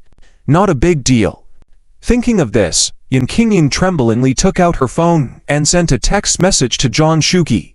Dean Zhang, urgent request, lend me some money. At that moment, Zhang Shuqi was returning to his room with Yan Song and Ling. They had just finished their meal and were planning to rest and prepare for tomorrow's challenges. When he saw the message, Zhang Shuqi smiled, replied while picking his teeth, what's the matter? Tell me. How much money? I don't know. Probably about 10,000, or maybe 20,000. Zhang Shuqi was stunned in place. Wang Lu walked out of Lian Junfang and stopped. Zhou Jia quickly approached her anxiously and asked, Lulu, are we really not going to do anything about Teacher Wang? Is it not good to ignore her? After all, she's your aunt. What's wrong with my aunt? Our Wang family doesn't have people who are so useless. Liu Qingyan has directly bullied her in front of her, and she couldn't see through it. She believes others' words and licks their faces. She has wasted her years in Kyoto. But, stop with the buts. Why are you as annoying as Wang Che? Zhou Jia fell silent. Wang Lu ignored her, took out her phone, found the contact labeled uncle, and made a call. Moments later, the call connected. Wang Lu coldly said, hello, uncle. Please take care of my aunt. She's fighting with your mistress. They're about to lose ... About 10 minutes later, the waiter began to serve dishes. The first to be served were goose liver and black truffle. However, it was indeed much more exquisite than downstairs, with a different presentation. Wang Che immediately smiled. It's these two dishes again. I thought there would be something fresher. Waiter, where's ours? Coming. John Lena, be prepared. Let's have a good meal. All right. John Lena was never one to be polite. She had never eaten such dishes before and now indulged happily. Wang Che also ate vigorously, too preoccupied to taste the dishes. On the other hand, Lin Zhou was savoring every bite, occasionally passing a few pieces to Su Nianku and teaching her how to eat. Su Nianku was very earnest in learning and enjoyed her food. Qiao Xinyan and Yi Linglong kept their heads down, with a sense of propriety. Only Liu Qingyan looked a bit pained. Although the dishes were delicious, they were costly. She wondered if Director Zhang could afford this. Thinking about it made her bleed internally. The two dishes were quickly finished. Wang Che clapped her hands and said loudly, "Is that all? I thought you guys wanted to eat something delicious, and I." Before she finished speaking, the waiter suddenly rushed over with 10 others, each carrying an exquisite dish. Leading the way was waiter No. 2. He politely said to Lin Zhou's group, "I'm sorry, these dishes at the end needed some preparation, so it took a bit longer. We'll serve them now." "All right, no problem. Go ahead." Lin Zhou nodded. To the astonishment of everyone, waiter No. 2 began to announce the names of the dishes. His voice was not loud but clear enough for Wang Che next door to hear clearly. Caviar dish, emperor crab, salmon, Japanese wagyu beef. For every dish announced, Wang Qi's face darkened. By the 10th dish, her face turned green. There were so many. How could there be so many? And they seemed to be bringing more. Each dish was something she could never afford to eat regularly. Were they crazy to order so much? She felt her heart was bleeding. Zhang Lena, beside her, was almost laughing hysterically. "Wang Che, you're in for a treat now." "Shut up." Wang Che couldn't bear it any longer. She glared at her fiercely and then trembled as she gestured for the waiter to come over. Curiously, waiter No. 2 walked over, bowed, and politely asked, "What's wrong? Did you order all these dishes for me?" Wang Che asked, with a glimmer of hope in her heart. "Oh, they're all ordered." Waiter No. 2's words extinguished her hope. "What? So soon?" "Yes, our restaurant service is top-notch. When a customer requests something, we do our best to serve it promptly. The boss instructed us to be efficient." "Is there a problem, ma'am? Didn't you order them yourself earlier?" "I reminded you." "Yes, but..." Wang Che swallowed hard again. Afraid of being overheard, she lowered her voice even more. "How much will all of this cost?" "Well, waiter No. 2 rubbed his chin. "We haven't calculated it yet, but it's probably around 100,000, and there's more coming." Wang Che almost spewed blood. "What? More?" "Yes, they ordered all the specialty dishes in our restaurant, and the bill is settled." After finishing all together, Wang Che was utterly despairing. 100,000. That was the food budget for her and Yang Qingshan for 2 years. She only had half of it now. At this moment, she deeply regretted not doing her homework before coming to Lian Junfang. If she knew Lin Zhou would be coming today, she would never have chosen today. But now, there was no other way. Wang Che closed her eyes. After a moment, she finally collected herself. "Can these be cancelled?" Waiter No. 2 seemed surprised and raised his voice. "What? You want to cancel the dishes?" Wang Che was startled. She tried to hush him but Lin Zhou and his group had already heard. They burst into laughter immediately. Yi Linglong even stood up and exclaimed, "Teacher Wang, why do you want to cancel now? Didn't you say you could afford it?" Wang Che was about to explode. Zhang Lena sighed beside her. "Come on, Wang Che, just eat them." Wang Che. At this moment, she felt like she was caught in a trap. Nothing she did was right. She closed her eyes again, making a significant decision. "Fine. Bring it all. Serve them all." "All right." Waiter No. 2 happily turned around to bring out the dishes. Yi Linglong's group couldn't help but laugh again. After they laughed, Liu Qingyan began to worry. "You guys had a great time today, but the price is quite high." "Price?" Lin Zhou didn't understand what Liu Qingyan meant. Yi Linglong laughed. "Lin Zhou, Professor Liu thought you would spend a lot of money." "Huh, what's wrong? Isn't that the case?" Lin Zhou was puzzled by Liu Qingyan's words. Yi Linglong continued to laugh. "Lin Zhou, is Professor Liu being so generous?" "Young man, when have I not been generous?" "Ha ha, That's true. Lin Zhou decided not to keep hiding things from Liu Qingyan. Otherwise, she would end up feeling heartbroken like Wan Che. He realized that she seemed distracted during dinner, probably unable to let go of Wang Qi's situation. When she saw waiter No to approaching the door, serving Wang Che while saying, "Oh, by the way, Lin Zhou, our boss instructed that if you're unsatisfied with anything, you can freely request more dishes, including the ones you're eating now. They will all be on the house." Suddenly, Liu Qingyan was completely stunned. Why aren't they asking for money anymore? What's going on? But before she could ask, Wang Qi's voice next to her came through with piercing strength. What? Not accepting money? They don't need to pay for their food. Lin Zhou was extremely helpless. This waiter must have read too many face-slapping novels in his spare time. Everything he did and said was perfectly timed. It was admirable, but it was also convenient, saving Lin the trouble of explaining to teacher Liu. Waiter number 2 was basking in the pleasure of face-slapping and couldn't stop.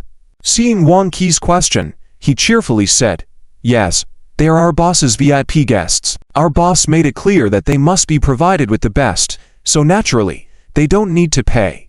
They can eat whatever they want, order whatever they like. But, ma'am, there are no discounts for you here."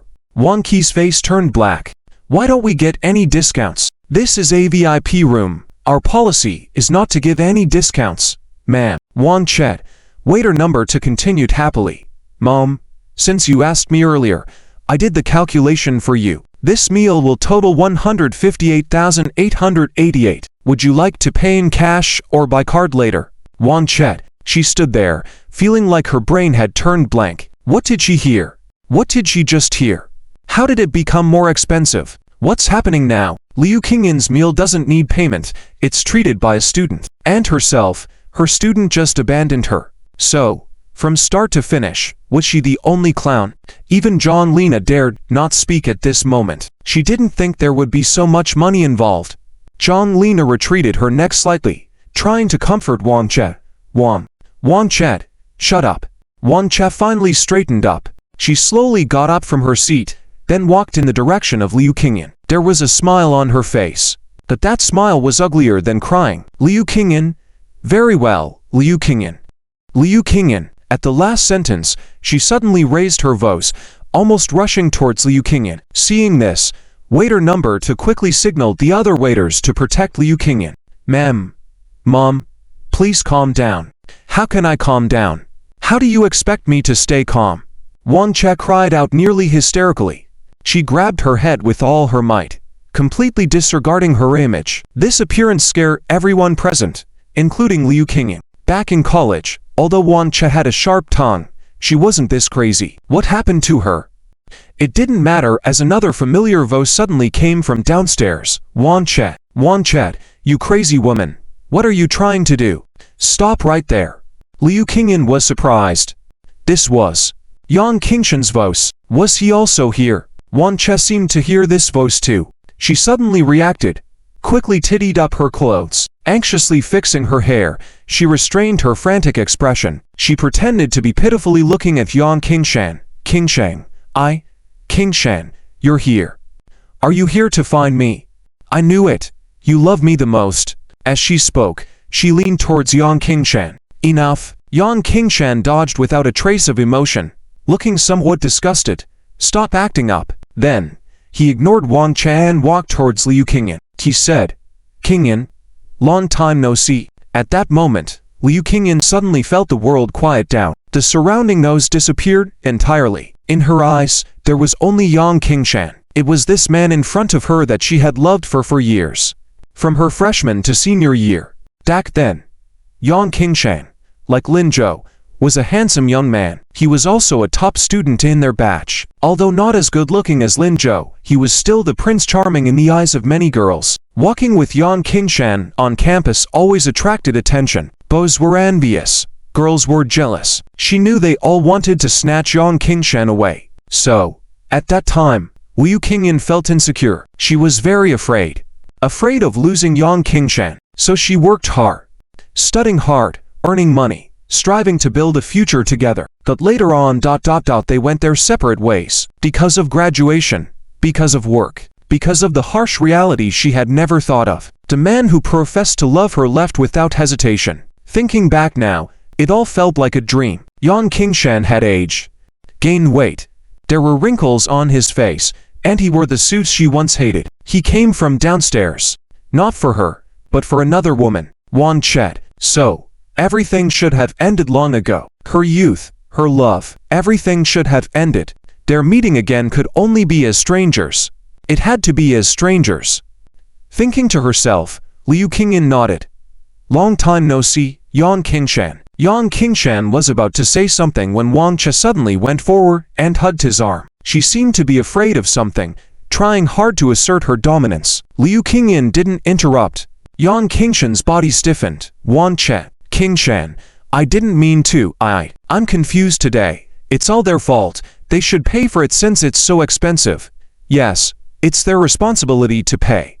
Enough, Yan Qingshan roared, and politely said to Liu Qingyan, I'm sorry, I'll take her away. It's all right, it doesn't affect us. Thank you. Yan Qingshan dragged Wang Che and walked downstairs. Passing by the waiter, he said, I'll settle the bill, show me the way. Waiter number 2 took the two downstairs. At that moment, seeing Yan Qingshan dragging Wang Che along looked like dragging a dog. Wang Che looked pitiful. It seemed he didn't even listen to what she was saying. Dismissing those thoughts, Liu Qingyan shook her head. What did their situation have to do with her?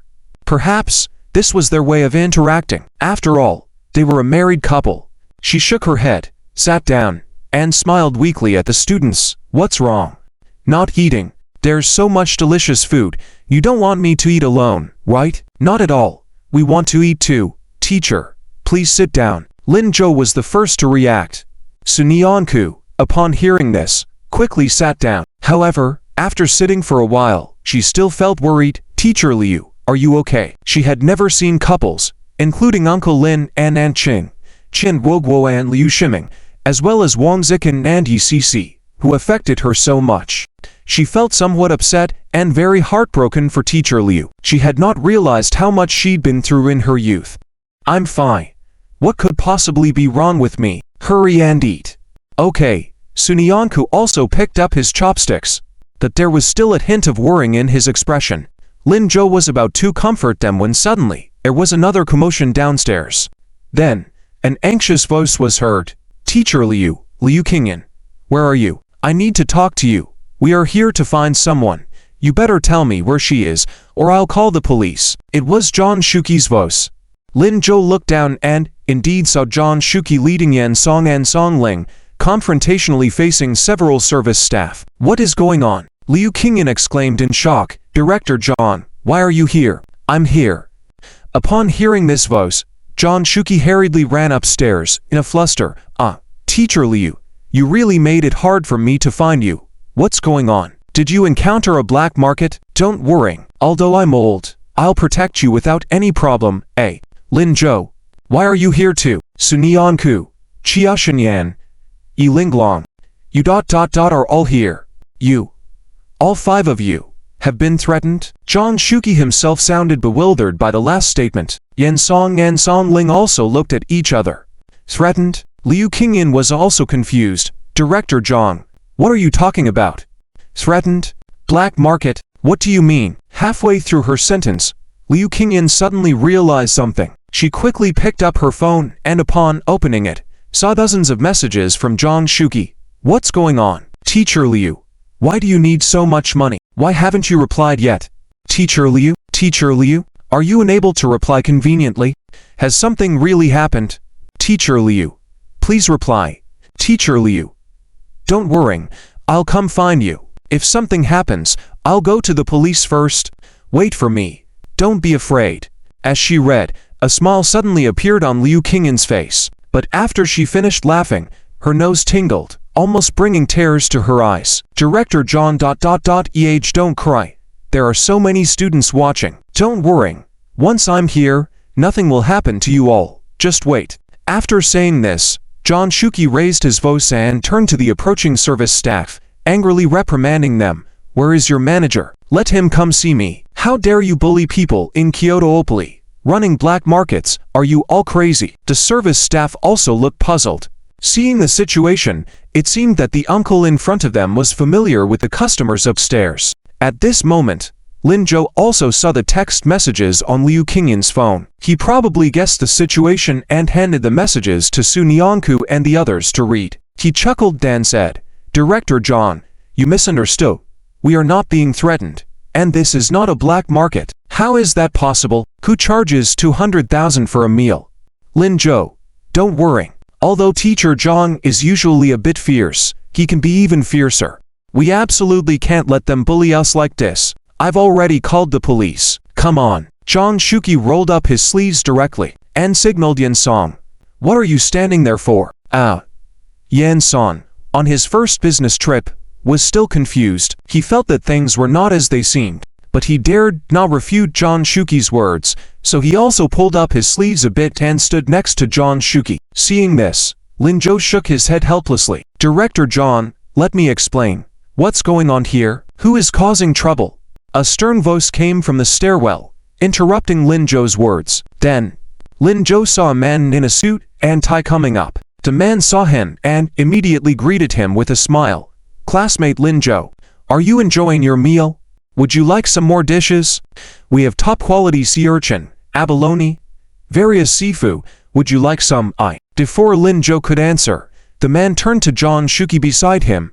Sir, what are you doing? Don't disturb our guests. If there is a problem, we'll resolve it downstairs. Zhang Shuqi, this man seems to be the leader here, but shouldn't he be scolding Lin Zhou instead of addressing the customers? What's going on? Seeing Zhang Shuqi's silence, the man in a suit spoke seriously. I am the manager here. Was it me you were looking for? Lin Zhou, who had been interrupted countless times, rubbed his forehead, feeling more helpless. He gestured to Liu Qingyan next to him.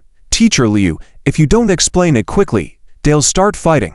Liu Qingyan sniffed and finally came back to her senses from the emotions. She quickly stood between Zhang Shuqi and the manager. Wait a minute, Mr. Manager. These are all our friends. Director Zhang, Professor Yan, and Professor Song. Friends? The manager looked puzzled. Yes. It's a misunderstanding. Blame it on me. Blame it on me. I just forgot to reply to Director Zhang after sending him a message earlier. He was worried about us. Please don't mind. After saying this, she looked at Zhang Shuqi. Director Zhang, this is the manager here. His surname is Jin. Yes. Manager Jin. That. Lin Zhou and I. This matter is hard to explain briefly, but basically, Lin Zhou accidentally helped the boss here, and this meal was meant to treat Lin Zhou. I didn't know beforehand. I thought we had to pay. I can't let Lin Zhou pay, and I don't have enough money. So, Liu Qingyan hesitated as she spoke, feeling embarrassed. She leaned closer to Zhang Shuqi and whispered so only they could hear. Yang Qingshan just arrived, and I didn't pay attention to my phone. Director Zhang, I made a mistake. Zhang Shuqi, so this is a misunderstanding. Zhang Shuqi pointed to the food in the private room with a hesitant look. Liu Qingyan nodded awkwardly. Yes. This meal worth nearly 200,000. No need to pay. Zhang Shuqi was momentarily stunned, but quickly composed himself. He couldn't believe his eyes as he looked at Lin Zhou, who also nodded. They were both speechless. So, Lin Zhou invited you for a meal this afternoon. It's here. Zhang Shuqi. He took a deep breath silently, pondering over the recent events. 20 minutes ago, he had called the police. Upon finding out where Liu Qingyan was, he rushed over with Yan Song and Yan Song. 3 minutes ago, he stormed in like a madman, yelling at the service staff without allowing them to explain, and almost ended up quarreling with the imposing manager of this high-end shop. His image, he was the school's disciplinary head, acting principal, and he had just caused a huge misunderstanding here. Thinking about this, Zhang Shuqi was left speechless. After taking a deep breath, Zhang Shuqi pulled down his sleeves to straighten them out, then ran his hand through his hair. Tugging at the hem of his clothes, he put his hands behind his back, turned away, ignoring the completely aloof Yan Song and Song Ling. He pretended as if nothing had happened and intentionally lowered his voice, speaking sullenly. I see, all right, I understand. Others, what kind of strange reaction is this? Especially Manager Jin, who was completely dumbfounded. Just moments ago, this old guy had rolled up his sleeves ready for a fight with himself. Manager Jin suddenly didn't know how to handle the situation. He could only look to Lin Zhou for help. Lin Zhou suppressed a smile and politely said, "Sorry, Manager Jin. It was a misunderstanding on our part. If we affected your business just now, let's settle the bill." No need. No need. Manager Jin quickly waved his hand. No losses were incurred. The commotion just now attracted more customers. Since it was a misunderstanding, I won't disturb you. Please enjoy your meal, and if you need anything else, just let me know. All right. Thank you, Manager Jin. Manager Jin bowed, politely walked away. As he passed by Zhang Shuqi, he couldn't believe his eyes. He had never seen someone change their demeanor so quickly. Truly miraculous. Zhang Shuqi pretended not to notice him, maintaining his composure. After Manager Jin left, he turned around and said, "Well, Professor Liu, classmate Lin Zhou, since everything is fine now, I'll take my leave. You guys, Associate Dean John, stop pretending." Lin Zhou didn't give him any face. "Sit down and eat quickly. With so many dishes, we won't be able to finish them all if you don't join us." "Oh. Well." Zhang Shuqi cleared his throat. Liu Qingyan had already stepped forward and grabbed him. "Associate Dean John, hurry up." "Oh. Professor Liu, I haven't agreed to have a meal yet." Zhang Shuqi ran ahead while pretending to complain. Liu Qingyan didn't listen to him at all. "The dishes will get cold if you don't sit down soon." "Don't worry. When we get back to school, we'll keep today's events confidential, right?" Sunyanku nodded earnestly. Lin Zhou also chimed in. "Yes, we won't say anything." Zhang Shuqi suddenly felt relieved. "Then what are we waiting for? Let's eat. Let's eat." "Professor Yan, Professor San, please don't be polite. Sit down and eat with us." Can we also join?" San Ling's eyes lit up. Qiao Xinyan came forward and linked arms with her. "Of course. Come on. Professor San, sit next to me." Okay. San Ling couldn't stop smiling. Yan Song was also excited. He didn't expect that on his first business trip, they would be able to enjoy such delicious dishes. Their luck was truly amazing. Thinking this, Yan Song looked at Lin Zhou beside him. This young man was really extraordinary. He didn't believe it was a coincidence. How come no one else had the opportunity to help the boss so well? He must have hidden some important details, but that didn't matter. He could make everyone who followed him so happy. Yan Song suddenly felt a bit envious. He hoped that one day, he could also teach such excellent students. Yan Song silently made a decision. "Professor Yan, here's your water." Sunyanku's voice rang in his ears. Yan Song finally snapped out of his thoughts and quickly took the water. "Thank you, Su fellow student." "You're welcome." It had started to rain in Kyoto. The sound of raindrops falling steadily. On a major road, an old, dilapidated car was driving. The person in the driver's seat had a gloomy face and remained silent. The person in the passenger seat, however, kept sniffling, as if crying. If Lin Zhou were there, he would easily recognize the crying person as Wan Chen, and the driver as Yang Qingshan. After driving for who knows how long, Yang Qingshan finally stopped the car on the side of the road. He turned to look at Wan Chen. "How long are you going to keep crying?" Wan Chen wiped her nose, looking aggrieved. "How long am I going to cry?" "Yang Qingshan, is that really your first question for me? Why don't you ask why I'm crying?" "Why do I need to ask?" "Wan Chen, can you stop for a moment? Tomorrow, after Wang Lu and the others finish their exams, we'll go get a divorce." Upon hearing this, Wan Chen couldn't care less about crying anymore. She exploded, shouting wildly. "No, Yang Qingshan, I'm not getting a divorce.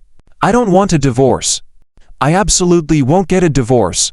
Yang Qingshan was speechless. Annoyed, he pulled at his hair and looked at Wan Chen. "What exactly do you want to achieve by dragging this out? You had your brother arrange a task for me, using your recently fired teacher status to lead Wan Lu and Zhou Jiawei. Is that your goal? To offend Liu Qingyan and make me pay for your meals? Do you know how much that costs? Do you know what that money represents? That's the money I saved to buy a house." Yang Qingshan couldn't contain his anger. "Is this your way of getting back at me? You win. I surrender. Sign the papers. Let's get divorced and end this." "No. I won't. No. I won't." "Yang Qingshan, I won't get a divorce." Wan Che fiercely grabbed Yang Qingshan's arm, her voice trembling. "Don't think I don't know why you want to divorce me. Is it to be with Liu Qingyan? You knew before that Liu Qingyan would lead the group in Kyoto, right?" "Ha ha." She laughed bitterly. tears of madness in her eyes. I won't get a divorce. Yang Qingshan shook his head in frustration. How many times do I have to say it? It's not for Liu Qingyan. Not at all. I'm done with you. After 7 years, can't we let each other go? But you said you would love me till old age. Do you really believe those bullshit words I said? You still don't understand that I'm a scoundrel? I don't believe it. I just don't. It's because of Liu Qingyan. You said she was your first love. You also said you love her so much. You won't even share a bed with me. You talk about her constantly. Enough. Yang Qingshan couldn't take it anymore. He quickly opened the car door and glared at Wan Chet. Get out of the car. Wan Chet didn't move. Yang Qingshan roared. I told you to get out of the car. A minute later, Wan Chet stood in the rain. Watching the car drive away, she suddenly smiled. You said it's not for Liu Qingyan. Ha ha. Yang Qingshan, you're really funny.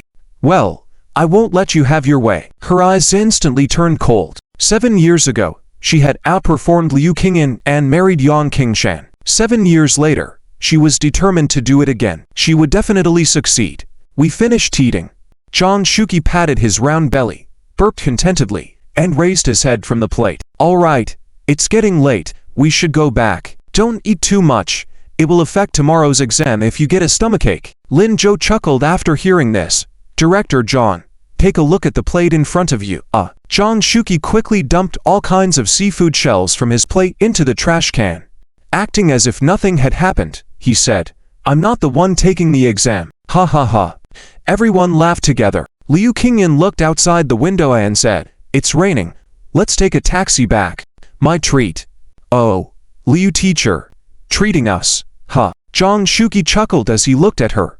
Well, Director John, you. Fortunately, Song Lingjing was quick-witted, stood up promptly, and eased the embarrassment for them. Let's go. Let's go. Yen teacher, can you help haul the cars? There are 8 of us, so we need 2 cars. Okay.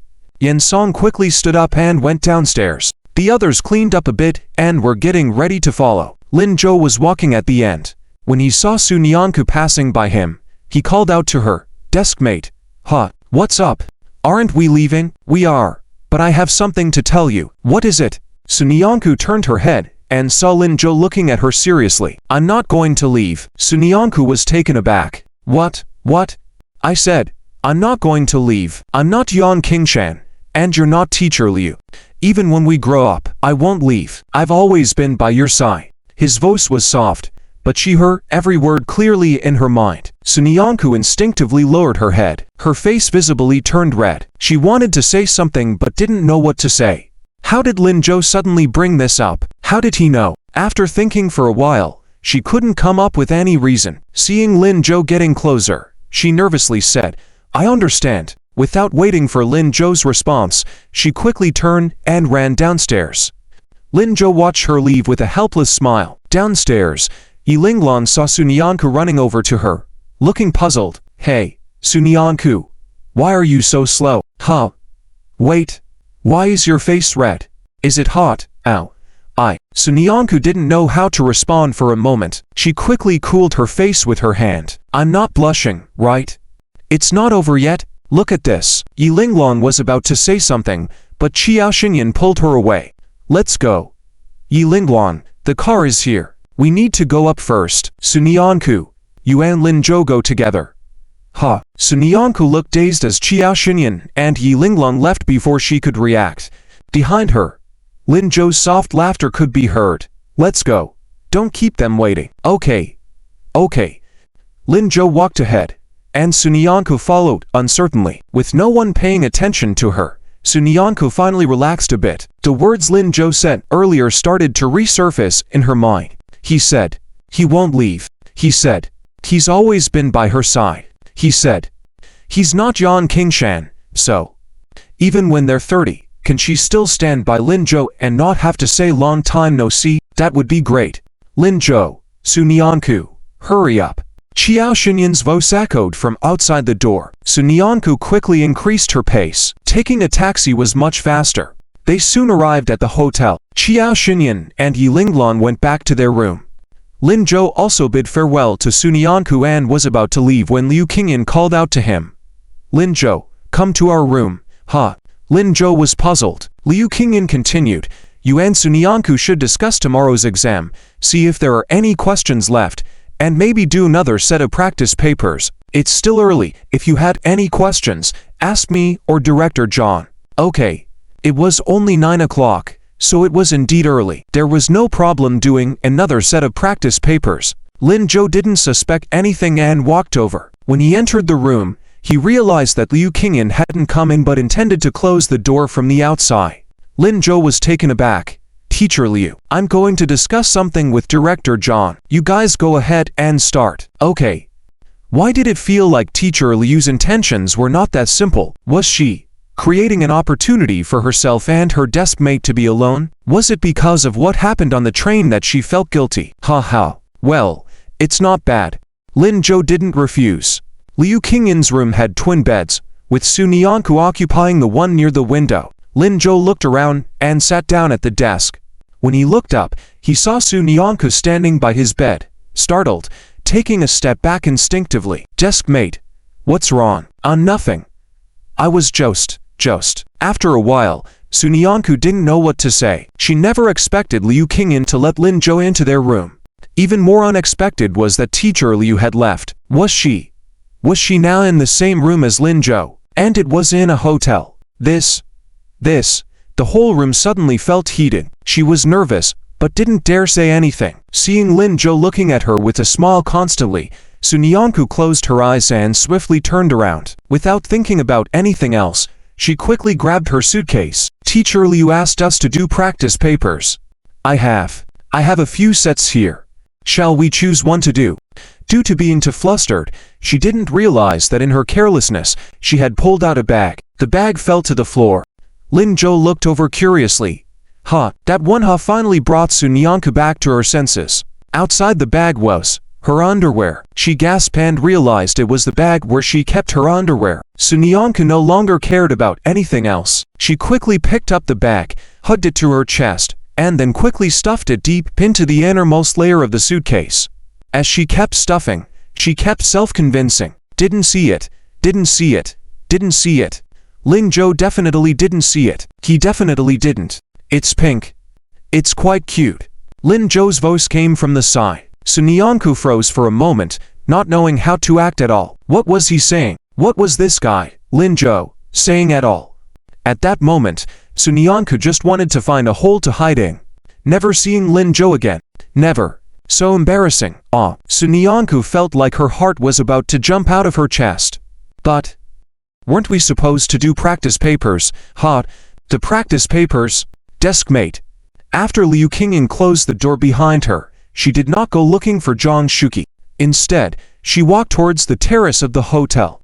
The terrace was very quiet. Without the nose, Liu Qingyan felt a sense of loneliness instead. She leaned against the edge of the terrace, gazing at the still lively Kyoto for a while. She sighed deeply. Back in the day, she also studied in this area. At that time, Kyoto was not as bustling. At that time, she and Wan Che were still good friends. At that time, she and Yan Qingshan were still in love. Now, everything has changed. She is no longer the naive young girl full of dreams. They are no longer the people who were always by her side. Thinking about this, Liu Qingyan couldn't help but sigh. What are you thinking about? Sending the students back to their rooms and moping around here alone. Zhang Shuqi's voice sounded from behind. Liu Qingyan was taken aback for a moment, then regained her composure. Director John, why are you here? If I didn't come, would you cry alone here?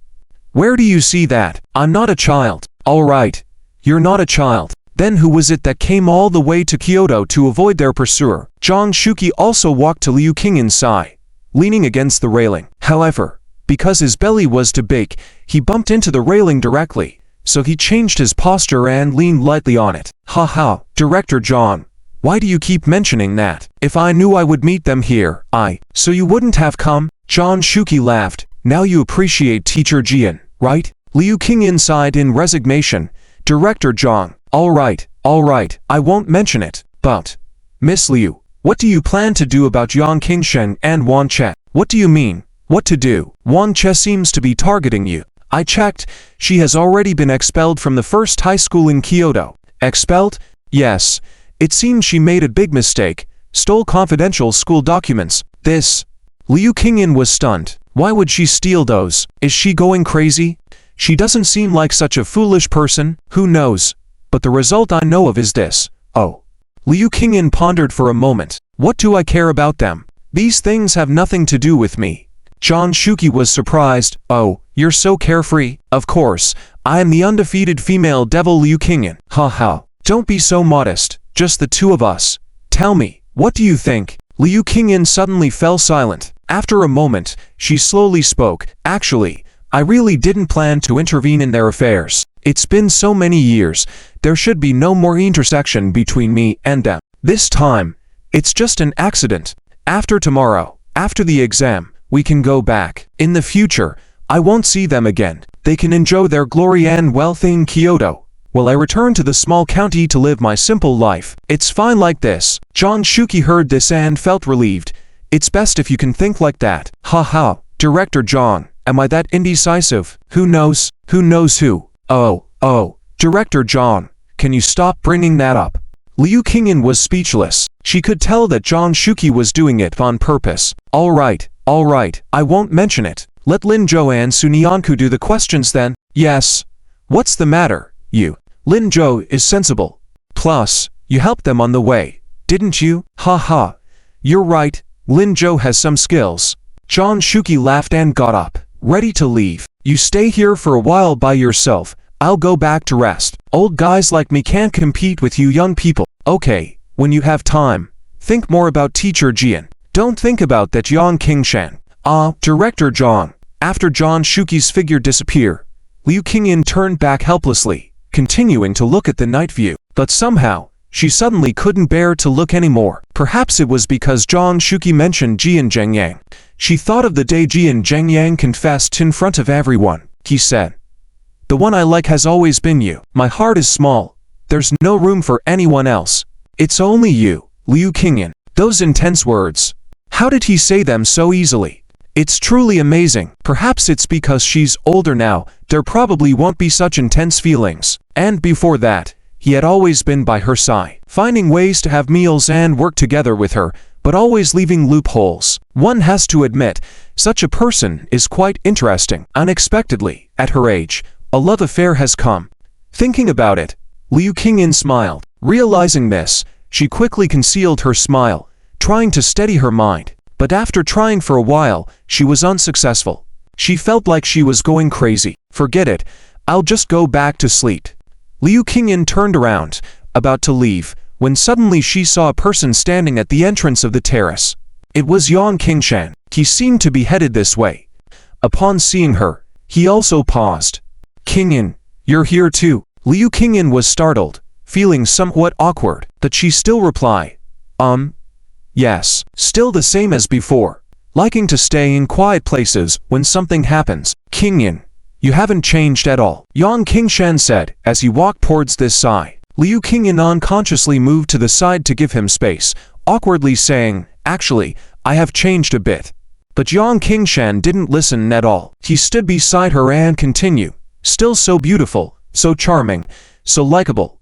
As he spoke, his gaze fell on Liu Qingyan. At that moment, Liu Qingyan suddenly felt uncomfortable all over. She lowered her head, moved aside again, and said, I should. Before she could finish saying leave, Yang Qingshan said, "What? Are you afraid of me?" Liu Qingyan was startled once again. She raised her head and looked at Yang Qingshan in confusion. This person, how is he different from the dashing young man in her memory? This self-righteous feeling, it's a bit like Wang Chet. Why would I be afraid? Why should? Actually, you still like me, right? Today, when I saw you at Lover's Lane, I knew. Liu Qingyan? No. Yang Qingshan. Let me explain. No need to explain. I understand. I'm as handsome and dignified as I was back then. You liked me so much back then. Not being able to forget me now is normal. Liu Qingyan for the second time, completely not listening to her. Liu Qingyan was speechless. I'm getting a divorce from Wang Chet.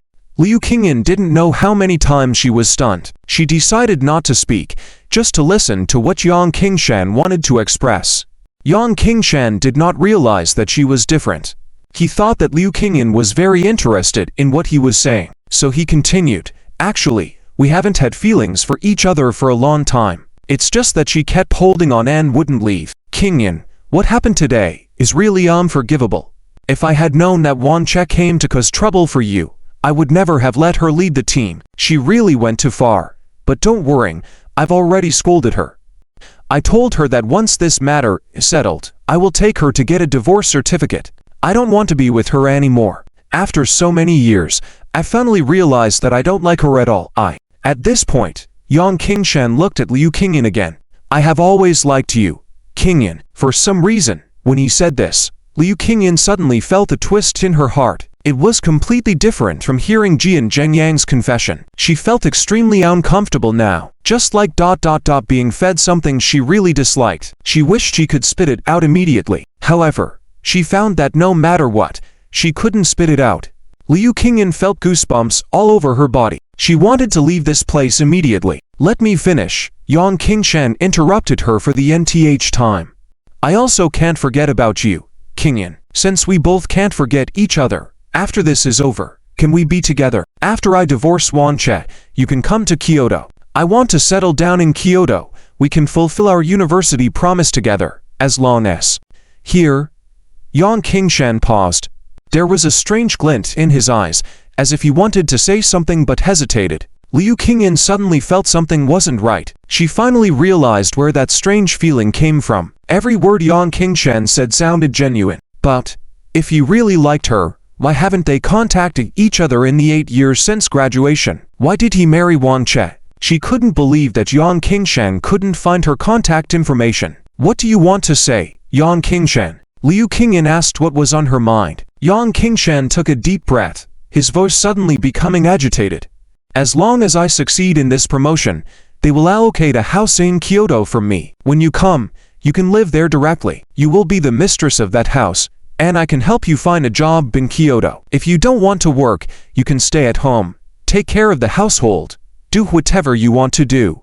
Yang Qingshan paused again. After a moment, his voice gradually rose. So, can you help Lin Zhou and Sunyanku score a bit lower this time? Liu Qingyan? She finally understood what Yang Qingshan meant. She understood the purpose of him coming to her and saying so much. He wanted a promotion and raise, so he needed Wang Lu and Zhou Jiawei to get the best grades. Their biggest threat was Lin Zhou and Sunyanku. So, he wanted to use her to influence Lin Zhou and Sunyanku's grades. This was Yang Qingshan, the person she had loved for years, even though after they separated, she lost the ability to love because of him. 8 years had passed.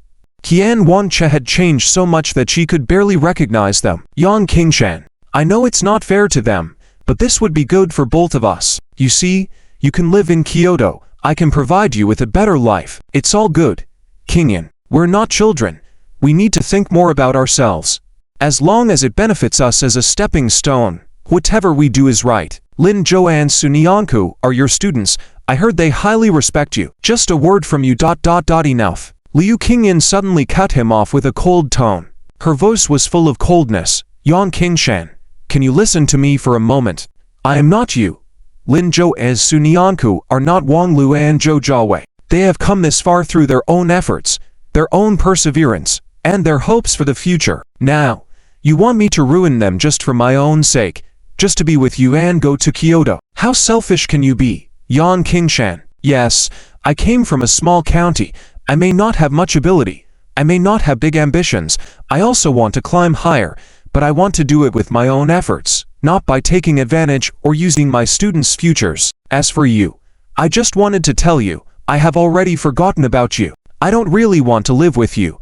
I actually think you and Wanche are truly a perfect match. You don't have to divorce Wanche. You can live well together, which is better than anything else. As for me, just pretend you didn't see me this time. Goodbye. With that said, Liu Qingyan left without looking back. She didn't want to exchange any more meaningless words with Yang Qingshan.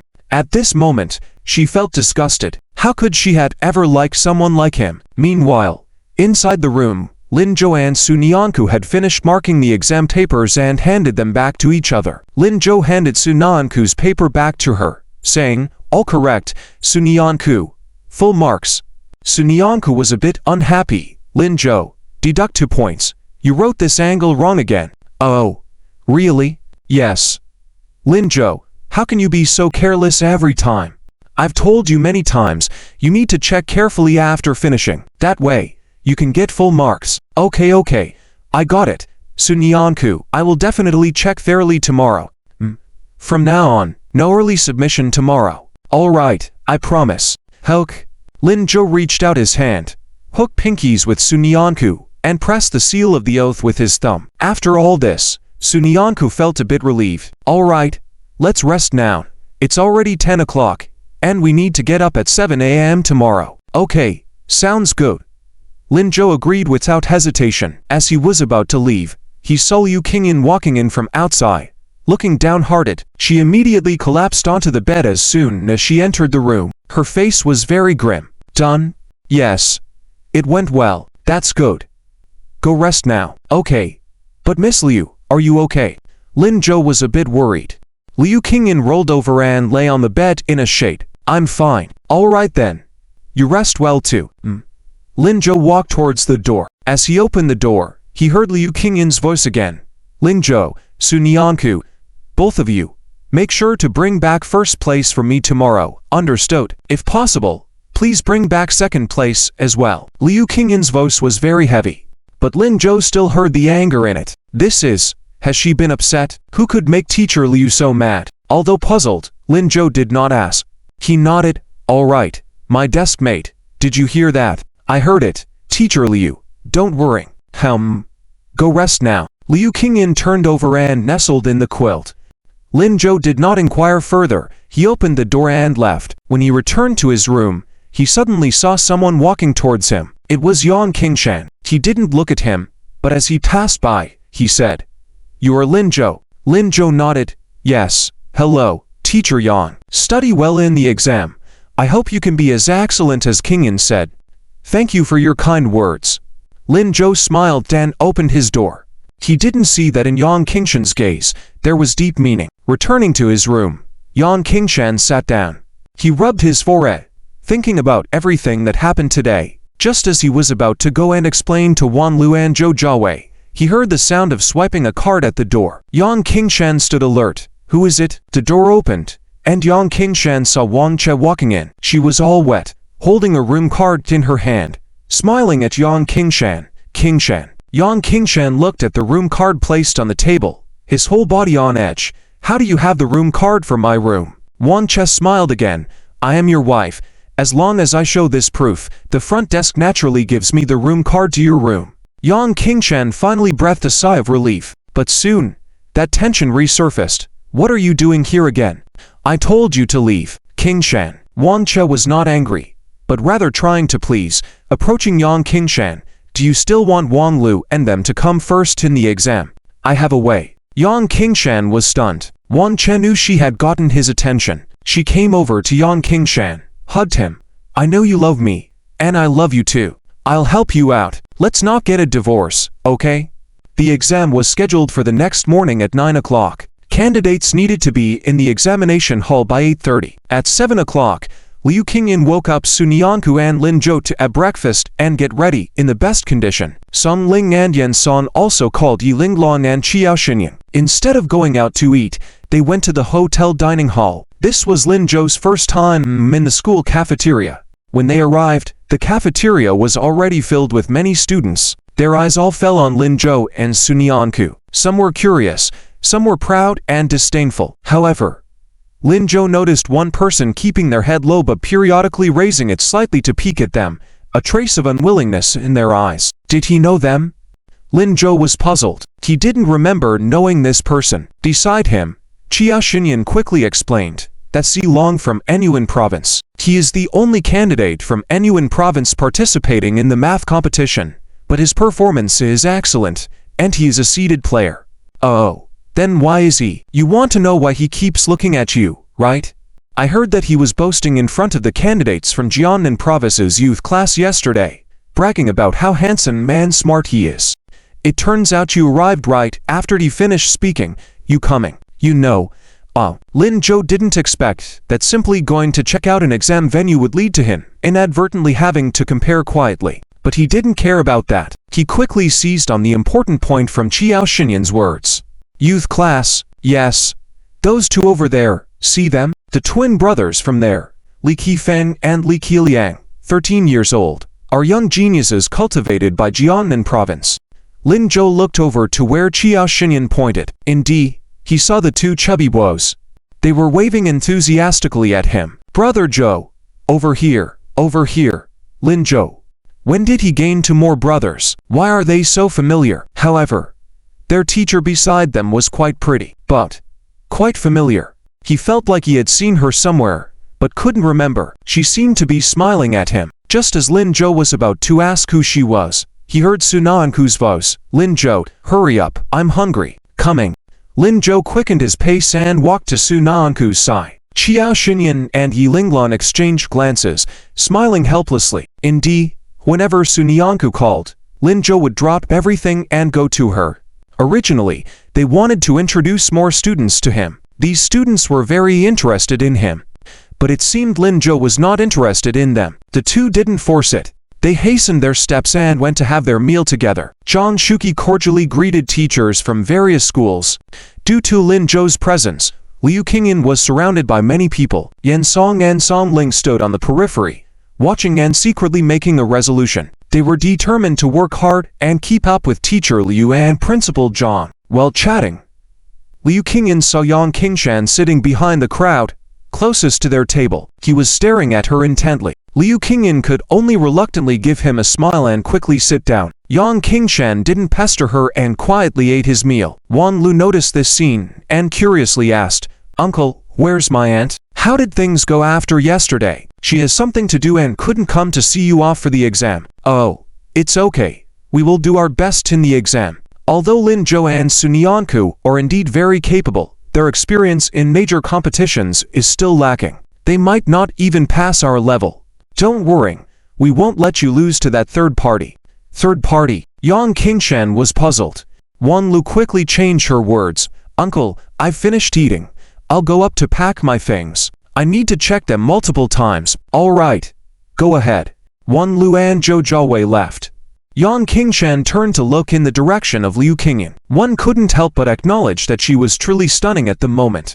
What a pity.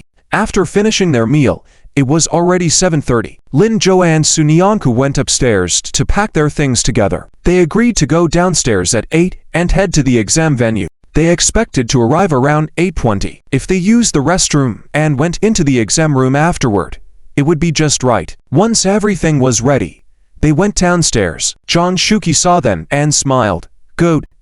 Very good. You are the pride of our Dongyuan province. Today, you must not fail. Do you hear me? I have nothing more to say. I just wish you a smooth exam and victory." "Ha ha, Director John, when people wish for victory, they wear kippas. Why don't you dress up too?" Lin Zhou thought of those flashy people in his future world who dressed extravagantly to send candidates off and teased him. Go. Hurry up and take the exam. Stop wasting time." "Got it."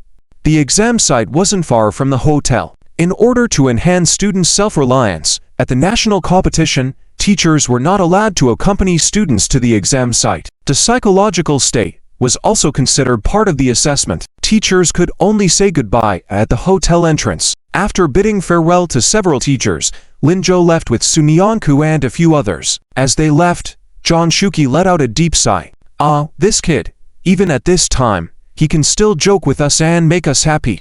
Why doesn't he worrying about himself?" "Ha ha, Zhang teacher.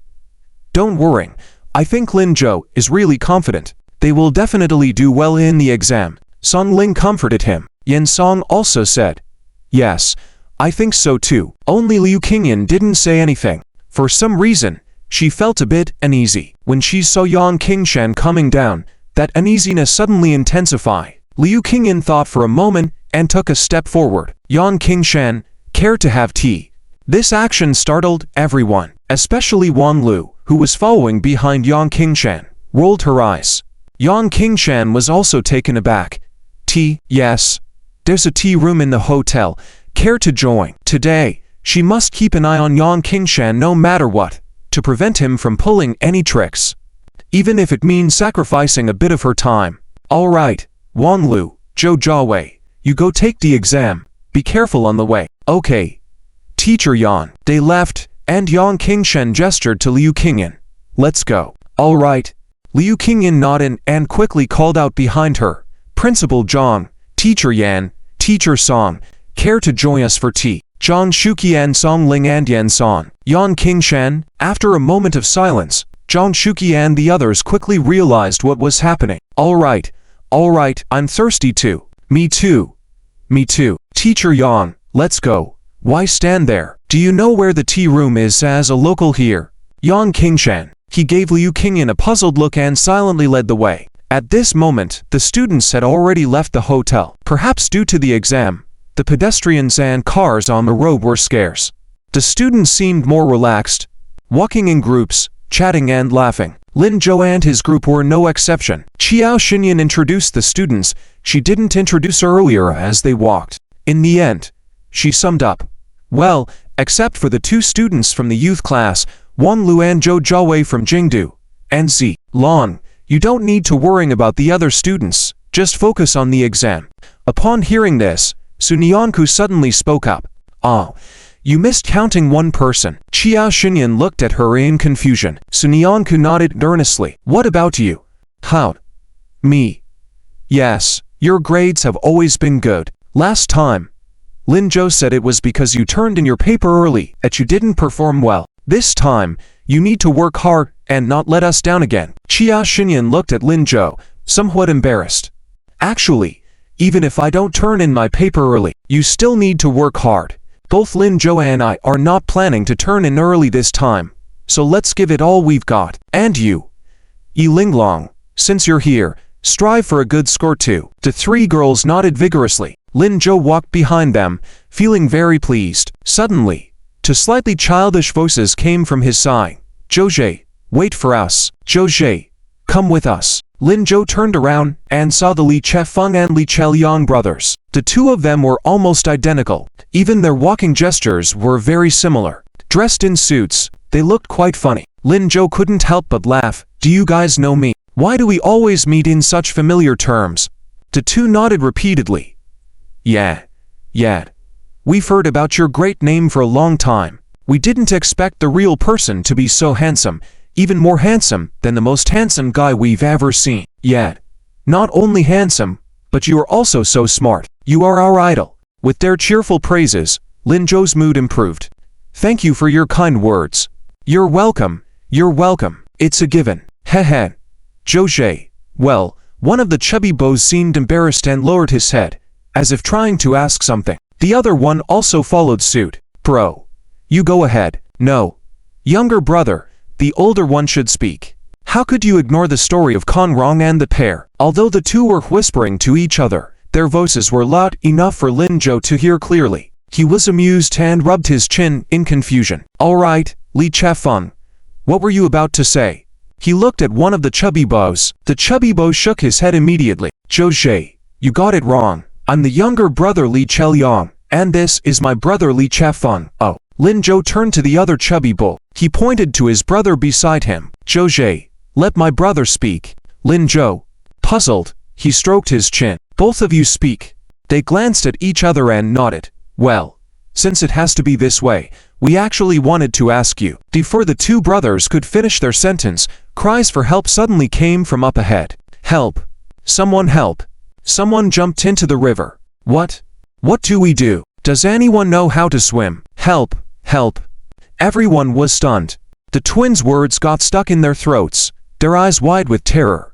Who jumped into the river? The students rushed over to that direction. Lin Zhou and his group were no exception. It wasn't until they reached the lakeshore that they saw there was a person struggling in the lake. Her hair was disheveled.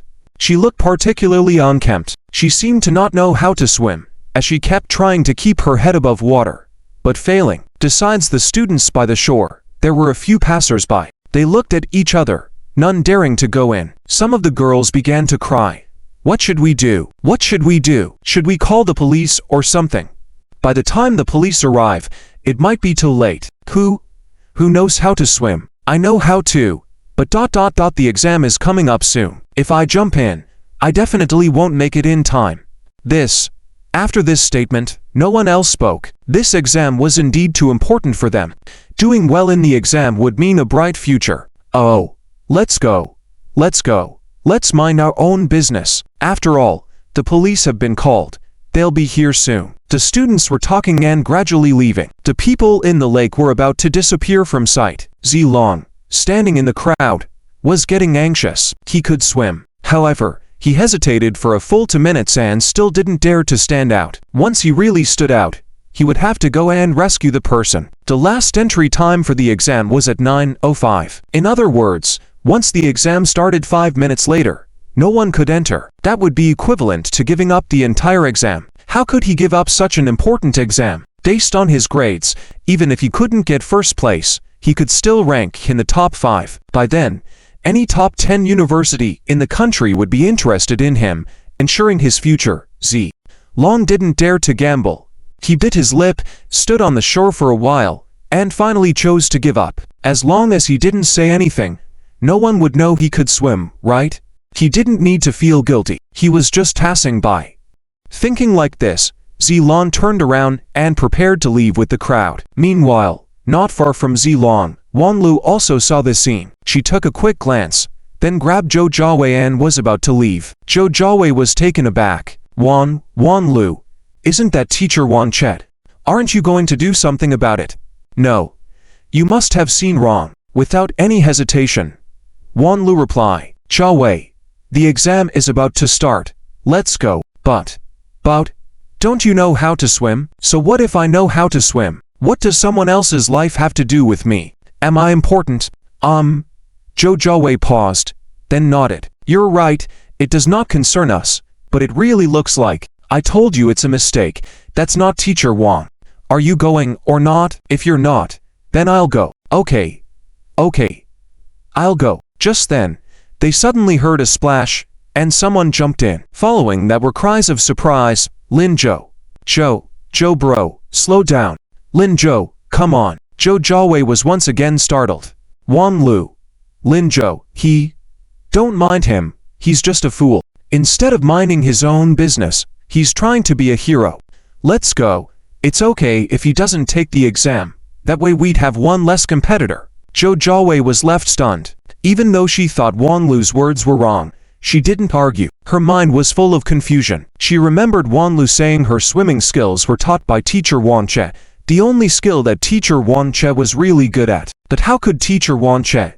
Long also heard their conversation. He too was stunned. When he turned around, he saw Lin Zhou vigorously swimming towards the person in the water. At that moment, Long suddenly felt a wave of guilt wash over him. Lin Zhou was really saving someone. Without any hesitation, Long jumped in without looking back. On the shore lay his coat, exam materials, and his admission ticket. But didn't he know the exam was about to start? Didn't he know how important the exam was? No. He definitely knew. But even so, he still jumped in. Long suddenly realized where the difference between himself and Lin Zhou was. It's no wonder there were so many girls around him. It's no wonder he was so outstanding. That was a level of excellence he couldn't catch up to. Long, what are you standing there for? Stop looking and go. Exam. His friend beside him shouted, stopping him. Long was stunned for a moment, then he smiled and headed towards the exam hall. But he looked back in the direction of Lin Zhou. Lin Zhou should be able to save that person. He himself could never compare to him. Lin Zhou had already swum to the person who fell into the water. It was strange. Just now, a new rebirth bonus suddenly appeared in his mind. Swimming skill. Actually, Lin Zhou already knew how to swim, just not as proficiently. So, he was contemplating whether to save the person or not. However, with the appearance of this skill, he knew he had to rescue him. After these few experiences, Lin Zhou was almost certain that all the skills were related to Sunyanku. That is to say, at this moment, Sunyanku wanted to save someone but didn't know how to swim. Therefore, Lin Zhou jumped in without any hesitation. The swimming skill was indeed amazing. He swam over from the shore without wasting any energy. He quickly found the person in the water, pulled them up, and then saw a familiar face. Wan Chet. At that moment, Lin Zhou felt a slight hunger. Is it you? Wang Che opened her eyes, then began coughing violently. As she coughed, she desperately grabbed onto Lin Zhou. Please, save me. Please, save me. I don't want to die. Cough, cough. After a brief moment of doubt, Lin Zhou made up his mind. Hold on tight. He dragged Wanche towards the shore. Perhaps out of extreme fear, Wanche kept tightly holding onto his arm. Her strength was immense, almost pulling Lin Zhou into the water. At that moment, Lin Zhou even had a feeling that luckily, he had awakened the skill. Without it, he might have joined Wanche in the afterlife. Finally getting Wanche to the shore, Sun Yanku and a few others showed shock on their faces. Teacher Wan. Wan Qi's coughing worsened. She looked dazed and seemed to completely ignore their calls. Jia Xingyan and the others were shocked. What should we do? Teacher Wan seems to have fainted. Why haven't the ambulance and police arrived yet? Our exam time is almost up. Yi Linglong was getting anxious. Li Qifeng and Li Qiliang were also in a hurry. Zhou. Bro, come up. We have to go. Only Sun Yanku was worried, staring at Wanche. The others pulled her along, but after taking only 2 steps, she turned back. It seemed like she made a big decision when she looked at Lin Zhou and called out, Lin Zhou. As soon as she finished calling his name, she heard him say, I support you. Sun Yanku was stunned for a moment, then nodded. Okay. After that, she quickly put down her school bag. Jia Xingyan, Yi Linglong, and you too. Hurry and go to the exam. I'll save her. As she said this, she suddenly didn't stutter at all. The others were stunned. Just as they were puzzled, they saw Sun Yanku crouch down. She didn't mind the water on Wan Qi's body, knelt beside her, and quickly started pressing on her chest. Her movements were very professional, and her strength was great. After the pressings, water began to spurt out from Wan Qi's mouth. The others were shocked again. She knows first aid. You guys go first.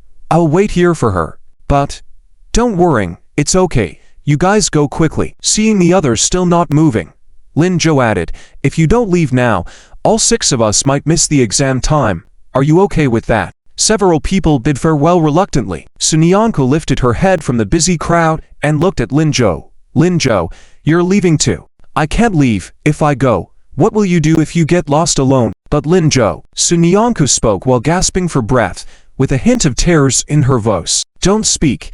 Conserve your strength, or how can we save someone? Sun Yanku bit her lip, holding her breath tightly. Tears shimmered in her eyes, but she didn't let them fall. She knew Lin Zhou stayed behind to accompany her. He could have easily left to attend the exam. Everything could still be salvaged now, but he didn't. He even used a half-joking tone to talk to himself to prevent her from worrying. She wanted to urge him to leave, but she couldn't. She was unable to move, nor had the energy. This time, she and Lin Zhou's exams were both at stake. It was so hard to reach this point. It was so hard to finally reach this point. Just yesterday, she made a promise with Lin Zhou to take the exam seriously, absolutely not turning in the paper early. But now, everything was lost.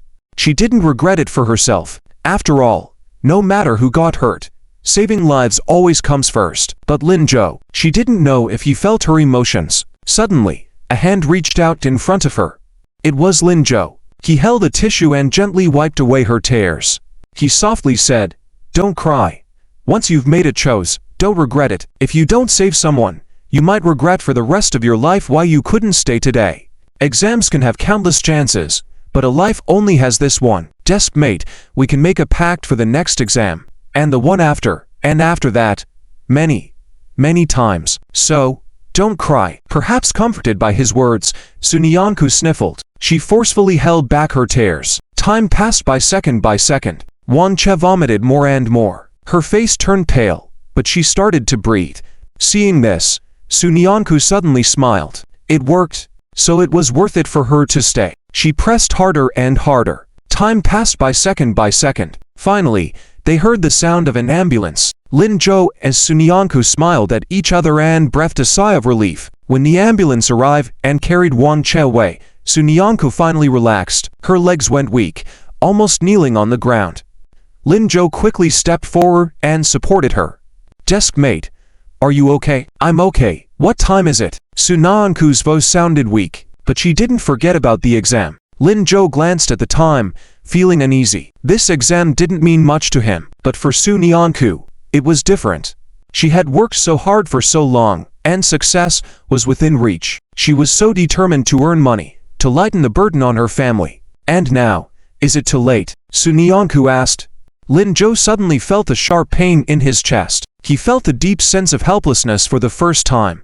Just as he didn't know how to respond, he suddenly saw a motorcycle approaching in the distance. On the motorcycle was Zhang Shuqi. He was shouting at them as he rode towards them. "What's going on? Lin Zhou, what's going on? Why haven't you gone to the exam?" Liu Qingyan was worried something might happen to you, so she sent me to check. Why? Zhang Shuqi stopped in front of them with a shocked face. But Lin Zhou didn't have time to explain. He smiled and said, "Deskmate, there's still time." And without waiting for Zhang Shuqi's reaction, he swiftly took over the motorcycle. Then he lifted Su Nianku onto it, taking the exam admission ticket and materials prepared for her.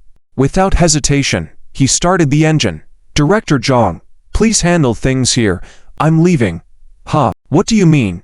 Handle what?" Zhang Shuqi was trembling all over. The next moment, he saw Wan Che being taken away by the ambulance.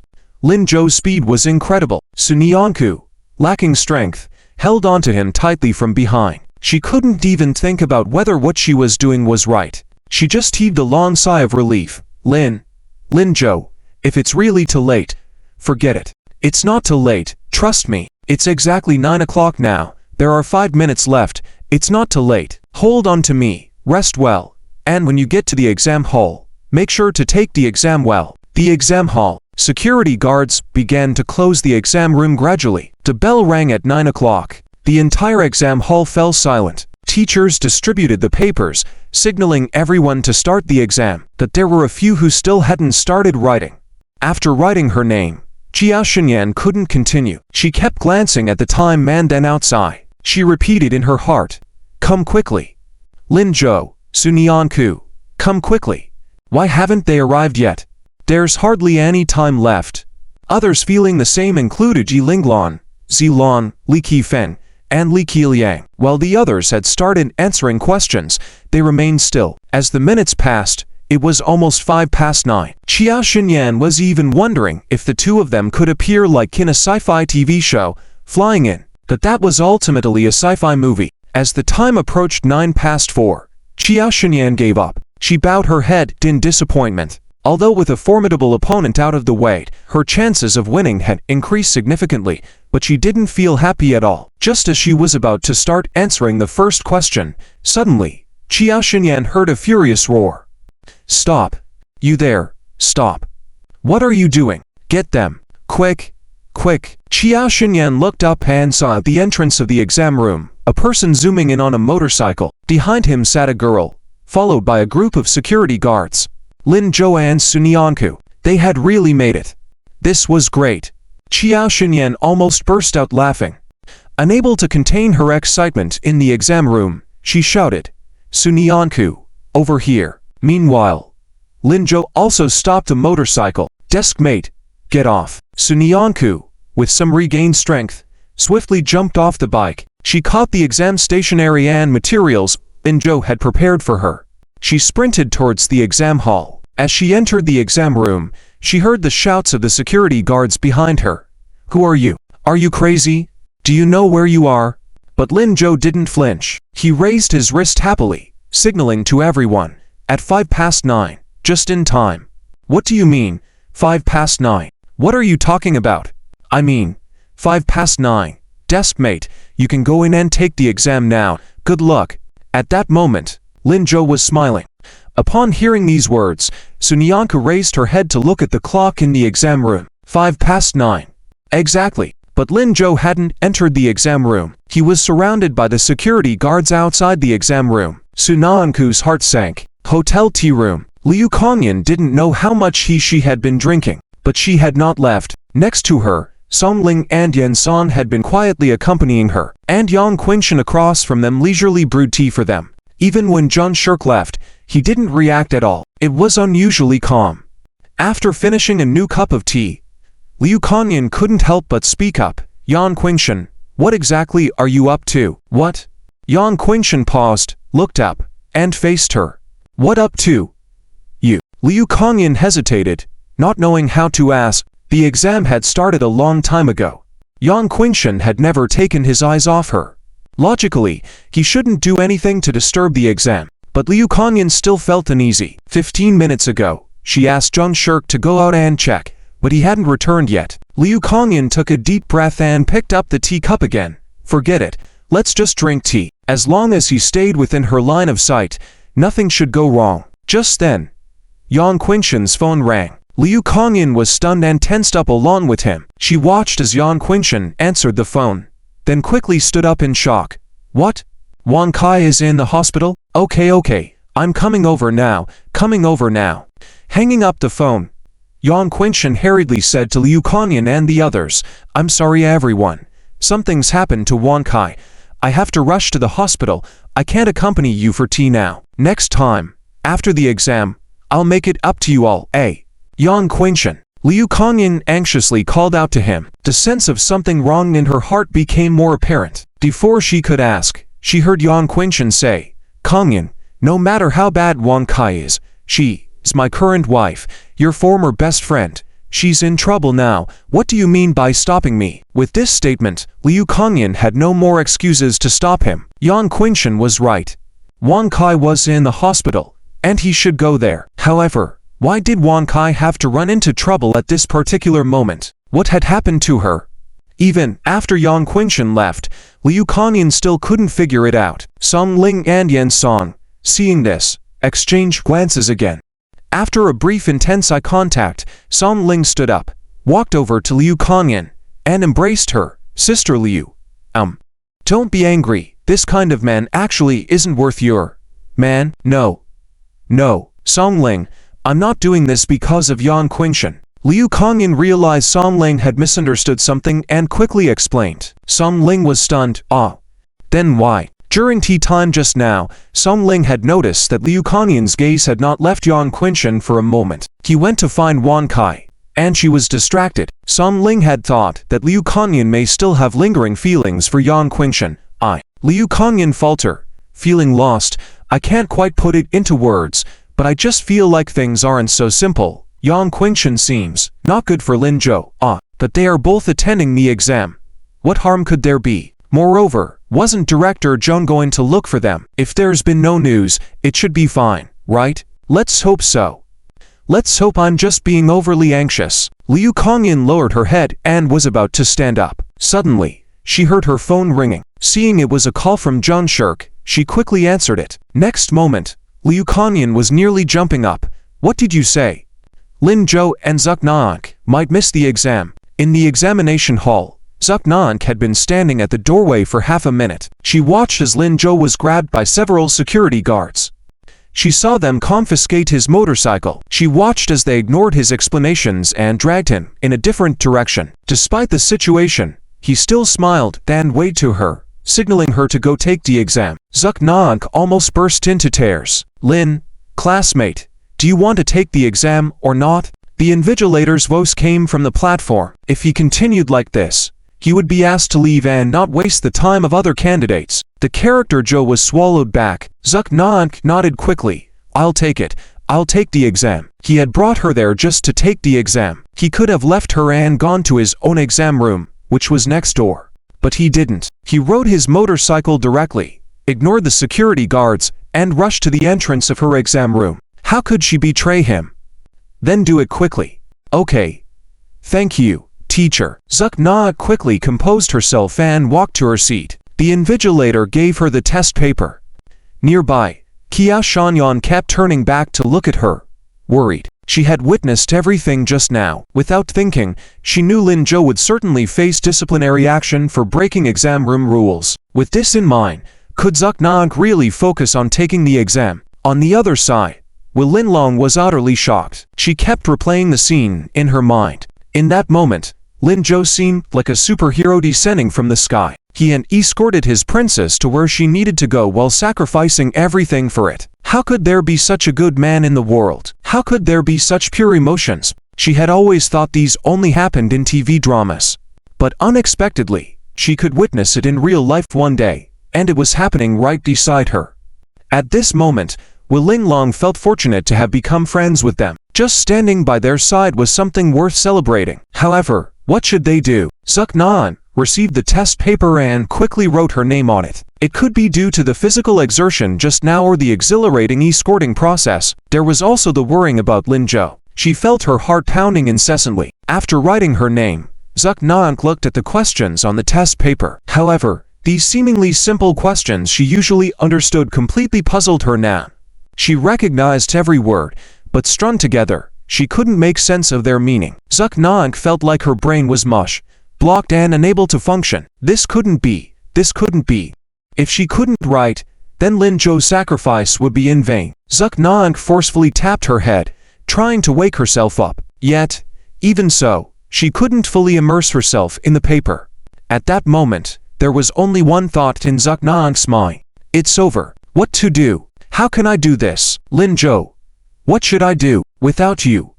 What should I do? What's the point of this exam? I don't know how long I asked myself. Sunyanku closed her eyes, as if she had made up her mind, and exhaled a breath that had been held in her heart. Then, she slowly closed her pen. Qiao Xinyan, who had been watching her all along, was stunned. What is Sunyanku planning to do? What does she want to do? No.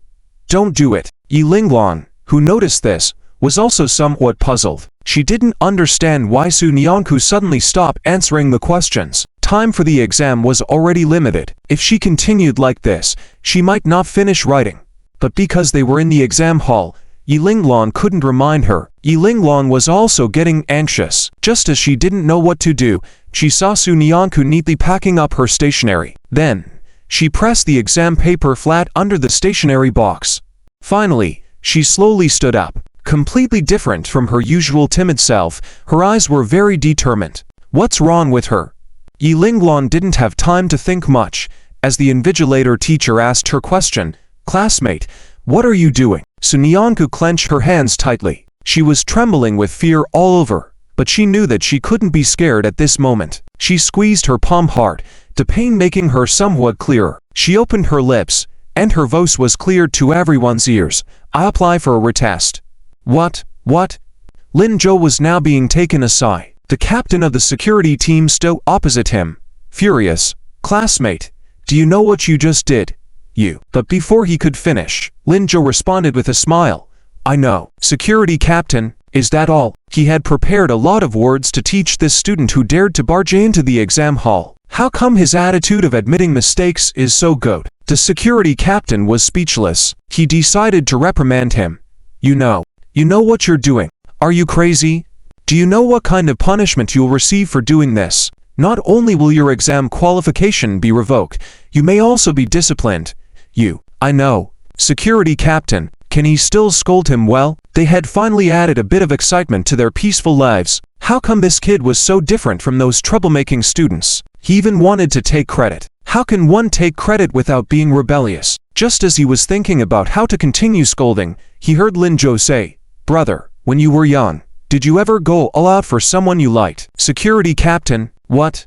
What do you mean? Nothing. Looks like you didn't. Well, that feeling is quite cool.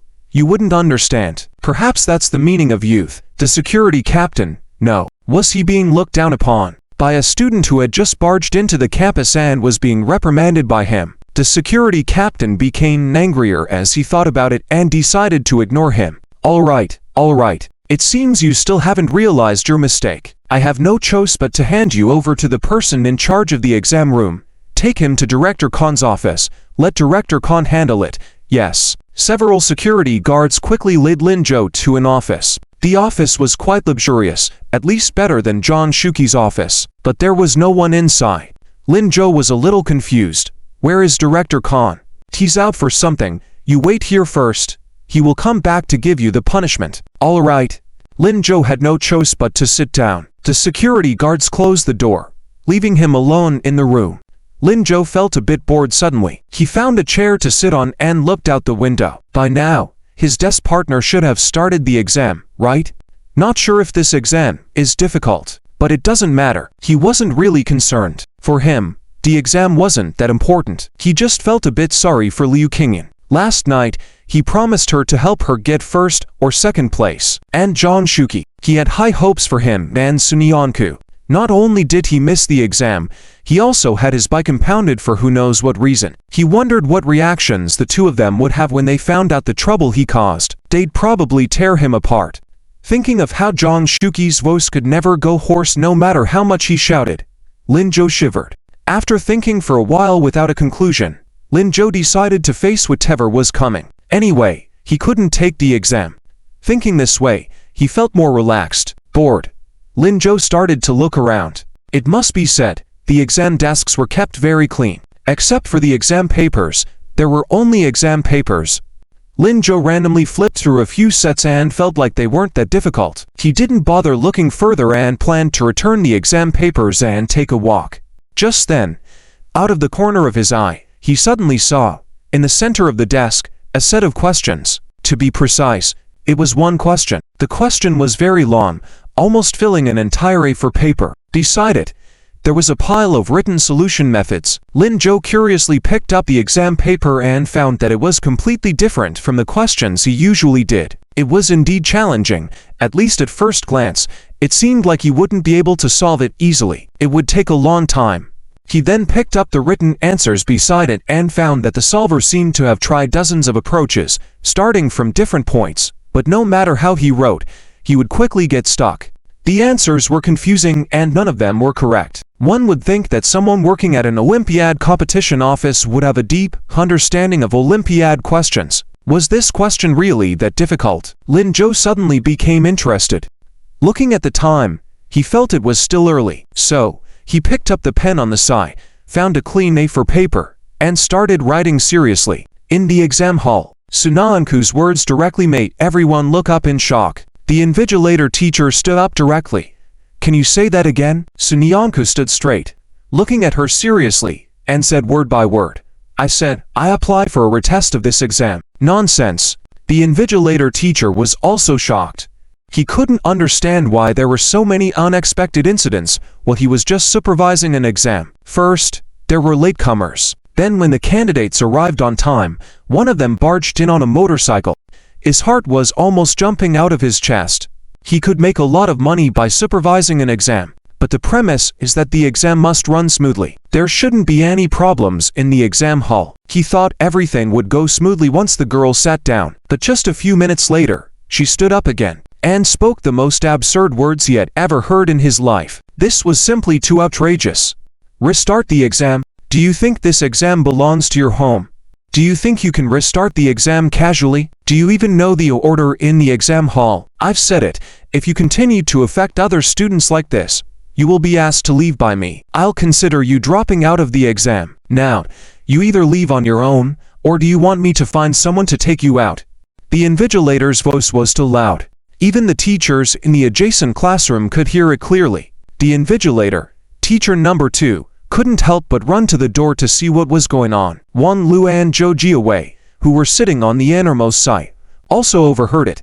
Zhou Jiawei couldn't help but poke Wan Lu's back and whispered softly, "Lulu, did you hear that?" Who did the invigilator next door ask to leave? Why would someone need to retake the exam? I guess it's Suna and Chu. Huh. Just as Lin Zhou rode his motorcycle in, there was a commotion. They were all on the first floor, so they could see everything clearly. Zhou Jiawei quickly understood what Wan Lu meant. She was shocked and said, "But Lin Zhou just brought her in. Why is she not focusing on the exam and causing trouble?" "Don't worry about it, just focus on your paper. If they don't participate in the exam, isn't that good for us?" True. Zhou Jiawei couldn't argue with that. See, Lan, who was sitting not far ahead of them, also heard this. He trembled slightly and stopped his hand holding the pen. He listened intently to the commotion outside the door. At this moment, Suna and Chu also shook with a start but quickly composed herself. She looked at the invigilator and said, "I remember there is a rule for this exam. In case of a major unexpected event, the exam can be restarted, a new time can be chosen, a different set of test papers can be used, and the exam can be reconducted." All eyes in the examination room turned to her. Suna and Chu paused and continued. "Lin Zhou is here today to save a life, which is why he couldn't participate in the exam.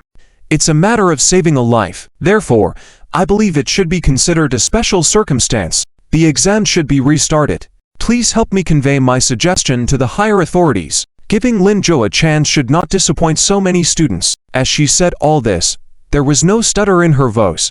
It was clear and authoritative. Everyone was astonished, especially Qiao Xinyan and Yi Linglong. They had met Sunan Chu before and knew her well. She was usually timid and cautious, speaking softly with her head down. She rarely objected, but at this moment, she stood resolute, her voice powerful. Every word she spoke was so impactful. Others might not understand, but they knew better than anyone why Sunan Chu did this. It was for Lin Zhou. He was the only person she cared about. Just a while ago, Lin Zhou had bravely entered the exam hall for her. He was willing to forego his chance to take the exam, willing to face punishment, just to bring her in. Now, she bravely resisted the exam system for him. Yi Linglong suddenly felt like crying. What kind of fairy tale love was this? They hadn't made it public, hadn't confessed, and weren't officially a couple, yet they were willing to sacrifice so much for each other. How could they be so amazing? The invigilator lost his composure. Feedback. Feedback what? Get out of here, right now. If you disrupt the class again, I'll discipline you and the student who brought you in. Do you understand? Sunan Chu remained unmoved. The pain in her palm reminded her to persevere and keep going, for Lin Zhou's sake. Only then would he have a chance to enter the exam room. Please help me convey my suggestion to the higher authorities, she repeated loudly. The invigilator was losing it now. Please help me convey my suggestion to the higher authorities. Leaf. Please help me convey my suggestion to the higher authorities. Sunan Chu closed her eyes and mechanically repeated the same phrase, her voice growing louder each time, echoing throughout the examination room. The invigilator couldn't take it anymore. He spun around and shouted, "Security! Security!" But before his words had subsided, another voice was heard from the teacher's area. Please help me convey this suggestion to the higher authorities. The invigilator turned and saw a girl not far from Sunan Chu standing up. He recognized her. She was beautiful, gentle, and posed. When she entered the room earlier, he took note of her name. She was Qiao Xinyan from Zhangzhou First High School. She was an excellent student, and before the exam started, she was chatting and laughing with her classmates, with a great reputation among them. He always thought she was a good student and secretly made a mental note to raise his future daughter according to her standards. But he never expected her to stand up to. She looked at him with a slight coldness.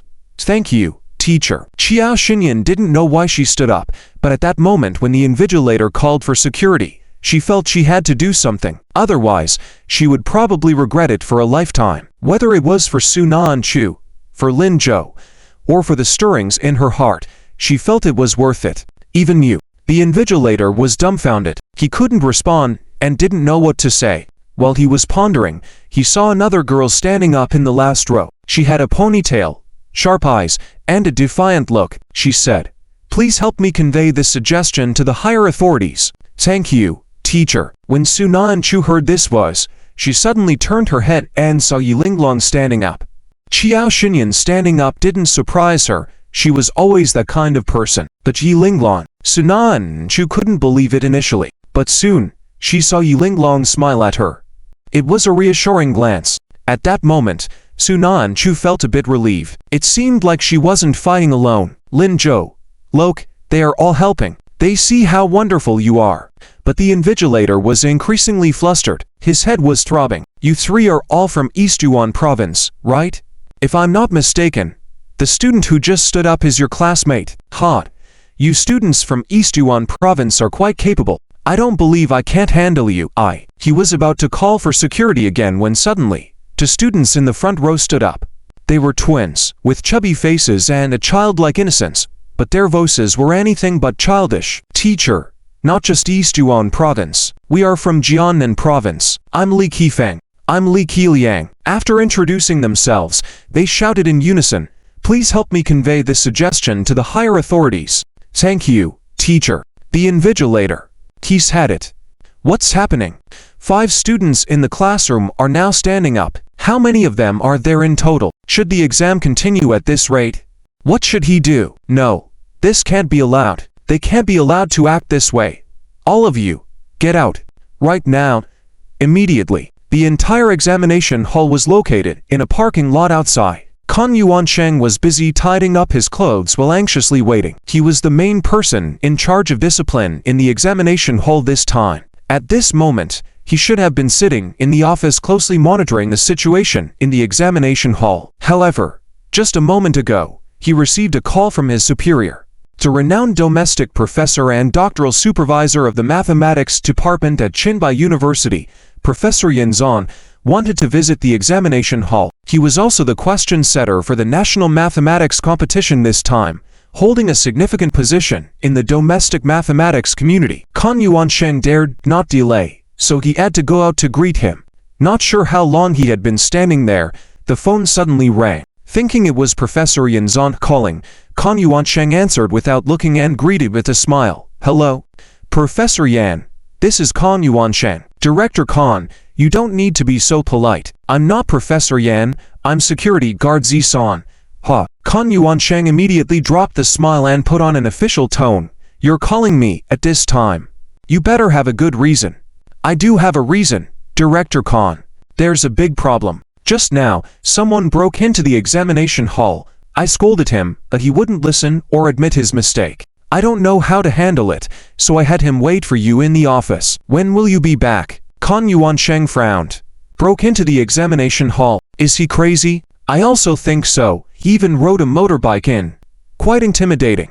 "Then what are you waiting for? Find his teacher, bring them over to talk to him, and come up with a disciplinary plan, like give him a major demerit and a lifetime ban from being admitted to a 985,211 institution." "Okay, I'll do that now. Director Kan, you take care, mm." As the call was about to end, Kan Yuansheng suddenly remembered something. Nervously, he called out, "Wait, Zisong, hold on a moment." "What's wrong, Director Kan?" After a moment of contemplation, Kan Yuansheng said, "Don't rush to discipline that student. Tell him to leave the examination hall for now. I have an important guest coming. Once I see them off, then we can deal with him." Professor Yan was very attentive to this aspect. The examination hall discipline must not be compromised. Otherwise, he as the director would lose his position. He would just tell Professor Yan directly that a student missed the exam. It would be fine. Kan Yuansheng had prepared his explanation. Zisong was a bit perplexed.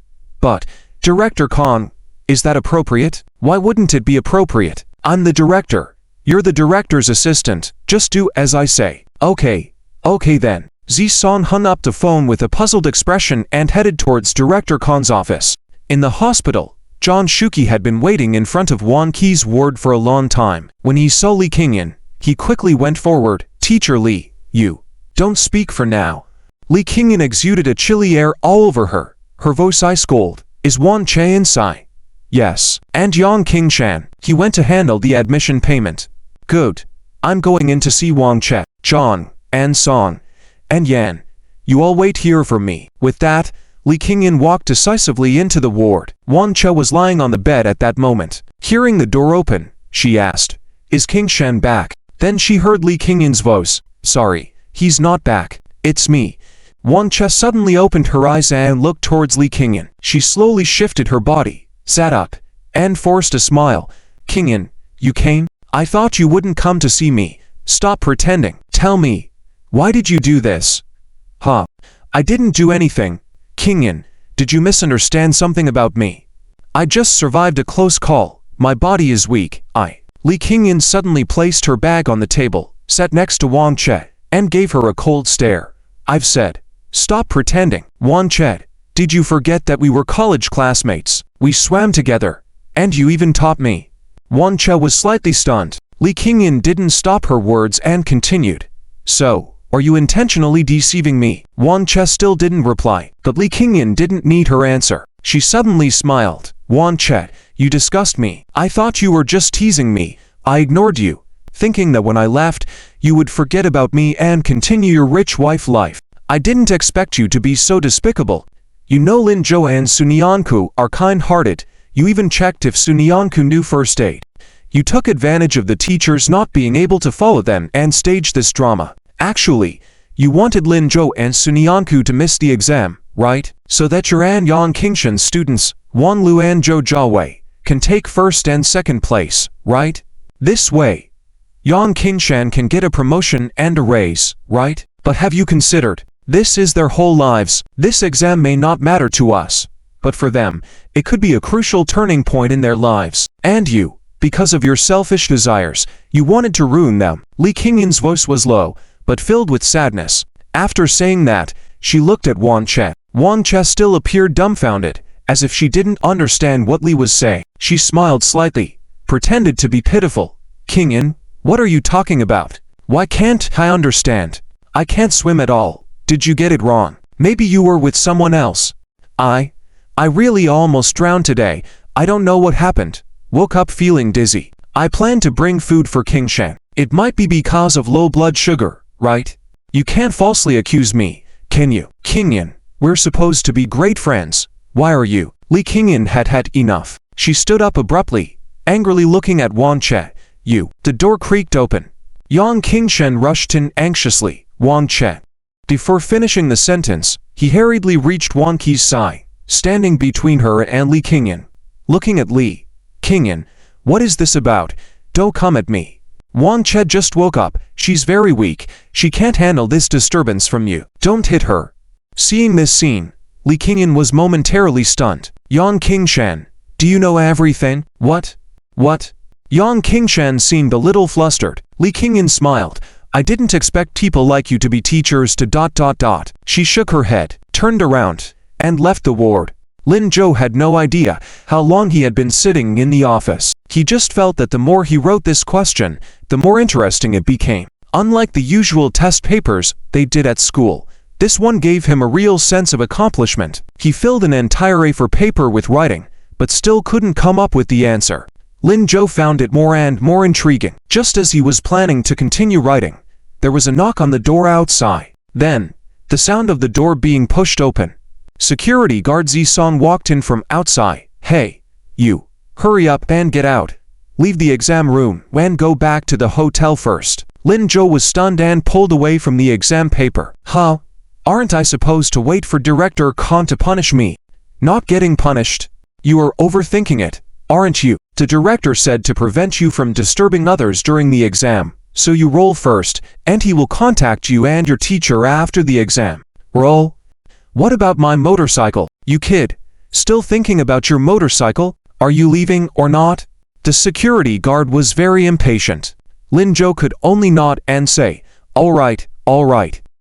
While glancing regretfully at the test paper on the table, if he just had a little more time, he could definitely solve this question. Want to take it away, but afraid of being scolded. The current phone also does not have a clear camera function. It seems like it's destined not to be finished. He shook his head helplessly. Seeing this, the security guard became even more angry.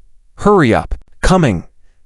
Lin Zhou stuffed the exam paper into his bag and left. Along the way, the security guard kept scolding him, but Lin Zhou didn't hear a word. He was thinking about how to explain to Zhang Shuqi and Liu Qingyan when he went back. They must be very disappointed, right? Not only did he miss the exam, but he also lost the motorcycle that Director Zhang lent him from somewhere.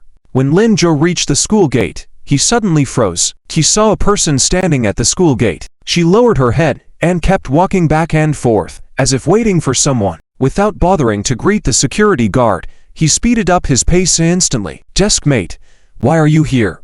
Hearing his voice, Sunyanku quickly turned her head and walked quickly towards him. Lin Zhou, are you alright? Aren't you supposed to be taking the exam? Did they kick you out too? Lin Zhou frowned, his voice sounding chilly. Aren't you late for the exam? Sunyanku opened her mouth, but didn't know how to explain to Lin Zhou. Seeing this, he grabbed her hand and walked towards the exam room direction. Come, let's go ask them. No. Let's not go. Sunyanku pulled her hand away from his, lowering her head. When Lin Zhou turned his head, he saw her biting her lip and taking a step back. He became alert that something was wrong. Why? Sunyanku bit her lip again. Then after a while, she raised her head and looked at Lin Zhou. Lin Zhou, I'm not taking the exam. Let's go. Go. Lin Zhou was more puzzled. His deskmate was clearly looking forward to the exam, hoping to rank first. She didn't give up after rescuing Wang Che. How could she suddenly not take the exam at this moment? Deskmate, are they bullying you? It's okay. Tell me, I'll help you get justice. No, they didn't. Sunyanku shook her head in a panic. Then why? Why don't you want to take the exam suddenly? Lin Jo was very puzzled. Sunyanku buried her head even lower. She said only one word, then couldn't say more. How could she tell Lin Jo that it was her own fault for defying the teacher? How could she tell Lin Jo that he tried so hard to bring her there, but she couldn't stay in the exam room? Seeing her like this, Lin Jo quickly said, "Deskmate, you." She was also kicked out. Why don't you take her and leave together? A light laugh came from behind. Lin Jo was stunned and turned his head, looking at him. In that moment, the security guard suddenly felt a chilling gaze. He raised his head and saw the teenager in front of him squinting at him. His eyes were full of coldness. He suddenly felt a shiver. Before this, he always thought that Lin Jo had no temper. Even if he couldn't take the exam, even if he was confined and waiting for punishment, he always smiled. It seemed like he didn't care about those important things to others at all. But at this moment, the security guard felt like he was facing an angry beast. He dared not speak anymore. Barely stabilizing his posture, he touched his nose, disguising his embarrassment. She just defied the exam supervisor just now, and asked for a retest. She was punished together. What? Lin Jo turned to Sunyanku in disbelief. Deskmate, you. Sunyanku panicked and shook her head again. I just didn't want you to miss the exam because of me. I didn't want you to miss the exam because of me. Lin Jo. As she spoke, she lowered her head again, clasped both hands tightly together. After a while, she finally uttered the words she had been holding in her chest. If you can't take the exam, this exam, it means nothing to me. I just wanted to take the exam with you. I wanted to try my best, but I failed. Her voice became softer and softer, and towards the end, even a hint of crying. She felt so useless. The opportunity she fought so hard for was lost.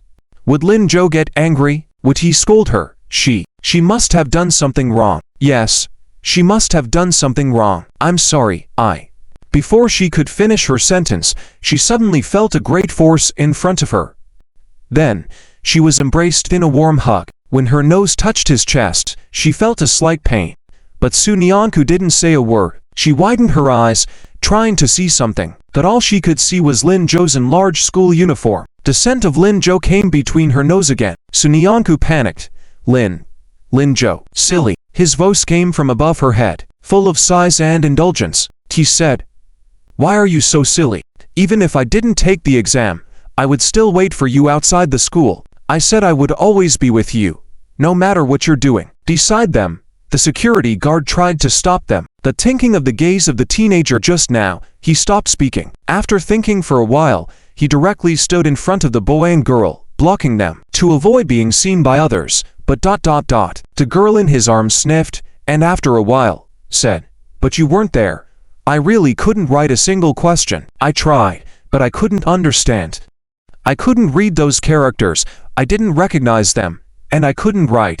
I really couldn't write. Lin Jo. I know. Lin Jo gently patted Sunyanku's head, finally soothing her emotions a bit. I know, it's okay. Even if you didn't take the exam, you are still the best.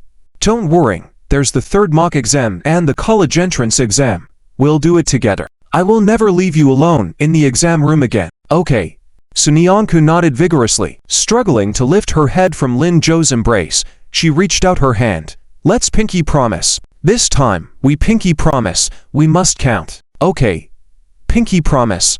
Lin Jo did not refuse her, and also extended his hand. The girl finally stopped crying and smiled.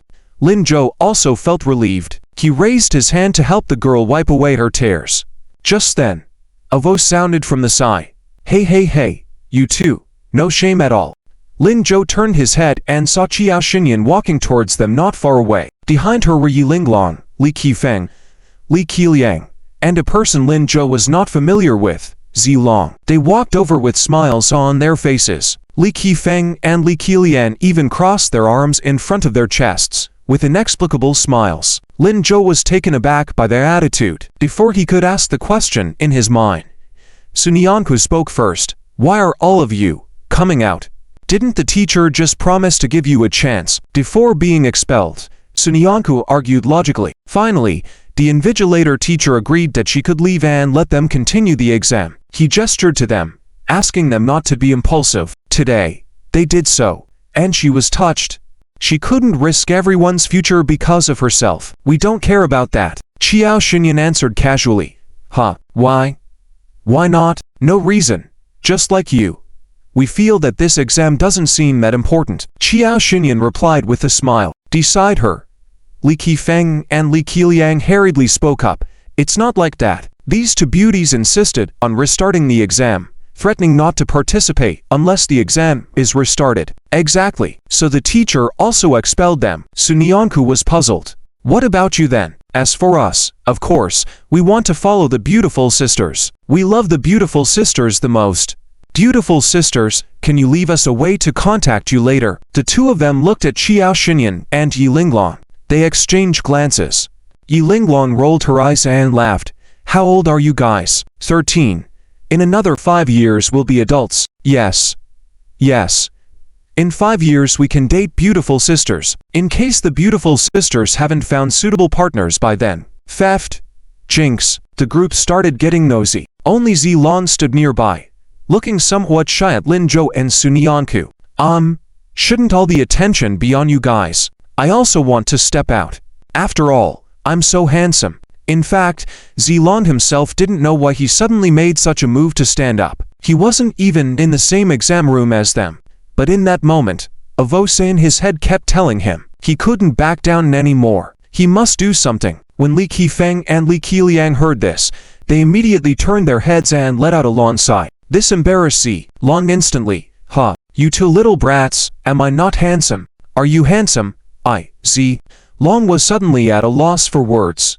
With Lin Zhou present, he couldn't really be considered handsome, but he quickly found an opportunity to strike back. In the amused looks from the twin brothers, he chuckled, took a step forward, and walked up to Yi Linglong and Qiao Xinyan, saying, Ladies, these two don't even have their hair grown out properly, but mine is. I'll be 18 this year. Come on.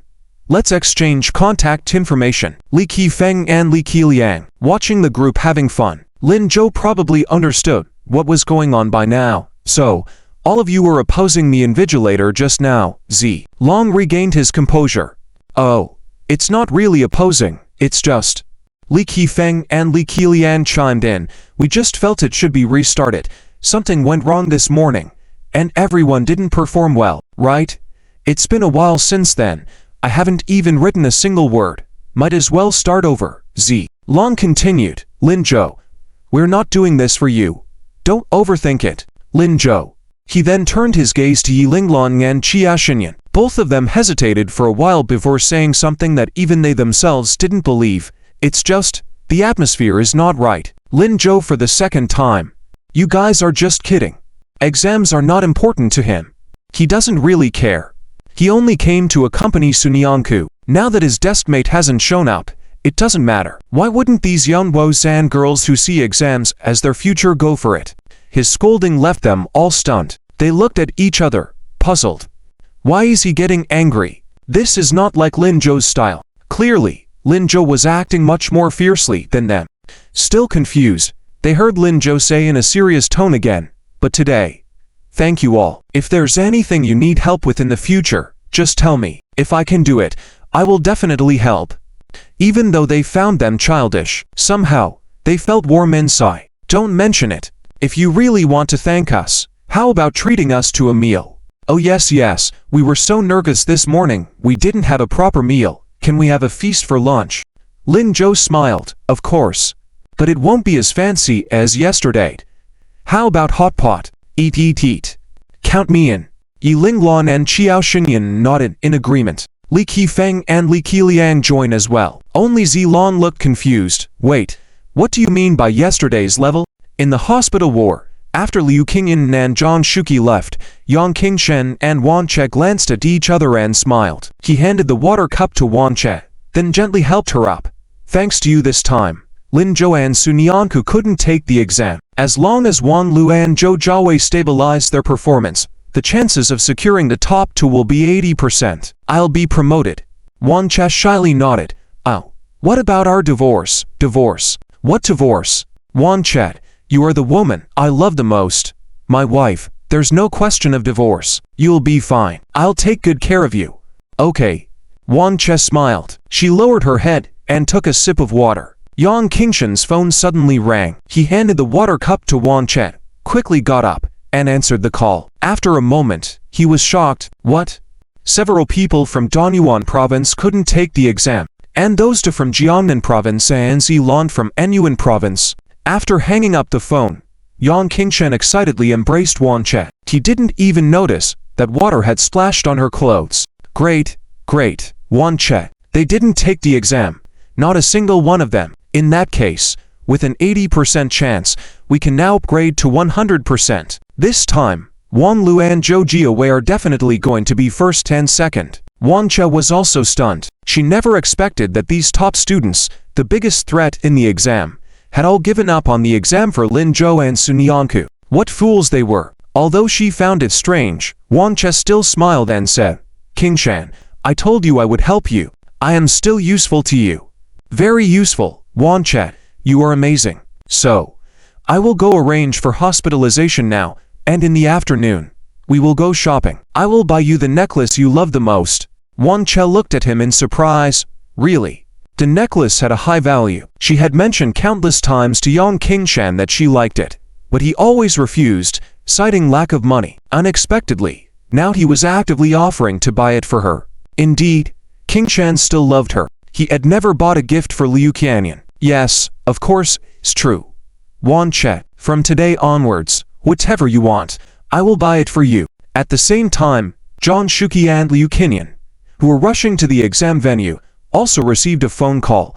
However, their phone call informed them to come in the afternoon to receive punishment. They were told that Lin Zhou and Sun Yanku had already left and were eating hot pot. The two glanced at each other and quickly called Yan San and Song Ling to go to the hot pot restaurant. At this moment, Lin Zhou and his group were already seated at the hot pot restaurant. One of the benefits of Kyoto was that no one questioned odd meals at any time. For example, even though it was just past 10 o'clock, the hot pot restaurant was already open. They were the only table, and the waiter didn't find it strange. After politely handing them the menu, Lin Zhou waved his hand and said, "Order whatever you want." Li Qifeng and Li Qiliang immediately took the menu and exclaimed, "Is it for real, Zhou Shui?" "Of course it is." "Great, great. I am going to see what I want to eat." The two huddled together, discussing animatedly. Before they could order a dish, the menu was snatched by Zilong. The two frowned and asked, "Zilong, what are you doing?" "What am I doing? With you like this, do you still want to win over the girls? Let me teach you what to do." After saying this, he smiled and stood up respectfully, handing the menu to Qiao Xinyan and Yi Linglong. "Ladies, please go ahead and order." Qiao Xinyan helplessly laughed. "Shouldn't we let them order?" The two little guys were almost crying of hunger. "No. Ladies first. I am teaching them, otherwise, they will remain bachelors for life. What will they do then?" "Ha ha." Qiao Xinyan and Yi Linglong couldn't help but laugh. Li Qifeng and Li Qilian pouted. You're the one who will remain a bachelor for life. Sisters, you go ahead and order. We are not hungry," one of the chubby boys said, covering his growling stomach. Watching this scene, Lin Zhou shook his head helplessly. Sun Yanku also watched them with a smile. She had never dared to imagine such a lively scene before. Now looking at it, she felt really happy. The dishes were ordered quickly, and the service was prompt. In about 10 minutes, the steaming hot pot was ready for cooking meat. Lin Zhou shouted to start eating. Everyone immediately put slices of lamb into the pot. After a few seconds, everyone had rolled up meat soaked in the prepared spicy sauce, their mouths dripping with oil. But Lin Zhou didn't eat. Under the shocked gazes of everyone, he picked up a piece of lamb, then carefully placed it in Sun Yanku's plate. Sun Yanku was surprised, about to refuse subconsciously. "Lin Zhou, you should eat. I can handle it myself." So many people. Why did Lin Zhou suddenly cut a piece of meat for himself? How embarrassing. "I don't really like lamb. I made a mistake. We can't waste this." "Oh, then I'll eat it." Sun Yanku lowered her head and picked up the meat in the dish. Seeing this, Lin Zhou picked up another piece and placed it in Sun Yanku's plate before she finished. Oops, I made a mistake again. Sunyanku quietly lowered her head and continued eating. The onlookers were speechless. They clearly, "Do you want to drop out of school?" Before Sunyanku could finish speaking, he was interrupted by Zhang Shuqi. He separated Sunyanku and directly slapped Lin Zhou on the shoulder. "Well done. Oh, well done." When this was said, everyone in the room was stunned, especially Sunyanku and Lin Zhou. Both of them looked at Zhang Shuqi in confusion. Shouldn't he scold them? When leaving the examination room, Lin Zhou was still thinking about how to explain to Zhang Shuqi, and Sunyanku kept pondering how to make Principal Zhang only reprimand her. Now, what was Principal Zhang's reaction? "Stop looking at me like that, all of you." Zhang Shuqi pulled a chair and sat next to Lin Zhou. "You did something I never dared to do when I was young." He looked up towards the ceiling, his voice somewhat sad. "We never dared to do anything before. No rebellion, no doubts, only obedience. We've lived cautiously our whole life, but you guys seem different now. Today, it's not right to give up the exam naturally, but you saved someone, so you deserve praise. Tit for tat. Okay, let's quickly eat. Stop standing around." Everyone stared at each other. Zhang Shuqi pointed to the door. "Hey, waiter, bring for more chairs. Yan, San, Liu, teachers, come sit down and eat together. I actually never had hot pot before. Lin Zhou, do you mind if we eat together?" Lin Zhou smiled. "Of course, I don't mind." "Great, let's eat heartily. Then this afternoon, we can clean up and go home." Lin Zhou was a little worried. "What about the school? There will naturally be some punishment, but don't worry, I will work with Teacher Liu to minimize your punishment." "Thank you, Principal Zhang." Lin Zhou pulled Sunyanku's sleeve. Sunyanku also quickly followed. "Thank you, Principal Zhang." "You're welcome, Yan, San. Don't worry, when we go back, I'll explain to the leaders of your school about this. You won't be punished, just eat first." The two of them finally sat down more reassured. "Thank you, Principal Zhang." Only Liu Qingyan stood still. She didn't move or say anything. Lin Zhou raised his head and looked at her. "What's wrong?" "Teacher Liu, join us for dinner." As soon as he spoke, Liu Qingyan bent down in a neat 90-degree bow. As everyone was shocked, her voice sounded, "I'm sorry." As her voice fell, everyone was stunned. Lin Zhou was the first to react, quickly went to Liu Qingyan's side, and helped her up. "Teacher Liu, there's no need. This has nothing to do with you." "How does this have nothing to do with me? How has this suddenly nothing to do with me?" Liu Qingyan's voice trembled, feeling helpless. "If it wasn't for me, Wancha wouldn't have targeted you, and she wouldn't have jumped into the river to use your sympathy. She was sure you would save her. That's why she did it. She actually was." Teacher Liu. Realizing Liu Qingyan's emotional instability, Lin Zhou quickly stopped her. "This really has nothing to do with you. What Wancha did was just an incentive. Even if you didn't come, Yan Qingshen and the others would find a way to deal with us. I and Sunyanku have long been thorns in their eyes, affecting their future. So, you really don't need to blame yourself." Sunyanku also stood up. "Yes, Teacher Liu. Saving Wancha was my idea too. We could have ignored her, but at that time, whoever it was, Lin Zhou and I would have gone to save her. Please don't blame yourself. This time, we were all at fault." Others chimed in.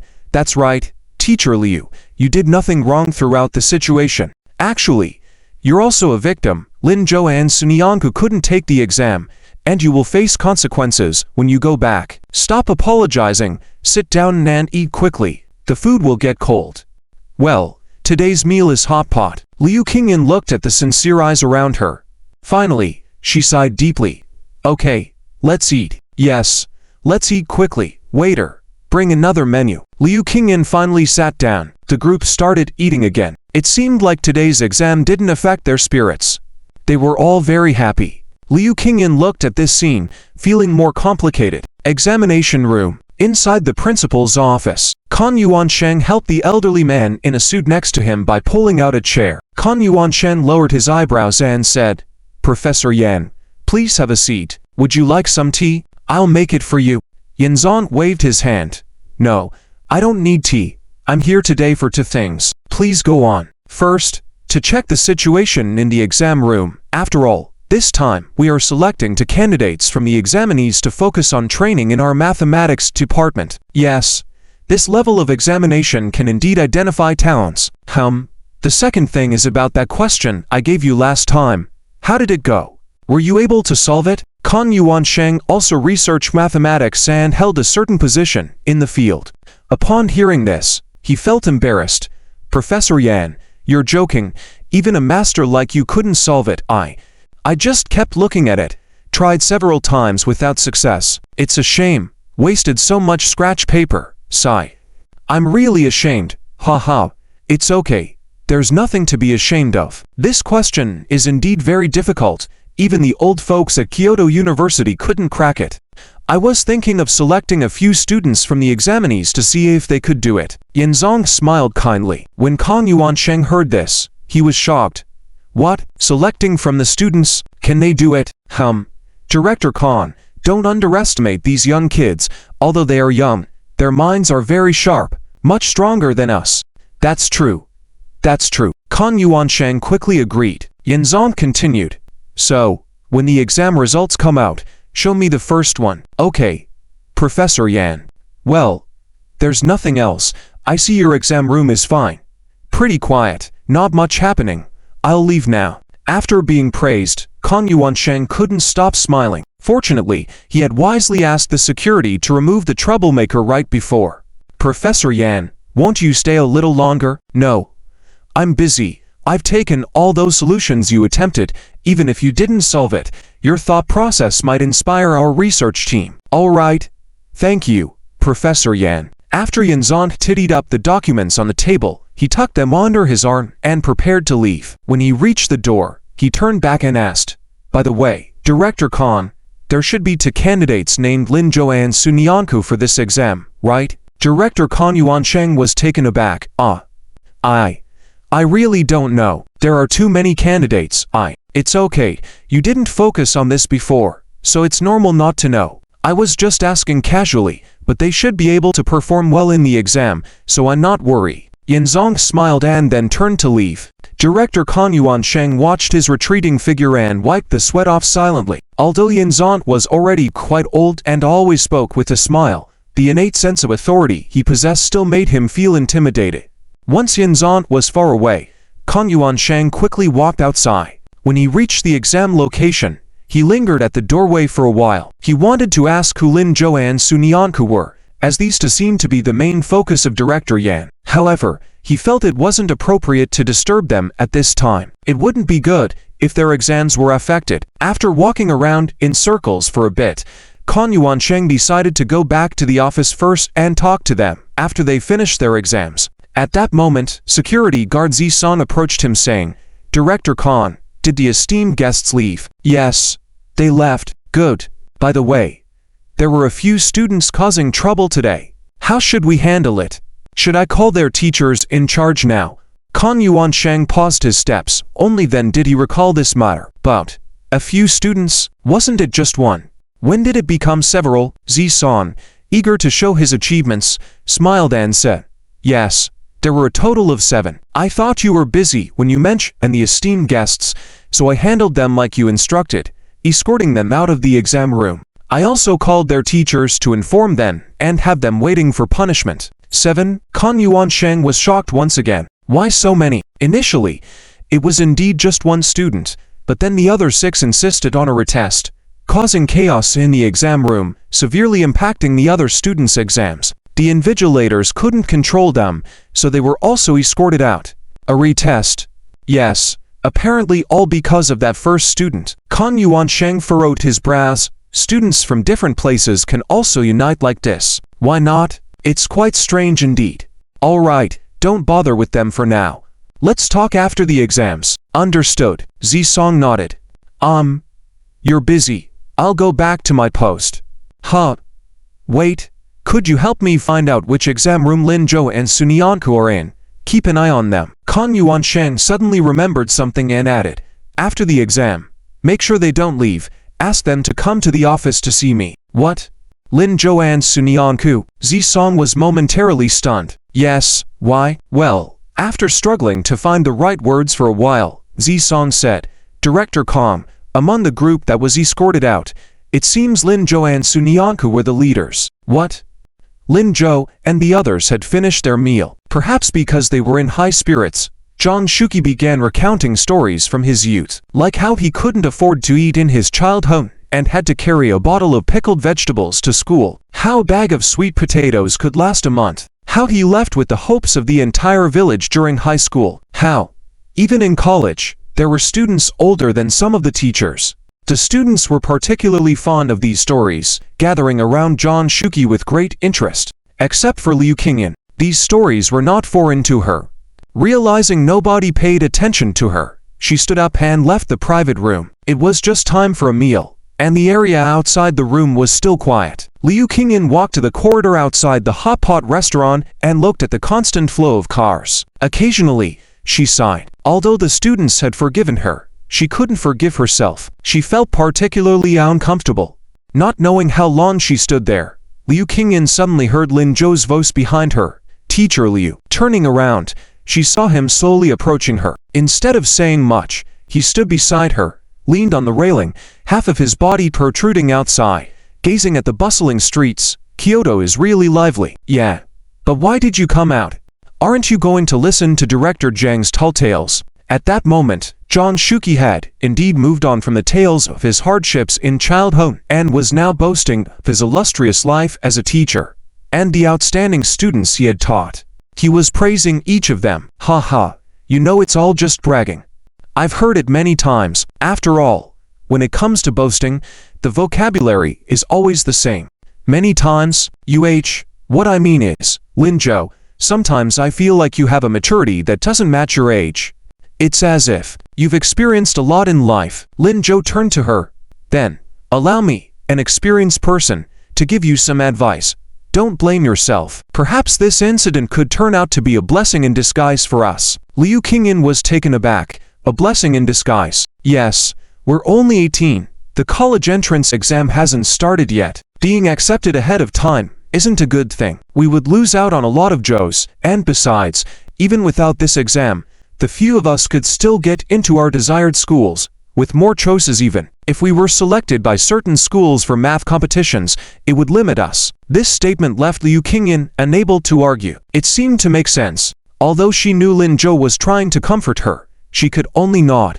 "All right, I'll wait for your success." "Okay." Lin Zhou nodded, turned around, and looked towards the room. "Teacher Liu, do you believe in karma and retribution?" Wan Chan Yang Qingshan will naturally face consequences, even more severe, and what we students will experience. So, don't worry. You blaming yourself will only make them happier. What you need to do now is ignore it. If you can't ignore it, there's also the option of an eye for an eye, but it's not a good idea to harm yourself internally."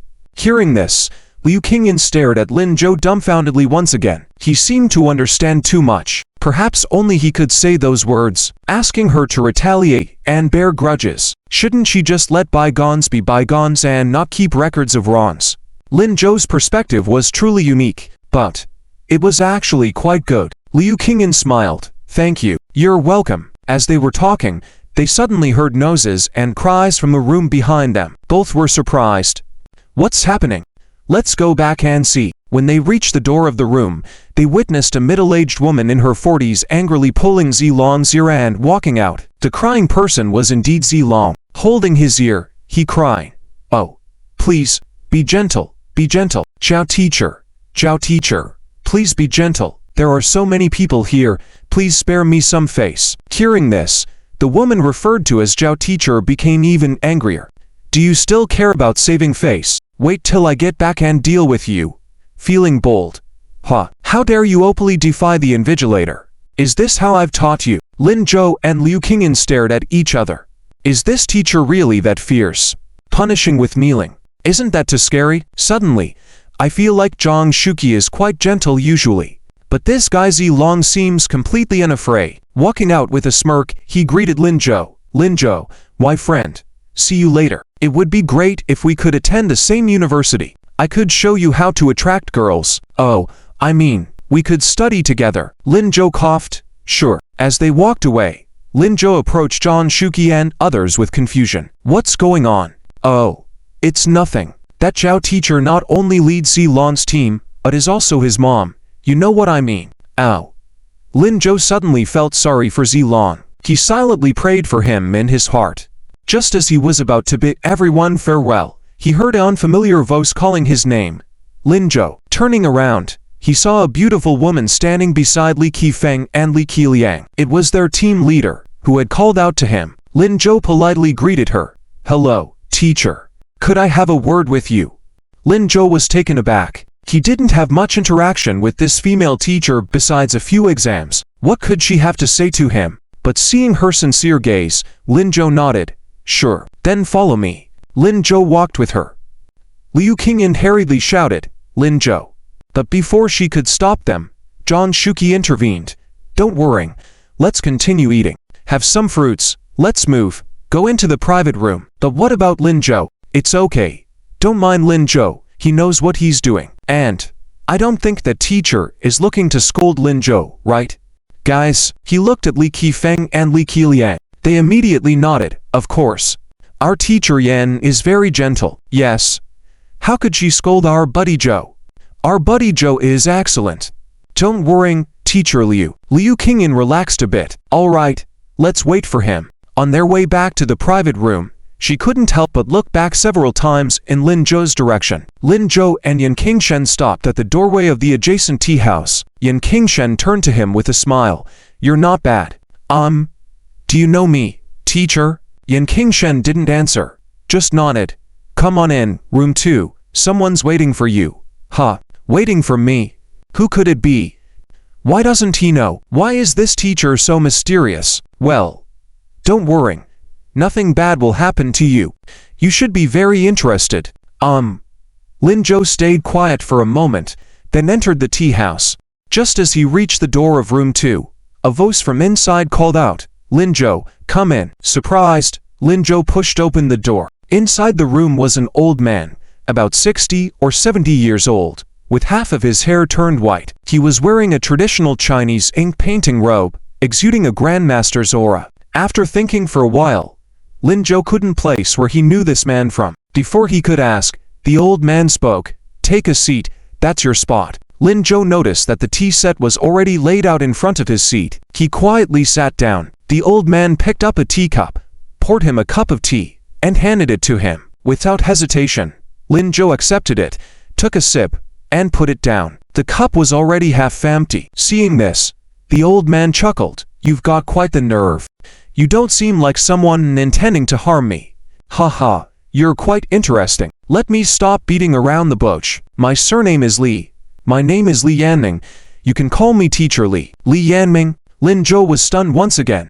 A memory of an old man's face emerged in his mind. An art and calligraphy teacher at the Academy of Fine Arts, a national-level professor, and one of the most famous painters in the country in his previous life. Lin Zhou had come to know about him after the Yan Wanjin incident. By the looks of it, this man should be around the same age. But why was he looking for him? Li Yanming seemed to have guessed what was on Lin Zhou's mind by the look on his face. "It seems you have heard of me." "I have heard of you, but may I ask what business Professor Li has with me?" Without showing any panic, Lin Zhou responded. Li Yanming laughed. "This is the first time a student who knows my identity has stayed this composed." "Are you really 18? "Absolutely." "Ha ha. Okay, young man, you must know Yan Wanjin, right?" "Mrs. Yan?" Lin Zhou furrowed his brows. "Do you know Mrs. Yan?" "Yes. She is my disciple's wife." Li Yanming's voice suddenly grew solemn. Lin Zhou was taken aback and quickly stood up, bowing to Li Yanming. "Hello, Teacher Li." "Ha ha. Now you know to show respect.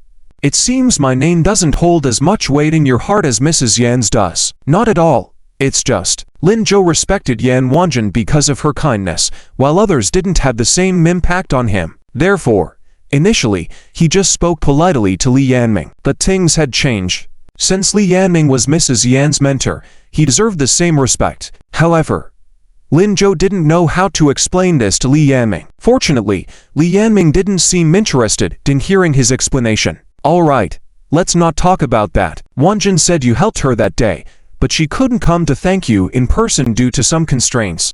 My disciple isn't in great health, and she has to take care of him. Wanjin's greatest concern is my disciple, and my disciple's greatest joy is the painting she bought. Now that her health is failing, all she wants is to see that painting. By helping them fulfill their wishes, Wanjin specially asked me to check if there's anything you need help with. Before Lin Zhou could respond, Li Yanming poured him another glass of water. I heard that you caused a commotion in the examination hall and messed up the Olympiad math exam. Lin Zhou quickly understood the implications of Li Yanming's words. He knew about his actions and wanted to repay his kindness using this incident. After a moment of thought, Lin Zhou explained, "Yes, there was such an incident.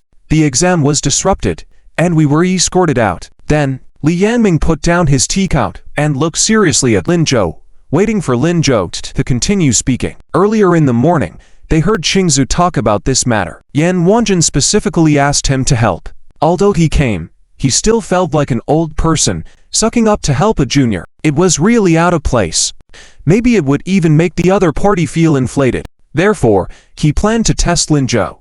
Let's see what kind of person this young man really is. If he really asks for his help, then the favor regarding Wanjin would be considered almost repaid. In the future, things could probably be settled. Li Yanming waited for a while, but did not get Lin Zhou's response. Just as he was about to give up waiting and continued to remind him, he suddenly saw Lin Zhou finally put down the empty water cup. Seeming to finally breathe a sigh of relief, he said, "There's no need to trouble Teacher Li for this matter. It's something we should go through.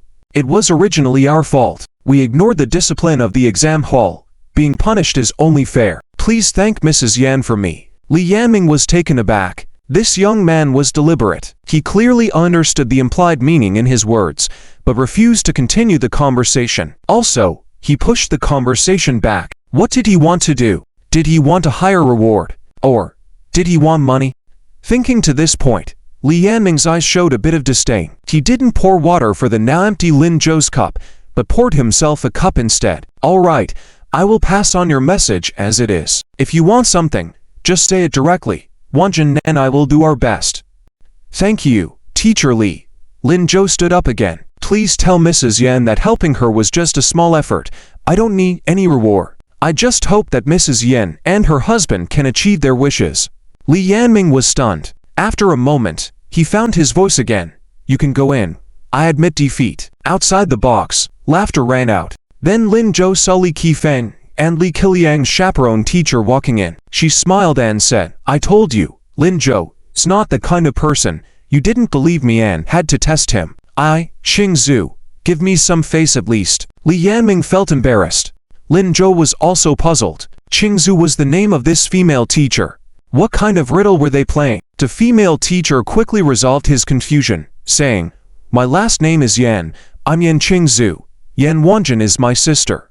Lin Zhou finally understood how Li Qifeng and Li Qiliang suddenly became familiar with him. He also understood why this female teacher smiled every time she saw him. "Hello, Teacher Yan. Don't worry, I already knew about you helping my sister because of the mathematical Olympiad competition. I also know that you and Sunyanku have previously saved someone. Your character is reliable, but Teacher Li just didn't believe a young person could resist these temptations. He had to test you. Don't take it too hard." "No. Why would I? That's good, but my sister did ask us to thank you properly, so ... Lin Zhou quickly waved his hand. "It's not necessary. Li Qifeng and Li Qiliang couldn't take the exam because of this in the end. It's ultimately my fault. That's okay. Maybe it was just not their time yet. They are still young, with plenty of opportunities ahead. It's because of me that they couldn't take the exam. Teacher Yan, I'm truly sorry. Let's just consider these two things even. Okay, you don't have to thank me. What do you think?" Yan Qingzu smiled. "That works. Then I'll be going back. Otherwise, Mr. Liu and Director Zhang might get worried." All right. But Lin Zhou, I have one more thing to ask you." "What?" Lin Zhou turned back. Yan Qingzu was silent for a moment before saying, If you were to go to university with those two boys in the future, could you look out for them a bit? They are still too young, and I'm afraid they might not adapt well once they go, and might get bullied." "Of course, no problem. I quite like them." The two of them, in harmony, looked quite cute. "That's good. Thank you." After their conversation, Lin Zhou got up and left. Before he could reach the door, Li Yanming stopped him. "Hey, you little guy. Wait, I haven't said anything yet. Why are you leaving?" Lin Zhou had to stand back again and look at Li Yanming. Professor Li, do you have any instructions? Instruction is an overstatement. Just now. Well, I feel like I've wronged Lin Zhou. You see, the task Wanjin entrusted me with is incomplete. If I go back now, she might scold me. But it seems like you don't need any help at the moment. How about this? Shall I owe you for now? And when you need help, come find me. Lin Zhou smiled. That'll do. Thank you, Professor Li. You're welcome. You're welcome. Here's my phone number. Li Yanming handed Lin Zhou a business card. Lin Zhou then left. After he left, Yanqing Zhu smiled as she watched his retreating figure. Teacher, young people these days are really something. Yes. This cancelled exam is a real pity. Oh well, it's time for me to bring out this old face and put it to use. Let's go. Back home. When Lin Zhou returned, everyone was still chatting. They greeted him with smiles, but one person was missing. Lin Zhou looked around curiously. Where's Teacher Liu? She had some other matters to attend to and told us to go back on our own. She meet us at the hotel in the afternoon. Oh. I see. At that moment, where did Teacher Liu go? Without an answer, Lin Zhou had to start packing. When leaving the private room, he was the last one. Taking advantage of everyone's inattention, he called over a waiter to settle the bill. But the waiter looked puzzled. Has the bill already been settled? Huh. It's been settled? Yes. By that well, or ton one. Perhaps realizing his choice of words was off, the waiter quickly changed his tone. I mean your headmaster sneaked in and took care of it. Oh. Lin Zhou looked up and glanced in the direction of Zhang Shuqi. He was giving a lecture to a few students. When he turned around, he gave Lin Zhou a big smile. Because we ate dinner early.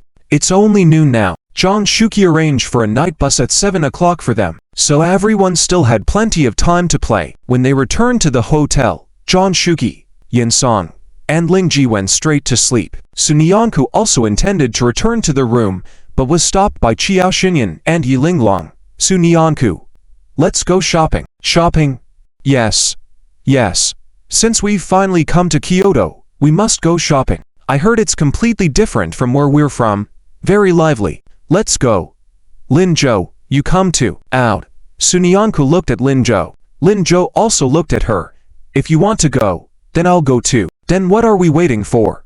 Let's go. Without waiting for Sun Yanku to answer, Qiao Xinyan and Yi Linglong dragged Lin Zhou out. Lin Zhou had no choice but to follow. They took a bus and arrived at the busiest area in downtown Kyoto, Wangjing Street. Standing at the street corner, Sun Yanku and the others were shocked by the street that was dozens of meters wide. Wow, it's indeed much bigger than our local market street.